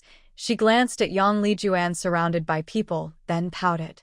"You don't know, ever since second sister got engaged, once the bride price was taken out, her status at home changed. Our parents speak to her more kindly, and the older sister-in-law is always around her, talking about how hard life is for the family and how hard our parents work." She leaned in closer, almost whispering in Yang Lihua's ear, with a mischievous smile. Guess what? After hearing all that, second sister voluntarily said she would leave the 100 yuan bride price from Brother Su at home to lighten the family's burden. Yang Lishu was a bit angry because her second sister was too soft-hearted. "People say what they want, but now our family is in trouble. You and second sister aren't studying anymore, and it's just me and my younger brother left at home. Besides, our family has 2 working adults. Big brother has been a worker for a long time. There's no shortage of money. Just say a few kind words and the money will be given. This really made her seem selfish. What about her wedding later? Will her bride price also be taken away? Second sister really doesn't think about others at all.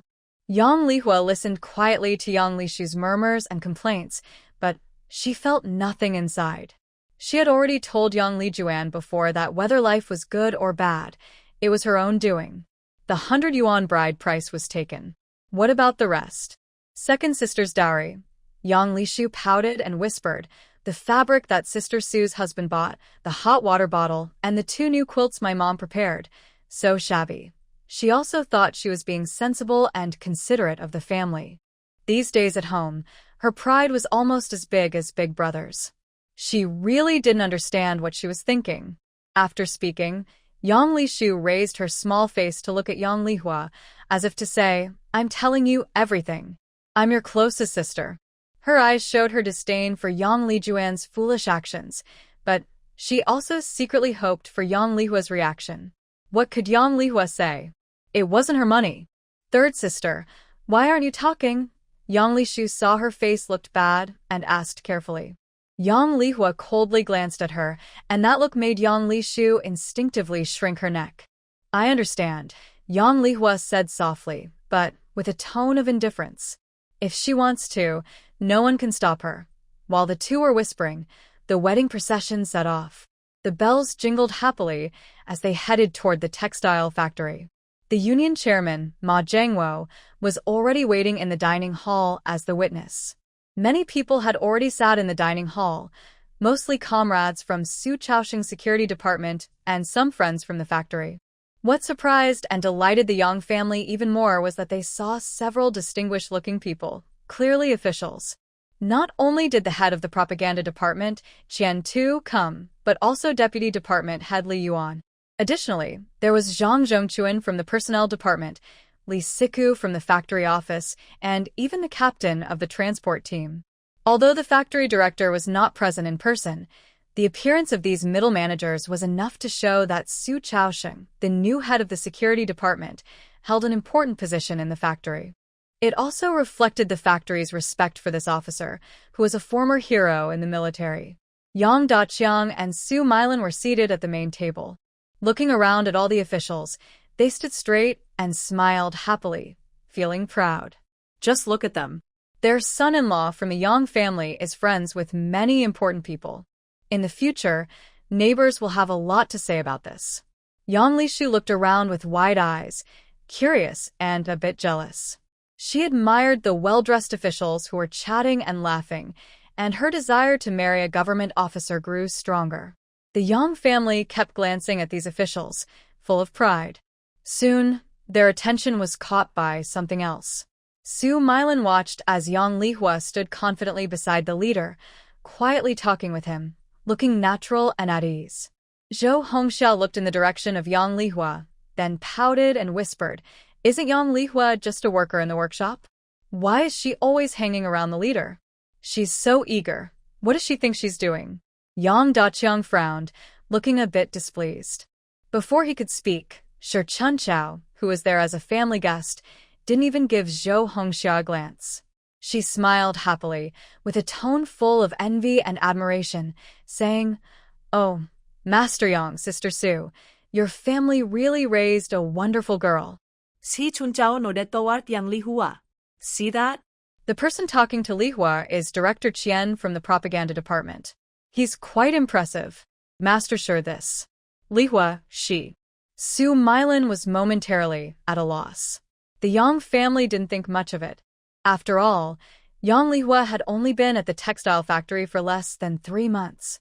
Aren't you all aware? Shi Chuansao's eyes widened, then she suddenly understood and patted her thigh. Oh, it must be that Lihua didn't get a chance to tell you. A few days ago, our factory held a public exam for the propaganda department. Your daughter Lihua participated and scored first in the written test. Right then, Director Qian decided to transfer her to the propaganda department as a publicity officer. Yesterday, I just joined the propaganda department. It's a big deal. Coming straight from the workshop to the factory's propaganda team, this is something many people wouldn't even dare to dream of. You too, you're raising a child now. Shi Chuansao's words, like a string of rapid-fire sentences, sounded like a thunderclap, shocking Yang Daqiang, Su Milan, and the nearby eavesdroppers Zhou Hongxia and Yang Lishu. The propaganda department selection exam. First place. Transferred to the factory office. How is that even possible? Yang Daqiang forgot to smoke his cigarette, his mouth slightly open, unable to close it for a while. Su Milan was even more surprised, her eyes wide. She looked at Shi Chunchao, then at her daughter talking calmly with section chief Qian nearby. Her mind was a bit overwhelmed. Did she really get transferred to the factory's propaganda department? She had been working at the textile factory for less than 3 months. Is it really so easy to get into the factory office now? They knew their third daughter, Yang Lihua, was good at studying since she was young, and she got into the textile factory herself. But they never imagined she could achieve such a feat, pass the selection exam, and come in first. She went directly from the workshop to the office job in the propaganda department. That's a position for office workers, someone who writes and plans. The huge surprise instantly replaced their previous doubts, turning into unbelievable joy and pride. They realized their daughter Lihua was so talented, quietly accomplishing such a big thing. This was very different from the attitude of a family with a government official's son-in-law. Their daughter is from the Yang family. Zhou Hongxia's face changed dramatically. First shock, then intense jealousy, almost burning her heart. Why did Yang Lihua get into the propaganda department? Why was she so lucky? She had been working at the food factory as a temporary worker for a long time, but Yang Lihua, in less than 3 months, was transferred to the propaganda department. Thinking about her temporary worker status made Zhou Hongxia uncomfortable. Her previous hesitation disappeared, and she became determined to find a way to become a permanent worker. Yang Lishu was the first to exclaim in surprise, then quickly covered her mouth, realizing the situation wasn't appropriate. But her envy was almost overflowing from her eyes. Third sister. Third sister is so amazing. Seeing Yang Lihua standing calmly beside Qian Tu, she felt a strong admiration and a desire to follow her closely for the first time. Yang Daqiang was the first to regain his senses, and a big smile spread across his face. He kept saying to Shi Chunchao, "Oh, Master Shi, you're too kind." "Too kind," he said. This kid's such a big thing, and he didn't tell his family, but his tone was full of pride that he couldn't hide. Su Milan quickly agreed, but her eyes never left Yang Lihua. The more she looked, the more she thought her third daughter was special, calm, confident, and capable. Yang Lihua, as the bride sister and a rising star under Qian Tu's guidance, was naturally seated near the main table, alongside some department heads. She didn't try to flatter anyone, but quietly sat behind Qian Tu.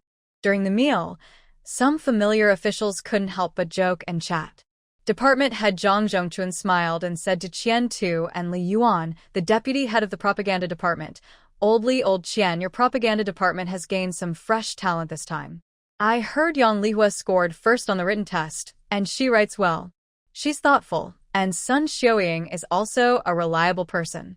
Your department is really full of talent now, perfect for working hard and making a difference." Qian Tu raised his glass with a calm smile but said nothing, showing steadiness and seriousness. Li Yuan, sitting beside him, heard this but didn't respond with modesty or politeness like other officials. Instead, a hint of exhaustion and helplessness appeared on his face. He waved his hand, holding a glass with noticeably rough and deformed knuckles, and sighed in a low voice. "Old Zhang, stop joking with me. I can't do much now. Look at my old bones." He put down his glass and gently tapped his knee, frowning slightly from the pain. "A few days ago, I went to the hospital.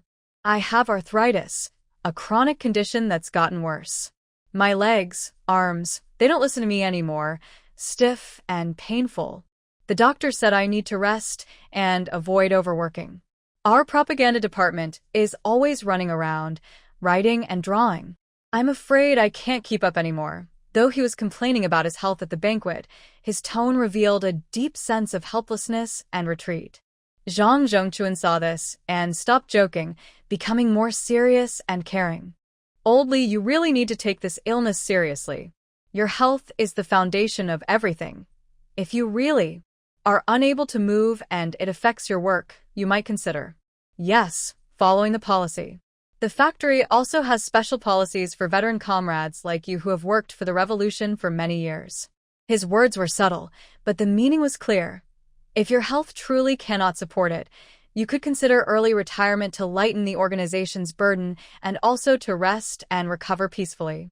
Li Yuanshan picked up his cup, rubbed the rim, and looked somewhat distracted, as if seriously considering Zhang Zhongquan's words. After a moment, he nodded slightly and lowered his voice. "Yes, I need to think about it. I can't keep occupying the position and delay the department's work forever." Their conversation was quiet, but near the main table, it was still clearly heard by Yang Lihua. She was lowering her head to pick vegetables, her movement steady as if she paid no attention, but inside, she was already overwhelmed with shock. Deputy Section Chief Li might retire due to health reasons. And it could happen soon, within a year or even less. The deputy position, a solid middle-level role in the factory, might soon be vacant. This realization made her heart race, and a strong desire and ambition suddenly surged within her. She knew very well what this position meant: a higher platform, more influence, more direct involvement in decision-making, as well as better pay and hidden resources. But after the joy came deeper calmness and caution. The opportunity was right in front of her. How could she seize it? She had just joined the propaganda department less than 2 days ago. A new employee, less than 2 days on the job, already eyeing the deputy section chief position. That was simply wishful thinking, and if she said it out loud, people would laugh. So, she must not rush. Absolutely not. The wedding banquet ended as Yang Lihua kept pondering, and the entire Yang family stayed at the entrance of the cafeteria, all with happy faces. Their gazes toward Yang Lihua had changed somewhat from usual. Su Milan stepped forward, affectionately holding Yang Lihua's hand, smiling brightly, gently patting her arm, and speaking proudly. "You, girl, transferred to the propaganda department, and you didn't even tell your family? You really kept it a secret. If it weren't for Master Shi mentioning it today, your dad and I would still be in the dark." Yang Lihua was pulled along by her mother, a shy smile on her face. "Mom, I didn't mean to hide things from you. The paperwork was only finished yesterday. Today, my second sister is getting married, so I thought I'd wait until things settled down before telling you." "It's not a big deal. Isn't it a big deal?" Yang Daqiang walked over with his hands behind his back, standing straight. The wrinkles on his face, carved by years, seemed to relax. Looking at Yang Lihua with pride and happiness, he said, "She went from the workshop to the factory's publicity department, and she was the top student to get in. That's really impressive." He looked around at the family and raised his voice a little. "Look at our Yang family.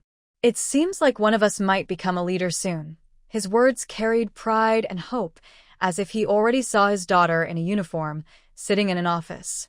He was getting more excited and turned to Su Milan, saying, "Mom, go buy some meat. Make some mincemeat sauce at home. Add plenty of meat to make it tasty. When you finish work, let Lisan ride his bike to bring it over." Lihua lives in the factory dormitory, so she rarely gets to enjoy good home-cooked food. She needs to eat well to stay strong for the family. Su Milan nodded quickly. Yes, I should eat better. Working with your brain is tiring. I'll go buy some meat now." Yang Daqiang then looked at Yang Lijuan, who was talking with Su Zhaoxing nearby, and waved her over. "Lijuan, come here." Lijuan hurried over. "Dad, what's wrong?" Yang Daqiang looked at her and then at Su Zhaoxing, speaking earnestly. "Lijuan, you're married to the textile factory now. Zhaoxing is the head of the security department, so he's important at the factory. Your sister Lihua is still young and just joined the publicity department.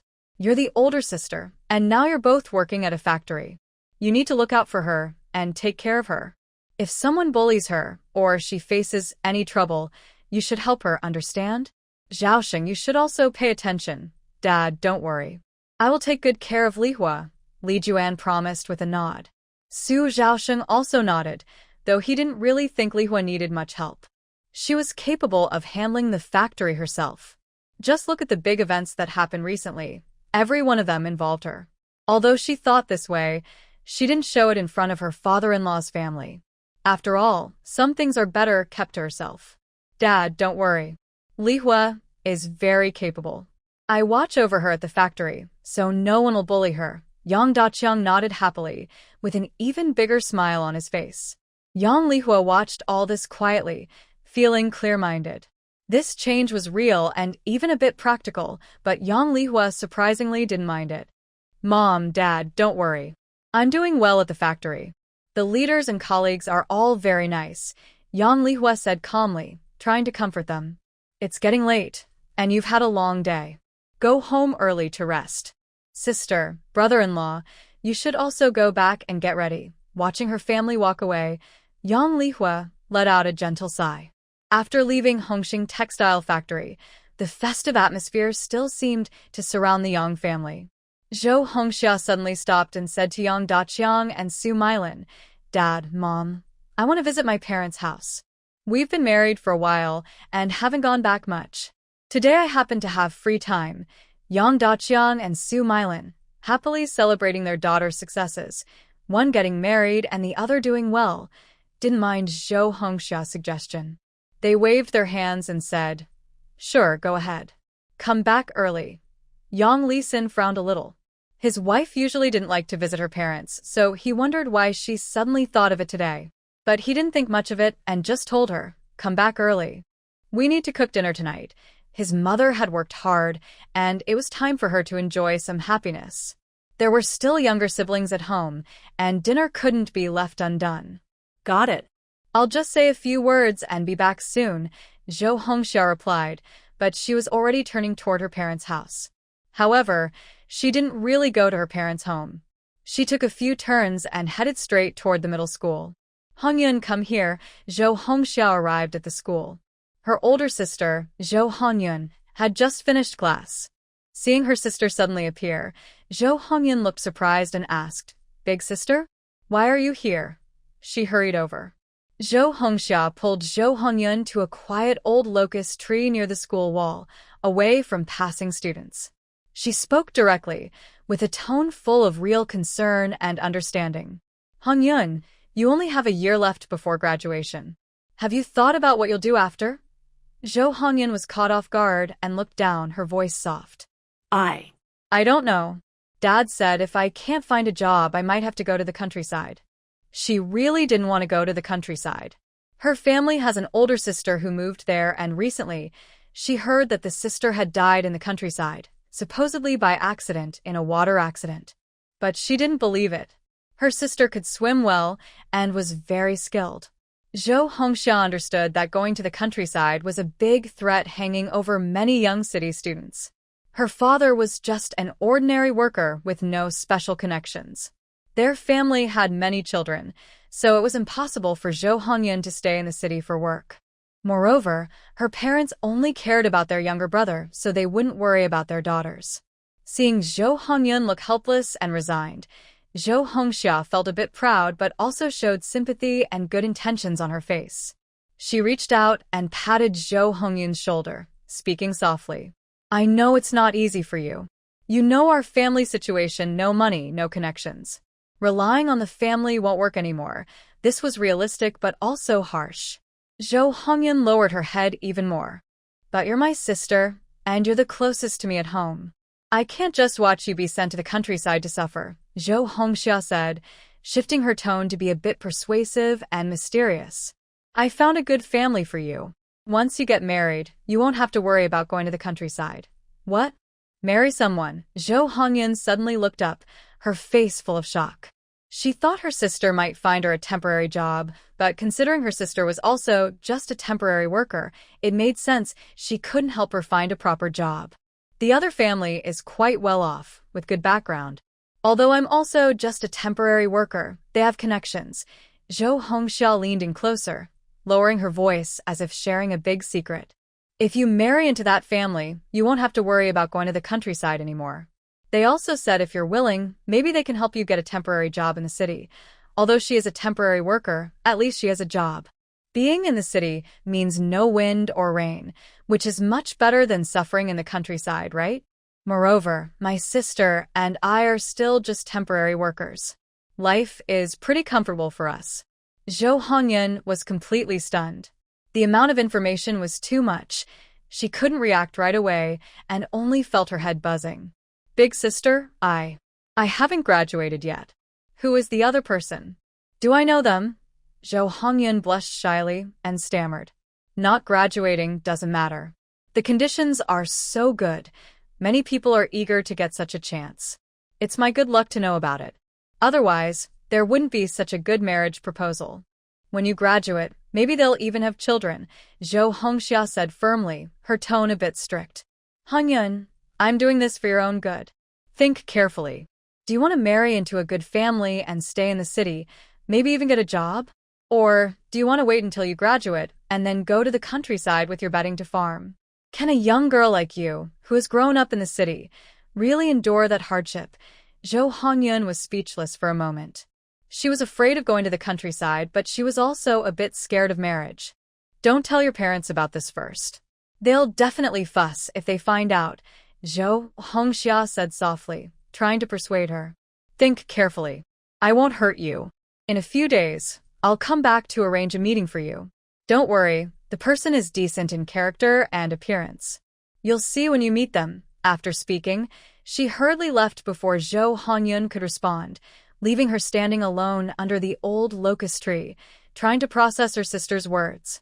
In the afternoon, Yang Lihua arrived on time and began familiarizing herself with the daily tasks of the department. Qian Tu sat behind his desk, finished handling a few documents, then looked up. His gaze swept across the office and finally settled on Yang Lihua and Sun Xiuying.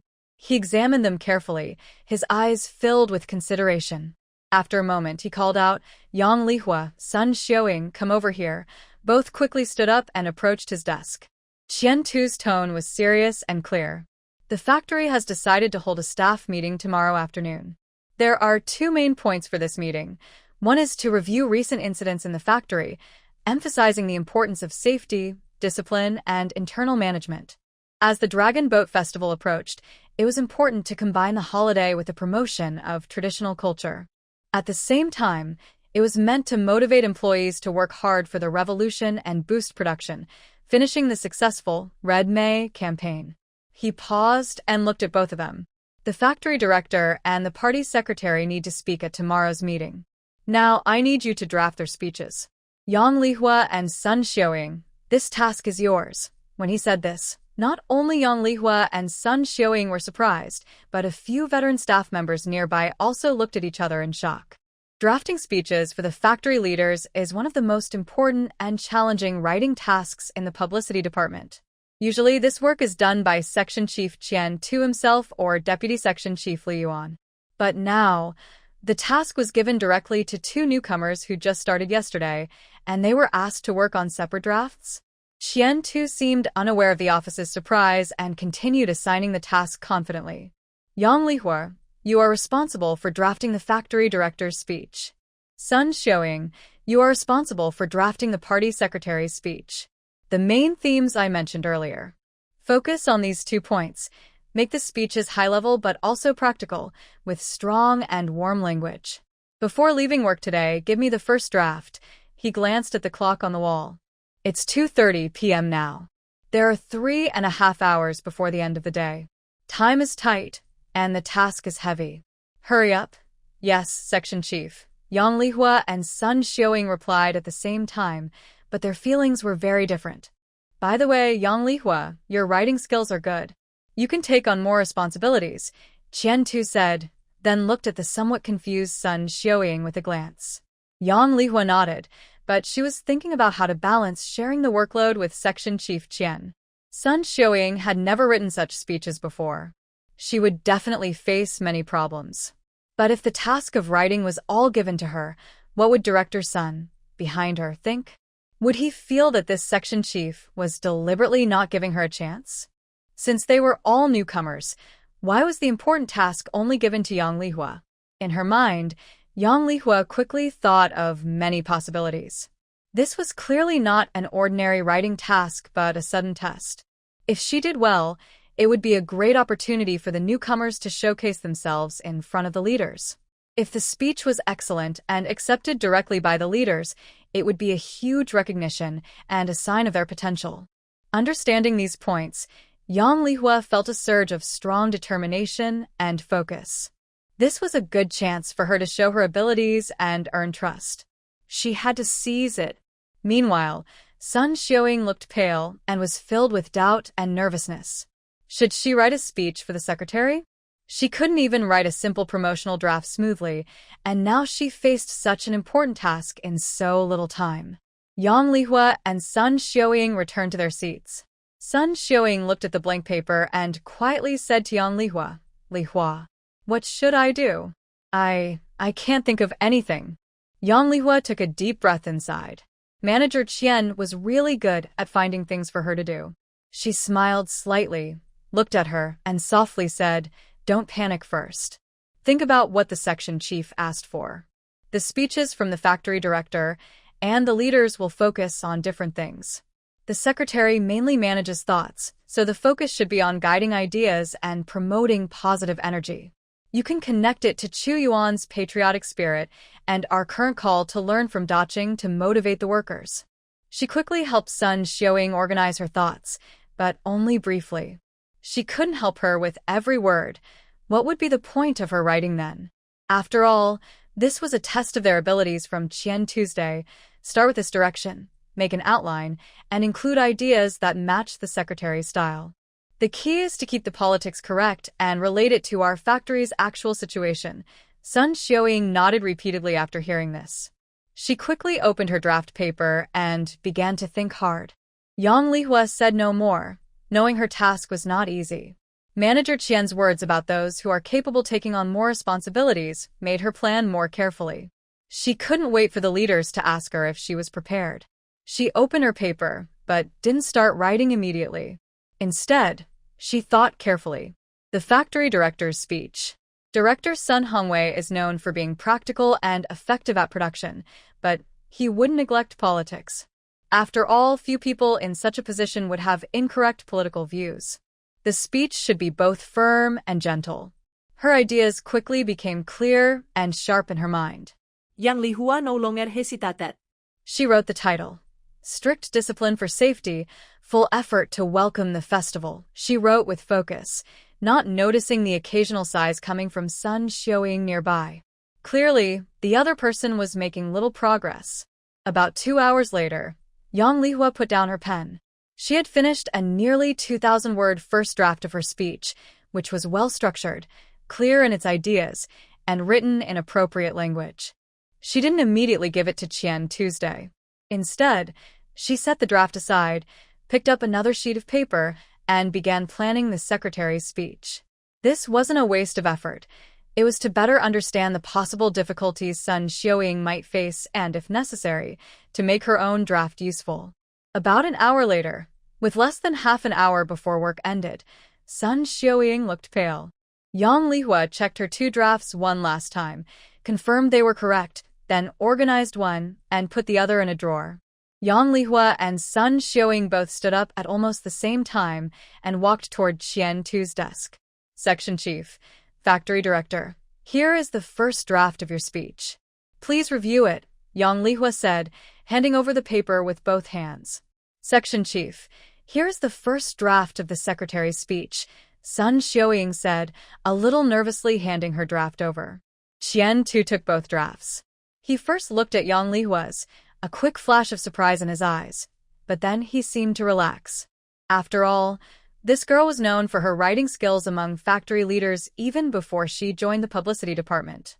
He finished reading Yang Lihua's draft without showing much expression. He lightly marked a few places with his pen, changing some words to better match the factory director's speaking style. Overall, there were no big problems. Next, he picked up Sun Xiaoying's draft. He read the first 2 paragraphs, and his eyebrows furrowed slightly. He continued reading, and his brow tightened more and more. His reading speed slowed noticeably. Sun Xiaoying watched Director Qian's furrowed brow, holding her breath, then lowered her head, afraid to look at his expression. A sigh escaped, and Sun Xiaoying's heart was very nervous. Comrade Sun Xiaoying, Qian-tu said softly. Your draft has some serious issues. He picked up a red pen and marked the paper. First, the structure is loose, and the main points are unclear. Second, the content is vague and lacks practical details. Third, the language is too plain, lacking the power and impact expected in a leader's speech. With each point he made, Sun Xiaoying lowered her head further, her face turning red. Of course, since this is my first time handling such an important document and the time is tight, some mistakes are unavoidable, Qian-tu said in a calmer tone, but his expectations remained high.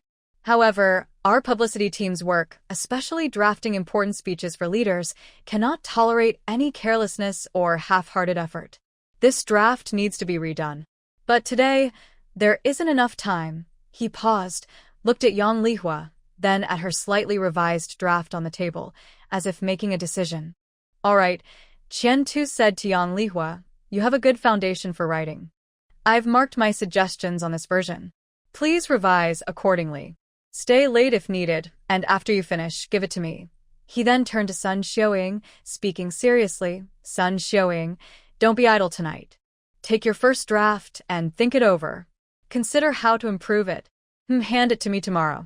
Remember, writing a report isn't just about putting words together. It requires thinking and effort. Yes, Director, Yang Lihua replied immediately.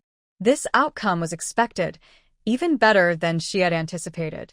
Qian-tu handed her the speech draft to be rewritten, which was both a pressure and a sign of great trust and opportunity. Yes.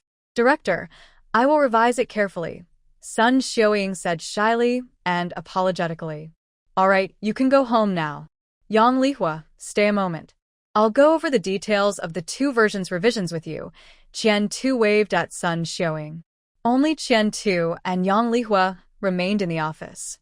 He pushed her draft back to her, pointing out several marked changes and explaining the desired effect in more detail. Yang Lihua listened carefully, feeling even more admiration for his writing skills and political insight. No wonder he's the veteran writer of the publicity team. After giving instructions, Qian-tu looked at her and said in a calm but meaningful tone, You did well today. You responded quickly and your foundation is solid. Helping colleagues clarify their ideas is good, but you need to be mindful of boundaries. Ultimately, you must rely on yourself. In the publicity team, independent thinking and taking responsibility are crucial. Do you understand? I understand, Director. Thank you for your guidance, Yang Lihua replied sincerely. Qian-tu was affirming her abilities while also reminding her to help others appropriately. Helping is fine, but overstepping is not. The responsibility she bears seems to hint at high expectations for her future.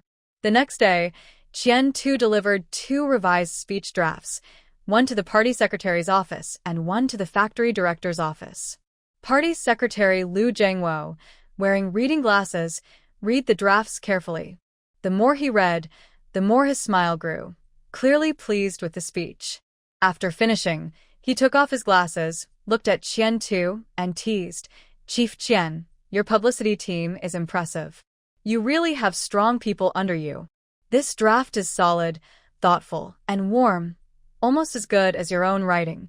Qian-tu felt relieved and modestly smiled. Thank you, Secretary. This is the result of everyone studying and practicing together. There are still many areas to improve. Secretary Liu picked up the draft and asked casually, This writing style looks familiar. It reminds me of an article published in the city newspaper by a young comrade named Yang Lihua, isn't it? Qian-tu was surprised. He knew the old secretary, experienced in writing, would notice. Yes, Secretary. You're right. It was written by Comrade Yang Lihua. Liu nodded, with a thoughtful look. I remember her. She performed very well in the monthly ideological classes. Her writing has spirit. He paused, then said casually but with weight, Our factory needs fresh blood and talented people. Young comrades with ability and ideas should be nurtured and given chances. We can't let some messy personal relationships or selfish motives hide talented people. Qian-tu immediately understood the secretary's meaning. He quickly assured him, Don't worry, Secretary. Since Comrade Yang Lihua is part of our publicity team, I, as her supervisor, We'll protect her and let her work with peace of mind and show her talents. Liu nodded and waved his hand. Good. You understand. The pen is like a gun. Used well, it inspires. Misused, it causes trouble. Young girls are lively and spirited. We should love and guide them.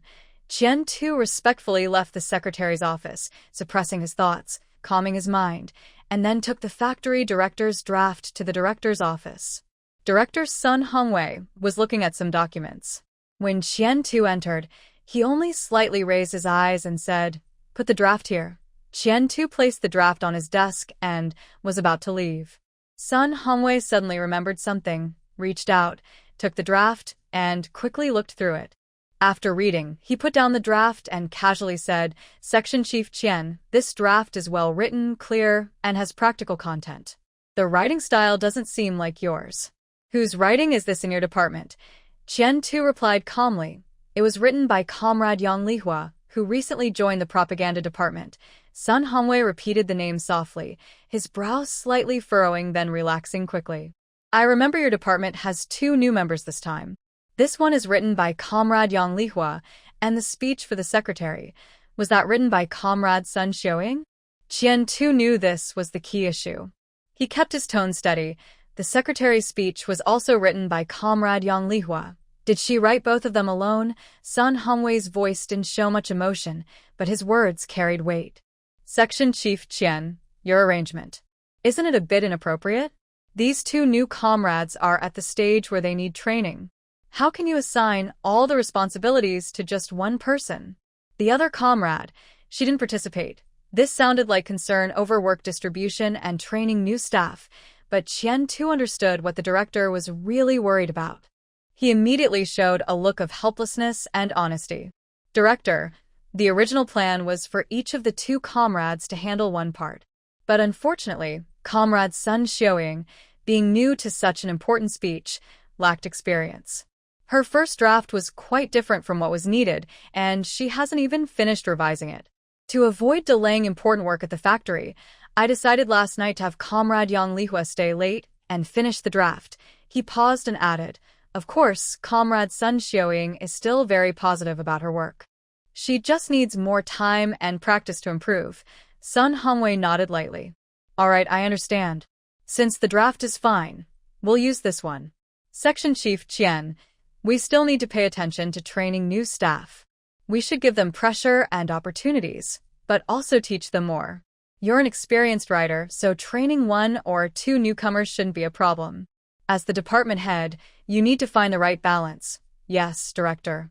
"I understand," Qian Tu replied, and left. Yang Lihua watched as Qian Tu took away the 2 drafts she had written. She quietly nodded to herself. Although her articles had been accepted, she knew it wasn't the time to be proud. She needed to hide her satisfaction a bit. Instead, she moved her chair closer and sat next to Sun Xiaoying, who looked a little down. "Xiaoying, don't be discouraged. When I first wrote this kind of thing, I was worse than you," Yang Lihua said gently, pointing to Sun Xiaoying's rough draft filled with many corrections. "Look here. Your idea is very good, but the way you expressed it could be more concise. The secretary prefers speeches that are practical, but also have a touch of elegance. We can revise it like this." She patiently explained the main points of official writing, how to support opinions with specific examples. At first, Sun Xiaoying felt a bit awkward and shy, but seeing Yang Lihua's calm face, without any hint of disdain or pride, she felt reassured. Yang Lihua was always sincere and professional in her guidance. At this moment, Qian Tu returned from the director's office. His face was neutral, but when his eyes swept over the 2 people discussing, a slight smile appeared at the corner of his mouth. He nodded in satisfaction. This young comrade Yang Lihua has a high sense of awareness. She's also quite clever. No wonder he had pushed her behind the scenes. "Section Chief, you're back." Yang Lihua looked up and greeted him with a smile. Then she gently nudged Sun Xiaoying's arm. "Xiaoying, quickly show the revised draft to the section chief." "I think it's much better than before." Sun Xiaoying nervously handed over her rewritten manuscript to Qian Tuesday. He took it and looked at it carefully. Honestly, her progress was obvious.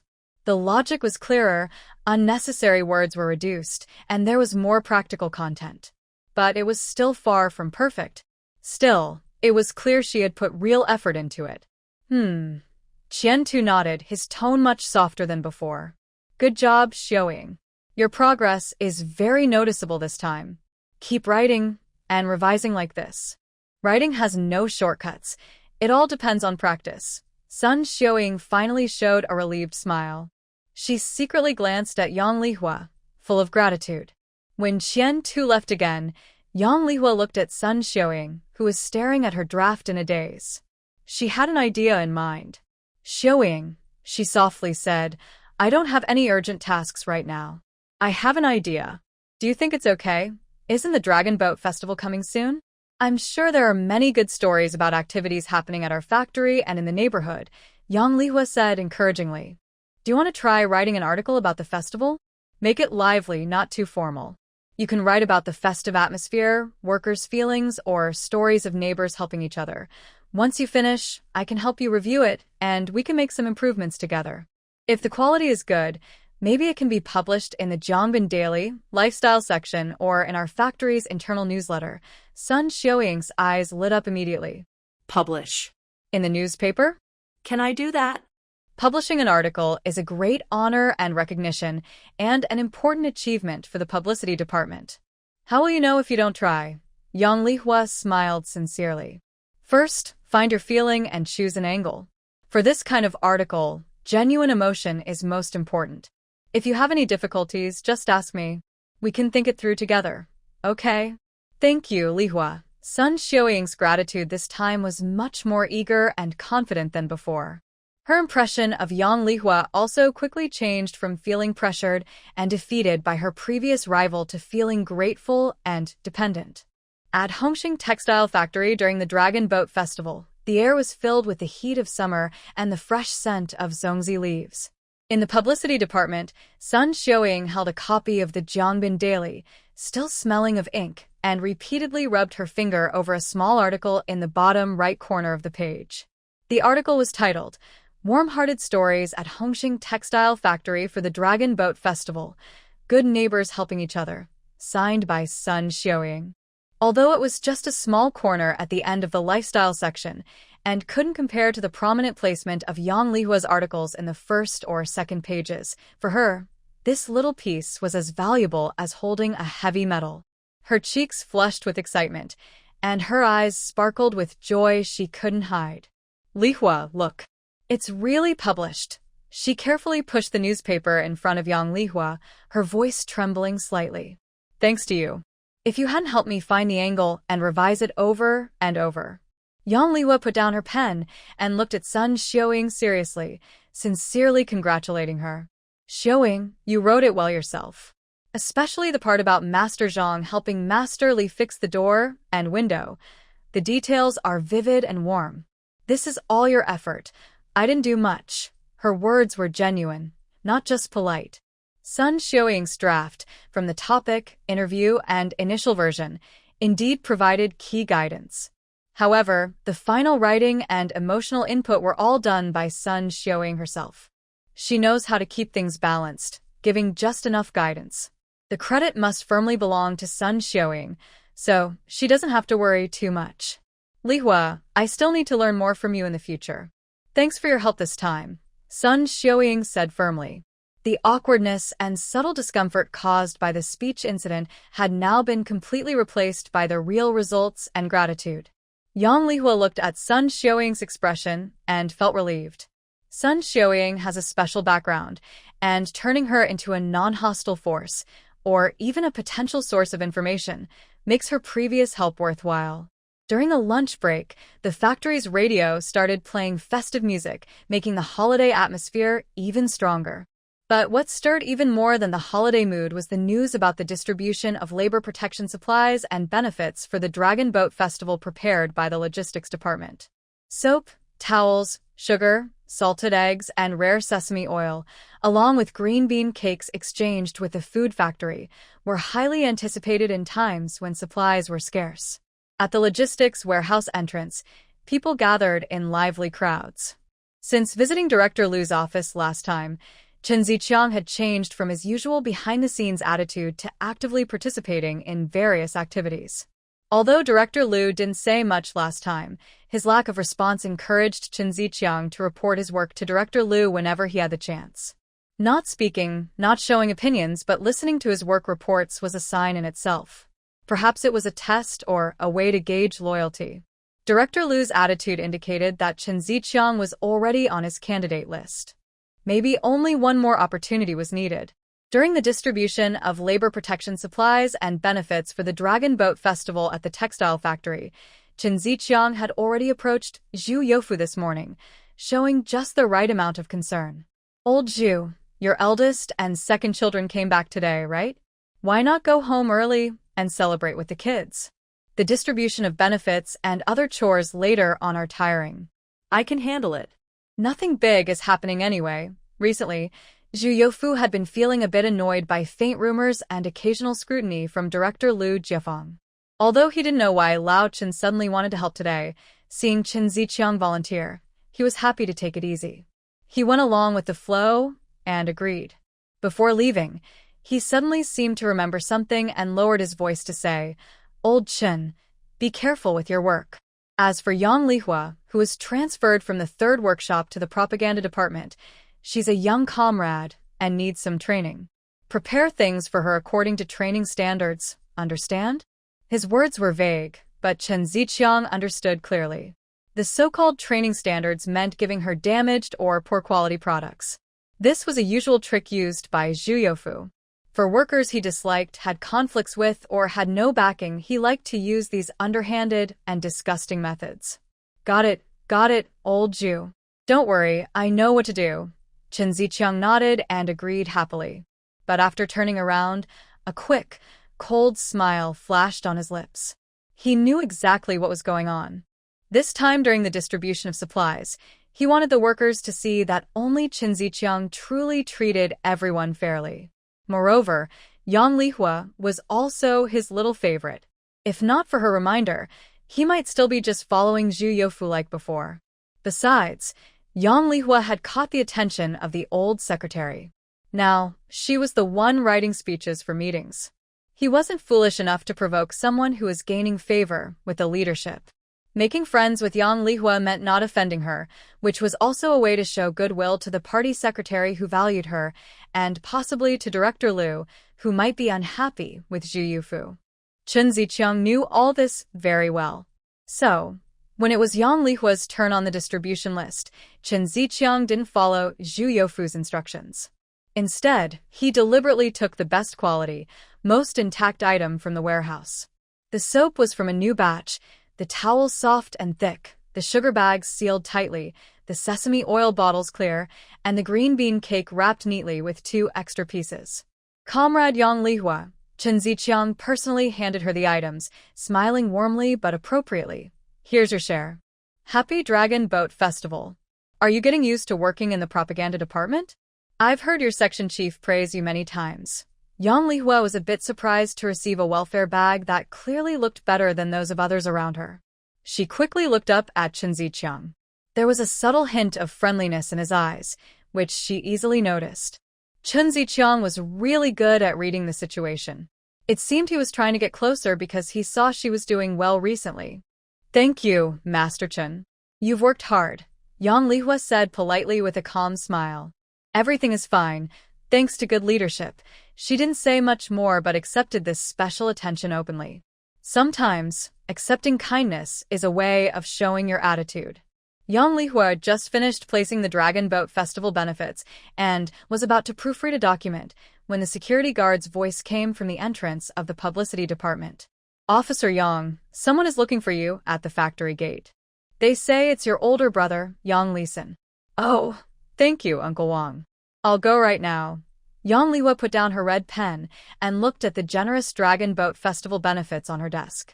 She thought for a moment, then quickly took a bottle of good-looking sesame oil from her bag and wrapped 2 pieces of mung bean cake in oil paper before heading out. Yang Lisan was standing under the locust tree outside the factory gate, holding a cloth bag and looking around. When he saw Yang Lihua come out, his face immediately lit up with a smile. This smile showed not only sibling affection but also obvious admiration and friendliness. Lihua. Yang Lixin stepped forward. Did I bother you at work? No. I just finished a busy period, Yang Lihua said with a smile. Big brother, why are you here? Mom asked me to bring you something. Yang Lixin handed over the cloth bag, which contained 2 heavy jars of meat sauce. Mom bought the meat with her saved-up tickets. It's fried to smell so good. She knows your department works hard and wanted you to have some. Yang Lihua took the bag, feeling the slight warmth of the glass bottles with her fingertips. She showed a fitting expression of gratitude. Mom is really. Our family isn't well off either. Please thank her for me. But deep down, she understood that this special care was closely linked to her current position at the factory. From a female worker in the workshop to the publicity department, and now called Officer Yang, her importance in the Yang family had changed a lot. Otherwise, her father, Yang Daqiang, wouldn't have said such things and asked her mother to prepare the meat sauce just for her. This might be the kind of treatment even his brother Yang Lixin has never received. Family members shouldn't be so polite, Yang Lixin said, rubbing his hands with pride. Just a few days ago, Dad was talking about how capable Li Hua is. She moved from the workshop to the office shortly after starting at the factory. And your articles have been appearing in the newspapers lately. That's a big honor. You know, you're now a promising young official. He asked Liang Wan to look out for you more at the factory. As he spoke, he chuckled first. But I think now you should look out for Liang Wan more. Section Chief Su is a good person, but Liang Wan is too honest. Being honest is a compliment, but family members know their own affairs. Sometimes, Yang Lijuan really isn't very smart. Yang Lihua also smiled and handed her brother some sesame oil and green bean cakes she had prepared. This is a benefit from the factory. Take it home to try. I'm staying in the dorm now, so I don't need so much. Yang Lixin took the gifts, his eyes brightening. Wow, this sesame oil looks authentic. Your publicity department really treats you well. He paused, seeming to remember something, and said proudly, by the way, your sister-in-law Zhou Hongxia's food factory also had good benefits this year. They gave out several kinds of cakes. She's officially a regular employee now, the paperwork just finished. Yang Lihua raised an eyebrow slightly. Oh. She's a regular employee now? So fast? She wondered which girl she had meddled with this time, probably not through her own hard work. If working hard really made someone a permanent worker, she wouldn't have waited so many years. Most likely, she got the position through matchmaking, like helping that epileptic Wu Xiangdong find a partner. She's a regular now? That's great news. Yang Lihua said sincerely, happy for her. Your sister-in-law is really capable. She got promoted not long after marriage. Now your family is a dual-income household. Mom and Dad must be happy. Yang Lixin nodded, a bit embarrassed, touching his hair. Yes, Mom and Dad are happy. But Hongxia worked hard for this. He hesitated, then lowered his voice and said, she also arranged a job for her sister Hongyun. Married to the son of Section Chief Wu, if Zhou Hongxia hadn't been promoted, she might have accidentally let it slip in her excitement, and he wouldn't have known. Zhou Hongxia is quite determined. She's willing to do anything for her sister. She can clearly see through her own younger sister. So, what about her close partner? Yang Lihua's heart skipped a beat. Zhou Hongxia actually pushed her own sister to Wu Xiangdong. She used her sister's marriage to exchange for her own official work position. Seeing the disbelief in Yang Lihua's eyes, Yang Lixin immediately said he needed to leave. It's getting late. Lihua, you should go to work. I need to head back too. Okay, brother, take your time on the way. Hey, you should go in now. Yang Lihua nodded with a smile and watched her brother ride away. Her smile gradually faded from her face. In the east area of the textile factory's family housing, a 3-story red brick building was the home of Yang Lijuan and Su Chaosheng. The 2-bedroom house wasn't big, but Yang Lijuan kept it very clean and tidy. Right now, Yang Lijuan was carefully placing the Dragon Boat Festival gifts that Su Chaosheng had just brought home on a clean, well-polished table.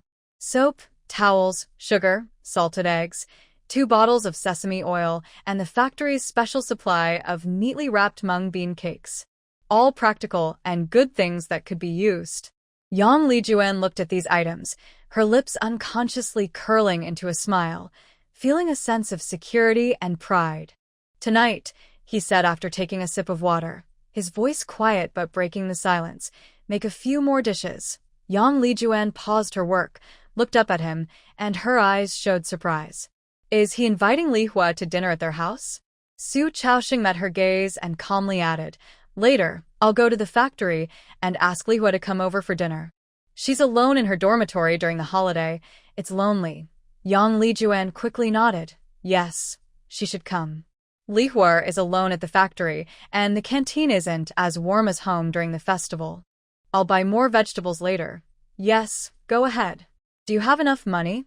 He asked this because Su Chaoxing's salary wasn't given directly to Yang Lijuan but was only about 10 yuan a month for household expenses. This situation might be because Su Chaoxing saw that Yang Lijuan kept all her bride price in her family, or perhaps that was his original plan. Anyway, Yang Lijuan felt her life now was much better than at her parents' home. Enough, enough. I'll go now. You go ahead and do your work, Yang Lijuan said, carrying her basket and heading out. In the afternoon, Su Chaoxing went to the factory as usual. First, he reported the recent safety inspections around the plant to Deputy Director Chen Xiangqian's office. After leaving Director Chen's office, Su checked the time and then headed toward the publicity department at the other end of the office building. He walked down the corridor with his usual confident and steady stride, eyes straight ahead. As he passed, the noise around him quieted a bit.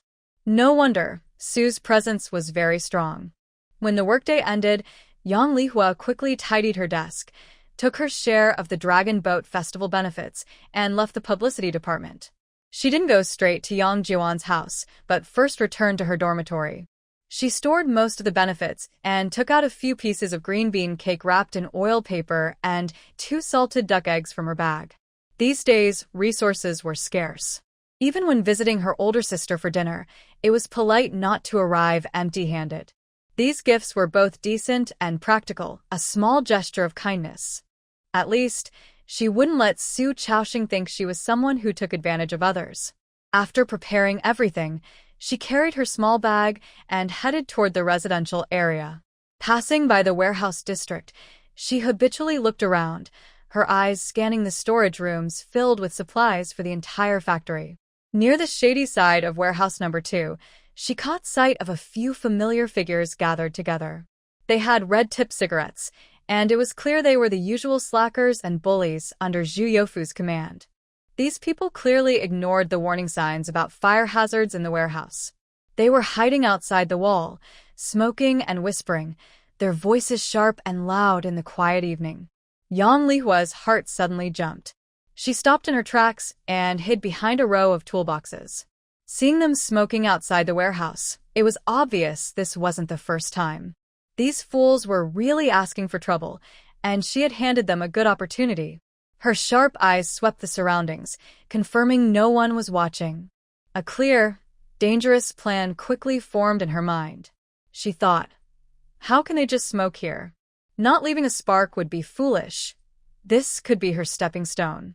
She had to leave a spark here to ensure that an accident would happen. She needed to act herself, controlling the risk and directing suspicion toward these damn guys.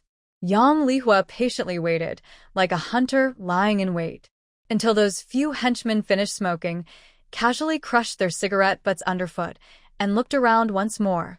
They then strolled away arm in arm. This is a great opportunity.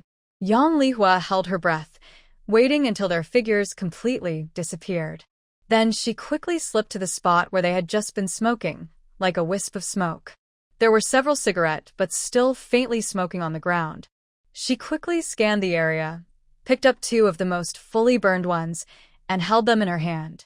The heavy wooden door to the storage room was not locked, just slightly ajar. This was probably one reason those men chose this place to smoke, easy to hide inside quickly if needed, or do something else. Yang Lihua gently pushed open a small gap. The strong smell of cotton and machine oil hit her face. Inside was dimly lit, filled with stacks of cotton yarn and raw fabric covered with burlap or oilcloth. She looked inside and quickly chose a pile of loose, slightly oily, and dry cotton scraps near the door. This material was dry, fluffy, and easy to ignite. After doing all this, her heart pounded loudly, and cold sweat broke out on her back, but her eyes remained very determined. She adjusted her breathing, making it seem like she was just in a hurry, and quickly headed toward the residential yard. During the meal, Yang Lihua ate without tasting anything, her mind always tense. After hurriedly finishing her food, she got up to leave, claiming she needed to work on her writing. At the moment she stood up, Yang Lihua suddenly had an idea. She quickly knocked her factory ID badge, which was pinned to her chest, onto the ground. The cardboard piece spun around and fell into the corner near the wall of the dining area. "Second sister, brother-in-law, I'm leaving now," Yang Lihua said as she headed out. Yang Lijuan in the kitchen hadn't yet reacted, and Yang Lihua had already left. "Hey, she's leaving already?" "There are still a few zongzi left, kept just for her." Su Chaoxing heard this and said, "Leave it. I need to go to the security department later, and I'll take it to her then." As the weather warmed up, the textile factory's fabrics, which are easy to catch fire, made fire safety very important. After leaving Yang Lijuan's house, Yang Lihua almost ran toward the warehouse area. The closer she got, the clearer the faint smell of burning came to her nose. When she saw warehouse number 2, her heart almost jumped out of her chest. A faint red glow was visible through the gap at the bottom of the wooden door. Thin wisps of black smoke were already seeping out from the crack. Those troublemakers clearly didn't notice the danger they left behind, nor did they think to check back. The fire has really started. And from the look of it, it just began and isn't completely out of control yet. Yang Lihua didn't hesitate at all. This is the most dangerous and valuable moment. After making sure no one is around, she suddenly pushes open the storage room door. The heat and thick smoke immediately surround her. The flames flicker on the piled cotton and are slowly spreading to the neatly stacked fabric nearby. The smoke makes her tear up, but she forces herself to hold back. Her fingers keep rubbing the red mole on her palm. Now is the time. She quickly rushes toward the area not yet affected by the fire, where new, fine, and colorful fabrics are stored, along with a batch of high-quality cotton for export. She brushes her hand over the fabrics. Whoosh, whoosh, whoosh. Heavy pieces of fabric vanish into thin air, being swiftly transferred into her space pocket in her left hand. She mainly targets valuable, small-sized fabrics. The space storage seems related to her mental strength and stamina. In just a few seconds, she feels a slight dizziness from the quick looting, but now isn't the time to be greedy. She estimates she's taken enough, and since the flames are starting to spread, she decisively stops. She immediately turns around, struggling to drag a piece of ordinary cotton fabric near the door, which has become very hot from the heat. She stumbles out of the storage, throws the fabric outside, and with all her strength, shouts, "Fire! The second storage is on fire. Someone, help put out the fire." Her sharp shouts break the quiet evening at the factory. After calling out once, she gets no response. She turns and rushes back inside, this time aiming for the special fabrics that haven't caught fire yet. She pulls out a piece, struggling to drag it outside, while shouting loudly, "Help! Fire! Someone, come quick!" Just as she pulls out 2 pieces, distant footsteps and shouts of alarm can be heard. "Where's the fire?" "It's in the warehouse area." "Look at the smoke." "Oh no, it's the second storage." On her third trip, Yang Lihua pulls out 2 more pieces of the new fabrics this year. At this moment, her appearance was extremely disheveled. Her face was covered in soot, sweat and smoke stuck to her forehead, and some parts were even scorched. The hem of her work jacket had several blackened holes from sparks, and her arms and calves had various burns. But her eyes were unusually clear and sharp. The fire grew larger, to the point where it was impossible to go inside. She threw down the cotton cloth, making a move as if to rush back in, but this time her movements were much slower, showing signs of exhaustion. "Yang Lihua, stop right there." A loud, angry shout rang out like thunder. From the crowd's edge, a tall figure hurried forward, carrying a net bag that seemed to contain rice dumplings, along with a small work ID card. The person was Su Chaoxing. He was delivering rice dumplings and his work ID to Yang Lihua. As he approached the warehouse area, he heard the chaos and saw the thick smoke rising. His heart sank, and he ran faster, just in time to see Yang Lihua desperately trying to rush into the fire. Su Chaosheng quickly stepped forward, grabbing her arm with great force and pulling her away from the warehouse door. His face was pale, and the scar on his face looked even more fierce and intimidating in the firelight. "Are you crazy? The fire is so big, and you're rushing in." His shout carried the commanding tone of a soldier, and a flicker of fear flashed in his eyes. This little sister-in-law usually seemed clever, but at this critical moment, she was so reckless. There's still something inside." Yang Lihua was stunned by a shout, then quickly showed an anxious and exhausted expression, coughing as she pointed toward the warehouse, her voice hoarse. "Trying to save what I can. We have firefighters." "It's not your job to take risks." Su Chaosheng's tone was stern, but he moved quickly, pushing her to a safer spot at the back. He then shouted at several security officers who had arrived, "Watch her. Don't let her get close again." After that, he immediately turned around, showing the professionalism of a retired soldier. He quickly assessed the fire and began directing the rescue efforts. 10 people, go get the fire hoses and aim at the entrance to suppress the fire. Another 10 organized people to pass water through the side windows. His calm and strong presence, with undeniable authority, immediately calmed the chaotic scene. The workers seemed to find their confidence and quickly followed his instructions. Yang Lihua was helped to sit on a distant stone step, and someone handed her water. She took small sips, her eyes fixed on warehouse number 2. Su Chaosheng's arrival not only stopped her from risking herself, but also organized the fire scene quickly and efficiently, providing strong evidence for her. Soon, factory leaders arrived. Deputy Factory Director Chen Xiangqian saw that Su Chaosheng was already giving effective commands. He relaxed and took over the situation, allocating more resources and urgently contacting the fire brigade. Lu Jiefeng looked at the burning warehouse and the small amount of fabric Yang Lihua managed to rescue, with a somewhat gloomy face. After the fire in warehouse number 2 was put out, the scene was filled with a strong burnt smell and mess. Most of the damage was near the back door. Although property was lost, no one was hurt, which was a small blessing. Except for a few burns on Yang Lihua's body. The next day, Yang Lihua arrived on time at the publicity department. The red marks on her arm were not hidden, which instead became a silent badge of honor. As soon as she sat down, Sun Xiaoying came over with a teacup, showing genuine concern and fear. "Lihua, "You really scared us yesterday." She lowered her voice and talked about her family's reaction after hearing about the fire. "My uncle came home for dinner last night and looked very upset when he heard about the fire. He seemed to relax a bit when talking about you, calling you a good comrade. He rarely praised women like that at home." Sun Xiaoying didn't know that Yang Lihua already knew her uncle, the factory director's, opinion. Her words hinted that her family thought highly of her. Yang Lihua felt a flicker of satisfaction. It seemed her attitude yesterday was not in vain. Her performance last night, whether accidental or deliberate, helped prevent greater damage and showed her sense of responsibility. In Director Sun Hongwei's view, this was a positive example worth recognizing. "Xiaoying, please thank your uncle for me." "It's what I should do," Yang Lihua said humbly, but she was quickly calculating in her mind. Right now, the people in charge of this incident were Director Liu and Director Chen, who was responsible for safety. While thinking, Section Chief Qian too entered the room. Seeing Yang Lihua, he slightly frowned and spoke with a tone of concern and mild reproach. "Didn't I tell you to rest at home? Why did you come back? How is your hand injury?"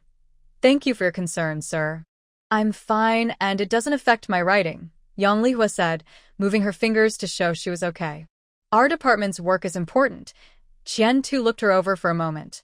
Seeing she seemed fine, he didn't say much and simply advised, "If you're not feeling well, don't push yourself." Also, he lowered his voice, "Regarding the fire, the factory has set up an investigation team. Deputy Factory Director Liu and Deputy Factory Director Chen are leading it, with the fire brigade and security department working together. We expect to have results soon." Since you were the first to discover the scene and involved, if you remember any details that might be missing, you can tell me or the investigation team at any time. Okay, sir. I understand, Yang Lihua nodded. She then asked, do we have any preliminary conclusions? What caused the fire? Qian Tu shook his head, looking serious. Not yet. We're still investigating. But I heard they found some unusual things at the scene. We'll see the official report soon. He didn't say more, but his tone hinted that the situation was complicated. The investigation scene had a tense atmosphere. Su Zhaosheng was with Captain Zhao from the fire brigade and the factory's safety department. The key security personnel under his command carefully examined the damp ruins inch by inch. The air smelled of burnt material and damp dust. Old Su, look here. Captain Zhao crouched beside the remnants of the earliest burning cotton yarn pile, carefully picking up a few nearly charred cylindrical pieces with tweezers. These are cigarette filters, at least 3 or 4. Burned almost completely, but still recognizable. Su Zhaosheng crouched down and examined carefully, his face darkening. Finding cigarette filters in a restricted storage area was a serious violation and a safety risk, and it was the most direct clue in the fire case. The fire started right in this area. Captain Zhao pointed to the zone with the most thorough burning and heavy smoke marks. The signs of smoldering are obvious. The dry cotton and some residual oil stains we detected suggest it was an excellent ignition source. Overall, it's most likely that an unextinguished cigarette was discarded here and caused the fire. Almost at the same time, an officer from the security department outside the scene brought key witness information. Section Chief, we have some results from the investigation, the officer whispered. Yesterday afternoon, just before or after work, Lu Duong, Wang Zhengwo, Li Sainer, and about 5 or 6 others from logistics stayed near the back door of warehouse number 2. Several passing workers saw them gathered together smoking. This was less than half an hour before the fire started. Another team added. Old Wu from the west side of the factory also said that when he finished work, he saw these people walking out of the warehouse area with their arms around each other. When he passed by, he could clearly smell smoke. Not long after, the warehouse started to smoke. Lu Duong and Wang Zhengwo are close aides of Zhu Youfu and are known troublemakers in the logistics department. Based on witness statements, physical evidence, and on-site investigation, the evidence chain quickly pointed to them clearly. Su Zhaosheng immediately ordered, go and separate Lu Duong, Wang Zhengwo, Li Sainer, and other involved personnel for questioning. Prepare a preliminary investigation report right away to give the factory an explanation. This incident also reflected a failure on the part of their security department, which did not discover or stop the problem in time. The results of the security department's investigation quickly spread throughout the factory, fueled by some people with their own motives. Did you hear? The warehouse caught fire last night, and it was caused by the logistics team smoking inside. I heard from security that they found several cigarette butts inside, and since they couldn't find the rest, it's unclear how many cigarettes were smoked in the warehouse. Is it true? Smoking in the warehouse? Even our little kids know that's not allowed. Would the people responsible for logistics not know the rules? Is it really true? Several witnesses saw it happen. Oh my goodness. Zhu Youfu's team is really out of control. They even smoked inside the warehouse. This is a big deal. I heard the damage was quite serious. Almost the entire second warehouse was destroyed. Luckily, it was discovered early or else, and we have to thank Yang Lihua from the publicity department. That girl is quite brave. She was so eager to rush inside during the fire. If her brother-in-law, Section Chief Su, hadn't pulled her back, it could have been dangerous. During lunch at the cafeteria, Yang Lihua felt that people were being more friendly to her. It wasn't that she was disliked before. She was just an ordinary worker then. Today, everyone was smiling warmly at her, even the cafeteria lady who usually trembles when serving food. She filled a big spoonful of vegetables with a confident attitude, which surprised her. Confused, Yang Lihua carried her lunchbox and refused several colleagues' invitations. She looked over the crowded area and finally found Su Zhaosheng in a quiet corner near the dishwashing area. He was sitting alone, and his mood seemed much heavier than the people nearby. His brows were tightly furrowed. Yang Lihua knew that he was upset because of the fire last night.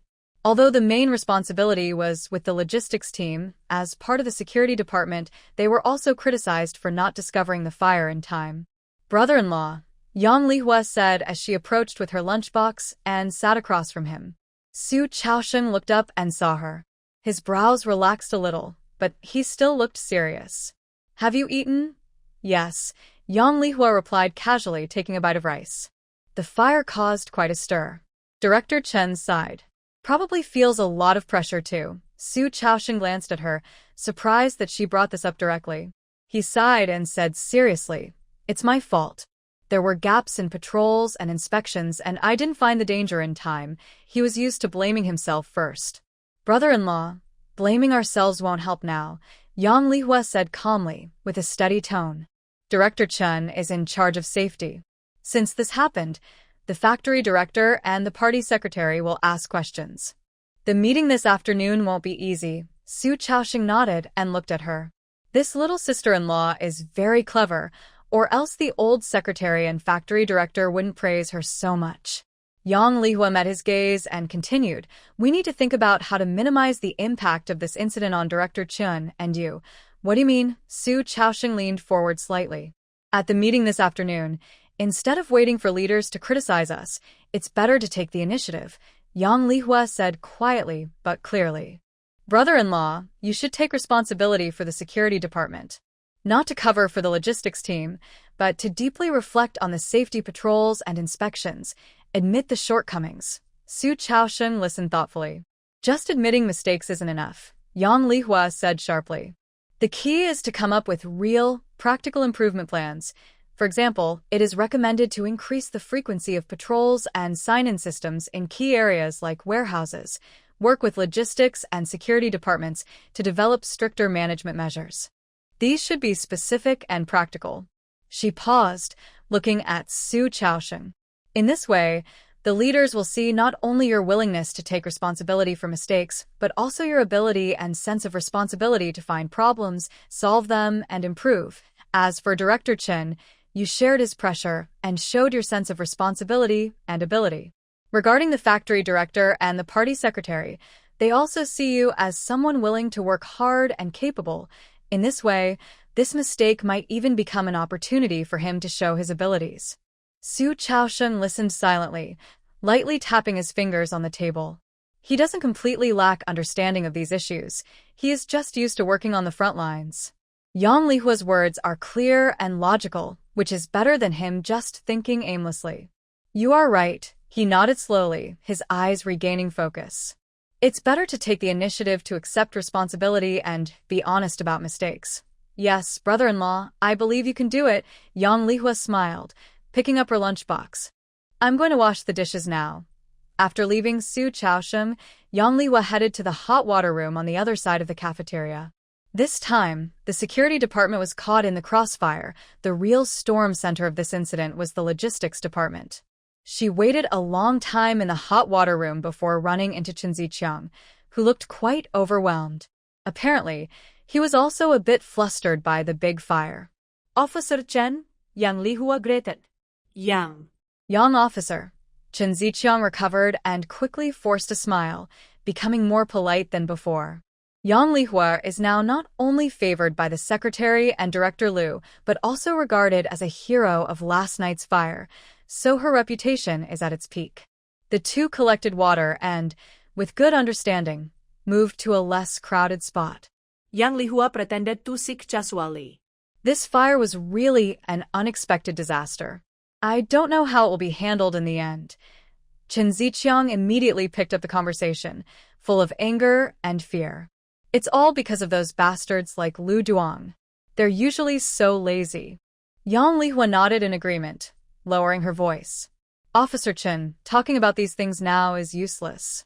The key is that this afternoon's meeting will be very important for the logistics department. Oh, Director Zhu. TSK. Factory Director Liu just arrived and doesn't have a reliable helper yet. Now this problem has come up, and his face will definitely look bad. Chen Ziqiang felt a tightness in his heart. He had long wanted to become Factory Director Liu's assistant, but unfortunately, Director Liu had never accepted him. Seeing that Director Liu's attitude was starting to soften, he hoped it wouldn't be because of this trouble that Director Liu thought he was useless or that he would be burdened by him. Officer Yang, what do you think? Should we do? He asked instinctively, sounding a bit dependent. There was no choice. Although this girl was young, she had many ideas in her mind. Plus, she had a grudge against Zhu Youfu, so she wouldn't be afraid to cause trouble. Yang Lihua looked at him and silently rolled her eyes. This old man only knew how to pick the easy options. Well, since she needed him now, being obedient was the only good thing about him. She slowly said, "In my opinion, instead of hiding now, it's better to take the initiative to reveal the truth. Right now, what Factory Director Liu needs most is someone who can help him sort out the messy logistics, suggest reforms, and be willing to take responsibility." Chen Ziqiang's eyes lit up. At the afternoon meeting, he should openly admit that the logistics had gaps because someone didn't cooperate with Director Liu's work. Of course, these details aren't the main point. The key is how to improve. Yang Lihua guided him. Officer Chun, you're experienced in logistics. Based on this fire incident, you should be able to propose a detailed plan to improve warehouse management and address oversight issues in logistics. I won't show off my skills here, but the most important thing is to be specific and quick. She paused and added meaningfully. After discussing these points, we should return to the fire incident itself. We need to punish those responsible severely and reward those who contributed positively. This way, the workers and leaders in the factory will see that you handle matters fairly and systematically. What do you think, Officer Chen? Chen Ziqiang relaxed quite a bit. This young Lihua had taken a long detour, but in the end, she got to her main point. But there's no denying she was right. Since there was still time, Chen Ziqiang decided to go back to his office and organize his thoughts clearly, putting everything on paper. He aimed to review everything with Director Liu before the afternoon meeting at 4 o'clock. Officer Yang, thank you this time. I will go back and prepare now. You're welcome, Officer Chen. I also hope our factory can improve. Yang Lihua smiled softly, took her lunchbox and left. She didn't want the reward for saving the fire to be just a few bars of soap or some other small tokens. She wanted to use this chance to take a step further. But, of course, it also depended on the attitude of a few others. When Yang Lihua returned to the publicity department, Li Yuan was sitting at his desk, rubbing his knee with his hand, his brow furrowed from pain. The draft paper in front of him was half-written, but no words had been added. Yang Lihua's eyes flickered. She walked over with a cup of water, showing just the right amount of concern on her face. Chief Li, are you okay? You don't look well. Is your knee hurting again? Her voice was gentle, respectful, and caring, like a junior speaking to an elder. Li Yuan looked up and saw her. He sighed and waved his hand. Old problem. When the weather changes or I get tired, it acts up. I can't keep going like this. His tone was full of helplessness and discouragement. He really felt increasingly exhausted. The busy pace and pressure of the publicity work made it hard for his body to keep up. You should take care of yourself. No matter how important work is, health comes first, Yang Lihua said casually as she sat down on an empty chair beside him. Chief Li, with your experience, you should be enjoying your retirement in a few years, right? It would be great to retire normally with good benefits.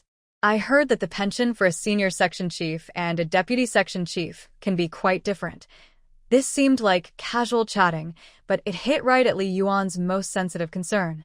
His eyes moved slightly, and he forced out a bitter smile. Yeah, there's a gap. But, well, he glanced at his aching knee, and his unspoken thought was whether he could make it to a normal retirement. If he had to retire early due to illness, it would be a big loss. Yang Lihua seemed unaware of his difficulty. She changed the subject with a slightly gossipy tone. Oh, by the way, Chief Li, have you heard? The recent fire was caused by some people in logistics smoking. The situation is pretty bad. Many people are probably going to get into trouble, especially their logistics director, Zhu Youfu. It looks like he's in serious trouble this time. Poor management led to such a big accident, causing damage to national property. Director Liu must be very angry.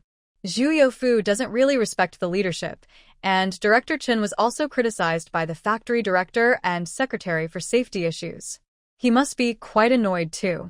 Her words seem like casual chatter, but each sentence weighs heavily on Li Yuan's mind. Zhu Youfu's position as logistics director might be at risk. A major management mistake could cost him his job, especially since Director Liu, his direct supervisor, is unhappy with him.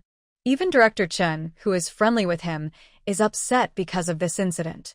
The logistics department might soon lose an important position, which offers better pay and rank than the deputy section chief of the propaganda department. Furthermore, the factory might use this opportunity to make personnel adjustments. Li Yuan's previously dull eyes gradually brightened. He stopped rubbing his knees and unconsciously tapped on the table with his fingers. Yes. Zhu Youfu is definitely in trouble this time. Even if he isn't removed immediately, he will need to find a way to get rid of him. The factory leaders probably hope so too. That position is at the section chief level. Even if he only works there for a year or so before retiring due to illness, his retirement benefits will be based on that rank. It's much better than his current deputy section chief position. Although the logistics director handles many tasks, there can be a deputy to assist. Many specific duties can be delegated to subordinates. He only needs to oversee the overall direction. Once this idea took hold, it grew like wild grass in Li Yuan's mind. The more he thought about it, the more feasible it seemed. He has been at the factory for many years, with solid experience and some connections. If he actively makes a move during this big personnel reshuffle in logistics, there might be hope. Yang Lihua watched Li Yuan's changing expression and knew her words had an effect. Seeing the opportunity, she stood up kindly and said, "Section Chief Li, you should rest for a bit. I'll go refine the article from this morning." "Oh, okay. You go ahead," Li Yuan replied absent-mindedly, already fully focused on the possibility of becoming logistics director. Yang Lihua returned to her seat, a barely noticeable smile on her lips. The seed had been planted. Now it depended on Li Yuan's ability to act. As long as Li Yuan was moved by this idea and started working toward the logistics director position, whether he succeeded or not, the deputy section chief of the propaganda department would likely become vacant due to his divided attention. Li Yuan sat quietly in the publicity office, and the more he thought about it, the more he felt that Yang Lihua's seemingly casual remark was actually guiding him toward a clear path. His knee still ached, but the previous feelings of hopelessness about his future seemed to be replaced by a new sense of hope. He no longer hesitated and decided to talk to his old partner, someone he had known for many years. Some things needed to be discussed openly. Old Qian, Li Yuan invited Qian Tu into the small office, closed the door, and spoke softly. "You know my health isn't great, and the publicity department is getting harder for me to handle." Qian Tu nodded and looked at him silently, showing understanding. Li Yuan's arthritis was a stubborn illness that had seriously affected his work over the past 2 years. Otherwise, he wouldn't have been so eager to transfer Yang Lihua to the publicity department. It's important to note that their department only had 2 good writers, and since Li Yuan often fell ill, he couldn't focus on writing. Many activities and tasks that required movement were handled by him, the department head, or delegated to younger colleagues. The department was already taking good care of him. Seeing that Qian Tu hadn't spoken, Li Yuan felt a bit unsure about his attitude. Without Qian Tu's support, it might be difficult to proceed. He nervously licked his dry lips and lowered his voice even more.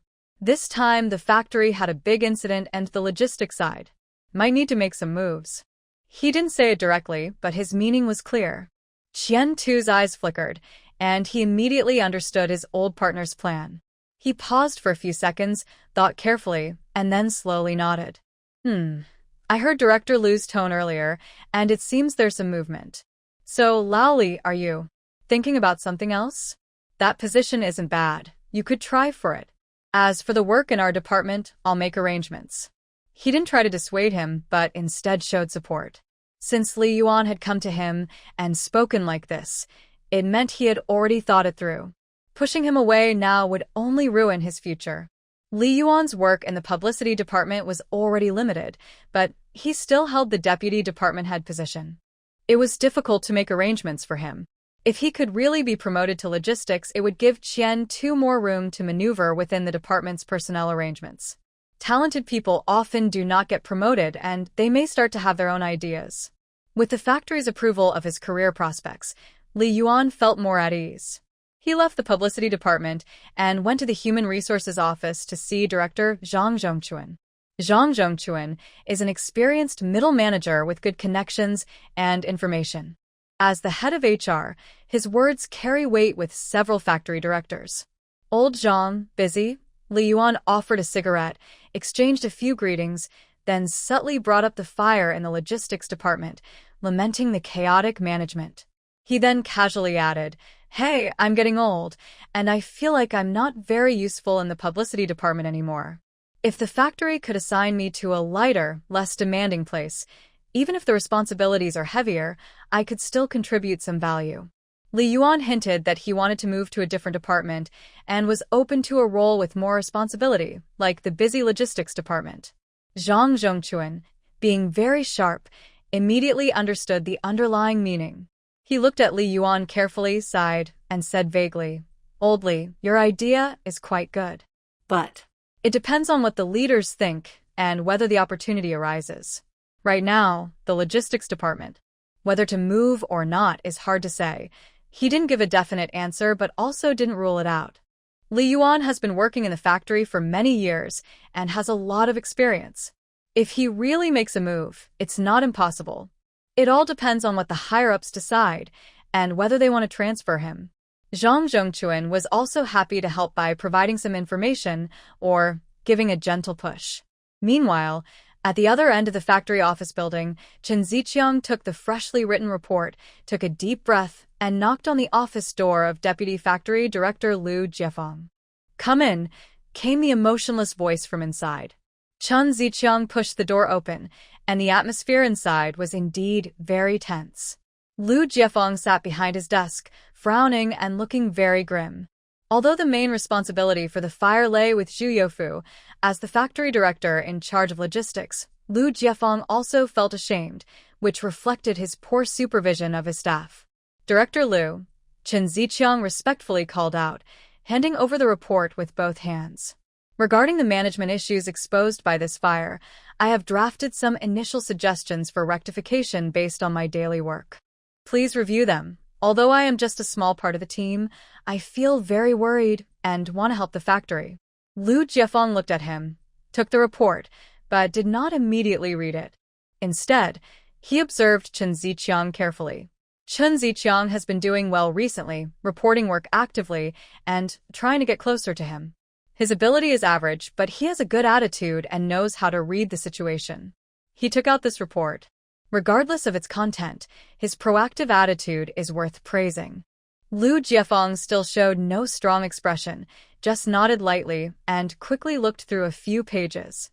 Although not very complete, it shows he put effort into writing it in a short time. Liu Jiefeng put down the report, tapped the cover, and looked back at the slightly nervous Chen Ziqiang. His tone was still calm. At 4 p.m., there will be a factory party committee meeting to discuss the fire accident and follow-up actions. You will also attend. Chen Ziqiang's heart jumped. The factory party committee meeting is for factory leaders and department heads.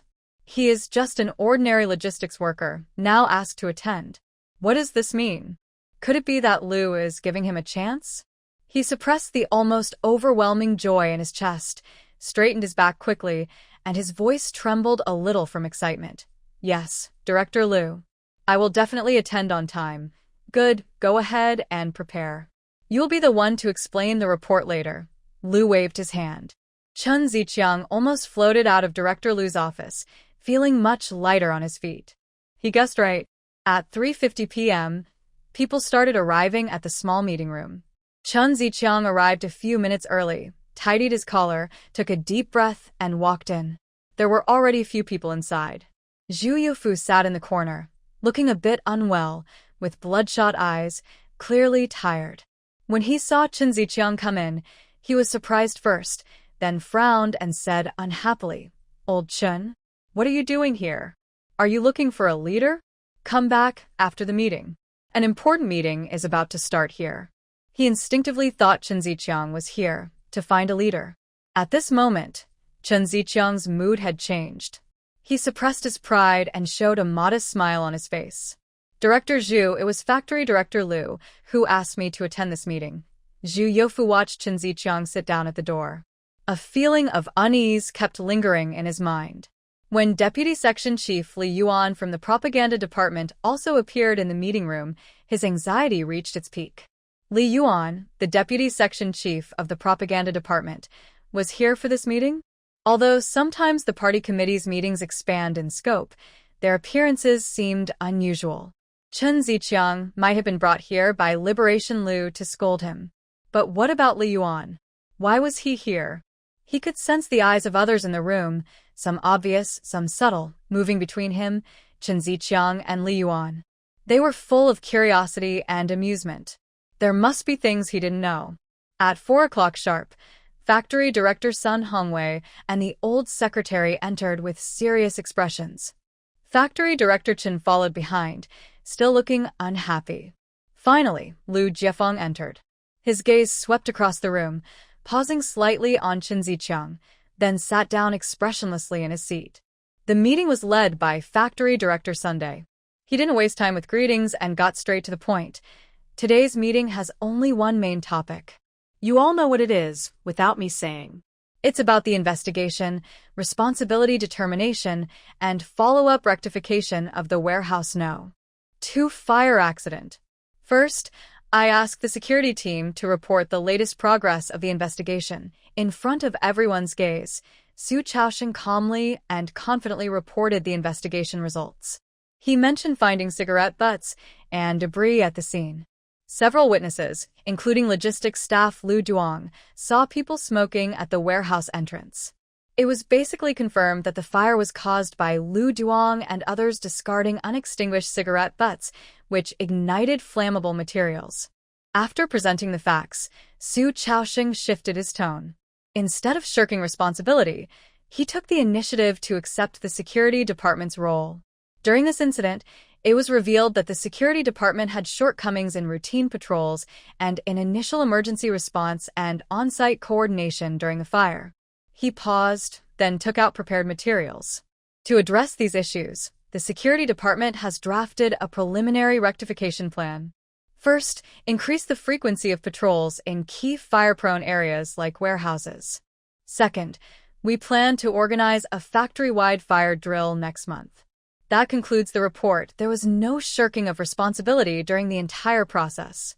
The explanations were reasonable, mistakes were acknowledged, and concrete plans for improvement were presented. Although the improvement plan was still in draft form, it was clear and practical. After hearing this, the factory director and the old party secretary looked less serious and even nodded slightly. The secretary said, "Comrade Chaosheng, this attitude is correct. An accident has happened, and finding out the cause is only the first step. The more important thing is to learn from it, prevent it from happening again, and I think the security department's self-examination and correction plan is good." Qin Xiangqian's tense face finally relaxed a little. Su Chaosheng's actions helped him, the safety supervisor, share the responsibility. An accident has happened, and finding out the cause is only the first step. The more important thing is to learn from it, prevent it from happening again, and I think the security department's self-examination and Director Sun's gaze shifted to the other side of the meeting table, and his tone became serious. Since the security department has already investigated the matter clearly, then the other main responsible department for this fire, the logistics department, should also speak. How is our factory's logistics managed? How did it become so disorganized that it caused serious damage? Zhu Yufu took a deep breath, ready to stand up bravely. No matter how nervous he was, he knew he had to speak. But then, Comrade Chen Ziqiang, Lu Jiefeng's cold voice suddenly interrupted Zhu Yufu's attempt to speak. Please tell us about the logistics situation and your thoughts on the correction. This sentence was like a stone thrown into a calm lake. Zhu Yufu froze in his chair, his face turning pale instantly. His hand holding the notebook trembled uncontrollably. Lu Jiefeng's meaning was clear. He bypassed Zhu Yufu and directly pointed to Chen Ziqiang. Chen Ziqiang's heart pounded wildly. He tried to stay calm on the surface and began to report. He didn't admit fault like Su Chaoxing did, but instead, from the perspective of the logistics officer, he objectively described several major problems in logistics management. Then he took out a report he had already shown to Liu Jiefeng and offered specific suggestions to improve management. Strictly record the entry and exit of the warehouse and assign responsibility to designated personnel. Establish a regular joint inspection system involving the logistics, security, and safety departments. His report was different from Zhu Youfu's usual excuses and vague self-criticism. Instead, it focused on the problems themselves and how to solve them, making it practical and strong. The middle managers present had different expressions, some surprised, some understanding, and some enjoying the show. Sitting nearby, Li Yuan watched Zhu Youfu's pale face and listened to Chen Ziqiang's clear and organized report. He couldn't help but smile slightly. It seemed that Zhu Youfu would really have to step down from his position as logistics director. After the report, the atmosphere in the conference room became tense again. Factory director's son, Hong Wei, tapped heavily on the table. The loud sound seemed to strike everyone's heart. Warehouse is a restricted area. Someone was smoking and even threw an unextinguished cigarette into the cotton wool pile. Sun Hongwei's voice carried restrained anger. This is not just a minor violation. It's serious neglect of duty and a crime. Liu Jiefeng immediately took over and said coldly, I believe that logistics supervisor Zhu Youfu is not only negligent in management, but also seriously derelict in duty during this incident. He has long neglected to discipline subordinates and has tolerated misconduct, leading to such a serious accident. He is no longer suitable to continue as the logistics director. His words were very harsh, almost removing Zhu Youfu from his position and stepping on him a few times. Zhu Youfu's face turned pale. He looked for help at Director Pingchong Chen, who usually got along well with him. However, Chen Pingchong was feeling relieved after helping Su Chaoxing share the pressure. He had no intention of defending Zhu Youfu. He avoided Zhu Youfu's gaze and immediately responded seriously, I fully agree with Director Liu's opinion. Comrade Zhu Youfu bears direct leadership responsibility for this incident and must be dealt with strictly as a warning to others, with both leaders responsible for this matter expressing their opinions. Zhu Youfu's fate was sealed. The director and the secretary exchanged a glance. The secretary nodded slightly.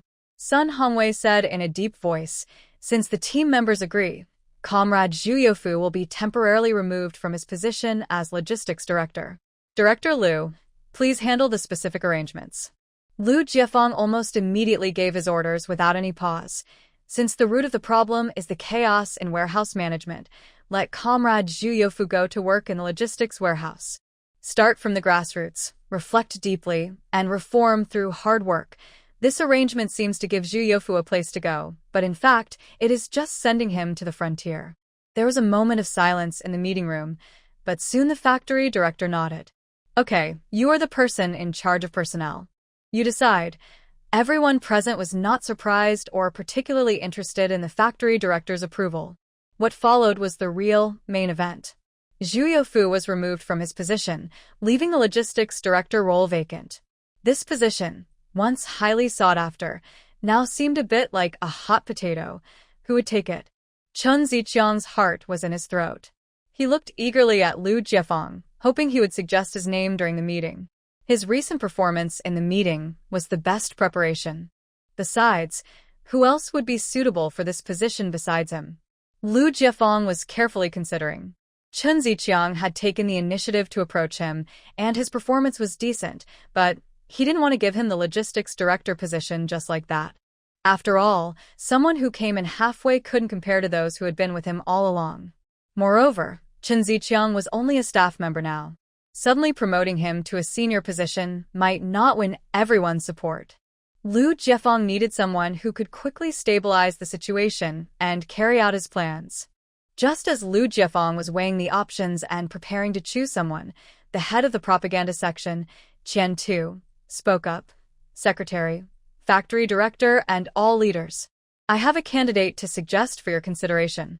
Everyone's eyes turned to him. Qian Tu calmly said, our deputy head of the propaganda section, Comrade Li Yuan. He has worked in the factory for over 30 years, is principled, steady, and experienced. Currently, the logistics department needs someone with principles, able to set rules, and capable of maintaining order. Although Comrade Li Yuan has been working in the propaganda section, he is familiar with the factory situation and works systematically. I think he can temporarily take charge of logistics, establish discipline, and rules first. This suggestion was somewhat unexpected. Lu Jiefeng's eyes flickered briefly as he quickly weighed his options. Li Yuan is a senior worker at the factory. He is very principled, which means he is not easily fooled by others and can strictly enforce reforms. The best part is that he is not part of the original logistics faction and has no old ties, so he can balance against the deputy director. Most importantly, Li Yuan is aware of his age and health. He probably wants to retire early due to health issues, which explains his sudden interest in logistics. After all, the benefits after retirement are different for section chiefs and deputy section chiefs. This suggests Li Yuan won't stay long as logistics director, which fits his plans. Zhang Zhongchuan, head of the personnel department, glanced at Lu Jiefeng and saw he seemed okay with it, so he spoke up. Comrade Li Yuan is a veteran, honest, and well-respected in the factory. Appointing him to lead the logistics reform will likely turn things around quickly. The factory managers didn't seem to oppose the money-related proposal, so it was a good gesture to go along with it. Sun Hongwei, the factory director, looked at Li Yuan and asked directly, "Comrade Li Yuan, what do you think about being transferred to logistics as director and leading the reform?" It's a mutual choice. If Li Yuan feels it's too tiring, he might refuse. Li Yuan immediately stood up. Despite some knee pain, he kept his back straight and spoke loudly and firmly, "Thank you for the trust from the organization. If assigned to logistics, I will obey the leadership's arrangement. I will do my duty, prioritize principles and discipline, and do my best to improve the current bad atmosphere in logistics. I will take good care of the factory's operations and contribute all I can." His response was clear and decisive, showing the determination of an experienced veteran, perfectly fitting the current reform needs. Sun Hongwei nodded with a satisfied look. He turned to Lu Jiefeng, who oversees logistics and personnel, and asked, "Director Lu, what do you think?" Lu Jiefeng's mind was racing. He saw the approval from Sun and the secretary for Li Yuan. Li Yuan's strong principles, experience, and lack of faction ties make him very suitable for leading the reform and transition. After weighing the pros and cons, he immediately agreed. Comrade Li Yuan's strong principles and good conduct are exactly what logistics needs right now. I agree that Li Yuan should temporarily take over the overall logistics work. Lu Jiefeng first praised Li Yuan, then immediately proposed a different plan. However, logistics work is complicated, and Comrade Li Yuan has never handled such tasks. I suggest appointing a deputy who is familiar with logistics to assist him. Comrade Chen Ziqiang has worked in logistics for many years, understands the work well, and has ideas for improvements. He could serve as deputy director of logistics, helping Li Yuan and providing necessary support and supervision. This suggestion is reasonable. It gives Li Yuan the position he wants and ensures his ideas are carried out through Chen Ziqiang. Sun Hongwei saw that the team members agreed, so he made the final decision. All right, let's go with that. Comrade Li Yuan will be responsible for logistics for now, and Comrade Chen Ziqiang will be deputy director. I hope you work together closely to quickly improve the logistics department. The meeting moved to the last agenda. Lu Jiefeng said seriously, "Those directly responsible for the fire, Lu Duong and Wang Zhengwo, must be punished severely. I propose they be immediately dismissed and handed over to the police for legal action. Does anyone have any objections?" Everyone agreed, and no one defended those troublemakers. After all, one careless mistake could lead to serious consequences. Getting a position is easy, but moving up is much harder. Then Lu Jiefeng changed his tone slightly. As for Comrade Yang Lihua, who performed well during this incident, what kind of reward should she receive? If we don't reward those who contribute, how can we motivate others? At this moment, Chen Ziqiang, newly appointed as Deputy Director of Logistics, spoke for the first time in his new role. He said seriously, "Director Lu is right. We must set a clear example. Those who make mistakes should be punished strictly, and those who contribute should be rewarded generously. Only then can we prevent future problems and promote positive spirit. His words seem to emphasize punishment, but the main point is to reward those who do good. He knows very well how he got his position. Moreover, Yang Lihua is not without connections. Her brother-in-law is the head of the security department. Since she has benefited from that, she should also do something in return. This back and forth shows how relationships are built. Qian Tu's eyes flickered. This was really a way to give him a ladder. The propaganda section is clearly a place where connections matter most. Seeing an opening for a deputy section chief position, if they don't assign someone they trust, who knows when a well-connected person might suddenly take over. Not only is the position taken, but the person appointed doesn't do much work, which makes things look bad. At such an important meeting, the new logistics deputy director, personally promoted by Director Liu, spoke up, carrying weight. Qian Tu seized the moment and said loudly, "Deputy Director Chen is right. Rewards and punishments must be clear to earn respect." Comrade Yang Lihua has shown excellent performance in this matter, and she is also very good at her work in the propaganda section. She is a key member we are training. Now that Comrade Li Yuan has been transferred to logistics, the deputy director position in our section is vacant. I propose that Comrade Yang Lihua temporarily take on the role of deputy director. This is a real reward for her outstanding contributions, a full recognition of her workability, and a sign that we are open to promoting talent regardless of background. It will greatly motivate all young staff in the factory. Temporary deputy director? Qian Tu, are you joking? Yang Lihua, she just started working here not long ago. Our leaders all have much more experience. Isn't this promotion too fast? Qian Tu's words caused a small stir. A few older section chiefs in the meeting looked surprised and somewhat disapproving. To them, the deputy director is an important middle-level position. Appointing a girl who just joined the factory a few months ago and is only a teenager to be acting deputy seems a bit frivolous. Lu Jiefeng also frowned slightly. He liked Yang Lihua very much, but mentioning a deputy-level position was a bit beyond his expectations. He had thought about just giving her a commendation or recommending her as a probationary party member. Just then, the party secretary, who had been sitting calmly at the head, spoke slowly. His voice was not loud, but carried a steady, commanding tone. "Comrade Qian Tu, I think what you said makes sense." His words made the whispering stop. The old secretary looked around at everyone and continued, "Our party's principle is to seek truth from facts and appoint people based on merit. When selecting cadres, it is important to consider their virtue, talent, actual performance, and contributions. It is not enough to simply judge by seniority, nor should young age or short time in the factory be used to overlook true talent." The young girl's article pleased him very much. Although Yang Lihua is young, she is very steady in her work. He still has some guesses about why Qian Tu is now pushing this girl forward. He knows there are issues with the propaganda department, but the factory's relationships are complicated. He supports Qian Tu's idea to push her forward now, hoping to cut off some people's hopes. Factory director Sun Hongwei has a different view. Yang Lihua and his niece entered the propaganda department at the same time, but their abilities are very different. He wants to give Sun Xiaoying a position, but it's not easy to secure. So, it's better to let Yang Lihua take the position first, then plan for other roles later. This way, there will be less resistance. There is already an example set, so opposition will be smaller and less noticeable. The old secretary looked at Director Sun and saw him nod slightly, showing agreement. The secretary then said, "Comrade Yang Lihua, I know a bit about her. She writes well and has ideas. During the recent fire, she was brave and responsible. This shows she is a promising young person. We should use such talent boldly and train her actively. Letting her act as deputy section chief is both a reward and a way to give her more responsibility, helping her grow in a more important role.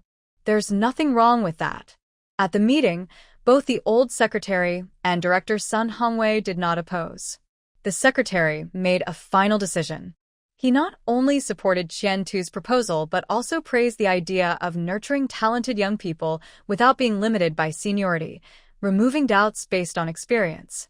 Seeing the secretary's clear stance, Lu Jiefeng immediately stopped hesitating and expressed his support. The secretary is right. For young comrades with outstanding contributions and both virtue and talent, we should promote them boldly. I agree that Yang Lihua should temporarily act as Deputy Section Chief of the Propaganda Department. Finally, Director Sun Hongwei approved the decision, saying, "Good. Since no one has principled objections, we will go ahead with this. Yang Lihua will temporarily act as Deputy Section Chief of the Propaganda Department. The Organization Department and Human Resources will cooperate with the Propaganda Department to implement this quickly." Meeting adjourned. The results of this meeting quickly spread throughout the entire factory. Within just an hour after the meeting ended, the news spread throughout the Red Star textile factory. From the workshop to the cafeteria, and then to the workers' dormitories, everyone was talking about the big shakeup caused by the fire. Did you hear? Zhu Youfu got fired. He's been sent to watch over the warehouse. The logistics director has been replaced. It's Deputy Section Chief Li from the publicity department. Wow. That young girl Yang Lihua from the publicity team is going to be Deputy Section Chief. My goodness. How old is she? She just started working here a few days ago. And she's already a deputy. She has talent. She writes well, and she made a big contribution this time. The secretary even praised her directly. That was so quick. What do the older colleagues who have been here for over 10 years think about this? You don't understand. This is called hiring talented people regardless of age. Haven't you heard the radio saying they want to train young leaders? I think there's more to this than meets the eye. People were shocked, envious, jealous, and some indifferent. But no matter what, the outcome was already decided. In the publicity department, the atmosphere became a bit tense after Qian Tu announced the news. Qian Tu stood in the middle of the office, his face serious as usual, but his eyes showed a faint, hard-to-notice sense of relief. Two announcements, Qian Tu said calmly and firmly. First, according to the Factory Party Committee's decision, Comrade Li Yuan is being transferred to the Logistics Department for work needs and will temporarily oversee all operations. This result was somewhat surprising but not too unexpected. Everyone knew that Deputy Section Chief Li had both the experience and ability, and his promotion to Logistics Director was a good move. Second, Qian Tu paused, his tone becoming more serious. After discussion and approval from the factory leadership and higher authorities, I am pleased to announce that Comrade Yang Lihua from our department will temporarily serve as Deputy Section Chief of the publicity team. As soon as he finished, Yang Lihua immediately felt all eyes like spotlights focusing on her. She tried to stay calm, showing just the right amount of surprise and gratitude on her face. After a brief silence, Sun Xiuying was the first to react, smiling sincerely. That's great, Lihua. Congratulations. She was genuinely happy for Yang Lihua. In terms of ability, besides Yang Lihua, no one else in the room could match her for this position. During this time, she clearly saw that the main task of the publicity department was always assigned to Yang Lihua by the director. They preferred to give the task to the newcomer Yang Lihua rather than their older colleagues, which shows that those colleagues' skills are not very good. Moreover, Yang Lihua is capable and easy to get along with. She can help her more in future work. As for herself, with her uncle's support, she is not in a hurry. Opportunities will come eventually. With Sun Xiuying leading the way, the other staff members also congratulated Deputy Yang, saying she truly deserved it. Although their tone was a bit complicated, it was at least acceptable on the surface. Qian Tu watched all this quietly. He looked at Yang Lihua and spoke seriously but encouragingly. Comrade Lihua, this is the organization's trust in you and recognition of your work. I hope you will continue to show your strengths in your new position. He paused briefly, lowering his voice enough for those nearby to hear. Of course, you should take on your responsibilities and handle your work properly. Don't worry too much. Yang Lihua knew that as acting deputy head, many people were watching her. Whether they had bad intentions or were just offering congratulations, there was definitely a lot of gossip. The title, acting, was both her opportunity and her constraint. She needed to quickly produce convincing results to secure her position as deputy head and then remove the acting label. As a new leader, writing a few reports was not enough. She needed a project that would impress people and truly show her creativity and practical spirit. The warning from the fire still lingered in her mind. Safety education was the best entry point right now. But she had to think about how to do it. There were already many safety campaigns, so how could her work stand out? Traditional propaganda articles and slogans had limited effect. She needed a more direct, vivid way to reach workers of different educational backgrounds and touch their hearts. Suddenly, an idea flashed in her mind: comics. In this era, comics were very popular, easy to understand, with pictures and text, suitable for all ages. Using this format to spread safety knowledge would be perfect. She now feels very grateful that she studied sketching for a while in her past life. Otherwise, she would only have ideas but no way to put them into action. She decided to start immediately. She spread out new paper, picked up a pencil, thought briefly, and then began to draw. Yang Lihua first finalized the title. She planned to make it a series, so the title couldn't be limited to just fires. She decided to call it Worker Safety Little Booklet, 1 Fire Escape Stories. Below the title, she drew 2 cartoon characters wearing worker hats, with small worker badges on their chests, named Little Red and Little Star. The names are based on the words Red Star.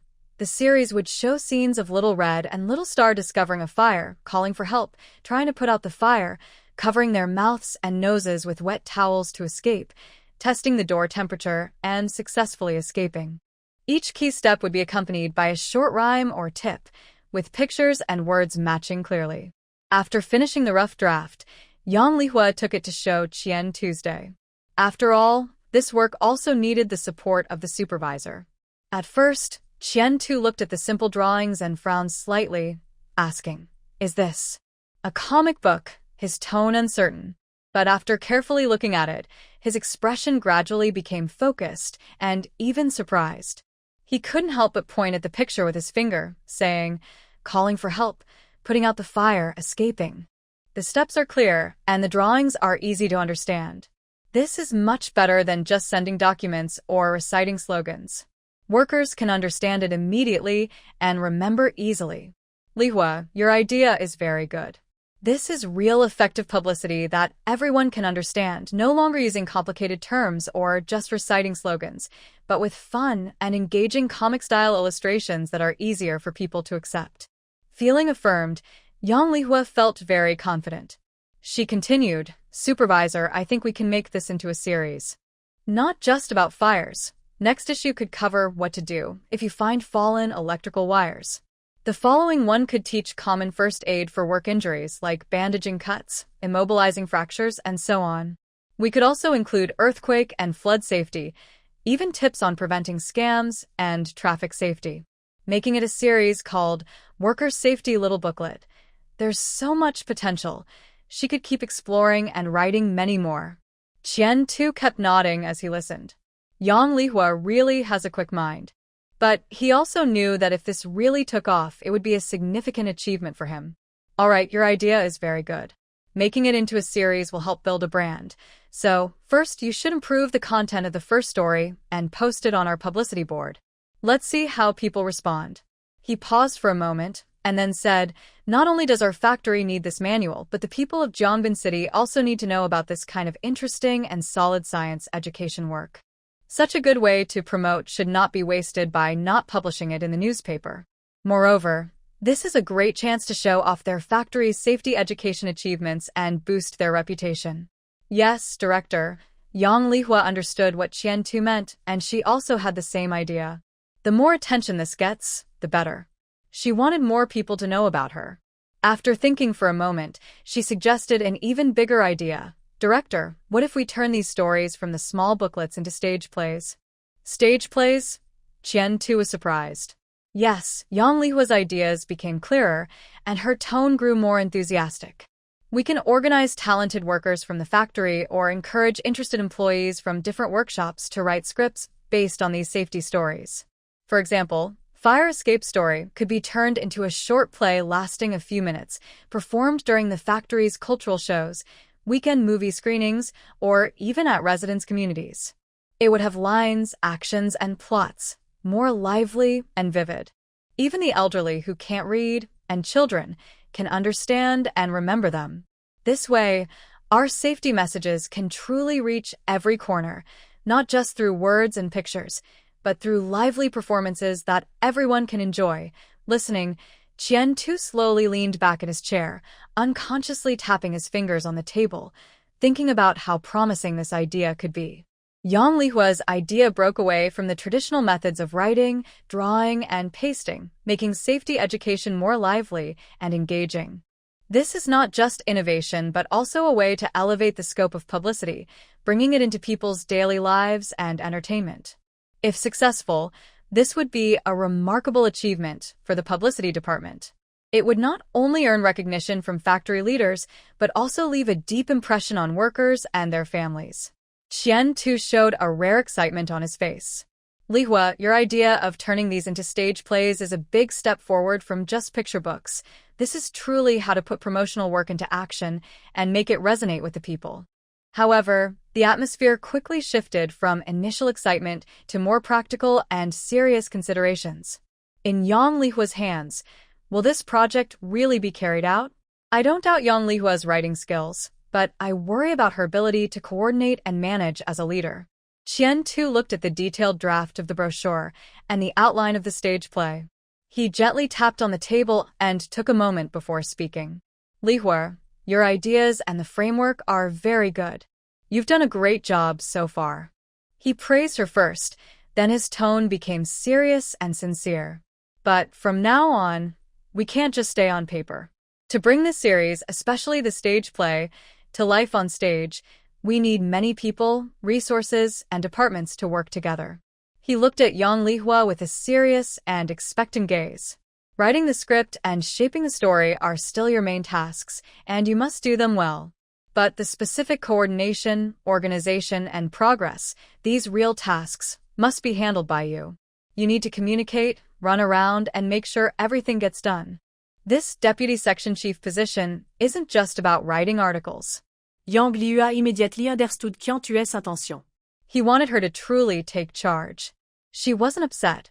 In fact, she felt grateful to have a leader who believed in her and was willing to delegate authority. You are now acting deputy section chief.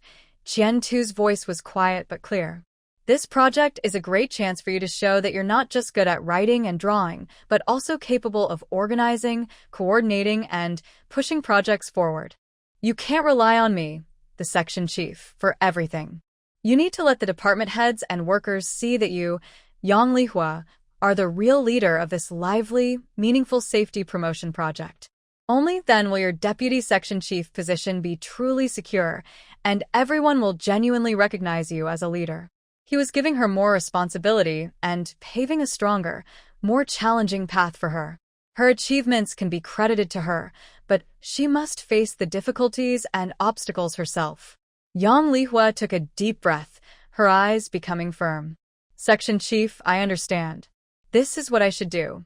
Qian-tu saw her serious attitude, with no sign of reluctance. A satisfied look flashed in his eyes. Then he lowered his voice slightly, as if sharing some advice. Of course, since this is your first time organizing such a big event, you'll definitely face difficulties.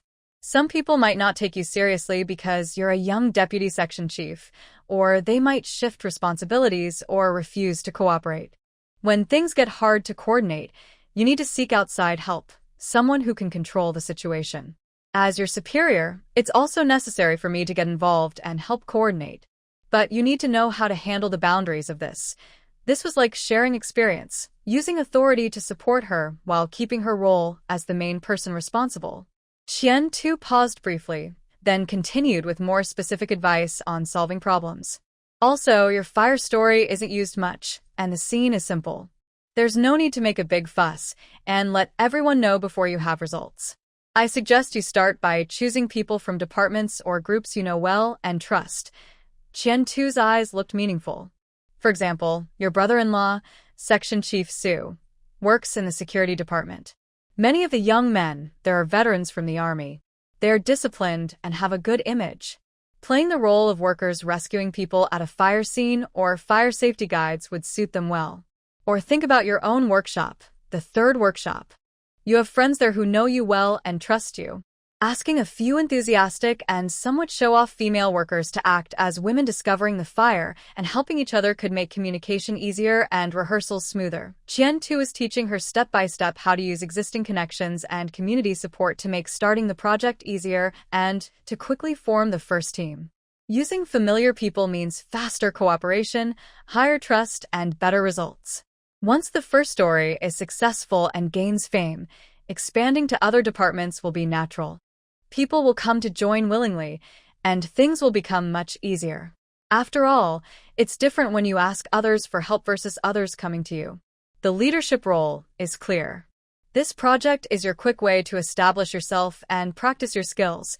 Qian too concluded by saying, I will support you from behind, guiding the big picture and helping you overcome obstacles you can't handle.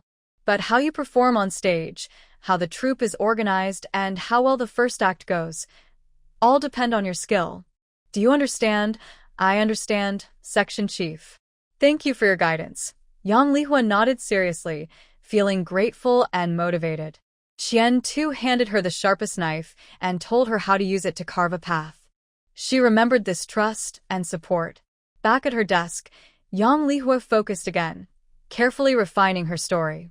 This was her first big performance in her role, and she wanted it to be perfect. The next morning, Yang Lihua went straight to the security department. Brother-in-law, she knocked and entered directly, straightforwardly saying, I'm here to bring reinforcements. Su Chaosheng looked up and signaled her to sit down. What's the matter? He asked, using the phrase, bring reinforcements. Yang Lihua handed over a detailed outline of the script titled, Fire Escape Story. She explained that they needed two well-presented, confident men to play the roles of a careless worker who starts a fire and a brave worker who rescues others and directs the escape. Worried he might not understand, she emphasized, Brother-in-law, this short play isn't just about the publicity department showing off. It's also a good opportunity for the security department. The script will highlight the importance of our daily patrols.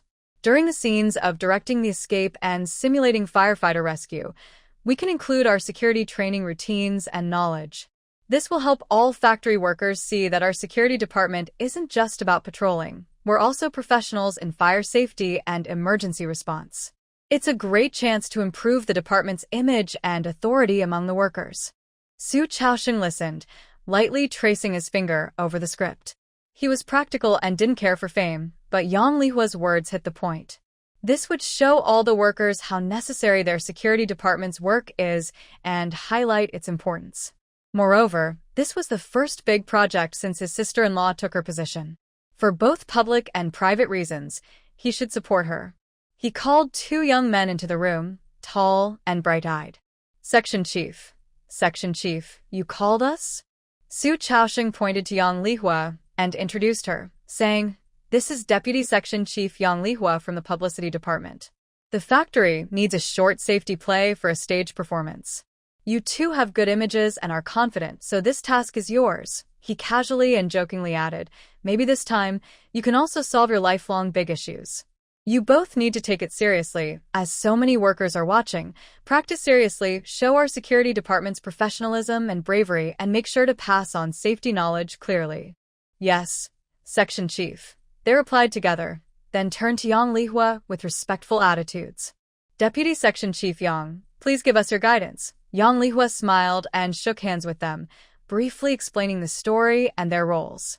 After finishing the task, Yang Lihua was about to leave when she suddenly seemed to remember something.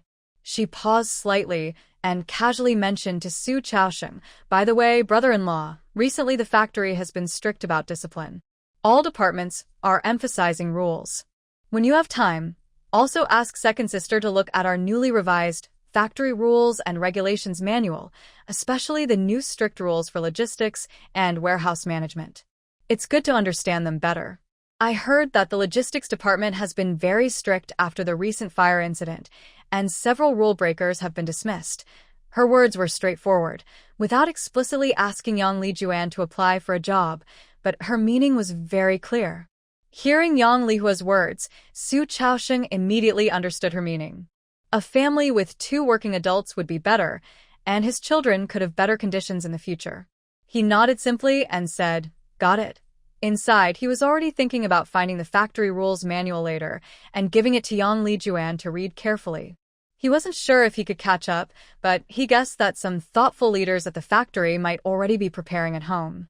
Leaving the security department, Yang Lihua didn't go back to the publicity department, but instead headed to the place where she had once worked hard, the three-car workshop.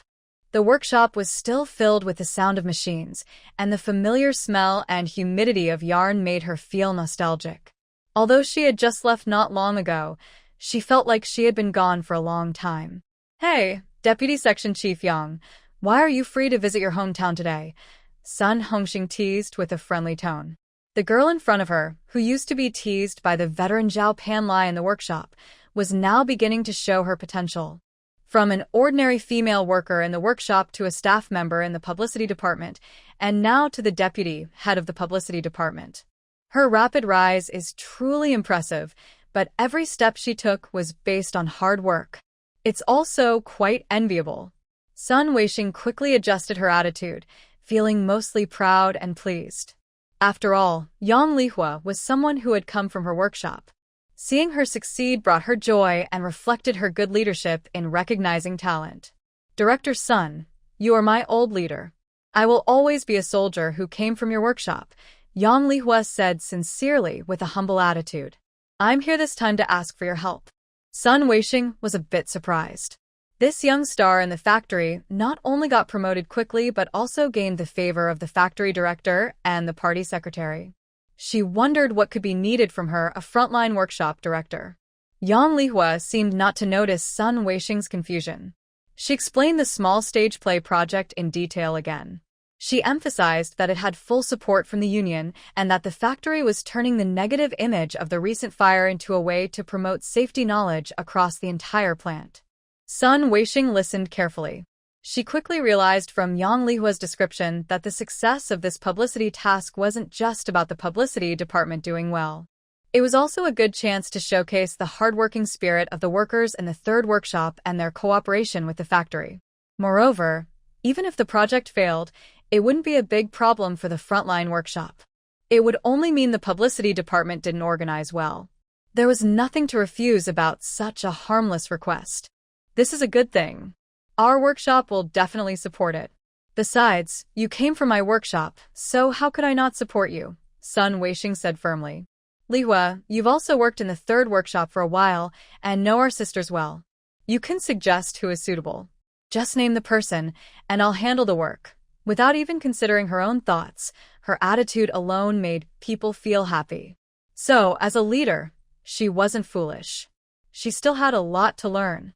At least, Sun Director's enthusiasm was something her new leadership role could learn from. Look at how considerate she was. Yang Lihua didn't argue. She had already thought about her candidate before coming. "Director Sun, I think Comrade Li Hongying is very suitable." She first mentioned Li Hongying, who shared her dormitory and was on good terms with her. Li Hongying has a cheerful personality, is generous, works carefully, and speaks clearly. She would definitely do well playing the role of a female worker who discovers a fire and reminds others. Plus, she is young, learns quickly, and can represent the energy of our young workers in the workshop. If she can use this opportunity to move out of the workshop and into a more relaxed and decent position, that would be even better. After all, this is also a way to build trust and connections for her. A small deputy section chief is not her final goal. She needs to have her own people. She doesn't need them to do anything specific, just to be ears and eyes. More people watching and listening is always good. Promoting her own people helps strengthen friendships and also shows whether Li Hongying is worth her attention. Liu Ying. She's a good girl, Sun Weixing nodded. Li Hongying works efficiently, is generous, and is a good choice. She had a feeling about this before, and it turned out she was right. Yang Lihua is also grateful and wants to give her friend a chance to shine. Also, Yang Lihua continued, "I think Master Lu Meihua can be invited to help out. Lu Meihua is a senior worker in the workshop, honest and fair, and was kind to her at the start. Master Lu is experienced, steady, and reliable. She can play the role of an experienced worker who remains calm in emergencies and organizes the female workers to evacuate in order." With her, our play will feel more realistic and convincing. This is also a way to return kindness, giving someone who helped her before a chance to show off and earn recognition. Sun Weisheng had nothing negative to say about Lu Meihua. Master Lu will definitely do well. With her here, I feel more at ease. Okay, it's just them. I'll call them over now. You can talk to them in detail. As long as it doesn't affect production, I'll try to coordinate and arrange everything. With the personnel roughly decided, Yang Lihua felt a big weight had been lifted from her heart. Meanwhile, in the factory, the debate about the young deputy section chief Yang Lihua's rapid promotion, whether she was truly capable or just a flash in the pan, had not yet settled. A new wave of curiosity and scrutiny was directed toward the safety promotional short drama project led by the publicity department. Many steady and experienced middle managers and department veterans watched quietly and discussed privately. New officials often make a big start, and this first effort is quite intense. A stage play? Sounds fresh, but don't turn it into a mess. If it fails, it'll be embarrassing. How old is she? Can she coordinate all departments? Don't let the publicity team just play house. As acting deputy section chief, her position isn't even warm yet, and she wants to make a big splash. If it goes well, it's a bonus. If it fails, well, the acting title might be in trouble.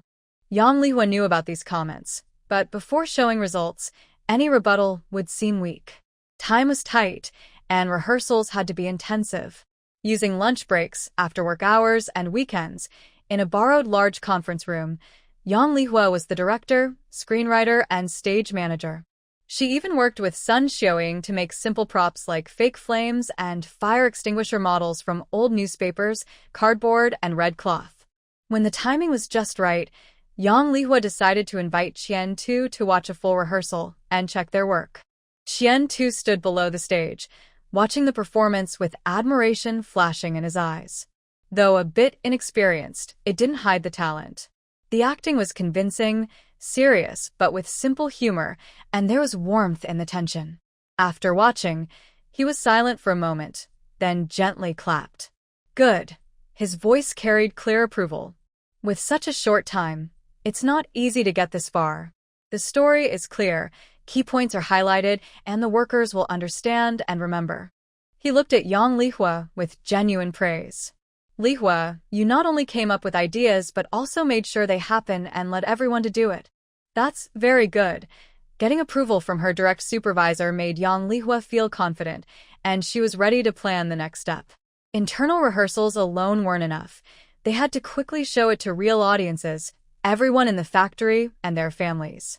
Waiting and delaying would only fuel doubts, drain the enthusiasm they had built, and might even cause dissatisfaction, especially since she was promoted unusually by the factory leadership. Her poor work performance also reflects badly on the secretary and factory director who support her.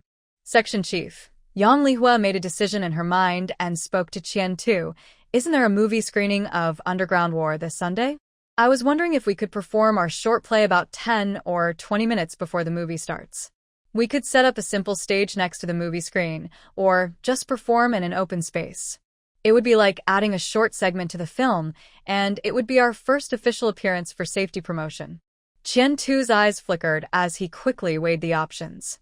Screening the movie on Sunday would attract the most viewers and have the best effect, but it also comes with the greatest pressure. If it succeeds, we could become famous overnight. If it fails, we risk embarrassing ourselves in front of the entire factory. He looked at Yang Lihua, whose eyes were firm. Clearly, she was not acting on impulse, but was confident in their rehearsal results. This is your project. Since you think it's ready, go ahead. I will coordinate with the union later to include your performance, Qian Tu said decisively. He paused and reminded her, remember to report to the leaders properly, especially Director Sun and the secretary. Make sure they attend.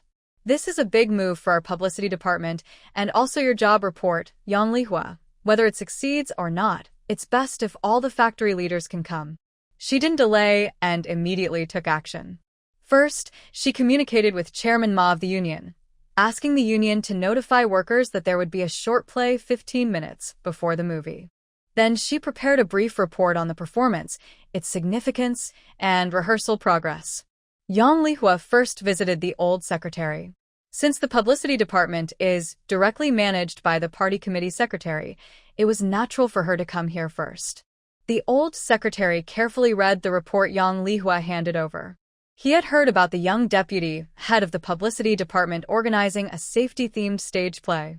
The materials submitted mentioned it, and during casual conversations some people spoke positively, thinking the idea was fresh.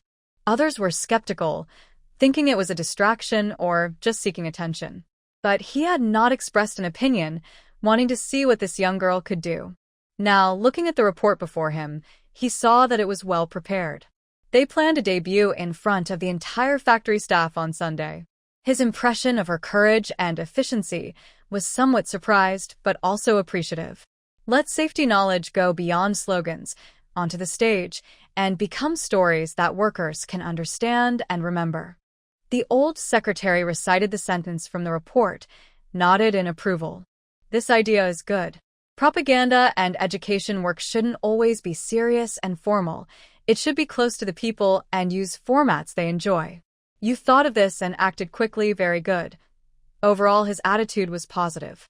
Whether it succeeds or not depends on the response this weekend. He put down his pen and looked at Yang Lihua, who stood straight in front of him. His tone was gentle. I heard you all rehearsed well. Sunday, right? Okay, I will go see it that evening. To see how our propaganda team is bringing things to life. With the old secretary's words, it was like getting the highest level of attention. She quickly assured him, we will perform seriously and not let the leaders down. After leaving the secretary's office, Yang Lihua went to report to Director Sun as well.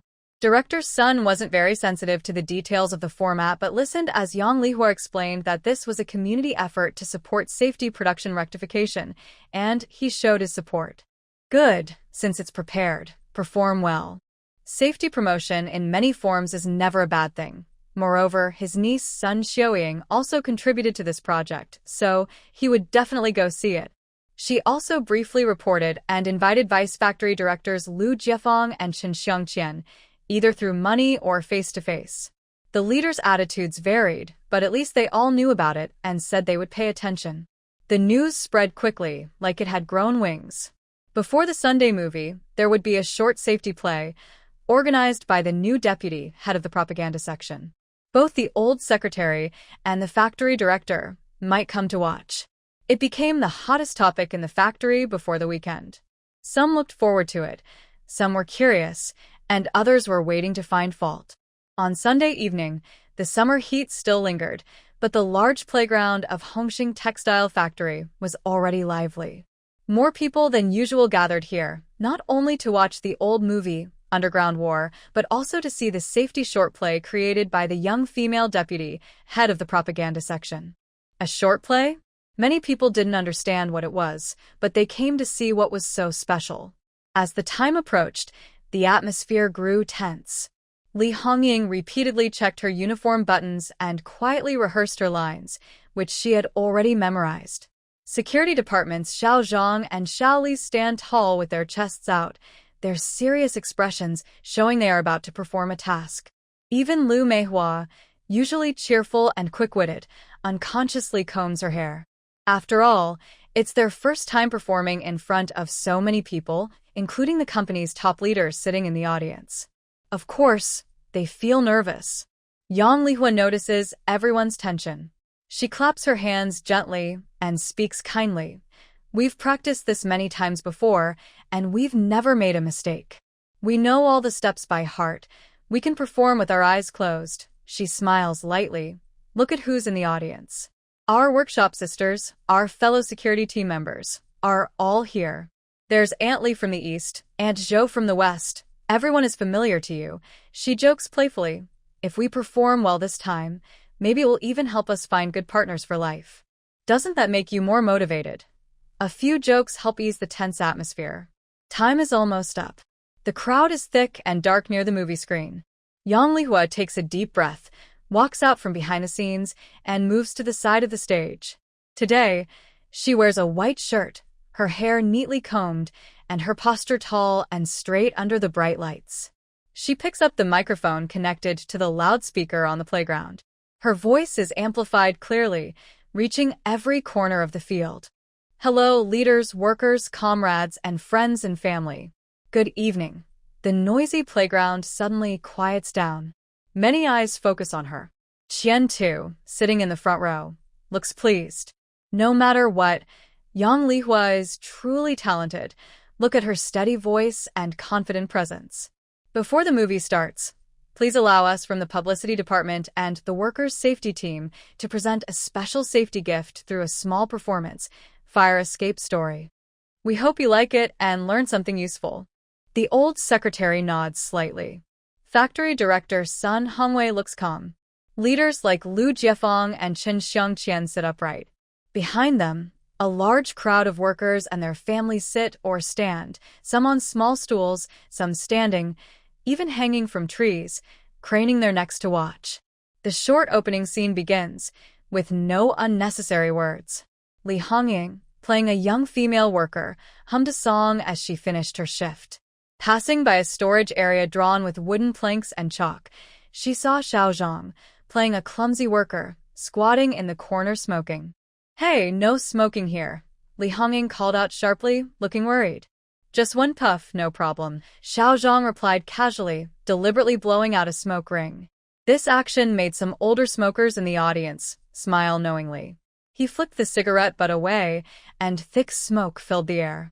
Teacher Lu Meihua, playing the role of the calm and steady helper, appeared and shouted, "Don't panic, follow the instructions." She quickly organized the female workers to cover their mouths and noses with wet towels, bend down, and evacuate along the wall. Their movements were neat and tense. Shaoli noticed the fire, shouted to call for help, and grabbed a fire extinguisher, reciting a safety rhyme, pull, aim, squeeze, sweep, while spraying at the flames. His exaggerated but correct actions made the audience laugh, but after the laughter, many people instinctively repeated the rhyme silently. When they reached a closed door, Shaoli carefully tested it with the back of his hand, shook his head, and decisively led everyone to another safe exit. Finally, everyone gathered in a safe open space, checked that no one was missing.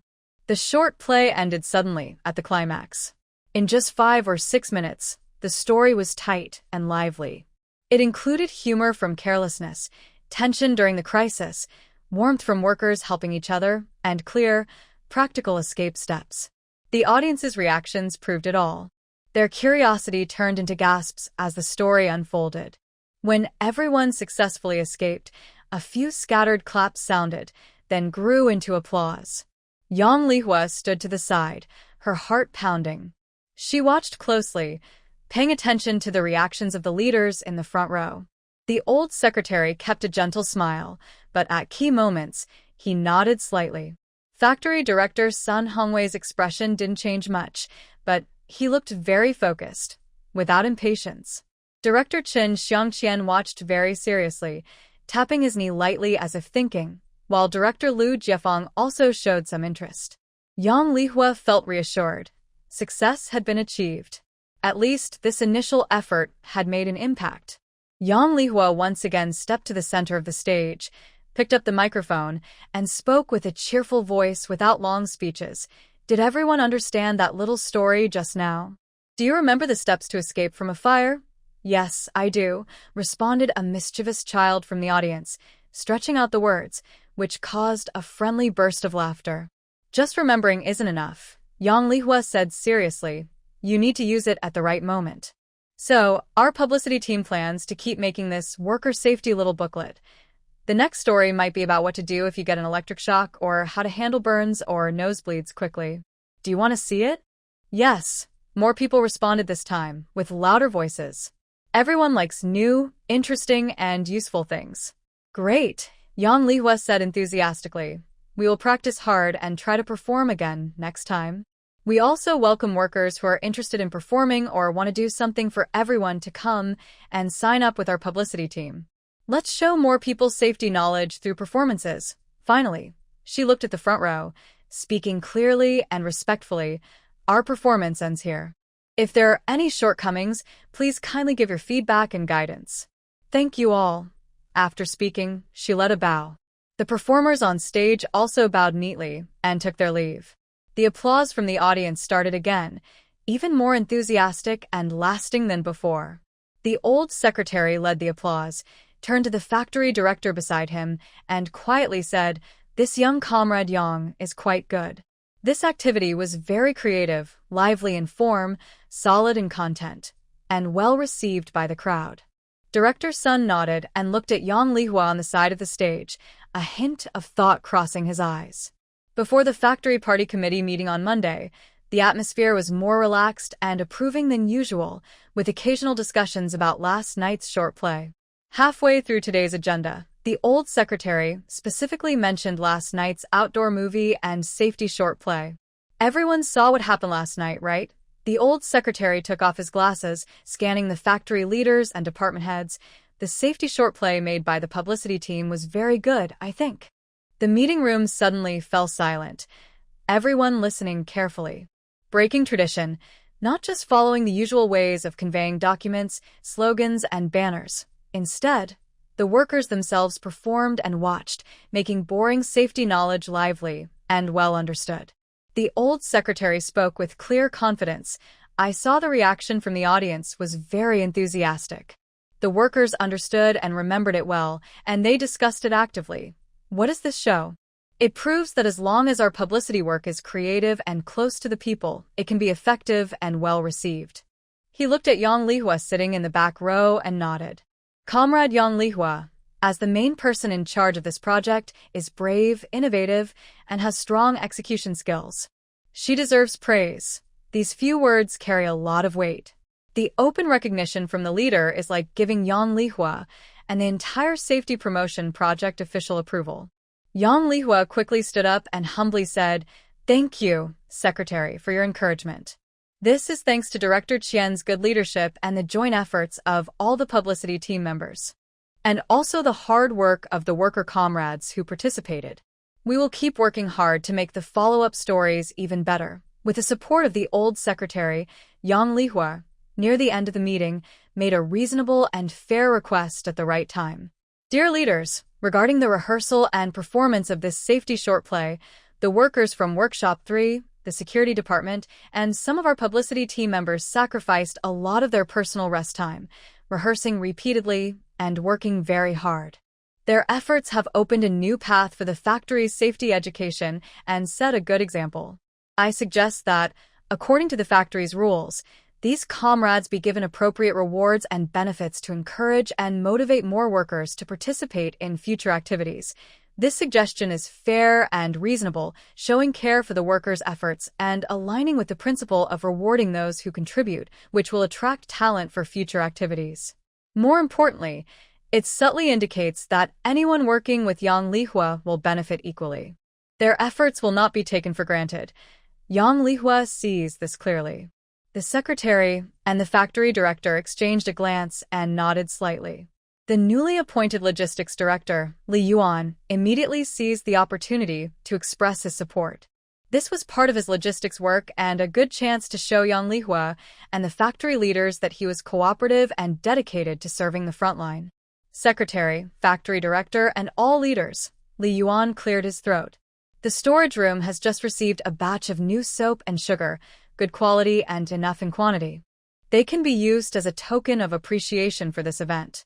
Our logistics team will fully cooperate and distribute according to the standard. Factory Director Sun Hongwei made the final decision. Yes, that works. Let's follow what Director Li said. The welfare standards will refer to the regulations for active cultural and sports participants in the factory.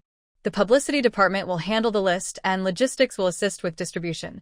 Yes, Yang Lihua and Li Yuan responded at the same time. This was a small matter, but it meant a lot to Yang Lihua. It marked that the project Yang Lihua promoted not only received verbal praise, but also real resource support. After the meeting, before Yang Lihua left the conference room, she was warmly surrounded by several department heads. Section Chief Wang from the equipment department patted her shoulder with a big smile. "Deputy Section Chief Yang, you did a great job with this activity. Next time you plan a new play, remember to think of our equipment department." We have many young guys who also want to contribute to factory safety promotion and show our presence. Director Liu from the technical department also came over. Exactly, Deputy Section Chief Yang. Don't favor one department over others. Security department and the third workshop are already involved. Maybe next time, consider our technical department? We promise to support fully, provide personnel or technical guidance. He emphasized technical guidance, hinting that they could add some technological elements to the short play. Even the transport team captain, who usually doesn't work much with the publicity department, came over to join in. Deputy Section Chief Yang. Our transport team has years of experience in safety and driving outside. If next time you do a play about traffic safety or vehicle emergency handling, we definitely have talent for that. Everyone took turns speaking, their tone friendly, and their attitude enthusiastic, all eager to participate in this popular project. It was clear that this safety short play had become a hot item in the factory. Not only did the workers like it, but the leaders praised it, and it could bring real benefits to the departments and individuals involved. This was no longer just a publicity task. It had become a competitive achievement and a stage to showcase performance. If it weren't for Yang Lihua being the main creator and organizer of this project, and Qian Tu firmly holding the position of head of the publicity department, someone might have already tried to take a share or even take control. Seeing the enthusiastic faces of these middle managers, Yang Lihua understood the situation, but she kept a polite and humble smile on her face and responded one by one. Thank you all for your concern and support. Our series really needs more departments to participate, so we can cover safety knowledge more thoroughly.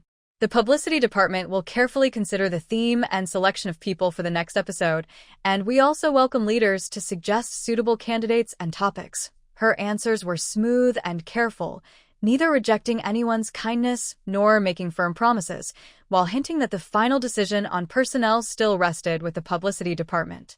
The ultimate authority always remained with their department.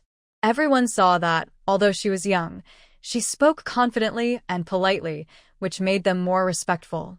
They all knew that this young deputy section chief, after last night's event and the praise from the secretary today, now had the confidence to speak with them. She had also secured her position as acting deputy section chief, and perhaps soon, the acting part would be removed. In the following days, the threshold for the publicity department was almost broken through. Many workers, especially some young, artistic, or simply attention-seeking workers, were subtly asking when the next short play would start and how to sign up. Initially, it was just a small group in the workshop, since not everyone liked to stand out. But after a week, there was a big surge. The reason was that news came from the third workshop. A female worker, Li Hongying, who participated in the performance of Fire Escape, was transferred to the factory union and became a union officer. Although union officers are not high-ranking positions, they are office jobs. Workshop work is outside and exposed to the elements, but office jobs are indoors and they don't require shift work, with different salaries. Moreover, the work environment and future opportunities are vastly better than workshop jobs. This news caused a big stir among the workers in the workshop. Really? Li Hongying went to the union. Is that the Li Hongying who performed in the safety short play? Oh my. She performed in a show and got transferred to an office job. I wish I had signed up too. It's just acting in a play. Who can't do that? Deputy Director Yang is really a lucky person. Working with her has a bright future. If the previous benefits were just small rewards, then Li Hongying's transfer is a real step forward for her future. This completely ignited the workers' desire for change. Performing short plays is no longer just for fun or gaining some benefits. It has become a shortcut to better job opportunities. Even if the chances are slim, many people are eager to try. In the dormitory, Li Hongying's face shows uncontrollable excitement and gratitude. Lihua, I really don't know how to thank you. Li Hongying holds Yang Lihua's hand, full of emotion. If you hadn't called me to perform, and if these performances hadn't caught Chairman Ma's attention, I wouldn't have had the chance to work in the union. Transferring from the workshop to an office job as an officer was something she had never even dreamed of before. In response to Li Hongying's thanks, Yang Lihua accepts it calmly. Without this stage, why would Chairman Ma notice a small workshop worker? Yang Lihua smiles and pats her hand. Hongying, this is something you fought for yourself. It's because you're enthusiastic, confident, and good at expressing yourself, qualities needed for union work that involves dealing with people. Chairman Ma has good judgment. Once you're in your new position, work hard and don't let the sisters from our third workshop down. She speaks sincerely. Li Hongying's transfer is partly thanks to her performance in this show, but the main reason is her cheerful personality, diligence, and suitability for union work. Yang Lihua only provided her with a stage to be seen.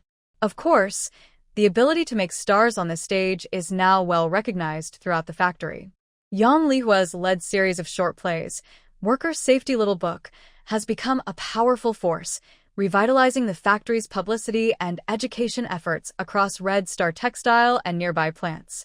The fire escape episode, as the first in the series, is performed almost every weekend before the factory's movie screenings, always packed, and has become a regular weekend activity for many families. Workers watch eagerly, children learn the actions and recite the lines on stage, and families discuss what they see. Yang Lihua keeps moving forward. She quickly took advantage of the momentum and released the second series, Electric Shock First Aid. This time, she expanded the casting choices, selecting 2 young men from the technical department who understand basic electrical work and have a proper appearance to play the roles of the person discovering the electric shock and the rescuer. She also chose Zhao Xiaofan, a quiet and careful worker from the fine yarn workshop, to play the calm and composed female worker who knows how to call for help and assist. The story focused on common electrical hazards in the workshop and at home, demonstrating how to quickly cut off the power, use dry insulating materials to open wires, and perform basic CPR. The series was also very successful. Whether viewers found it interesting or enjoyed the story, each show attracted large crowds and was always full. In the following months, they released more episodes: Common Work Injury First Aid, Traffic Safety, and Heat Stroke Prevention. Each episode closely reflected workers' real lives, was lively and fun, like a carefully made safety education series. The outdoor stage at Hongqing Textile Factory on weekends became a popular spot in the factory district of Jiangbin City East District. Many workers and their families, walking for half an hour, came to watch. Old shows were repeated, and new ones kept coming. The publicity department and safety team gained a growing reputation, and Yang Lihua, as the main planner and organizer, became well-known both inside and outside the factory. Her influence quickly spread beyond Hongqing Factory. Workers and families from nearby large factories like Yangyang Steel Factory, Jiangbin First Food Factory, and Hongqing Clothing Factory heard about the entertaining and educational programs at Hongqing and came to watch on weekends. Once they saw it, they agreed it was truly worth it. It was much more interesting than boring safety meetings, and even more entertaining than movies. Why do they have this at the textile factory but not at our steel factory? Exactly. Our food factory should learn from this too. Our clothing factory has many female workers. We should see how to prevent fires and electrical shocks, talk to the leaders and ask them to invite the performers from the textile factory. We want to watch too. Yes, go talk to the leaders. The workers' voices grew louder and more people approached their factory leaders and union chairs, demanding they also organize similar activities. At first, the factory leaders didn't take it seriously, thinking it was just a show, but the increasing demand made them reconsider. Some young workers even insisted, claiming they wanted to learn advanced safety culture. Ultimately, the factory leaders, tired of the constant complaints, had no choice but to lower their pride and send people or go themselves to the Hongqing Textile Factory to learn from them. They politely asked if the safety publicity team from Hongqing could come to their factory to perform a few shows. They offered to provide the venue, logistics, and even some small expenses or souvenirs. There was no other way, as workers kept urging them daily. If they didn't get it done soon, the workers would say they weren't attentive or caring about their needs. This pressure was overwhelming. So, the union chairman from Yangyang Steel Factory personally visited and made the request to Qian Tuesday Section Chief Qian. We've known each other for a long time. You wouldn't refuse a small favor like this, right? And your deputy section chief Yang grew up in our steel factory's housing area. So in a way, we're like family. Qian too smiled happily, clearly in a good mood, but he didn't agree with the idea of being like family. Yang Lihua was a leader at their textile factory, and it had nothing to do with the steel factory. Still, he was very willing to help with the steel factory's request. Over the years, their publicity team's work had always been well regarded within the industry. Sometimes, they could publish an article in the city newspaper, which was considered a big achievement. They had never been approached so proactively by a sister unit asking for help or even inviting them. This wasn't just a success for Yang Lihua, but a major breakthrough for the entire publicity team and the publicity work at Hongxing Factory. As the leader of the publicity team, Qian too felt proud. Yang Lihua was a capable staff member he had personally promoted. No problem. It's good for sister units to learn from each other and improve together. Qian too agreed immediately and personally helped coordinate the schedule and logistics. He understood very well that this wasn't just a performance. It was a great opportunity to showcase the strength of their publicity team. With preparations by Qian Tu and Yang Lihua, the safety publicity team began a tour of various state-owned factories. Every visit caused a big stir. Their innovative approach, practical content, and simple performances deeply attracted the workers at each factory. The reputation of Hongxing Textile Factory's safety publicity work grew louder. However, to reach the peak of success and truly cause a citywide sensation, an unexpected incident occurred that no one had foreseen. Shortly after the safety promotion team performed the fire escape play at the clothing factory, a fire actually broke out in one of the workshop areas due to old wiring. The fire spread quickly, and thick smoke filled the room instantly. Contrary to expectations of panic and chaos, the workers inside, especially the young female workers who had watched the short play, responded quickly. "There's a fire. Press the alarm. Don't push. Use a wet towel. Find water and wet your clothes. Bend down. Keep your head low. Follow me to the safe exit. Try the door first to see if it's hot." Despite the tension, everyone remained calm and organized. The workers used clothes and wet cloths to cover their mouths and noses. Led by brave and careful team leaders, they quickly moved toward the safety exit. Some also grabbed nearby fire extinguishers to try to control the small fire. The entire evacuation was fast and orderly. When the fire brigade arrived, most workers had already safely left. Remarkably, there were no injuries in this significant fire. This fire attracted not only the attention of various factory districts, but also the city leaders.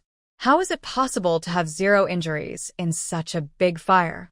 During the investigation and review afterward, the workers at the clothing factory all mentioned the safety short play from Red Star Textile Factory. I kept thinking about the scenes from the play: wet towels bending down, trying the door handle, the rhyme about using the fire extinguisher. 1, 2, 3, 4. I instinctively recited it when I used the extinguisher. Thanks to watching that play a few days ago, or I would have been at a loss. The factory leaders were both worried and very grateful. They immediately reported the situation to higher authorities and sister units. They also sent a banner and a letter of thanks to Red Star Textile Factory, praising their proactive and effective safety education. If it weren't for that short play, many leaders might have been replaced after this fire. This incident was noticed by the sharp-eyed reporters of the Jiangbin Daily. They published a long report titled, "Small Stage Brings Big Safety, Short Play Knowledge Saves Lives. Red Star Textile Factory's Innovative Safety Education Prevents Major Injuries." The article included photos of the banner from the clothing factory and interviews with workers, and it was quickly published on the front page. A single stone causes 1,000 ripples. Now, the Hongxing Textile Factory has become truly famous in Jiangbin City. The entire industrial system and city leaders are all excited. The Municipal Committee, the City Federation of Trade Unions, and the Safety Production Supervision Bureau have all issued notices, calling on factories and mines across the city to learn from Hongxing Textile Factory's safety education experience. It used to be known only by nearby factories, but now the whole city is paying attention. It is no longer just a casual request from neighboring state-owned factories. Official letters are being sent out, warmly inviting Hongxing Textile Factory's safety team to share their experience and perform shows. Some schools and streets have even contacted them, hoping they can perform for students, teachers, and local residents. At the district government building in Gyeongbin City, inside the district mayor's office, District Mayor Jang Hongwei put down the Gyeongbin Daily and lightly tapped the headline about the safety short play that saved lives at Hongqing Textile Factory. A faint smile appeared on his face as he looked up at his respectful secretary, Chun Mingxian, standing nearby. "Xiao Chun, come take a look at this report," Zhang said casually with a hint of teasing. Comrade Yang Lihua from Hongqing Textile Factory, who organized the safety team, is quite interesting. Using entertainment to teach safety, and it actually worked, saving workers in one of the clothing factory's workshops. This is a real innovation in community work and a good example of safety education. Chun Mingxian took the newspaper with both hands and quickly glanced at it. As the district mayor's secretary and someone from the publicity department, he had already noticed this sensational report. He even thought privately that the media might be exaggerating. A girl under 20 who just started working at the factory not long ago. How much could she have achieved? She was just lucky to encounter a fire at the clothing factory and was caught by the reporter's spotlight. Chun Mingxian had organized large events and written important articles during his time in the district propaganda department. He knew this kind of small stunt couldn't compare. Though he didn't think much of it inwardly, he showed no sign of that outwardly. He nodded respectfully and agreed, "Yes, leader. This approach is indeed innovative, and it's well received by the public. More importantly, it has produced real results and prevented major losses.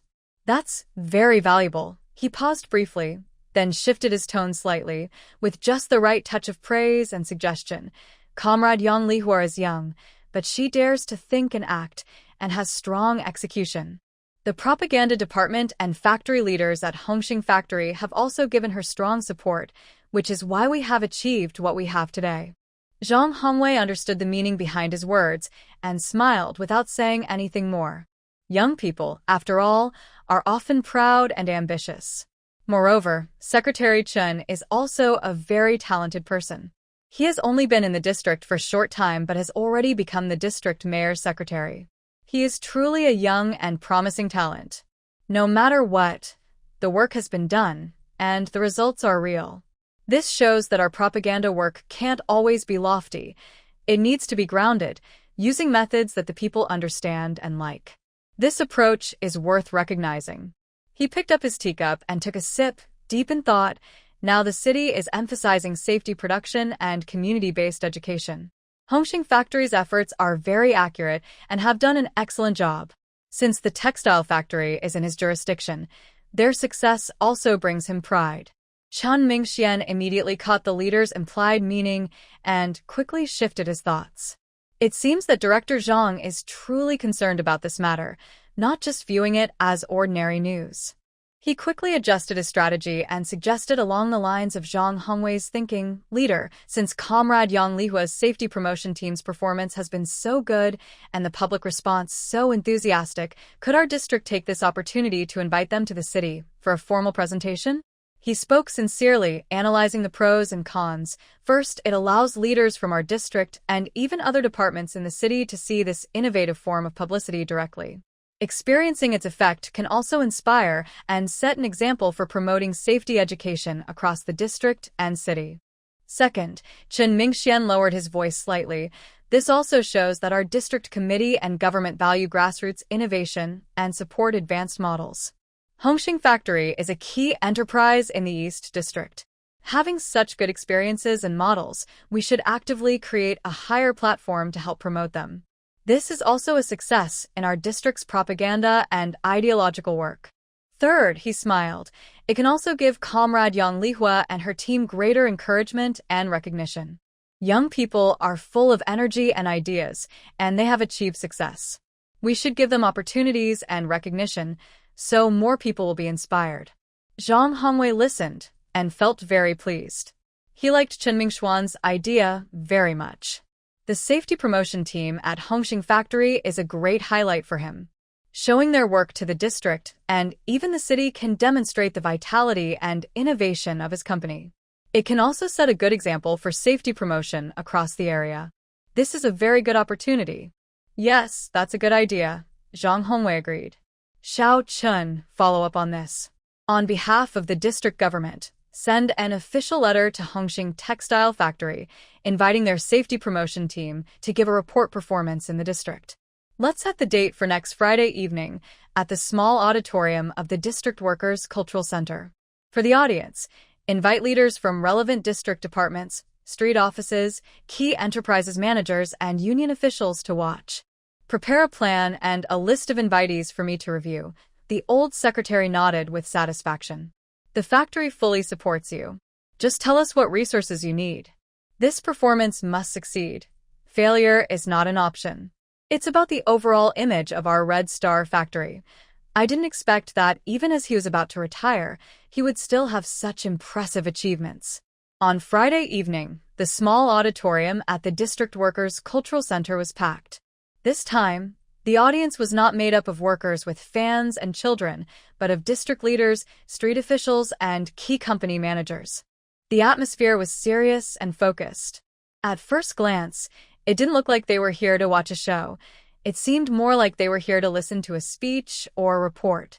When the lights came on and music played, the safety awareness team from Red Star Textile Factory officially started their performance. These short plays started simple, but gradually became more elaborate, like upgrading from a basic tool to a powerful one. This performance linked several classic short scenes. Stories like fire escape, electric shock first aid, and common work injuries were carefully arranged with a fast pace and many highlights. The actors were a bit nervous facing a higher-level audience, but after many rehearsals, their muscle memory kicked in, and they quickly got into character on stage. Their simple acting and well-planned stories kept the performance lively and friendly, but also added a special touch. In the audience, Chun Mingxian sat behind District Mayor Zhang Hongwei, watching the stage and audience reactions sharply. As the district mayor's secretary and a former publicity officer, he was quite critical, but he had to admit that this performance was very effective for safety promotion. Thanks to solid content and clever presentation, it captured the attention of the experienced officials present. He saw many nodding frequently, whispering to each other, and some even taking notes. The organizer of this event truly lived up to their reputation. Chun Mingxian thought silently, they really have some skills. At the climax, a scene showing a group crawling low and retreating from a fire was performed with perfect coordination, creating a very tense atmosphere. District Mayor Zhang Hongwei leaned slightly to the side and whispered to Chun Mingxian, only audible to the two of them, I didn't expect a textile factory's publicity team to produce such an excellent piece. I heard it was all led by that woman Yang Lihua? Chun Mingxian's spirits lifted, and he respectfully replied, Yes, Mayor. This safety booklet and short play project for the workers are mainly led by Comrade Yang Lihua, from the core content and script writing to organizing rehearsals and external communication. I heard that the initial idea came from a recent fire at warehouse number 2 in their factory. Comrade Yang Lihua was on the scene at that time and, despite personal danger, rushed into the fire to help save property. She showed great bravery. All these details were known in advance. As a secretary, it's important to understand everything that might be asked. Clearly, the district chief is very interested in this safety promotion team. Of course, he is quite curious how a young female worker, less than a year in the factory, could make such a big impact. He paused slightly, glanced at Yang Lihua, who was on stage. She spoke smoothly, looked confident and calm. You couldn't tell she was a young female worker from the workshop, and her stage presence was steady. Someone might even think she was a professional host. Because of her outstanding performance during the fire and her excellent work in publicity, Comrade Yang Lihua was recently promoted beyond normal procedures to deputy head of the publicity section. She hasn't been in the factory long, but she has grown very quickly. Zhang Hongwei listened and looked at Yang Lihua on stage, nodded with admiration. Oh, brave during the fire, innovative in her work, and able to turn ideas into real results. Comrade Yang Lihua is truly talented and promising at a young age. I heard she's not even 20 yet, and she's already a deputy section chief. Impressive, impressive. Zhang Hongwei turned and said, This young Yang Lihua and Mingxian are quite similar. Both are young and capable. Chun Mingxian looked confused. How are they similar? Oh, there's one thing, they're both involved in publicity work. Chun Mingxian agreed with Zhang Hongwei's previous comment. Comrade Yang Lihua is a top young leader. Not only does she have ideas, but she also has strong execution and organizational skills.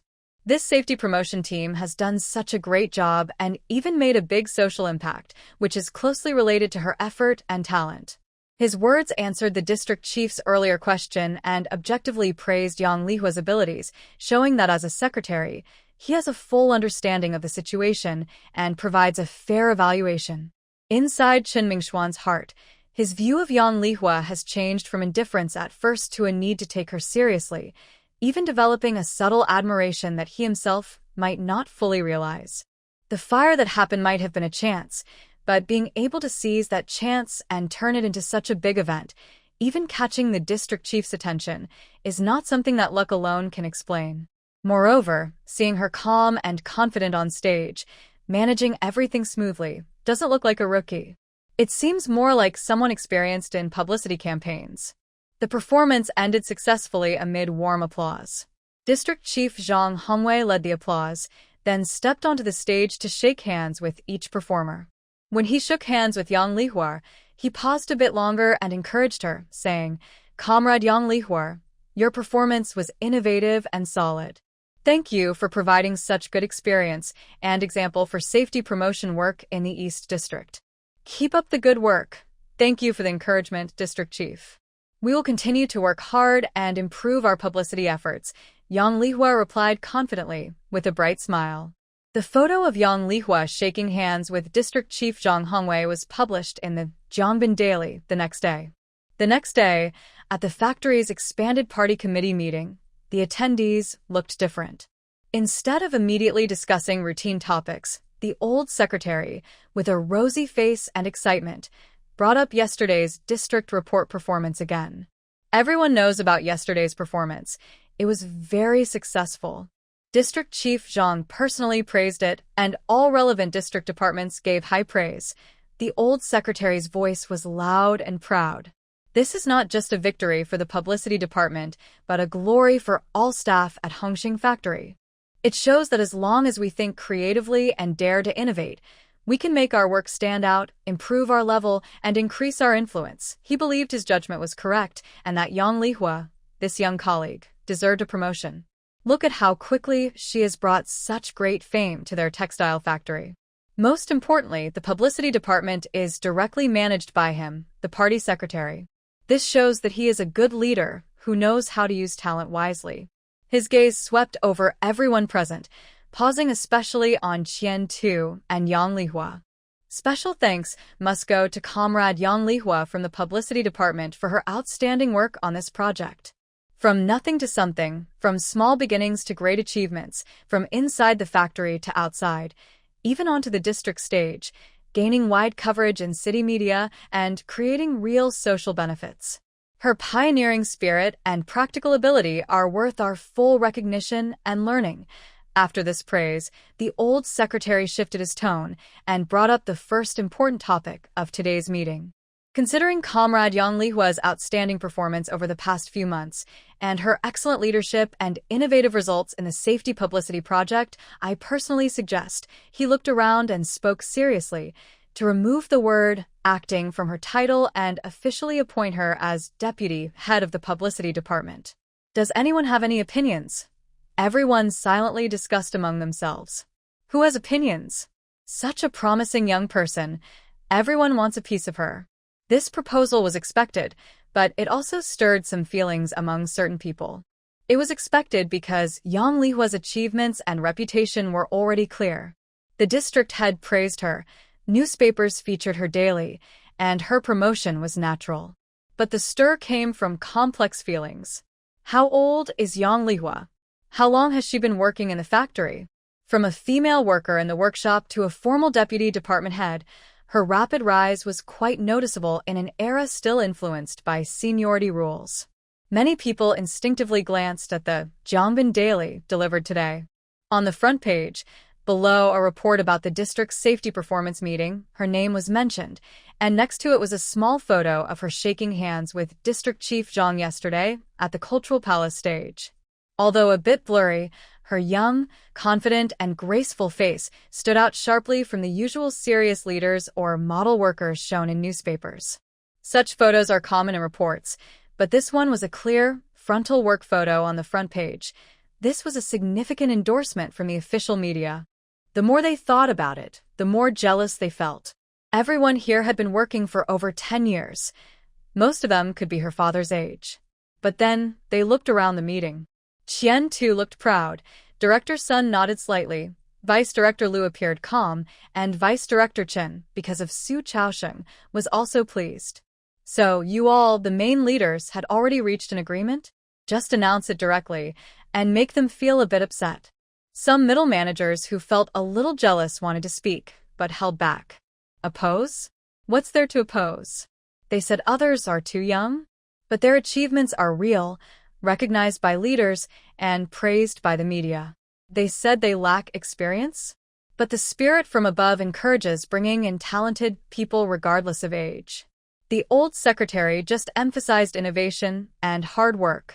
Now, if they suddenly oppose, it's not appropriate and might make leaders think they are jealous or rigid in thinking. Although they are jealous, they are smart and want to improve too. After a brief silence, Director Sun spoke first. Comrade Yang Lihua's work achievements are clear. I agree with the secretary's suggestion. Agreed, Liu Jiefeng said simply. No objections. It's long overdue. Qin Xiangqian also expressed his support. After all, he gained a big achievement for just being a deputy section chief. Moreover, Deputy Section Chief Yang has a very good relationship with the head of the security department under him. Other deputy directors and key department heads nodded in agreement. Good. The old secretary made the final decision. Since everyone has no objections, from now on, Comrade Yang Lihua will officially serve as deputy head of the propaganda department. I hope you will stay humble and work hard at this new starting point, making greater contributions to the factory's publicity work. Yang Lihua immediately stood up, facing the leaders with sincere and firm attitude. Thank you for the organization's training and trust. Thank you all for your recognition and support. I will not let everyone down. Under Director Qian's leadership, I will continue to work hard, learn constantly, and contribute all I can to the development of Hongqing Factory. As applause faded, the meeting moved on to the next topic.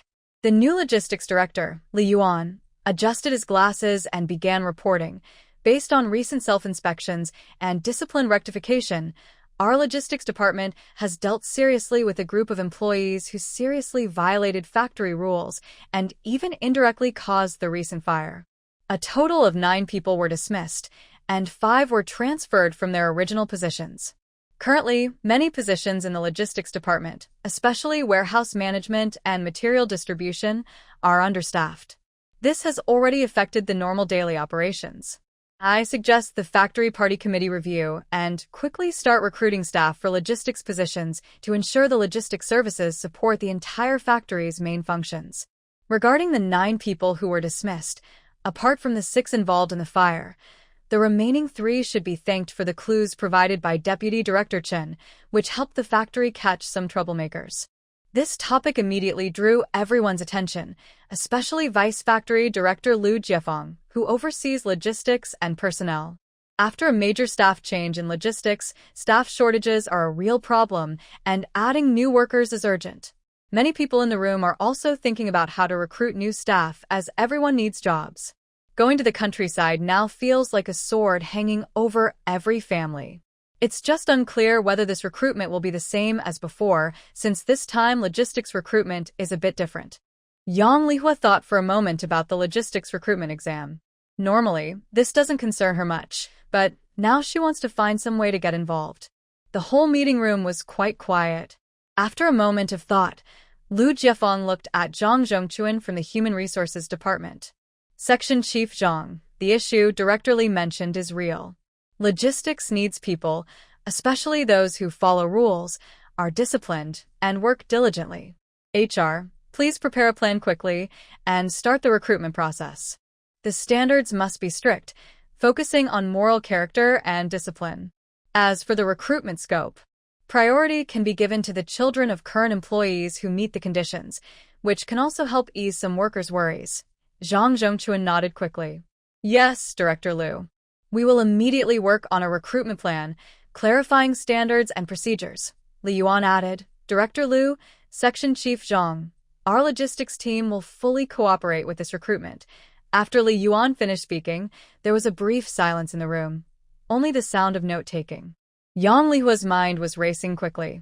For logistics recruitment, she needs to find a way to influence the publicity department and spread their impact throughout the factory. This is also a way to improve her skills in various areas. She can't just be a passive executor. She must actively participate and even guide the rules. Just as Liu Jiafeng was about to move on to the next topic, Yang Lihua spoke up. Director Liu, all leaders, I have a small idea about the recent recruitment for logistics. I'd like to add something. Yang Lihua's clear and steady voice immediately drew everyone's attention. TSK, what does recruitment have to do with this publicity department? People who dislike her might think she's just trying to attract attention. She's achieved some success, so she can't help but want to join in. Liu Jiafeng looked at her and nodded slightly. Vice Section Chief Yang, go ahead. He also wanted to hear what new ideas this rising star, Vice Section Chief Yang, had to offer. Thank you, Director Liu, Yang Lihua said to everyone. Regarding the requirements for this recruitment exam that Director Liu and Section Chief Zhang emphasized, being honest, diligent, and following rules, these are very important. Hearing this, Section Chief Wang from the equipment department sneered slightly, feeling a bit disdainful. He thought, I expected Yang Lihua to say something different, but it's just flattery. Yang Lihua paused briefly and continued, but perhaps our publicity department can approach this from another angle. We can work with the recruitment to make the process more solid and impressive. She explained clearly, first, about the recruitment promotion and mobilization. In the past, our recruitment was usually just a notice posted somewhere, saying a few positions are needed in logistics, very vague. This time, we can team up with the Human Resources Department and the Logistics Department to make the recruitment information more transparent and standardized. We should clearly state the specific positions, requirements, and benefits. Whether they are permanent or temporary workers should be listed clearly. This way, those interested in applying will have a clear idea, and it can also prevent misunderstandings later on. Our publicity department can design and post clear recruitment posters, or even write a recruitment notice. Some of her suggestions made Zhang Zhongchuan think deeply. This more transparent approach could indeed reduce some trouble and also prevent behind-the-scenes manipulation. Second, regarding the scope of recruitment, Yang Lihua shifted to a more sensitive and strategic point. Director Liu mentioned prioritizing the families of employees, which makes sense. But I suggest we could expand the recruitment scope a bit more. Our factory's employees' children who have already responded to the call and gone to the countryside could also be considered for recruitment. Once this was said, the atmosphere in the meeting room became a bit tense. Returning educated youth from the countryside is something many families look forward to. Yang Lihua continued, these young colleagues have gained experience working in the broad rural areas. They are more willing to endure hardships and have gone through strict organizational life. Moreover, their roots are in the factory, and their political backgrounds are clear. If any of them meet the criteria, bringing them back would also show care for the educated youth who went to the countryside. The old secretary's eyes lit up slightly upon hearing this. Caring for the educated youth is not just kindness, it is also politically correct. Having spent a lifetime working in ideological and political work, he deeply understood the unity this policy could bring. Yang Lihua didn't stop and added more weight to her proposal. Third, the recruitment process and follow-up. We can't just hire people and forget about it.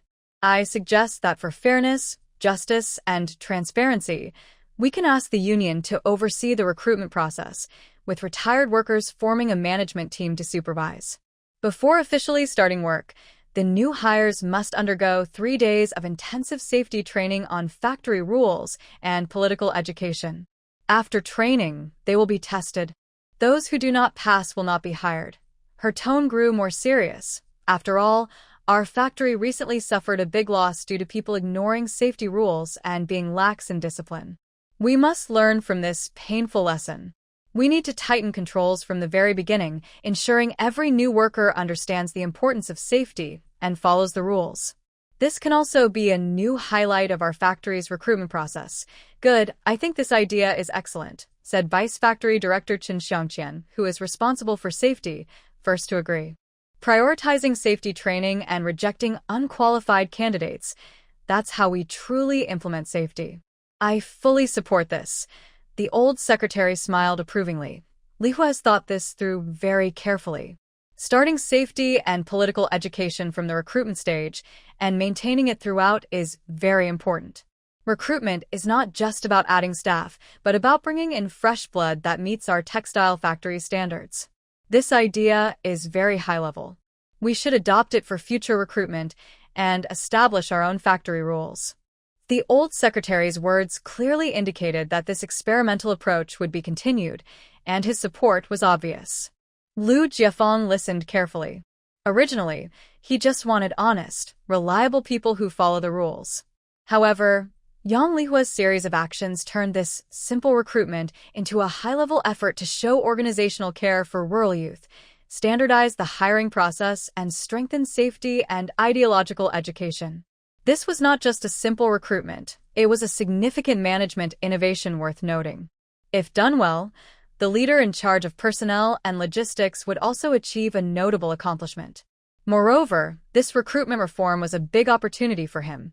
Deputy Section Chief Yang's suggestion is very constructive, Lu said. Section Chief Zhang, please incorporate these ideas fully into your plan. The recruitment can include the children of our factory workers who are going to the countryside. All procedures should be clear and transparent, and safety and ideological training must be part of the pre-employment process. The publicity department will fully support the promotion, mobilization, and training materials for this recruitment reform. Zhang Zhongchuan quickly took notes. Yes, Director Lu. We will make sure to implement this properly. Regarding Yang Lihua's proposal, the other leaders had different thoughts. Many were thinking about the opportunities she mentioned for rural youth. 4 middle-level officials with children in the countryside. This was like a gift from heaven. Previously, chances to return to the city seemed almost impossible, but now there was a small opening. Although competition was fierce, there was hope. These people supported Yang Lihua's suggestion completely and even felt grateful and favorable toward her. Of course, some felt jealous, especially those whose children were still in the city or trying to stay there. They believed this rule took away spots that should belong to their families. Yang Lihua sat down, gradually calming her mind. This time, she successfully involved the publicity department in the recruitment process, gaining some influence in setting the rules. More importantly, she proposed a plan that benefited many sides, gained clear support from key leaders, and even earned her some favors from middle managers. As for possible dissatisfaction from others, any reform would challenge existing interests, but she had more tricks up her sleeve. After the meeting, Yang Lihua could feel the gazes on her had become more complex. Admiration, curiosity, gratitude, and even deeper caution. This young deputy section chief is good at publicity and also handles personnel and rules confidently, with clear judgment. Most importantly, she understands the old secretary's attitude well. Look at the recent meetings. Every suggestion she made seems to please the old secretary. She really is skilled at ideological work and planning. Of course, she is also capable in practical matters. At least, her project for the safety publicity team is quite successful. Among the crowd leaving the meeting, Personnel Section Chief Zhang Zhongchuan, with his hands behind his back, casually ran into Qian Tu and Yang Lihua, who were walking side by side toward the publicity department. Old Qian. Deputy Section Chief Zhang Zhongchuan smiled, but his smile looked a bit fake, and his tone was somewhat sarcastic. You guys in the publicity department are really on a roll lately. Look at this safety short play, from the factory to the district level. Now, even our personnel department's recruitment work is getting involved, giving such high-level guidance. Deputy Section Chief Yang, you are truly a strong player under your team. You have many ideas and great courage. His words sound like praise but are actually a subtle critique, pointing out that Yang Lihua has overstepped her traditional role in personnel work, taking away their authority. In the past, recruitment, from planning to implementation, was entirely controlled by the personnel department. Now, suddenly, the publicity department wants to join in on publicity and mobilization, and even participate in setting rules. Zhang Zhongchuan naturally feels uncomfortable, sensing his authority is being challenged. Qian Tu, an experienced veteran, clearly notices the sarcasm in Zhang Zhongchuan's words. In fact, he feels quite pleased. Previously, the publicity department often seemed somewhat superficial compared to other powerful departments in the factory. Now, they have a say and involvement in an important personnel matter, which is a clear boost to their status. But he doesn't show this on his face. Instead, he laughs and pats Zhang Zhongchuan on the shoulder. Old Zhang, what are you saying? We're all working for the factory. Li Hua's suggestions, as you've heard, are supported by the secretary, the factory director, and deputy factory director Liu. What does that mean? It means it's a good thing and beneficial for the factory. This is also a great opportunity for your personnel department to showcase itself and make reforms. Making recruitment more standardized, transparent, and thoughtful. This is exactly the time to demonstrate your department's work level. It's a good chance, and you should be happy about it. Qian Tu's words clearly indicated that Yang Lihua's suggestion had the support of the higher-ups, which made Zhang Zhongchuan feel less resentful. He also subtly shifted the credit for standardizing recruitment to the personnel department, giving himself an easier way out. After all, their publicity department was just assisting. The main responsibility still lay with the personnel department. Zhang Zhongchuan couldn't openly complain after Qian Tu's remark, so he forced a light laugh and said, "Yes, it's all for work. As for the detailed plan moving forward, we need both our departments to communicate more." He emphasized more communication to imply that boundaries should be clear and the publicity department shouldn't overreach. Their personnel department had already made many concessions. They shouldn't push their luck. Of course, we will cooperate well with your personnel department's work. Qian Tu replied cheerfully. Yang Lihua followed behind Qian Tu, maintaining a polite smile and not speaking.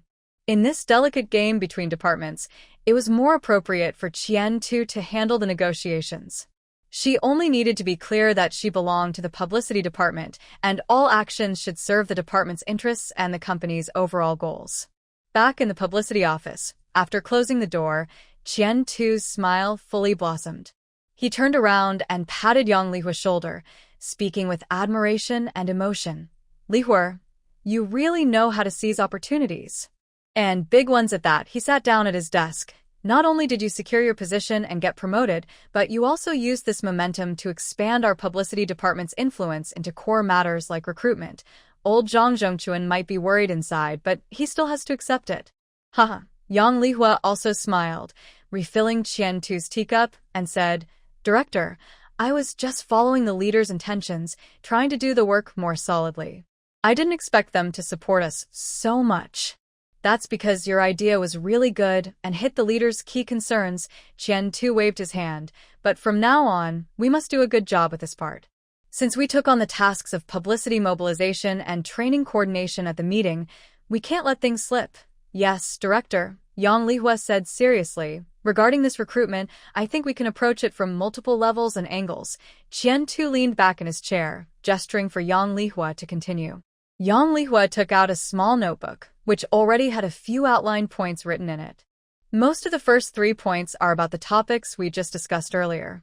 The first is to focus on promoting policies that support recruiting workers and caring for young people going to the countryside. The 4th point is to add that after the recruitment is finished, we can follow up with reports. For example, we can report on new employees attending safety training seriously, interview those who passed the training about their feelings and hopes for the future. This will create an atmosphere that entering the Red Star factory means stepping onto a more organized, safer, and promising new beginning. This not only encourages new employees but also promotes our factory's new management style. Qian Tu listened. The first 3 points had already been discussed in the previous meeting room, and the last one was essentially the publicity department's independent task. In the publicity office, Yang Lihua was considering who should take on this task. Her eyes scanned the room and immediately settled on Sun Xiaoying, who was organizing files.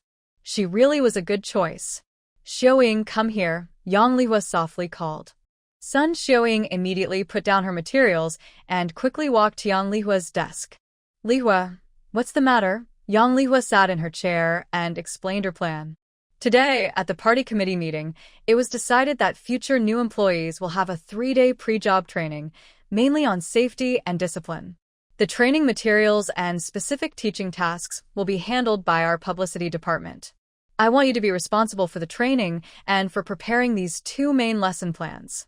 One is called Safety and Factory Rules You Must Know, and the other is Introduction to New Employees' Political and Ideological Education. Sun Xiaoying's heart started to race. Writing training materials and teaching new employees? This task sounded very important and a bit intimidating. Can I do it? Sun Xiaoying's voice lowered unconsciously. She had never completed such a big task on her own before. I've never written a lesson plan before. I have no idea where to start. And to teach so many people, I'm worried I won't do well. I might stutter or mess up, and that would make our department look bad. Her face showed a mix of nervousness and excitement, both feeling honored by the trust placed in her and scared of the unknown. Yang Lihua's smile remained unchanged as she gently reassured her. Don't worry, Xiaoying. You can do it. Over these past few months working on the project, you've been busy and handled everything well. You know the safety rules and regulations in the factory better than many others. That's your strength. She leaned slightly forward towards Sun Xiaoying and lowered her voice. Writing a lesson plan isn't as hard as you think. Don't worry about making it very advanced. Just focus on what matters. If you were a new worker who just joined the factory and knew nothing, what rules would you need to learn first? Where are you most likely to make mistakes or have accidents? List these clearly and add real examples from our safety short plays. That will make a good teaching material. Seeing that Sun Xiaoying no longer looked as nervous as before, she continued, also, when you're writing, don't just think by yourself. You can ask the leaders for help. For example, what part of safety production does our factory director care about most? What are Director Lu's requirements for logistics discipline? Does Director Chen have any special reminders about safety procedures? When creating teaching materials, we should listen to the leaders' opinions. That way, we can focus on what's important and align with the factory's main goals. Ask the leaders. Sun Xiaoying was surprised, then her eyes lit up. Yes, she could ask her uncle. He's the factory director, who has a broad view and can point out the most important things. Yang Lihua saw Sun Xiaoying's understanding and knew she was thinking of her uncle. She wasn't worried about other leaders refusing. In a way, this was also giving them a voice and helping to carry out their wishes elsewhere. As for giving the lesson, Yang Lihua said with a relaxed smile, you don't need to worry much. There aren't many new employees, probably fewer than the people in our department meetings. When you discuss work or assign tasks in the department, you do it smoothly, right? Just treat them as new colleagues in our department. Share what you know clearly and important.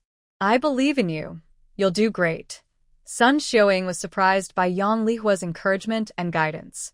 Her fear eased significantly, replaced by a sense of trust and responsibility. Well, I'll try, she said with a hint of determination. No, not try, definitely do it well. Yang Lihua firmly said, you have 3 days. First, prepare a draft and show it to me. We will revise and improve it together.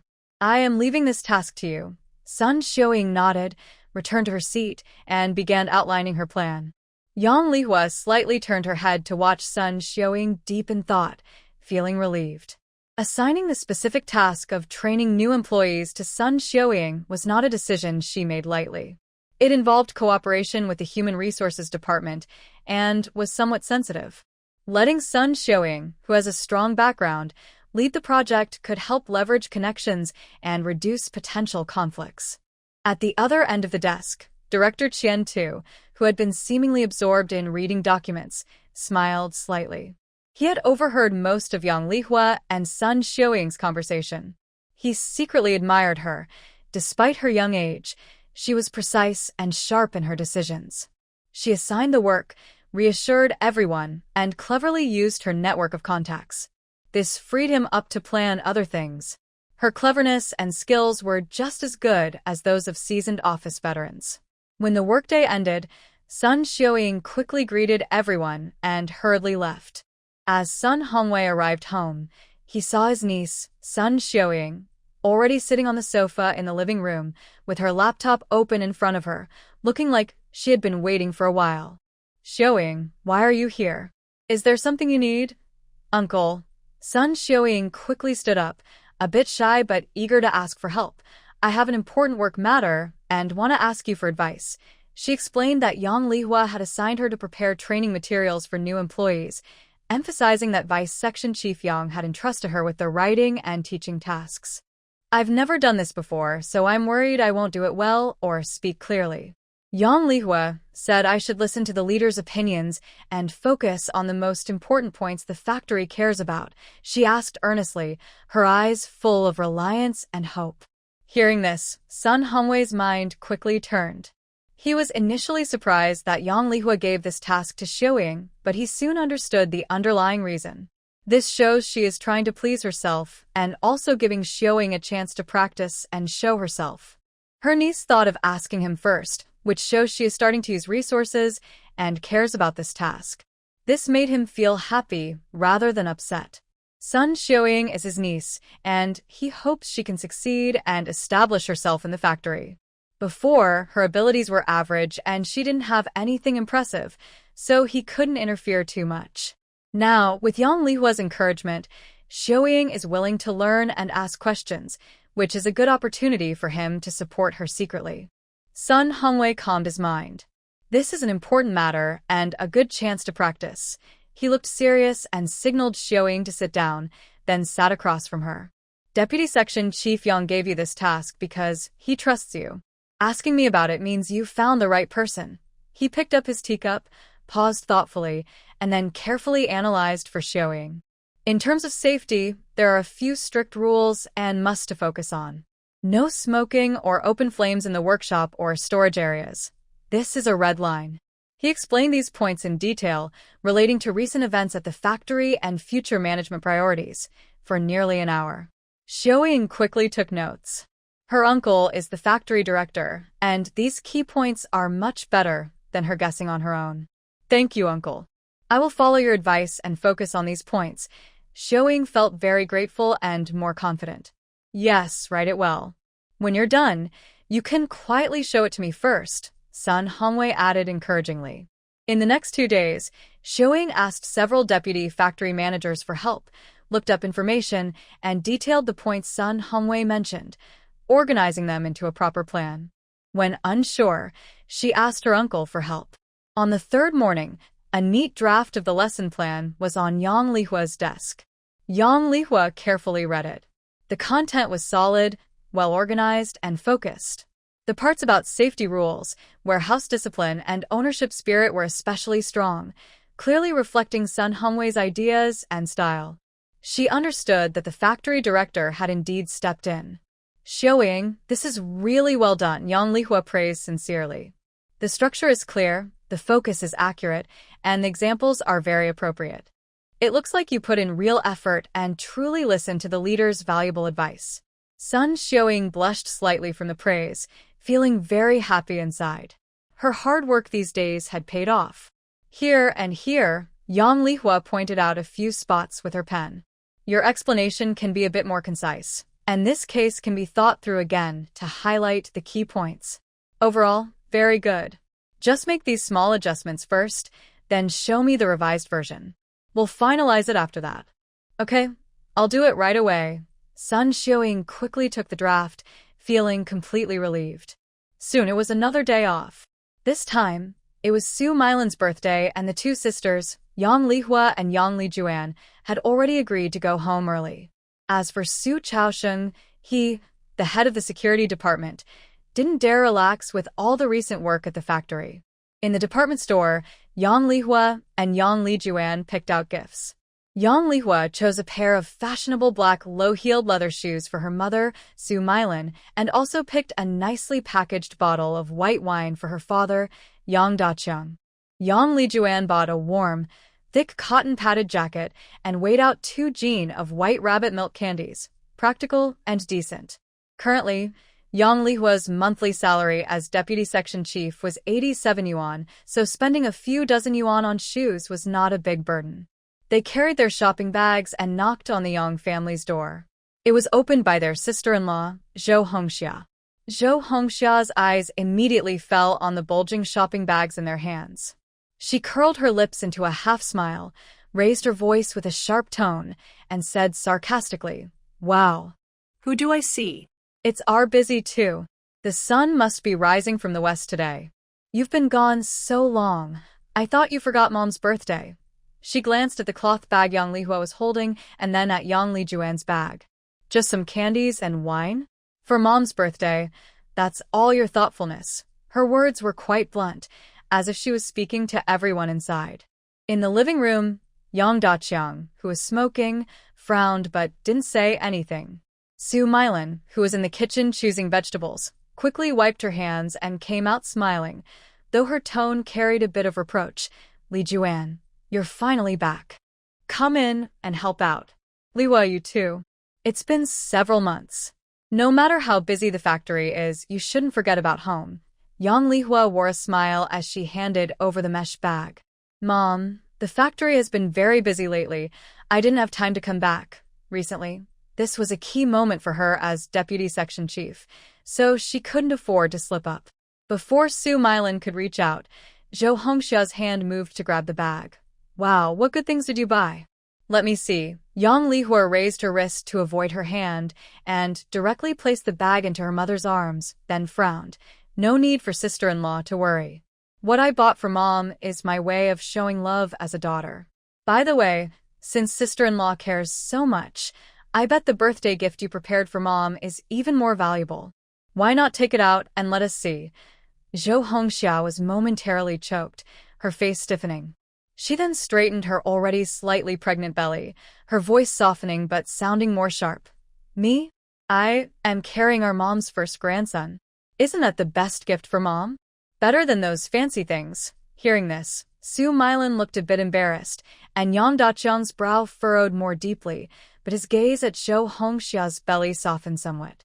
The importance of the eldest grandson was clear in Yang Daqiang and Sun Mylan's hearts. Yang Lishu, who had been silent, rolled her eyes at Zhou Hongxia and hurried over to warmly hug Yang Lihua's arm, asking brightly, "Third sister, I heard from our classmates that your textile factory's publicity department made a funny safety short play. Many people went to see it, even people from other factories. Is that true?" She also wanted to see it, but their home was quite far from the textile factory, and she didn't dare go alone. Before Yang Lihua could answer, Yang Lijuan couldn't hold back anymore.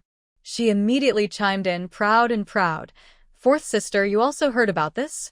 This was all started and organized by Lihua herself. It's so popular.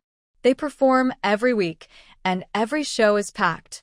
A few days ago, the district mayor personally invited them to perform at the Workers' Cultural Palace in the district. The mayor even praised Lihua, saying she's outstanding among young officials. It was also in the newspaper a few days ago. There's an article about Lihua and a photo of her shaking hands with the district mayor." Yang Lijuan's words carried a lot of information. Yang Lishu looked at her with admiration, her eyes shining as she gazed at Yang Lihua. She knew she hadn't chosen the wrong person. Her third sister was destined for great success.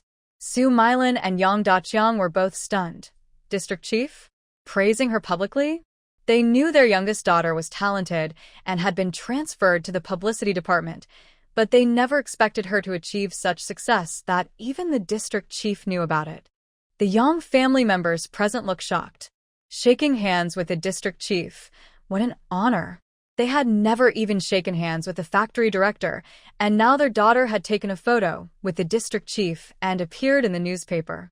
Zhou Hongxia's proud expression instantly froze, replaced by disbelief. She sneered sharply, her voice sharp and mocking. "I say, Yang Lijuan, you should think before you speak. She's just a small publicity officer, yet she managed to start her own project. Who knows what nonsense she's been listening to?" Yang Daqiang's happy expression turned cold after hearing Zhou Hongxia's words. "Li Juan, tell me clearly what's really going on." Yang Daqiang asked sternly. Seeing her father's darkening face, Yang Lijuan calmed herself and said, "Dad, everything I said is true. Lihua is no longer just a clerk. She was promoted to Deputy Section Chief of the Publicity Department because of her outstanding work performance. The factory's party committee approved it. Her photo and report were published in the newspaper. If you don't believe it, you can ask around at the textile factory or check the latest issue of the Jiangbin Daily."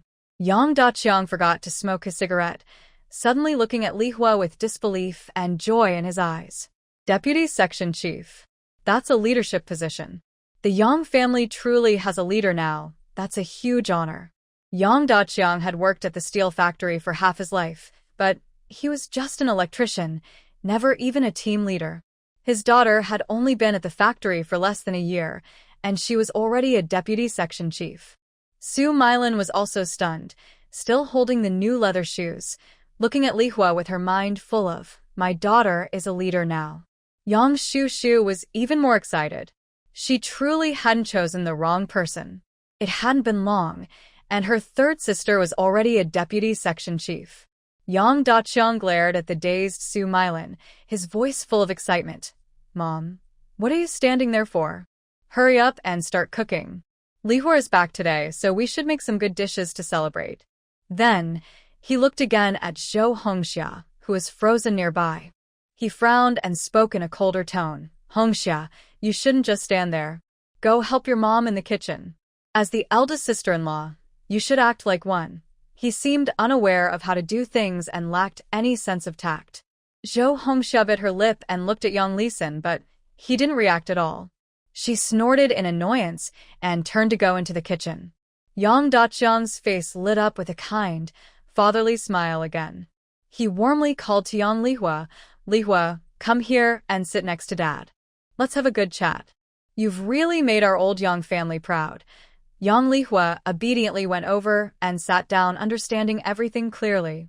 "Li Juan," Yang Daqiang then directed his eldest daughter, "Go outside to the supply and marketing cooperative and buy some peach cookies your sister likes." At the dinner table, Yang Daqiang broke his usual silence. He kept scooping food and meat into Yang Lihua's bowl, caring as he said, "Eat more, Lihua. Look at you, working so hard at the factory, you've lost weight. Come back often, and your mom will cook delicious food for you to make up for it. No matter how hard things get at home, I won't let my daughter's health suffer." Su Mylin also agreed from beside, quickly moving her chopsticks to serve good dishes to Yang Lihua. "Lihua, tell me what you want to eat. Mom will cook it for you." Her daughter was so successful. It was fine to enjoy some good food. Yang Lihua calmly accepted her family's sudden concern. Her older brother, Yang Lisin, also came over with a bright smile. "Lihua, look at you. Such a big happy event, and we didn't even know. After work, I can pick you up from the factory when I have time, ride my bike, and take you home.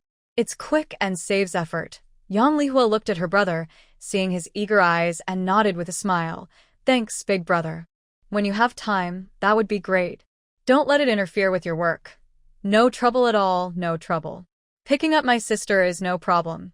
Yang Lisin quickly waved his hand. After dinner, Yang Lihua didn't stay long, and got up to leave. "You're leaving already?" Su Mylin looked a bit reluctant. "You're not resting today? Stay a little longer. Brotherly June hasn't seen you. Tonight, Mom will cook something delicious again." "No, Mom." Yang Lihua spoke gently but firmly, her reasons even more convincing. "Today, the safety promotion team from the East District is coming to do a performance at our factory. I am in charge, so I need to go see the situation and keep an eye on things." Hearing it was an important matter and related to the promotion team that the district chief had praised, Su Mylin immediately changed her attitude. Her face showed understanding and support. "Oh, work is important. Work is important. Go ahead and busy yourself. Come back whenever you can. Be careful on the way." She thoughtfully helped Yang Lihua carry her bag. Yang Lisin stood up and asked, "Lihua, should I ride my bike and take you there? It's not close." Yang Daqiang also nodded. "Yes, boss, it's a tough trip for you. Let me take your sister." "Mom, Dad, big brother, no need. I'll walk there now. It's just the right time, and I can also take a look along the way." She wasn't really going there. She just used an excuse to leave. Su Milin kept walking Yang Lihua to the alley entrance. Watching her daughter's slowly disappearing figure, her face was full of joy, as if her daughter wasn't going to work but to receive an award. Neighbors greeted her, asking, "Did someone come to visit?" She immediately straightened her back and spoke loudly. "Hi. It's my little girl, Lihua. She's now a deputy section chief at the textile factory. Busy with work, she's coming back for a meal but has to rush to district affairs afterward." Her pride was obvious. The short walk of about 10 meters was enough for her to create the atmosphere of attending a banquet. She greeted all the neighbors along the way. When she returned home, her smile hadn't faded. But when her eyes looked at Zhou Hongxia, her expression suddenly fell. Zhou Hongxia, with a serious face, was tidying up the dishes, her movements full of frustration, and the clattering of dishes sounded harsh. Seeing Su Milin come in, she coldly snorted through her nose. The sound was quiet but very clear in the quiet house. That snort seemed to ignite a powder keg. Su Milin was feeling proud of her daughter's success, but Zhou Hongxia's obvious attitude change triggered her long-standing dissatisfaction with her scheming daughter-in-law, which suddenly exploded. She threw the cloth she was using to wipe the table onto it, crossed her arms, and raised her voice sharply. "What are you snorting at? Who do you think you are showing your attitude to? All those little tricks and sour words of yours, I've ignored them for Yang Lisin's sake. Today, Liwa finally came back home. The whole family was happy, but you are wearing a sour face. What's wrong? I can't stand that I love my family or that we have someone successful. As the older sister-in-law, how can your heart be so narrow? Do you have to cause a rift among the siblings, making everything messy like your family's place, just to feel happy? As a daughter-in-law, you still act so high and mighty at your in-law's house. Just wait, I won't let Lisin deal with you." Faced with Su Milin's series of questions, Zhou Hongxia's face turned pale and white. She suddenly raised her head and sharply retorted, "I show a bad attitude. I have a narrow heart. I think you all are shameless, kowtowing to a young girl and not feeling ashamed. She's just a deputy section chief. Why are you all so eager to flatter her? Will she be able to stay in that position forever? Look at how useless you all are. Anyway, she's going to get married someday. Why bother to curry favor with her?" Yang Daqiang, who was smoking nearby, heavily knocked the ashtray and looked coldly at Zhou Hongxia, then glanced at Yang Lisin beside him.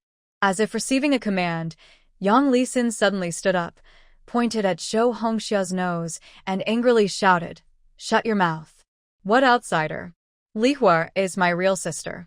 If she's successful, I'm happy as her brother. I want to support her. What's it to you? If you don't like it, just get out. Don't stay here and make trouble." Yang Lisin's words were very harsh. In the past half-year of marriage, they had never argued like this, not even about Yang Lijuan before.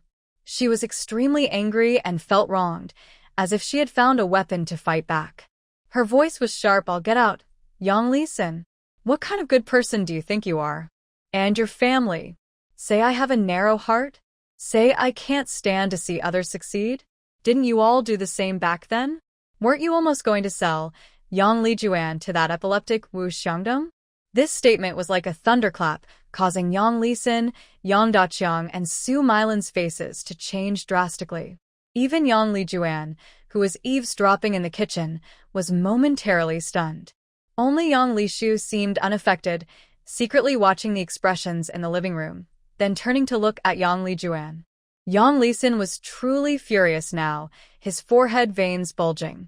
He suddenly stepped forward, raising his hand as if to hit someone. But in the end, he slammed his hand down hard on the table with a loud bang. "Zhou Hongxia, shut up. Can't you see that's not the same?" He was panting heavily, his eyes bloodshot. Li Juan had no choice. Either go to the countryside or find someone to marry and stay in the city. That was the only way. The other options weren't better than Wu Xiangdong. At least Wu's family is well off, and he could help her stay in the city. We were just trying to find her some support, but you say we sold her out. And what about you? How old is your sister, Zhou Honyun? She'll graduate high school next year. You pushed your own sister into danger just to get a permanent position. That's real selling out. Selling her cleanly and confidently. Yang Lisin was also so angry that he shouted out all his guesses and what Zhou Hongxia had accidentally revealed earlier. Zhou Hongxia's face lost all color when Yang Lisin exposed her most shameful and guilty secret. Her lips trembled. Sell her? Wasn't I doing it for who? Zhou Hongxia's voice was hoarse, with a crying tone, but it sounded more fierce. I was doing it for our little family. For you, Yang Lisin. I'm just a temporary worker earning only a few cents a month. What's that for? I got a permanent job, a higher salary, just to lighten your load, so our future children can have a better life. What did I do wrong? Do you think I wanted to? I was forced to. Even though she spoke with deep emotion and seemed to consider Yang Lisin after the earlier argument, no one present truly believed her words. The Yang family admitted to favoring boys over girls, but they would never sell their own daughter like this. Yang Lisin looked at Su Milin and Yang Daqiang with disgust. Suddenly, he grabbed Zhou Hongxia's arm, ignoring her struggles and cries, and half-dragged her back to their small house, slamming the door shut with a loud bang. He pushed the struggling and crying Zhou Hongxia onto the bed's edge, while he blocked the door, his chest heaving violently, his face pale. Zhou Hongxia, he lowered his voice, but with an unprecedented coldness. Shut your mouth. If you can't speak properly, don't speak at all. Then let me hear you spouting nonsense, insulting my sister and slandering my parents. Just pack your things and go back to your family. I think your parents and your siblings would be very happy to have you return.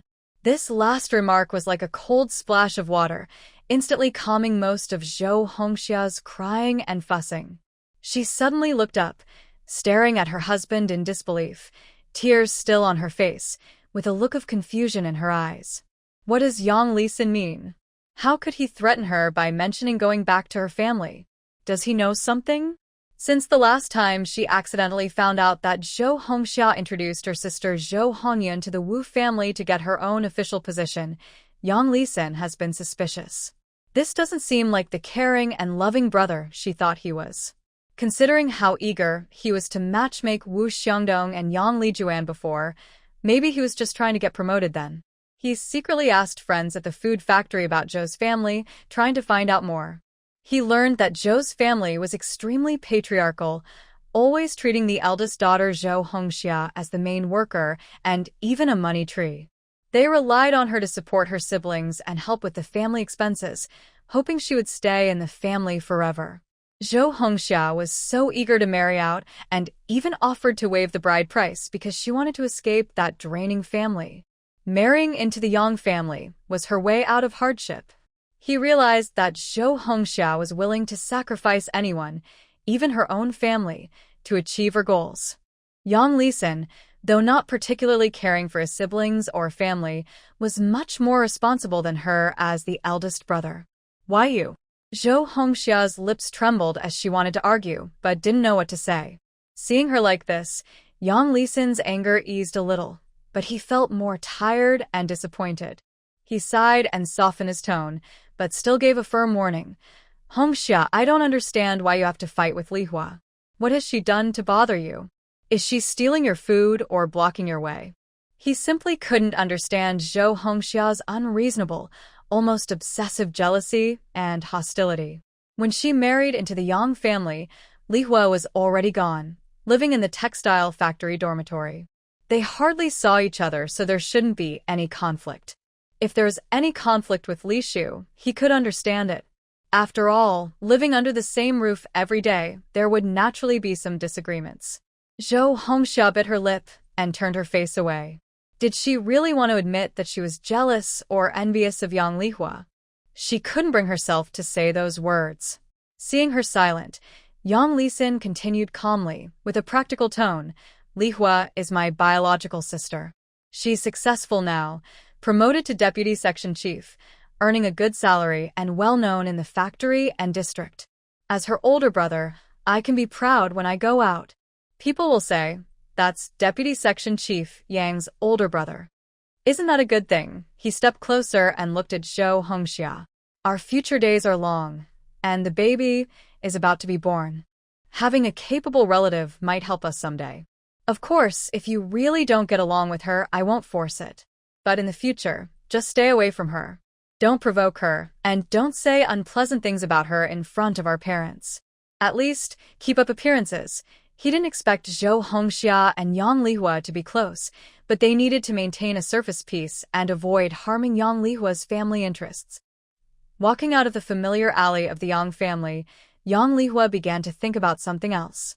Zhou Hongxia, the original heroine, now her sister-in-law, seemed like a rival and enemy, almost like natural enemies.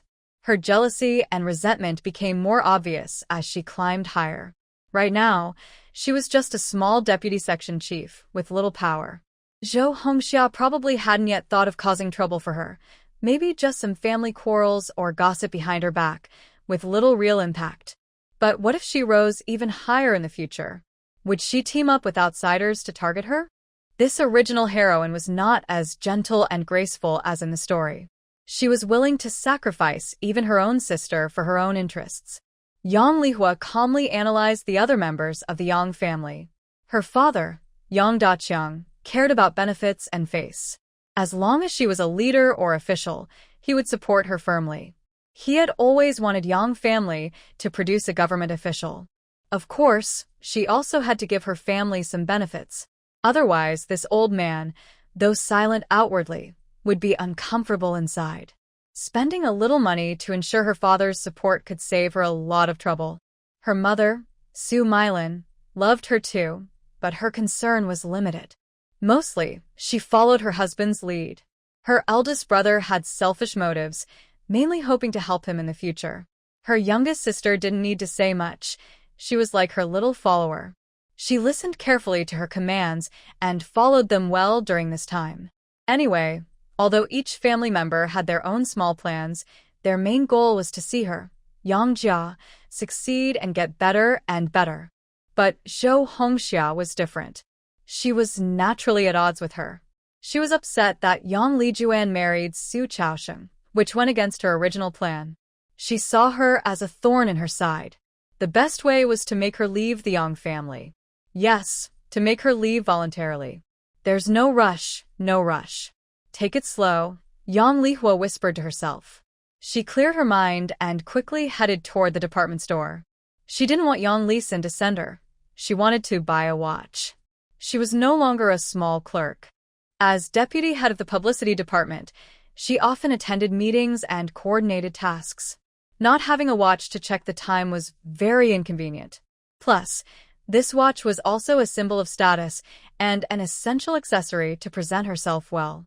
Inside the department store, Yang Lihua headed straight to the watch counter.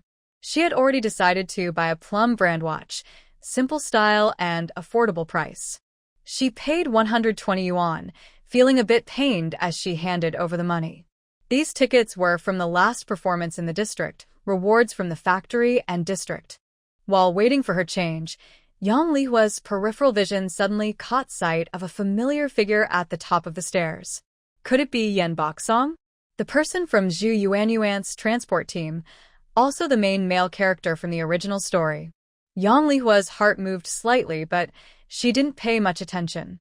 Anyone could come to the department store. Yan Boksong, being in transportation, probably had quite a bit of money and good things. After paying, Yang Lihua received her long-awaited watch. Feeling happy, she turned to leave. Just as she was heading toward the door, she casually glanced up the stairs. That one look made her suddenly stop in her tracks. You see Yan Baisong standing at the corner of the staircase, very close to a female clerk wearing a department store uniform, whispering something to her. They are standing much closer than typical friends or lovers, clearly indicating they're involved in something more intimate. The next actions confirm Yang Lihua's suspicions. She notices the female clerk reaching out, playfully patting Yan Baisong on the buttocks. The gesture is natural and affectionate, definitely not something friends or customers and clerks usually do. Wow. I knew I wasn't mistaken. These two have a complicated relationship. Yang Lihua quickly realizes something is wrong. She subtly moves behind a pillar, using the shelves to hide, and quietly observes. It seems neither of them notices anyone watching them, and they continue joking around at the stairs. Yang Lihua listens carefully as faint voices drift over. The female clerk's voice is sweet and teasing. All right, you should go back now.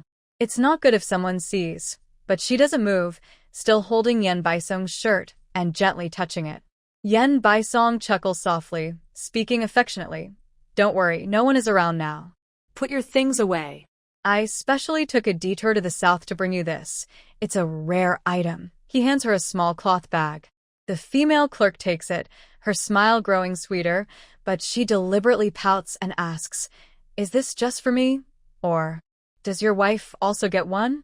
When she mentions your wife, her tone clearly shows jealousy and dissatisfaction.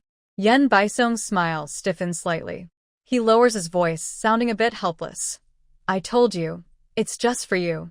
Why do you ask that? Besides, you don't even know what's really going on between me and her. I've always wanted to marry you. Otherwise, I wouldn't have handed over all my assets to you. He continues quickly and hurriedly, as if eager to explain his feelings. If it weren't for Zhu Yuanyuan relying on her father, who is a logistics director and pestering me relentlessly, and if her family didn't have some connections, how could they pressure me? How could I marry someone with such a bad reputation? After hearing this, the female sales clerk's face looked a bit better, but she still pretended to be annoyed and said playfully, So, you're just going to keep going like this with her? Her father isn't a director anymore, so what are you afraid of? Divorce her, and we can be open about our relationship. I've been waiting for you for so many years. Yang Lihua clearly saw that when the female sales clerk mentioned divorce, Yen Baisong's eyes flickered briefly, and a tiny hint of impatience and indifference crossed his face. Although the impatience quickly disappeared, replaced by a broad smile. All right, my dear. Don't be in such a hurry.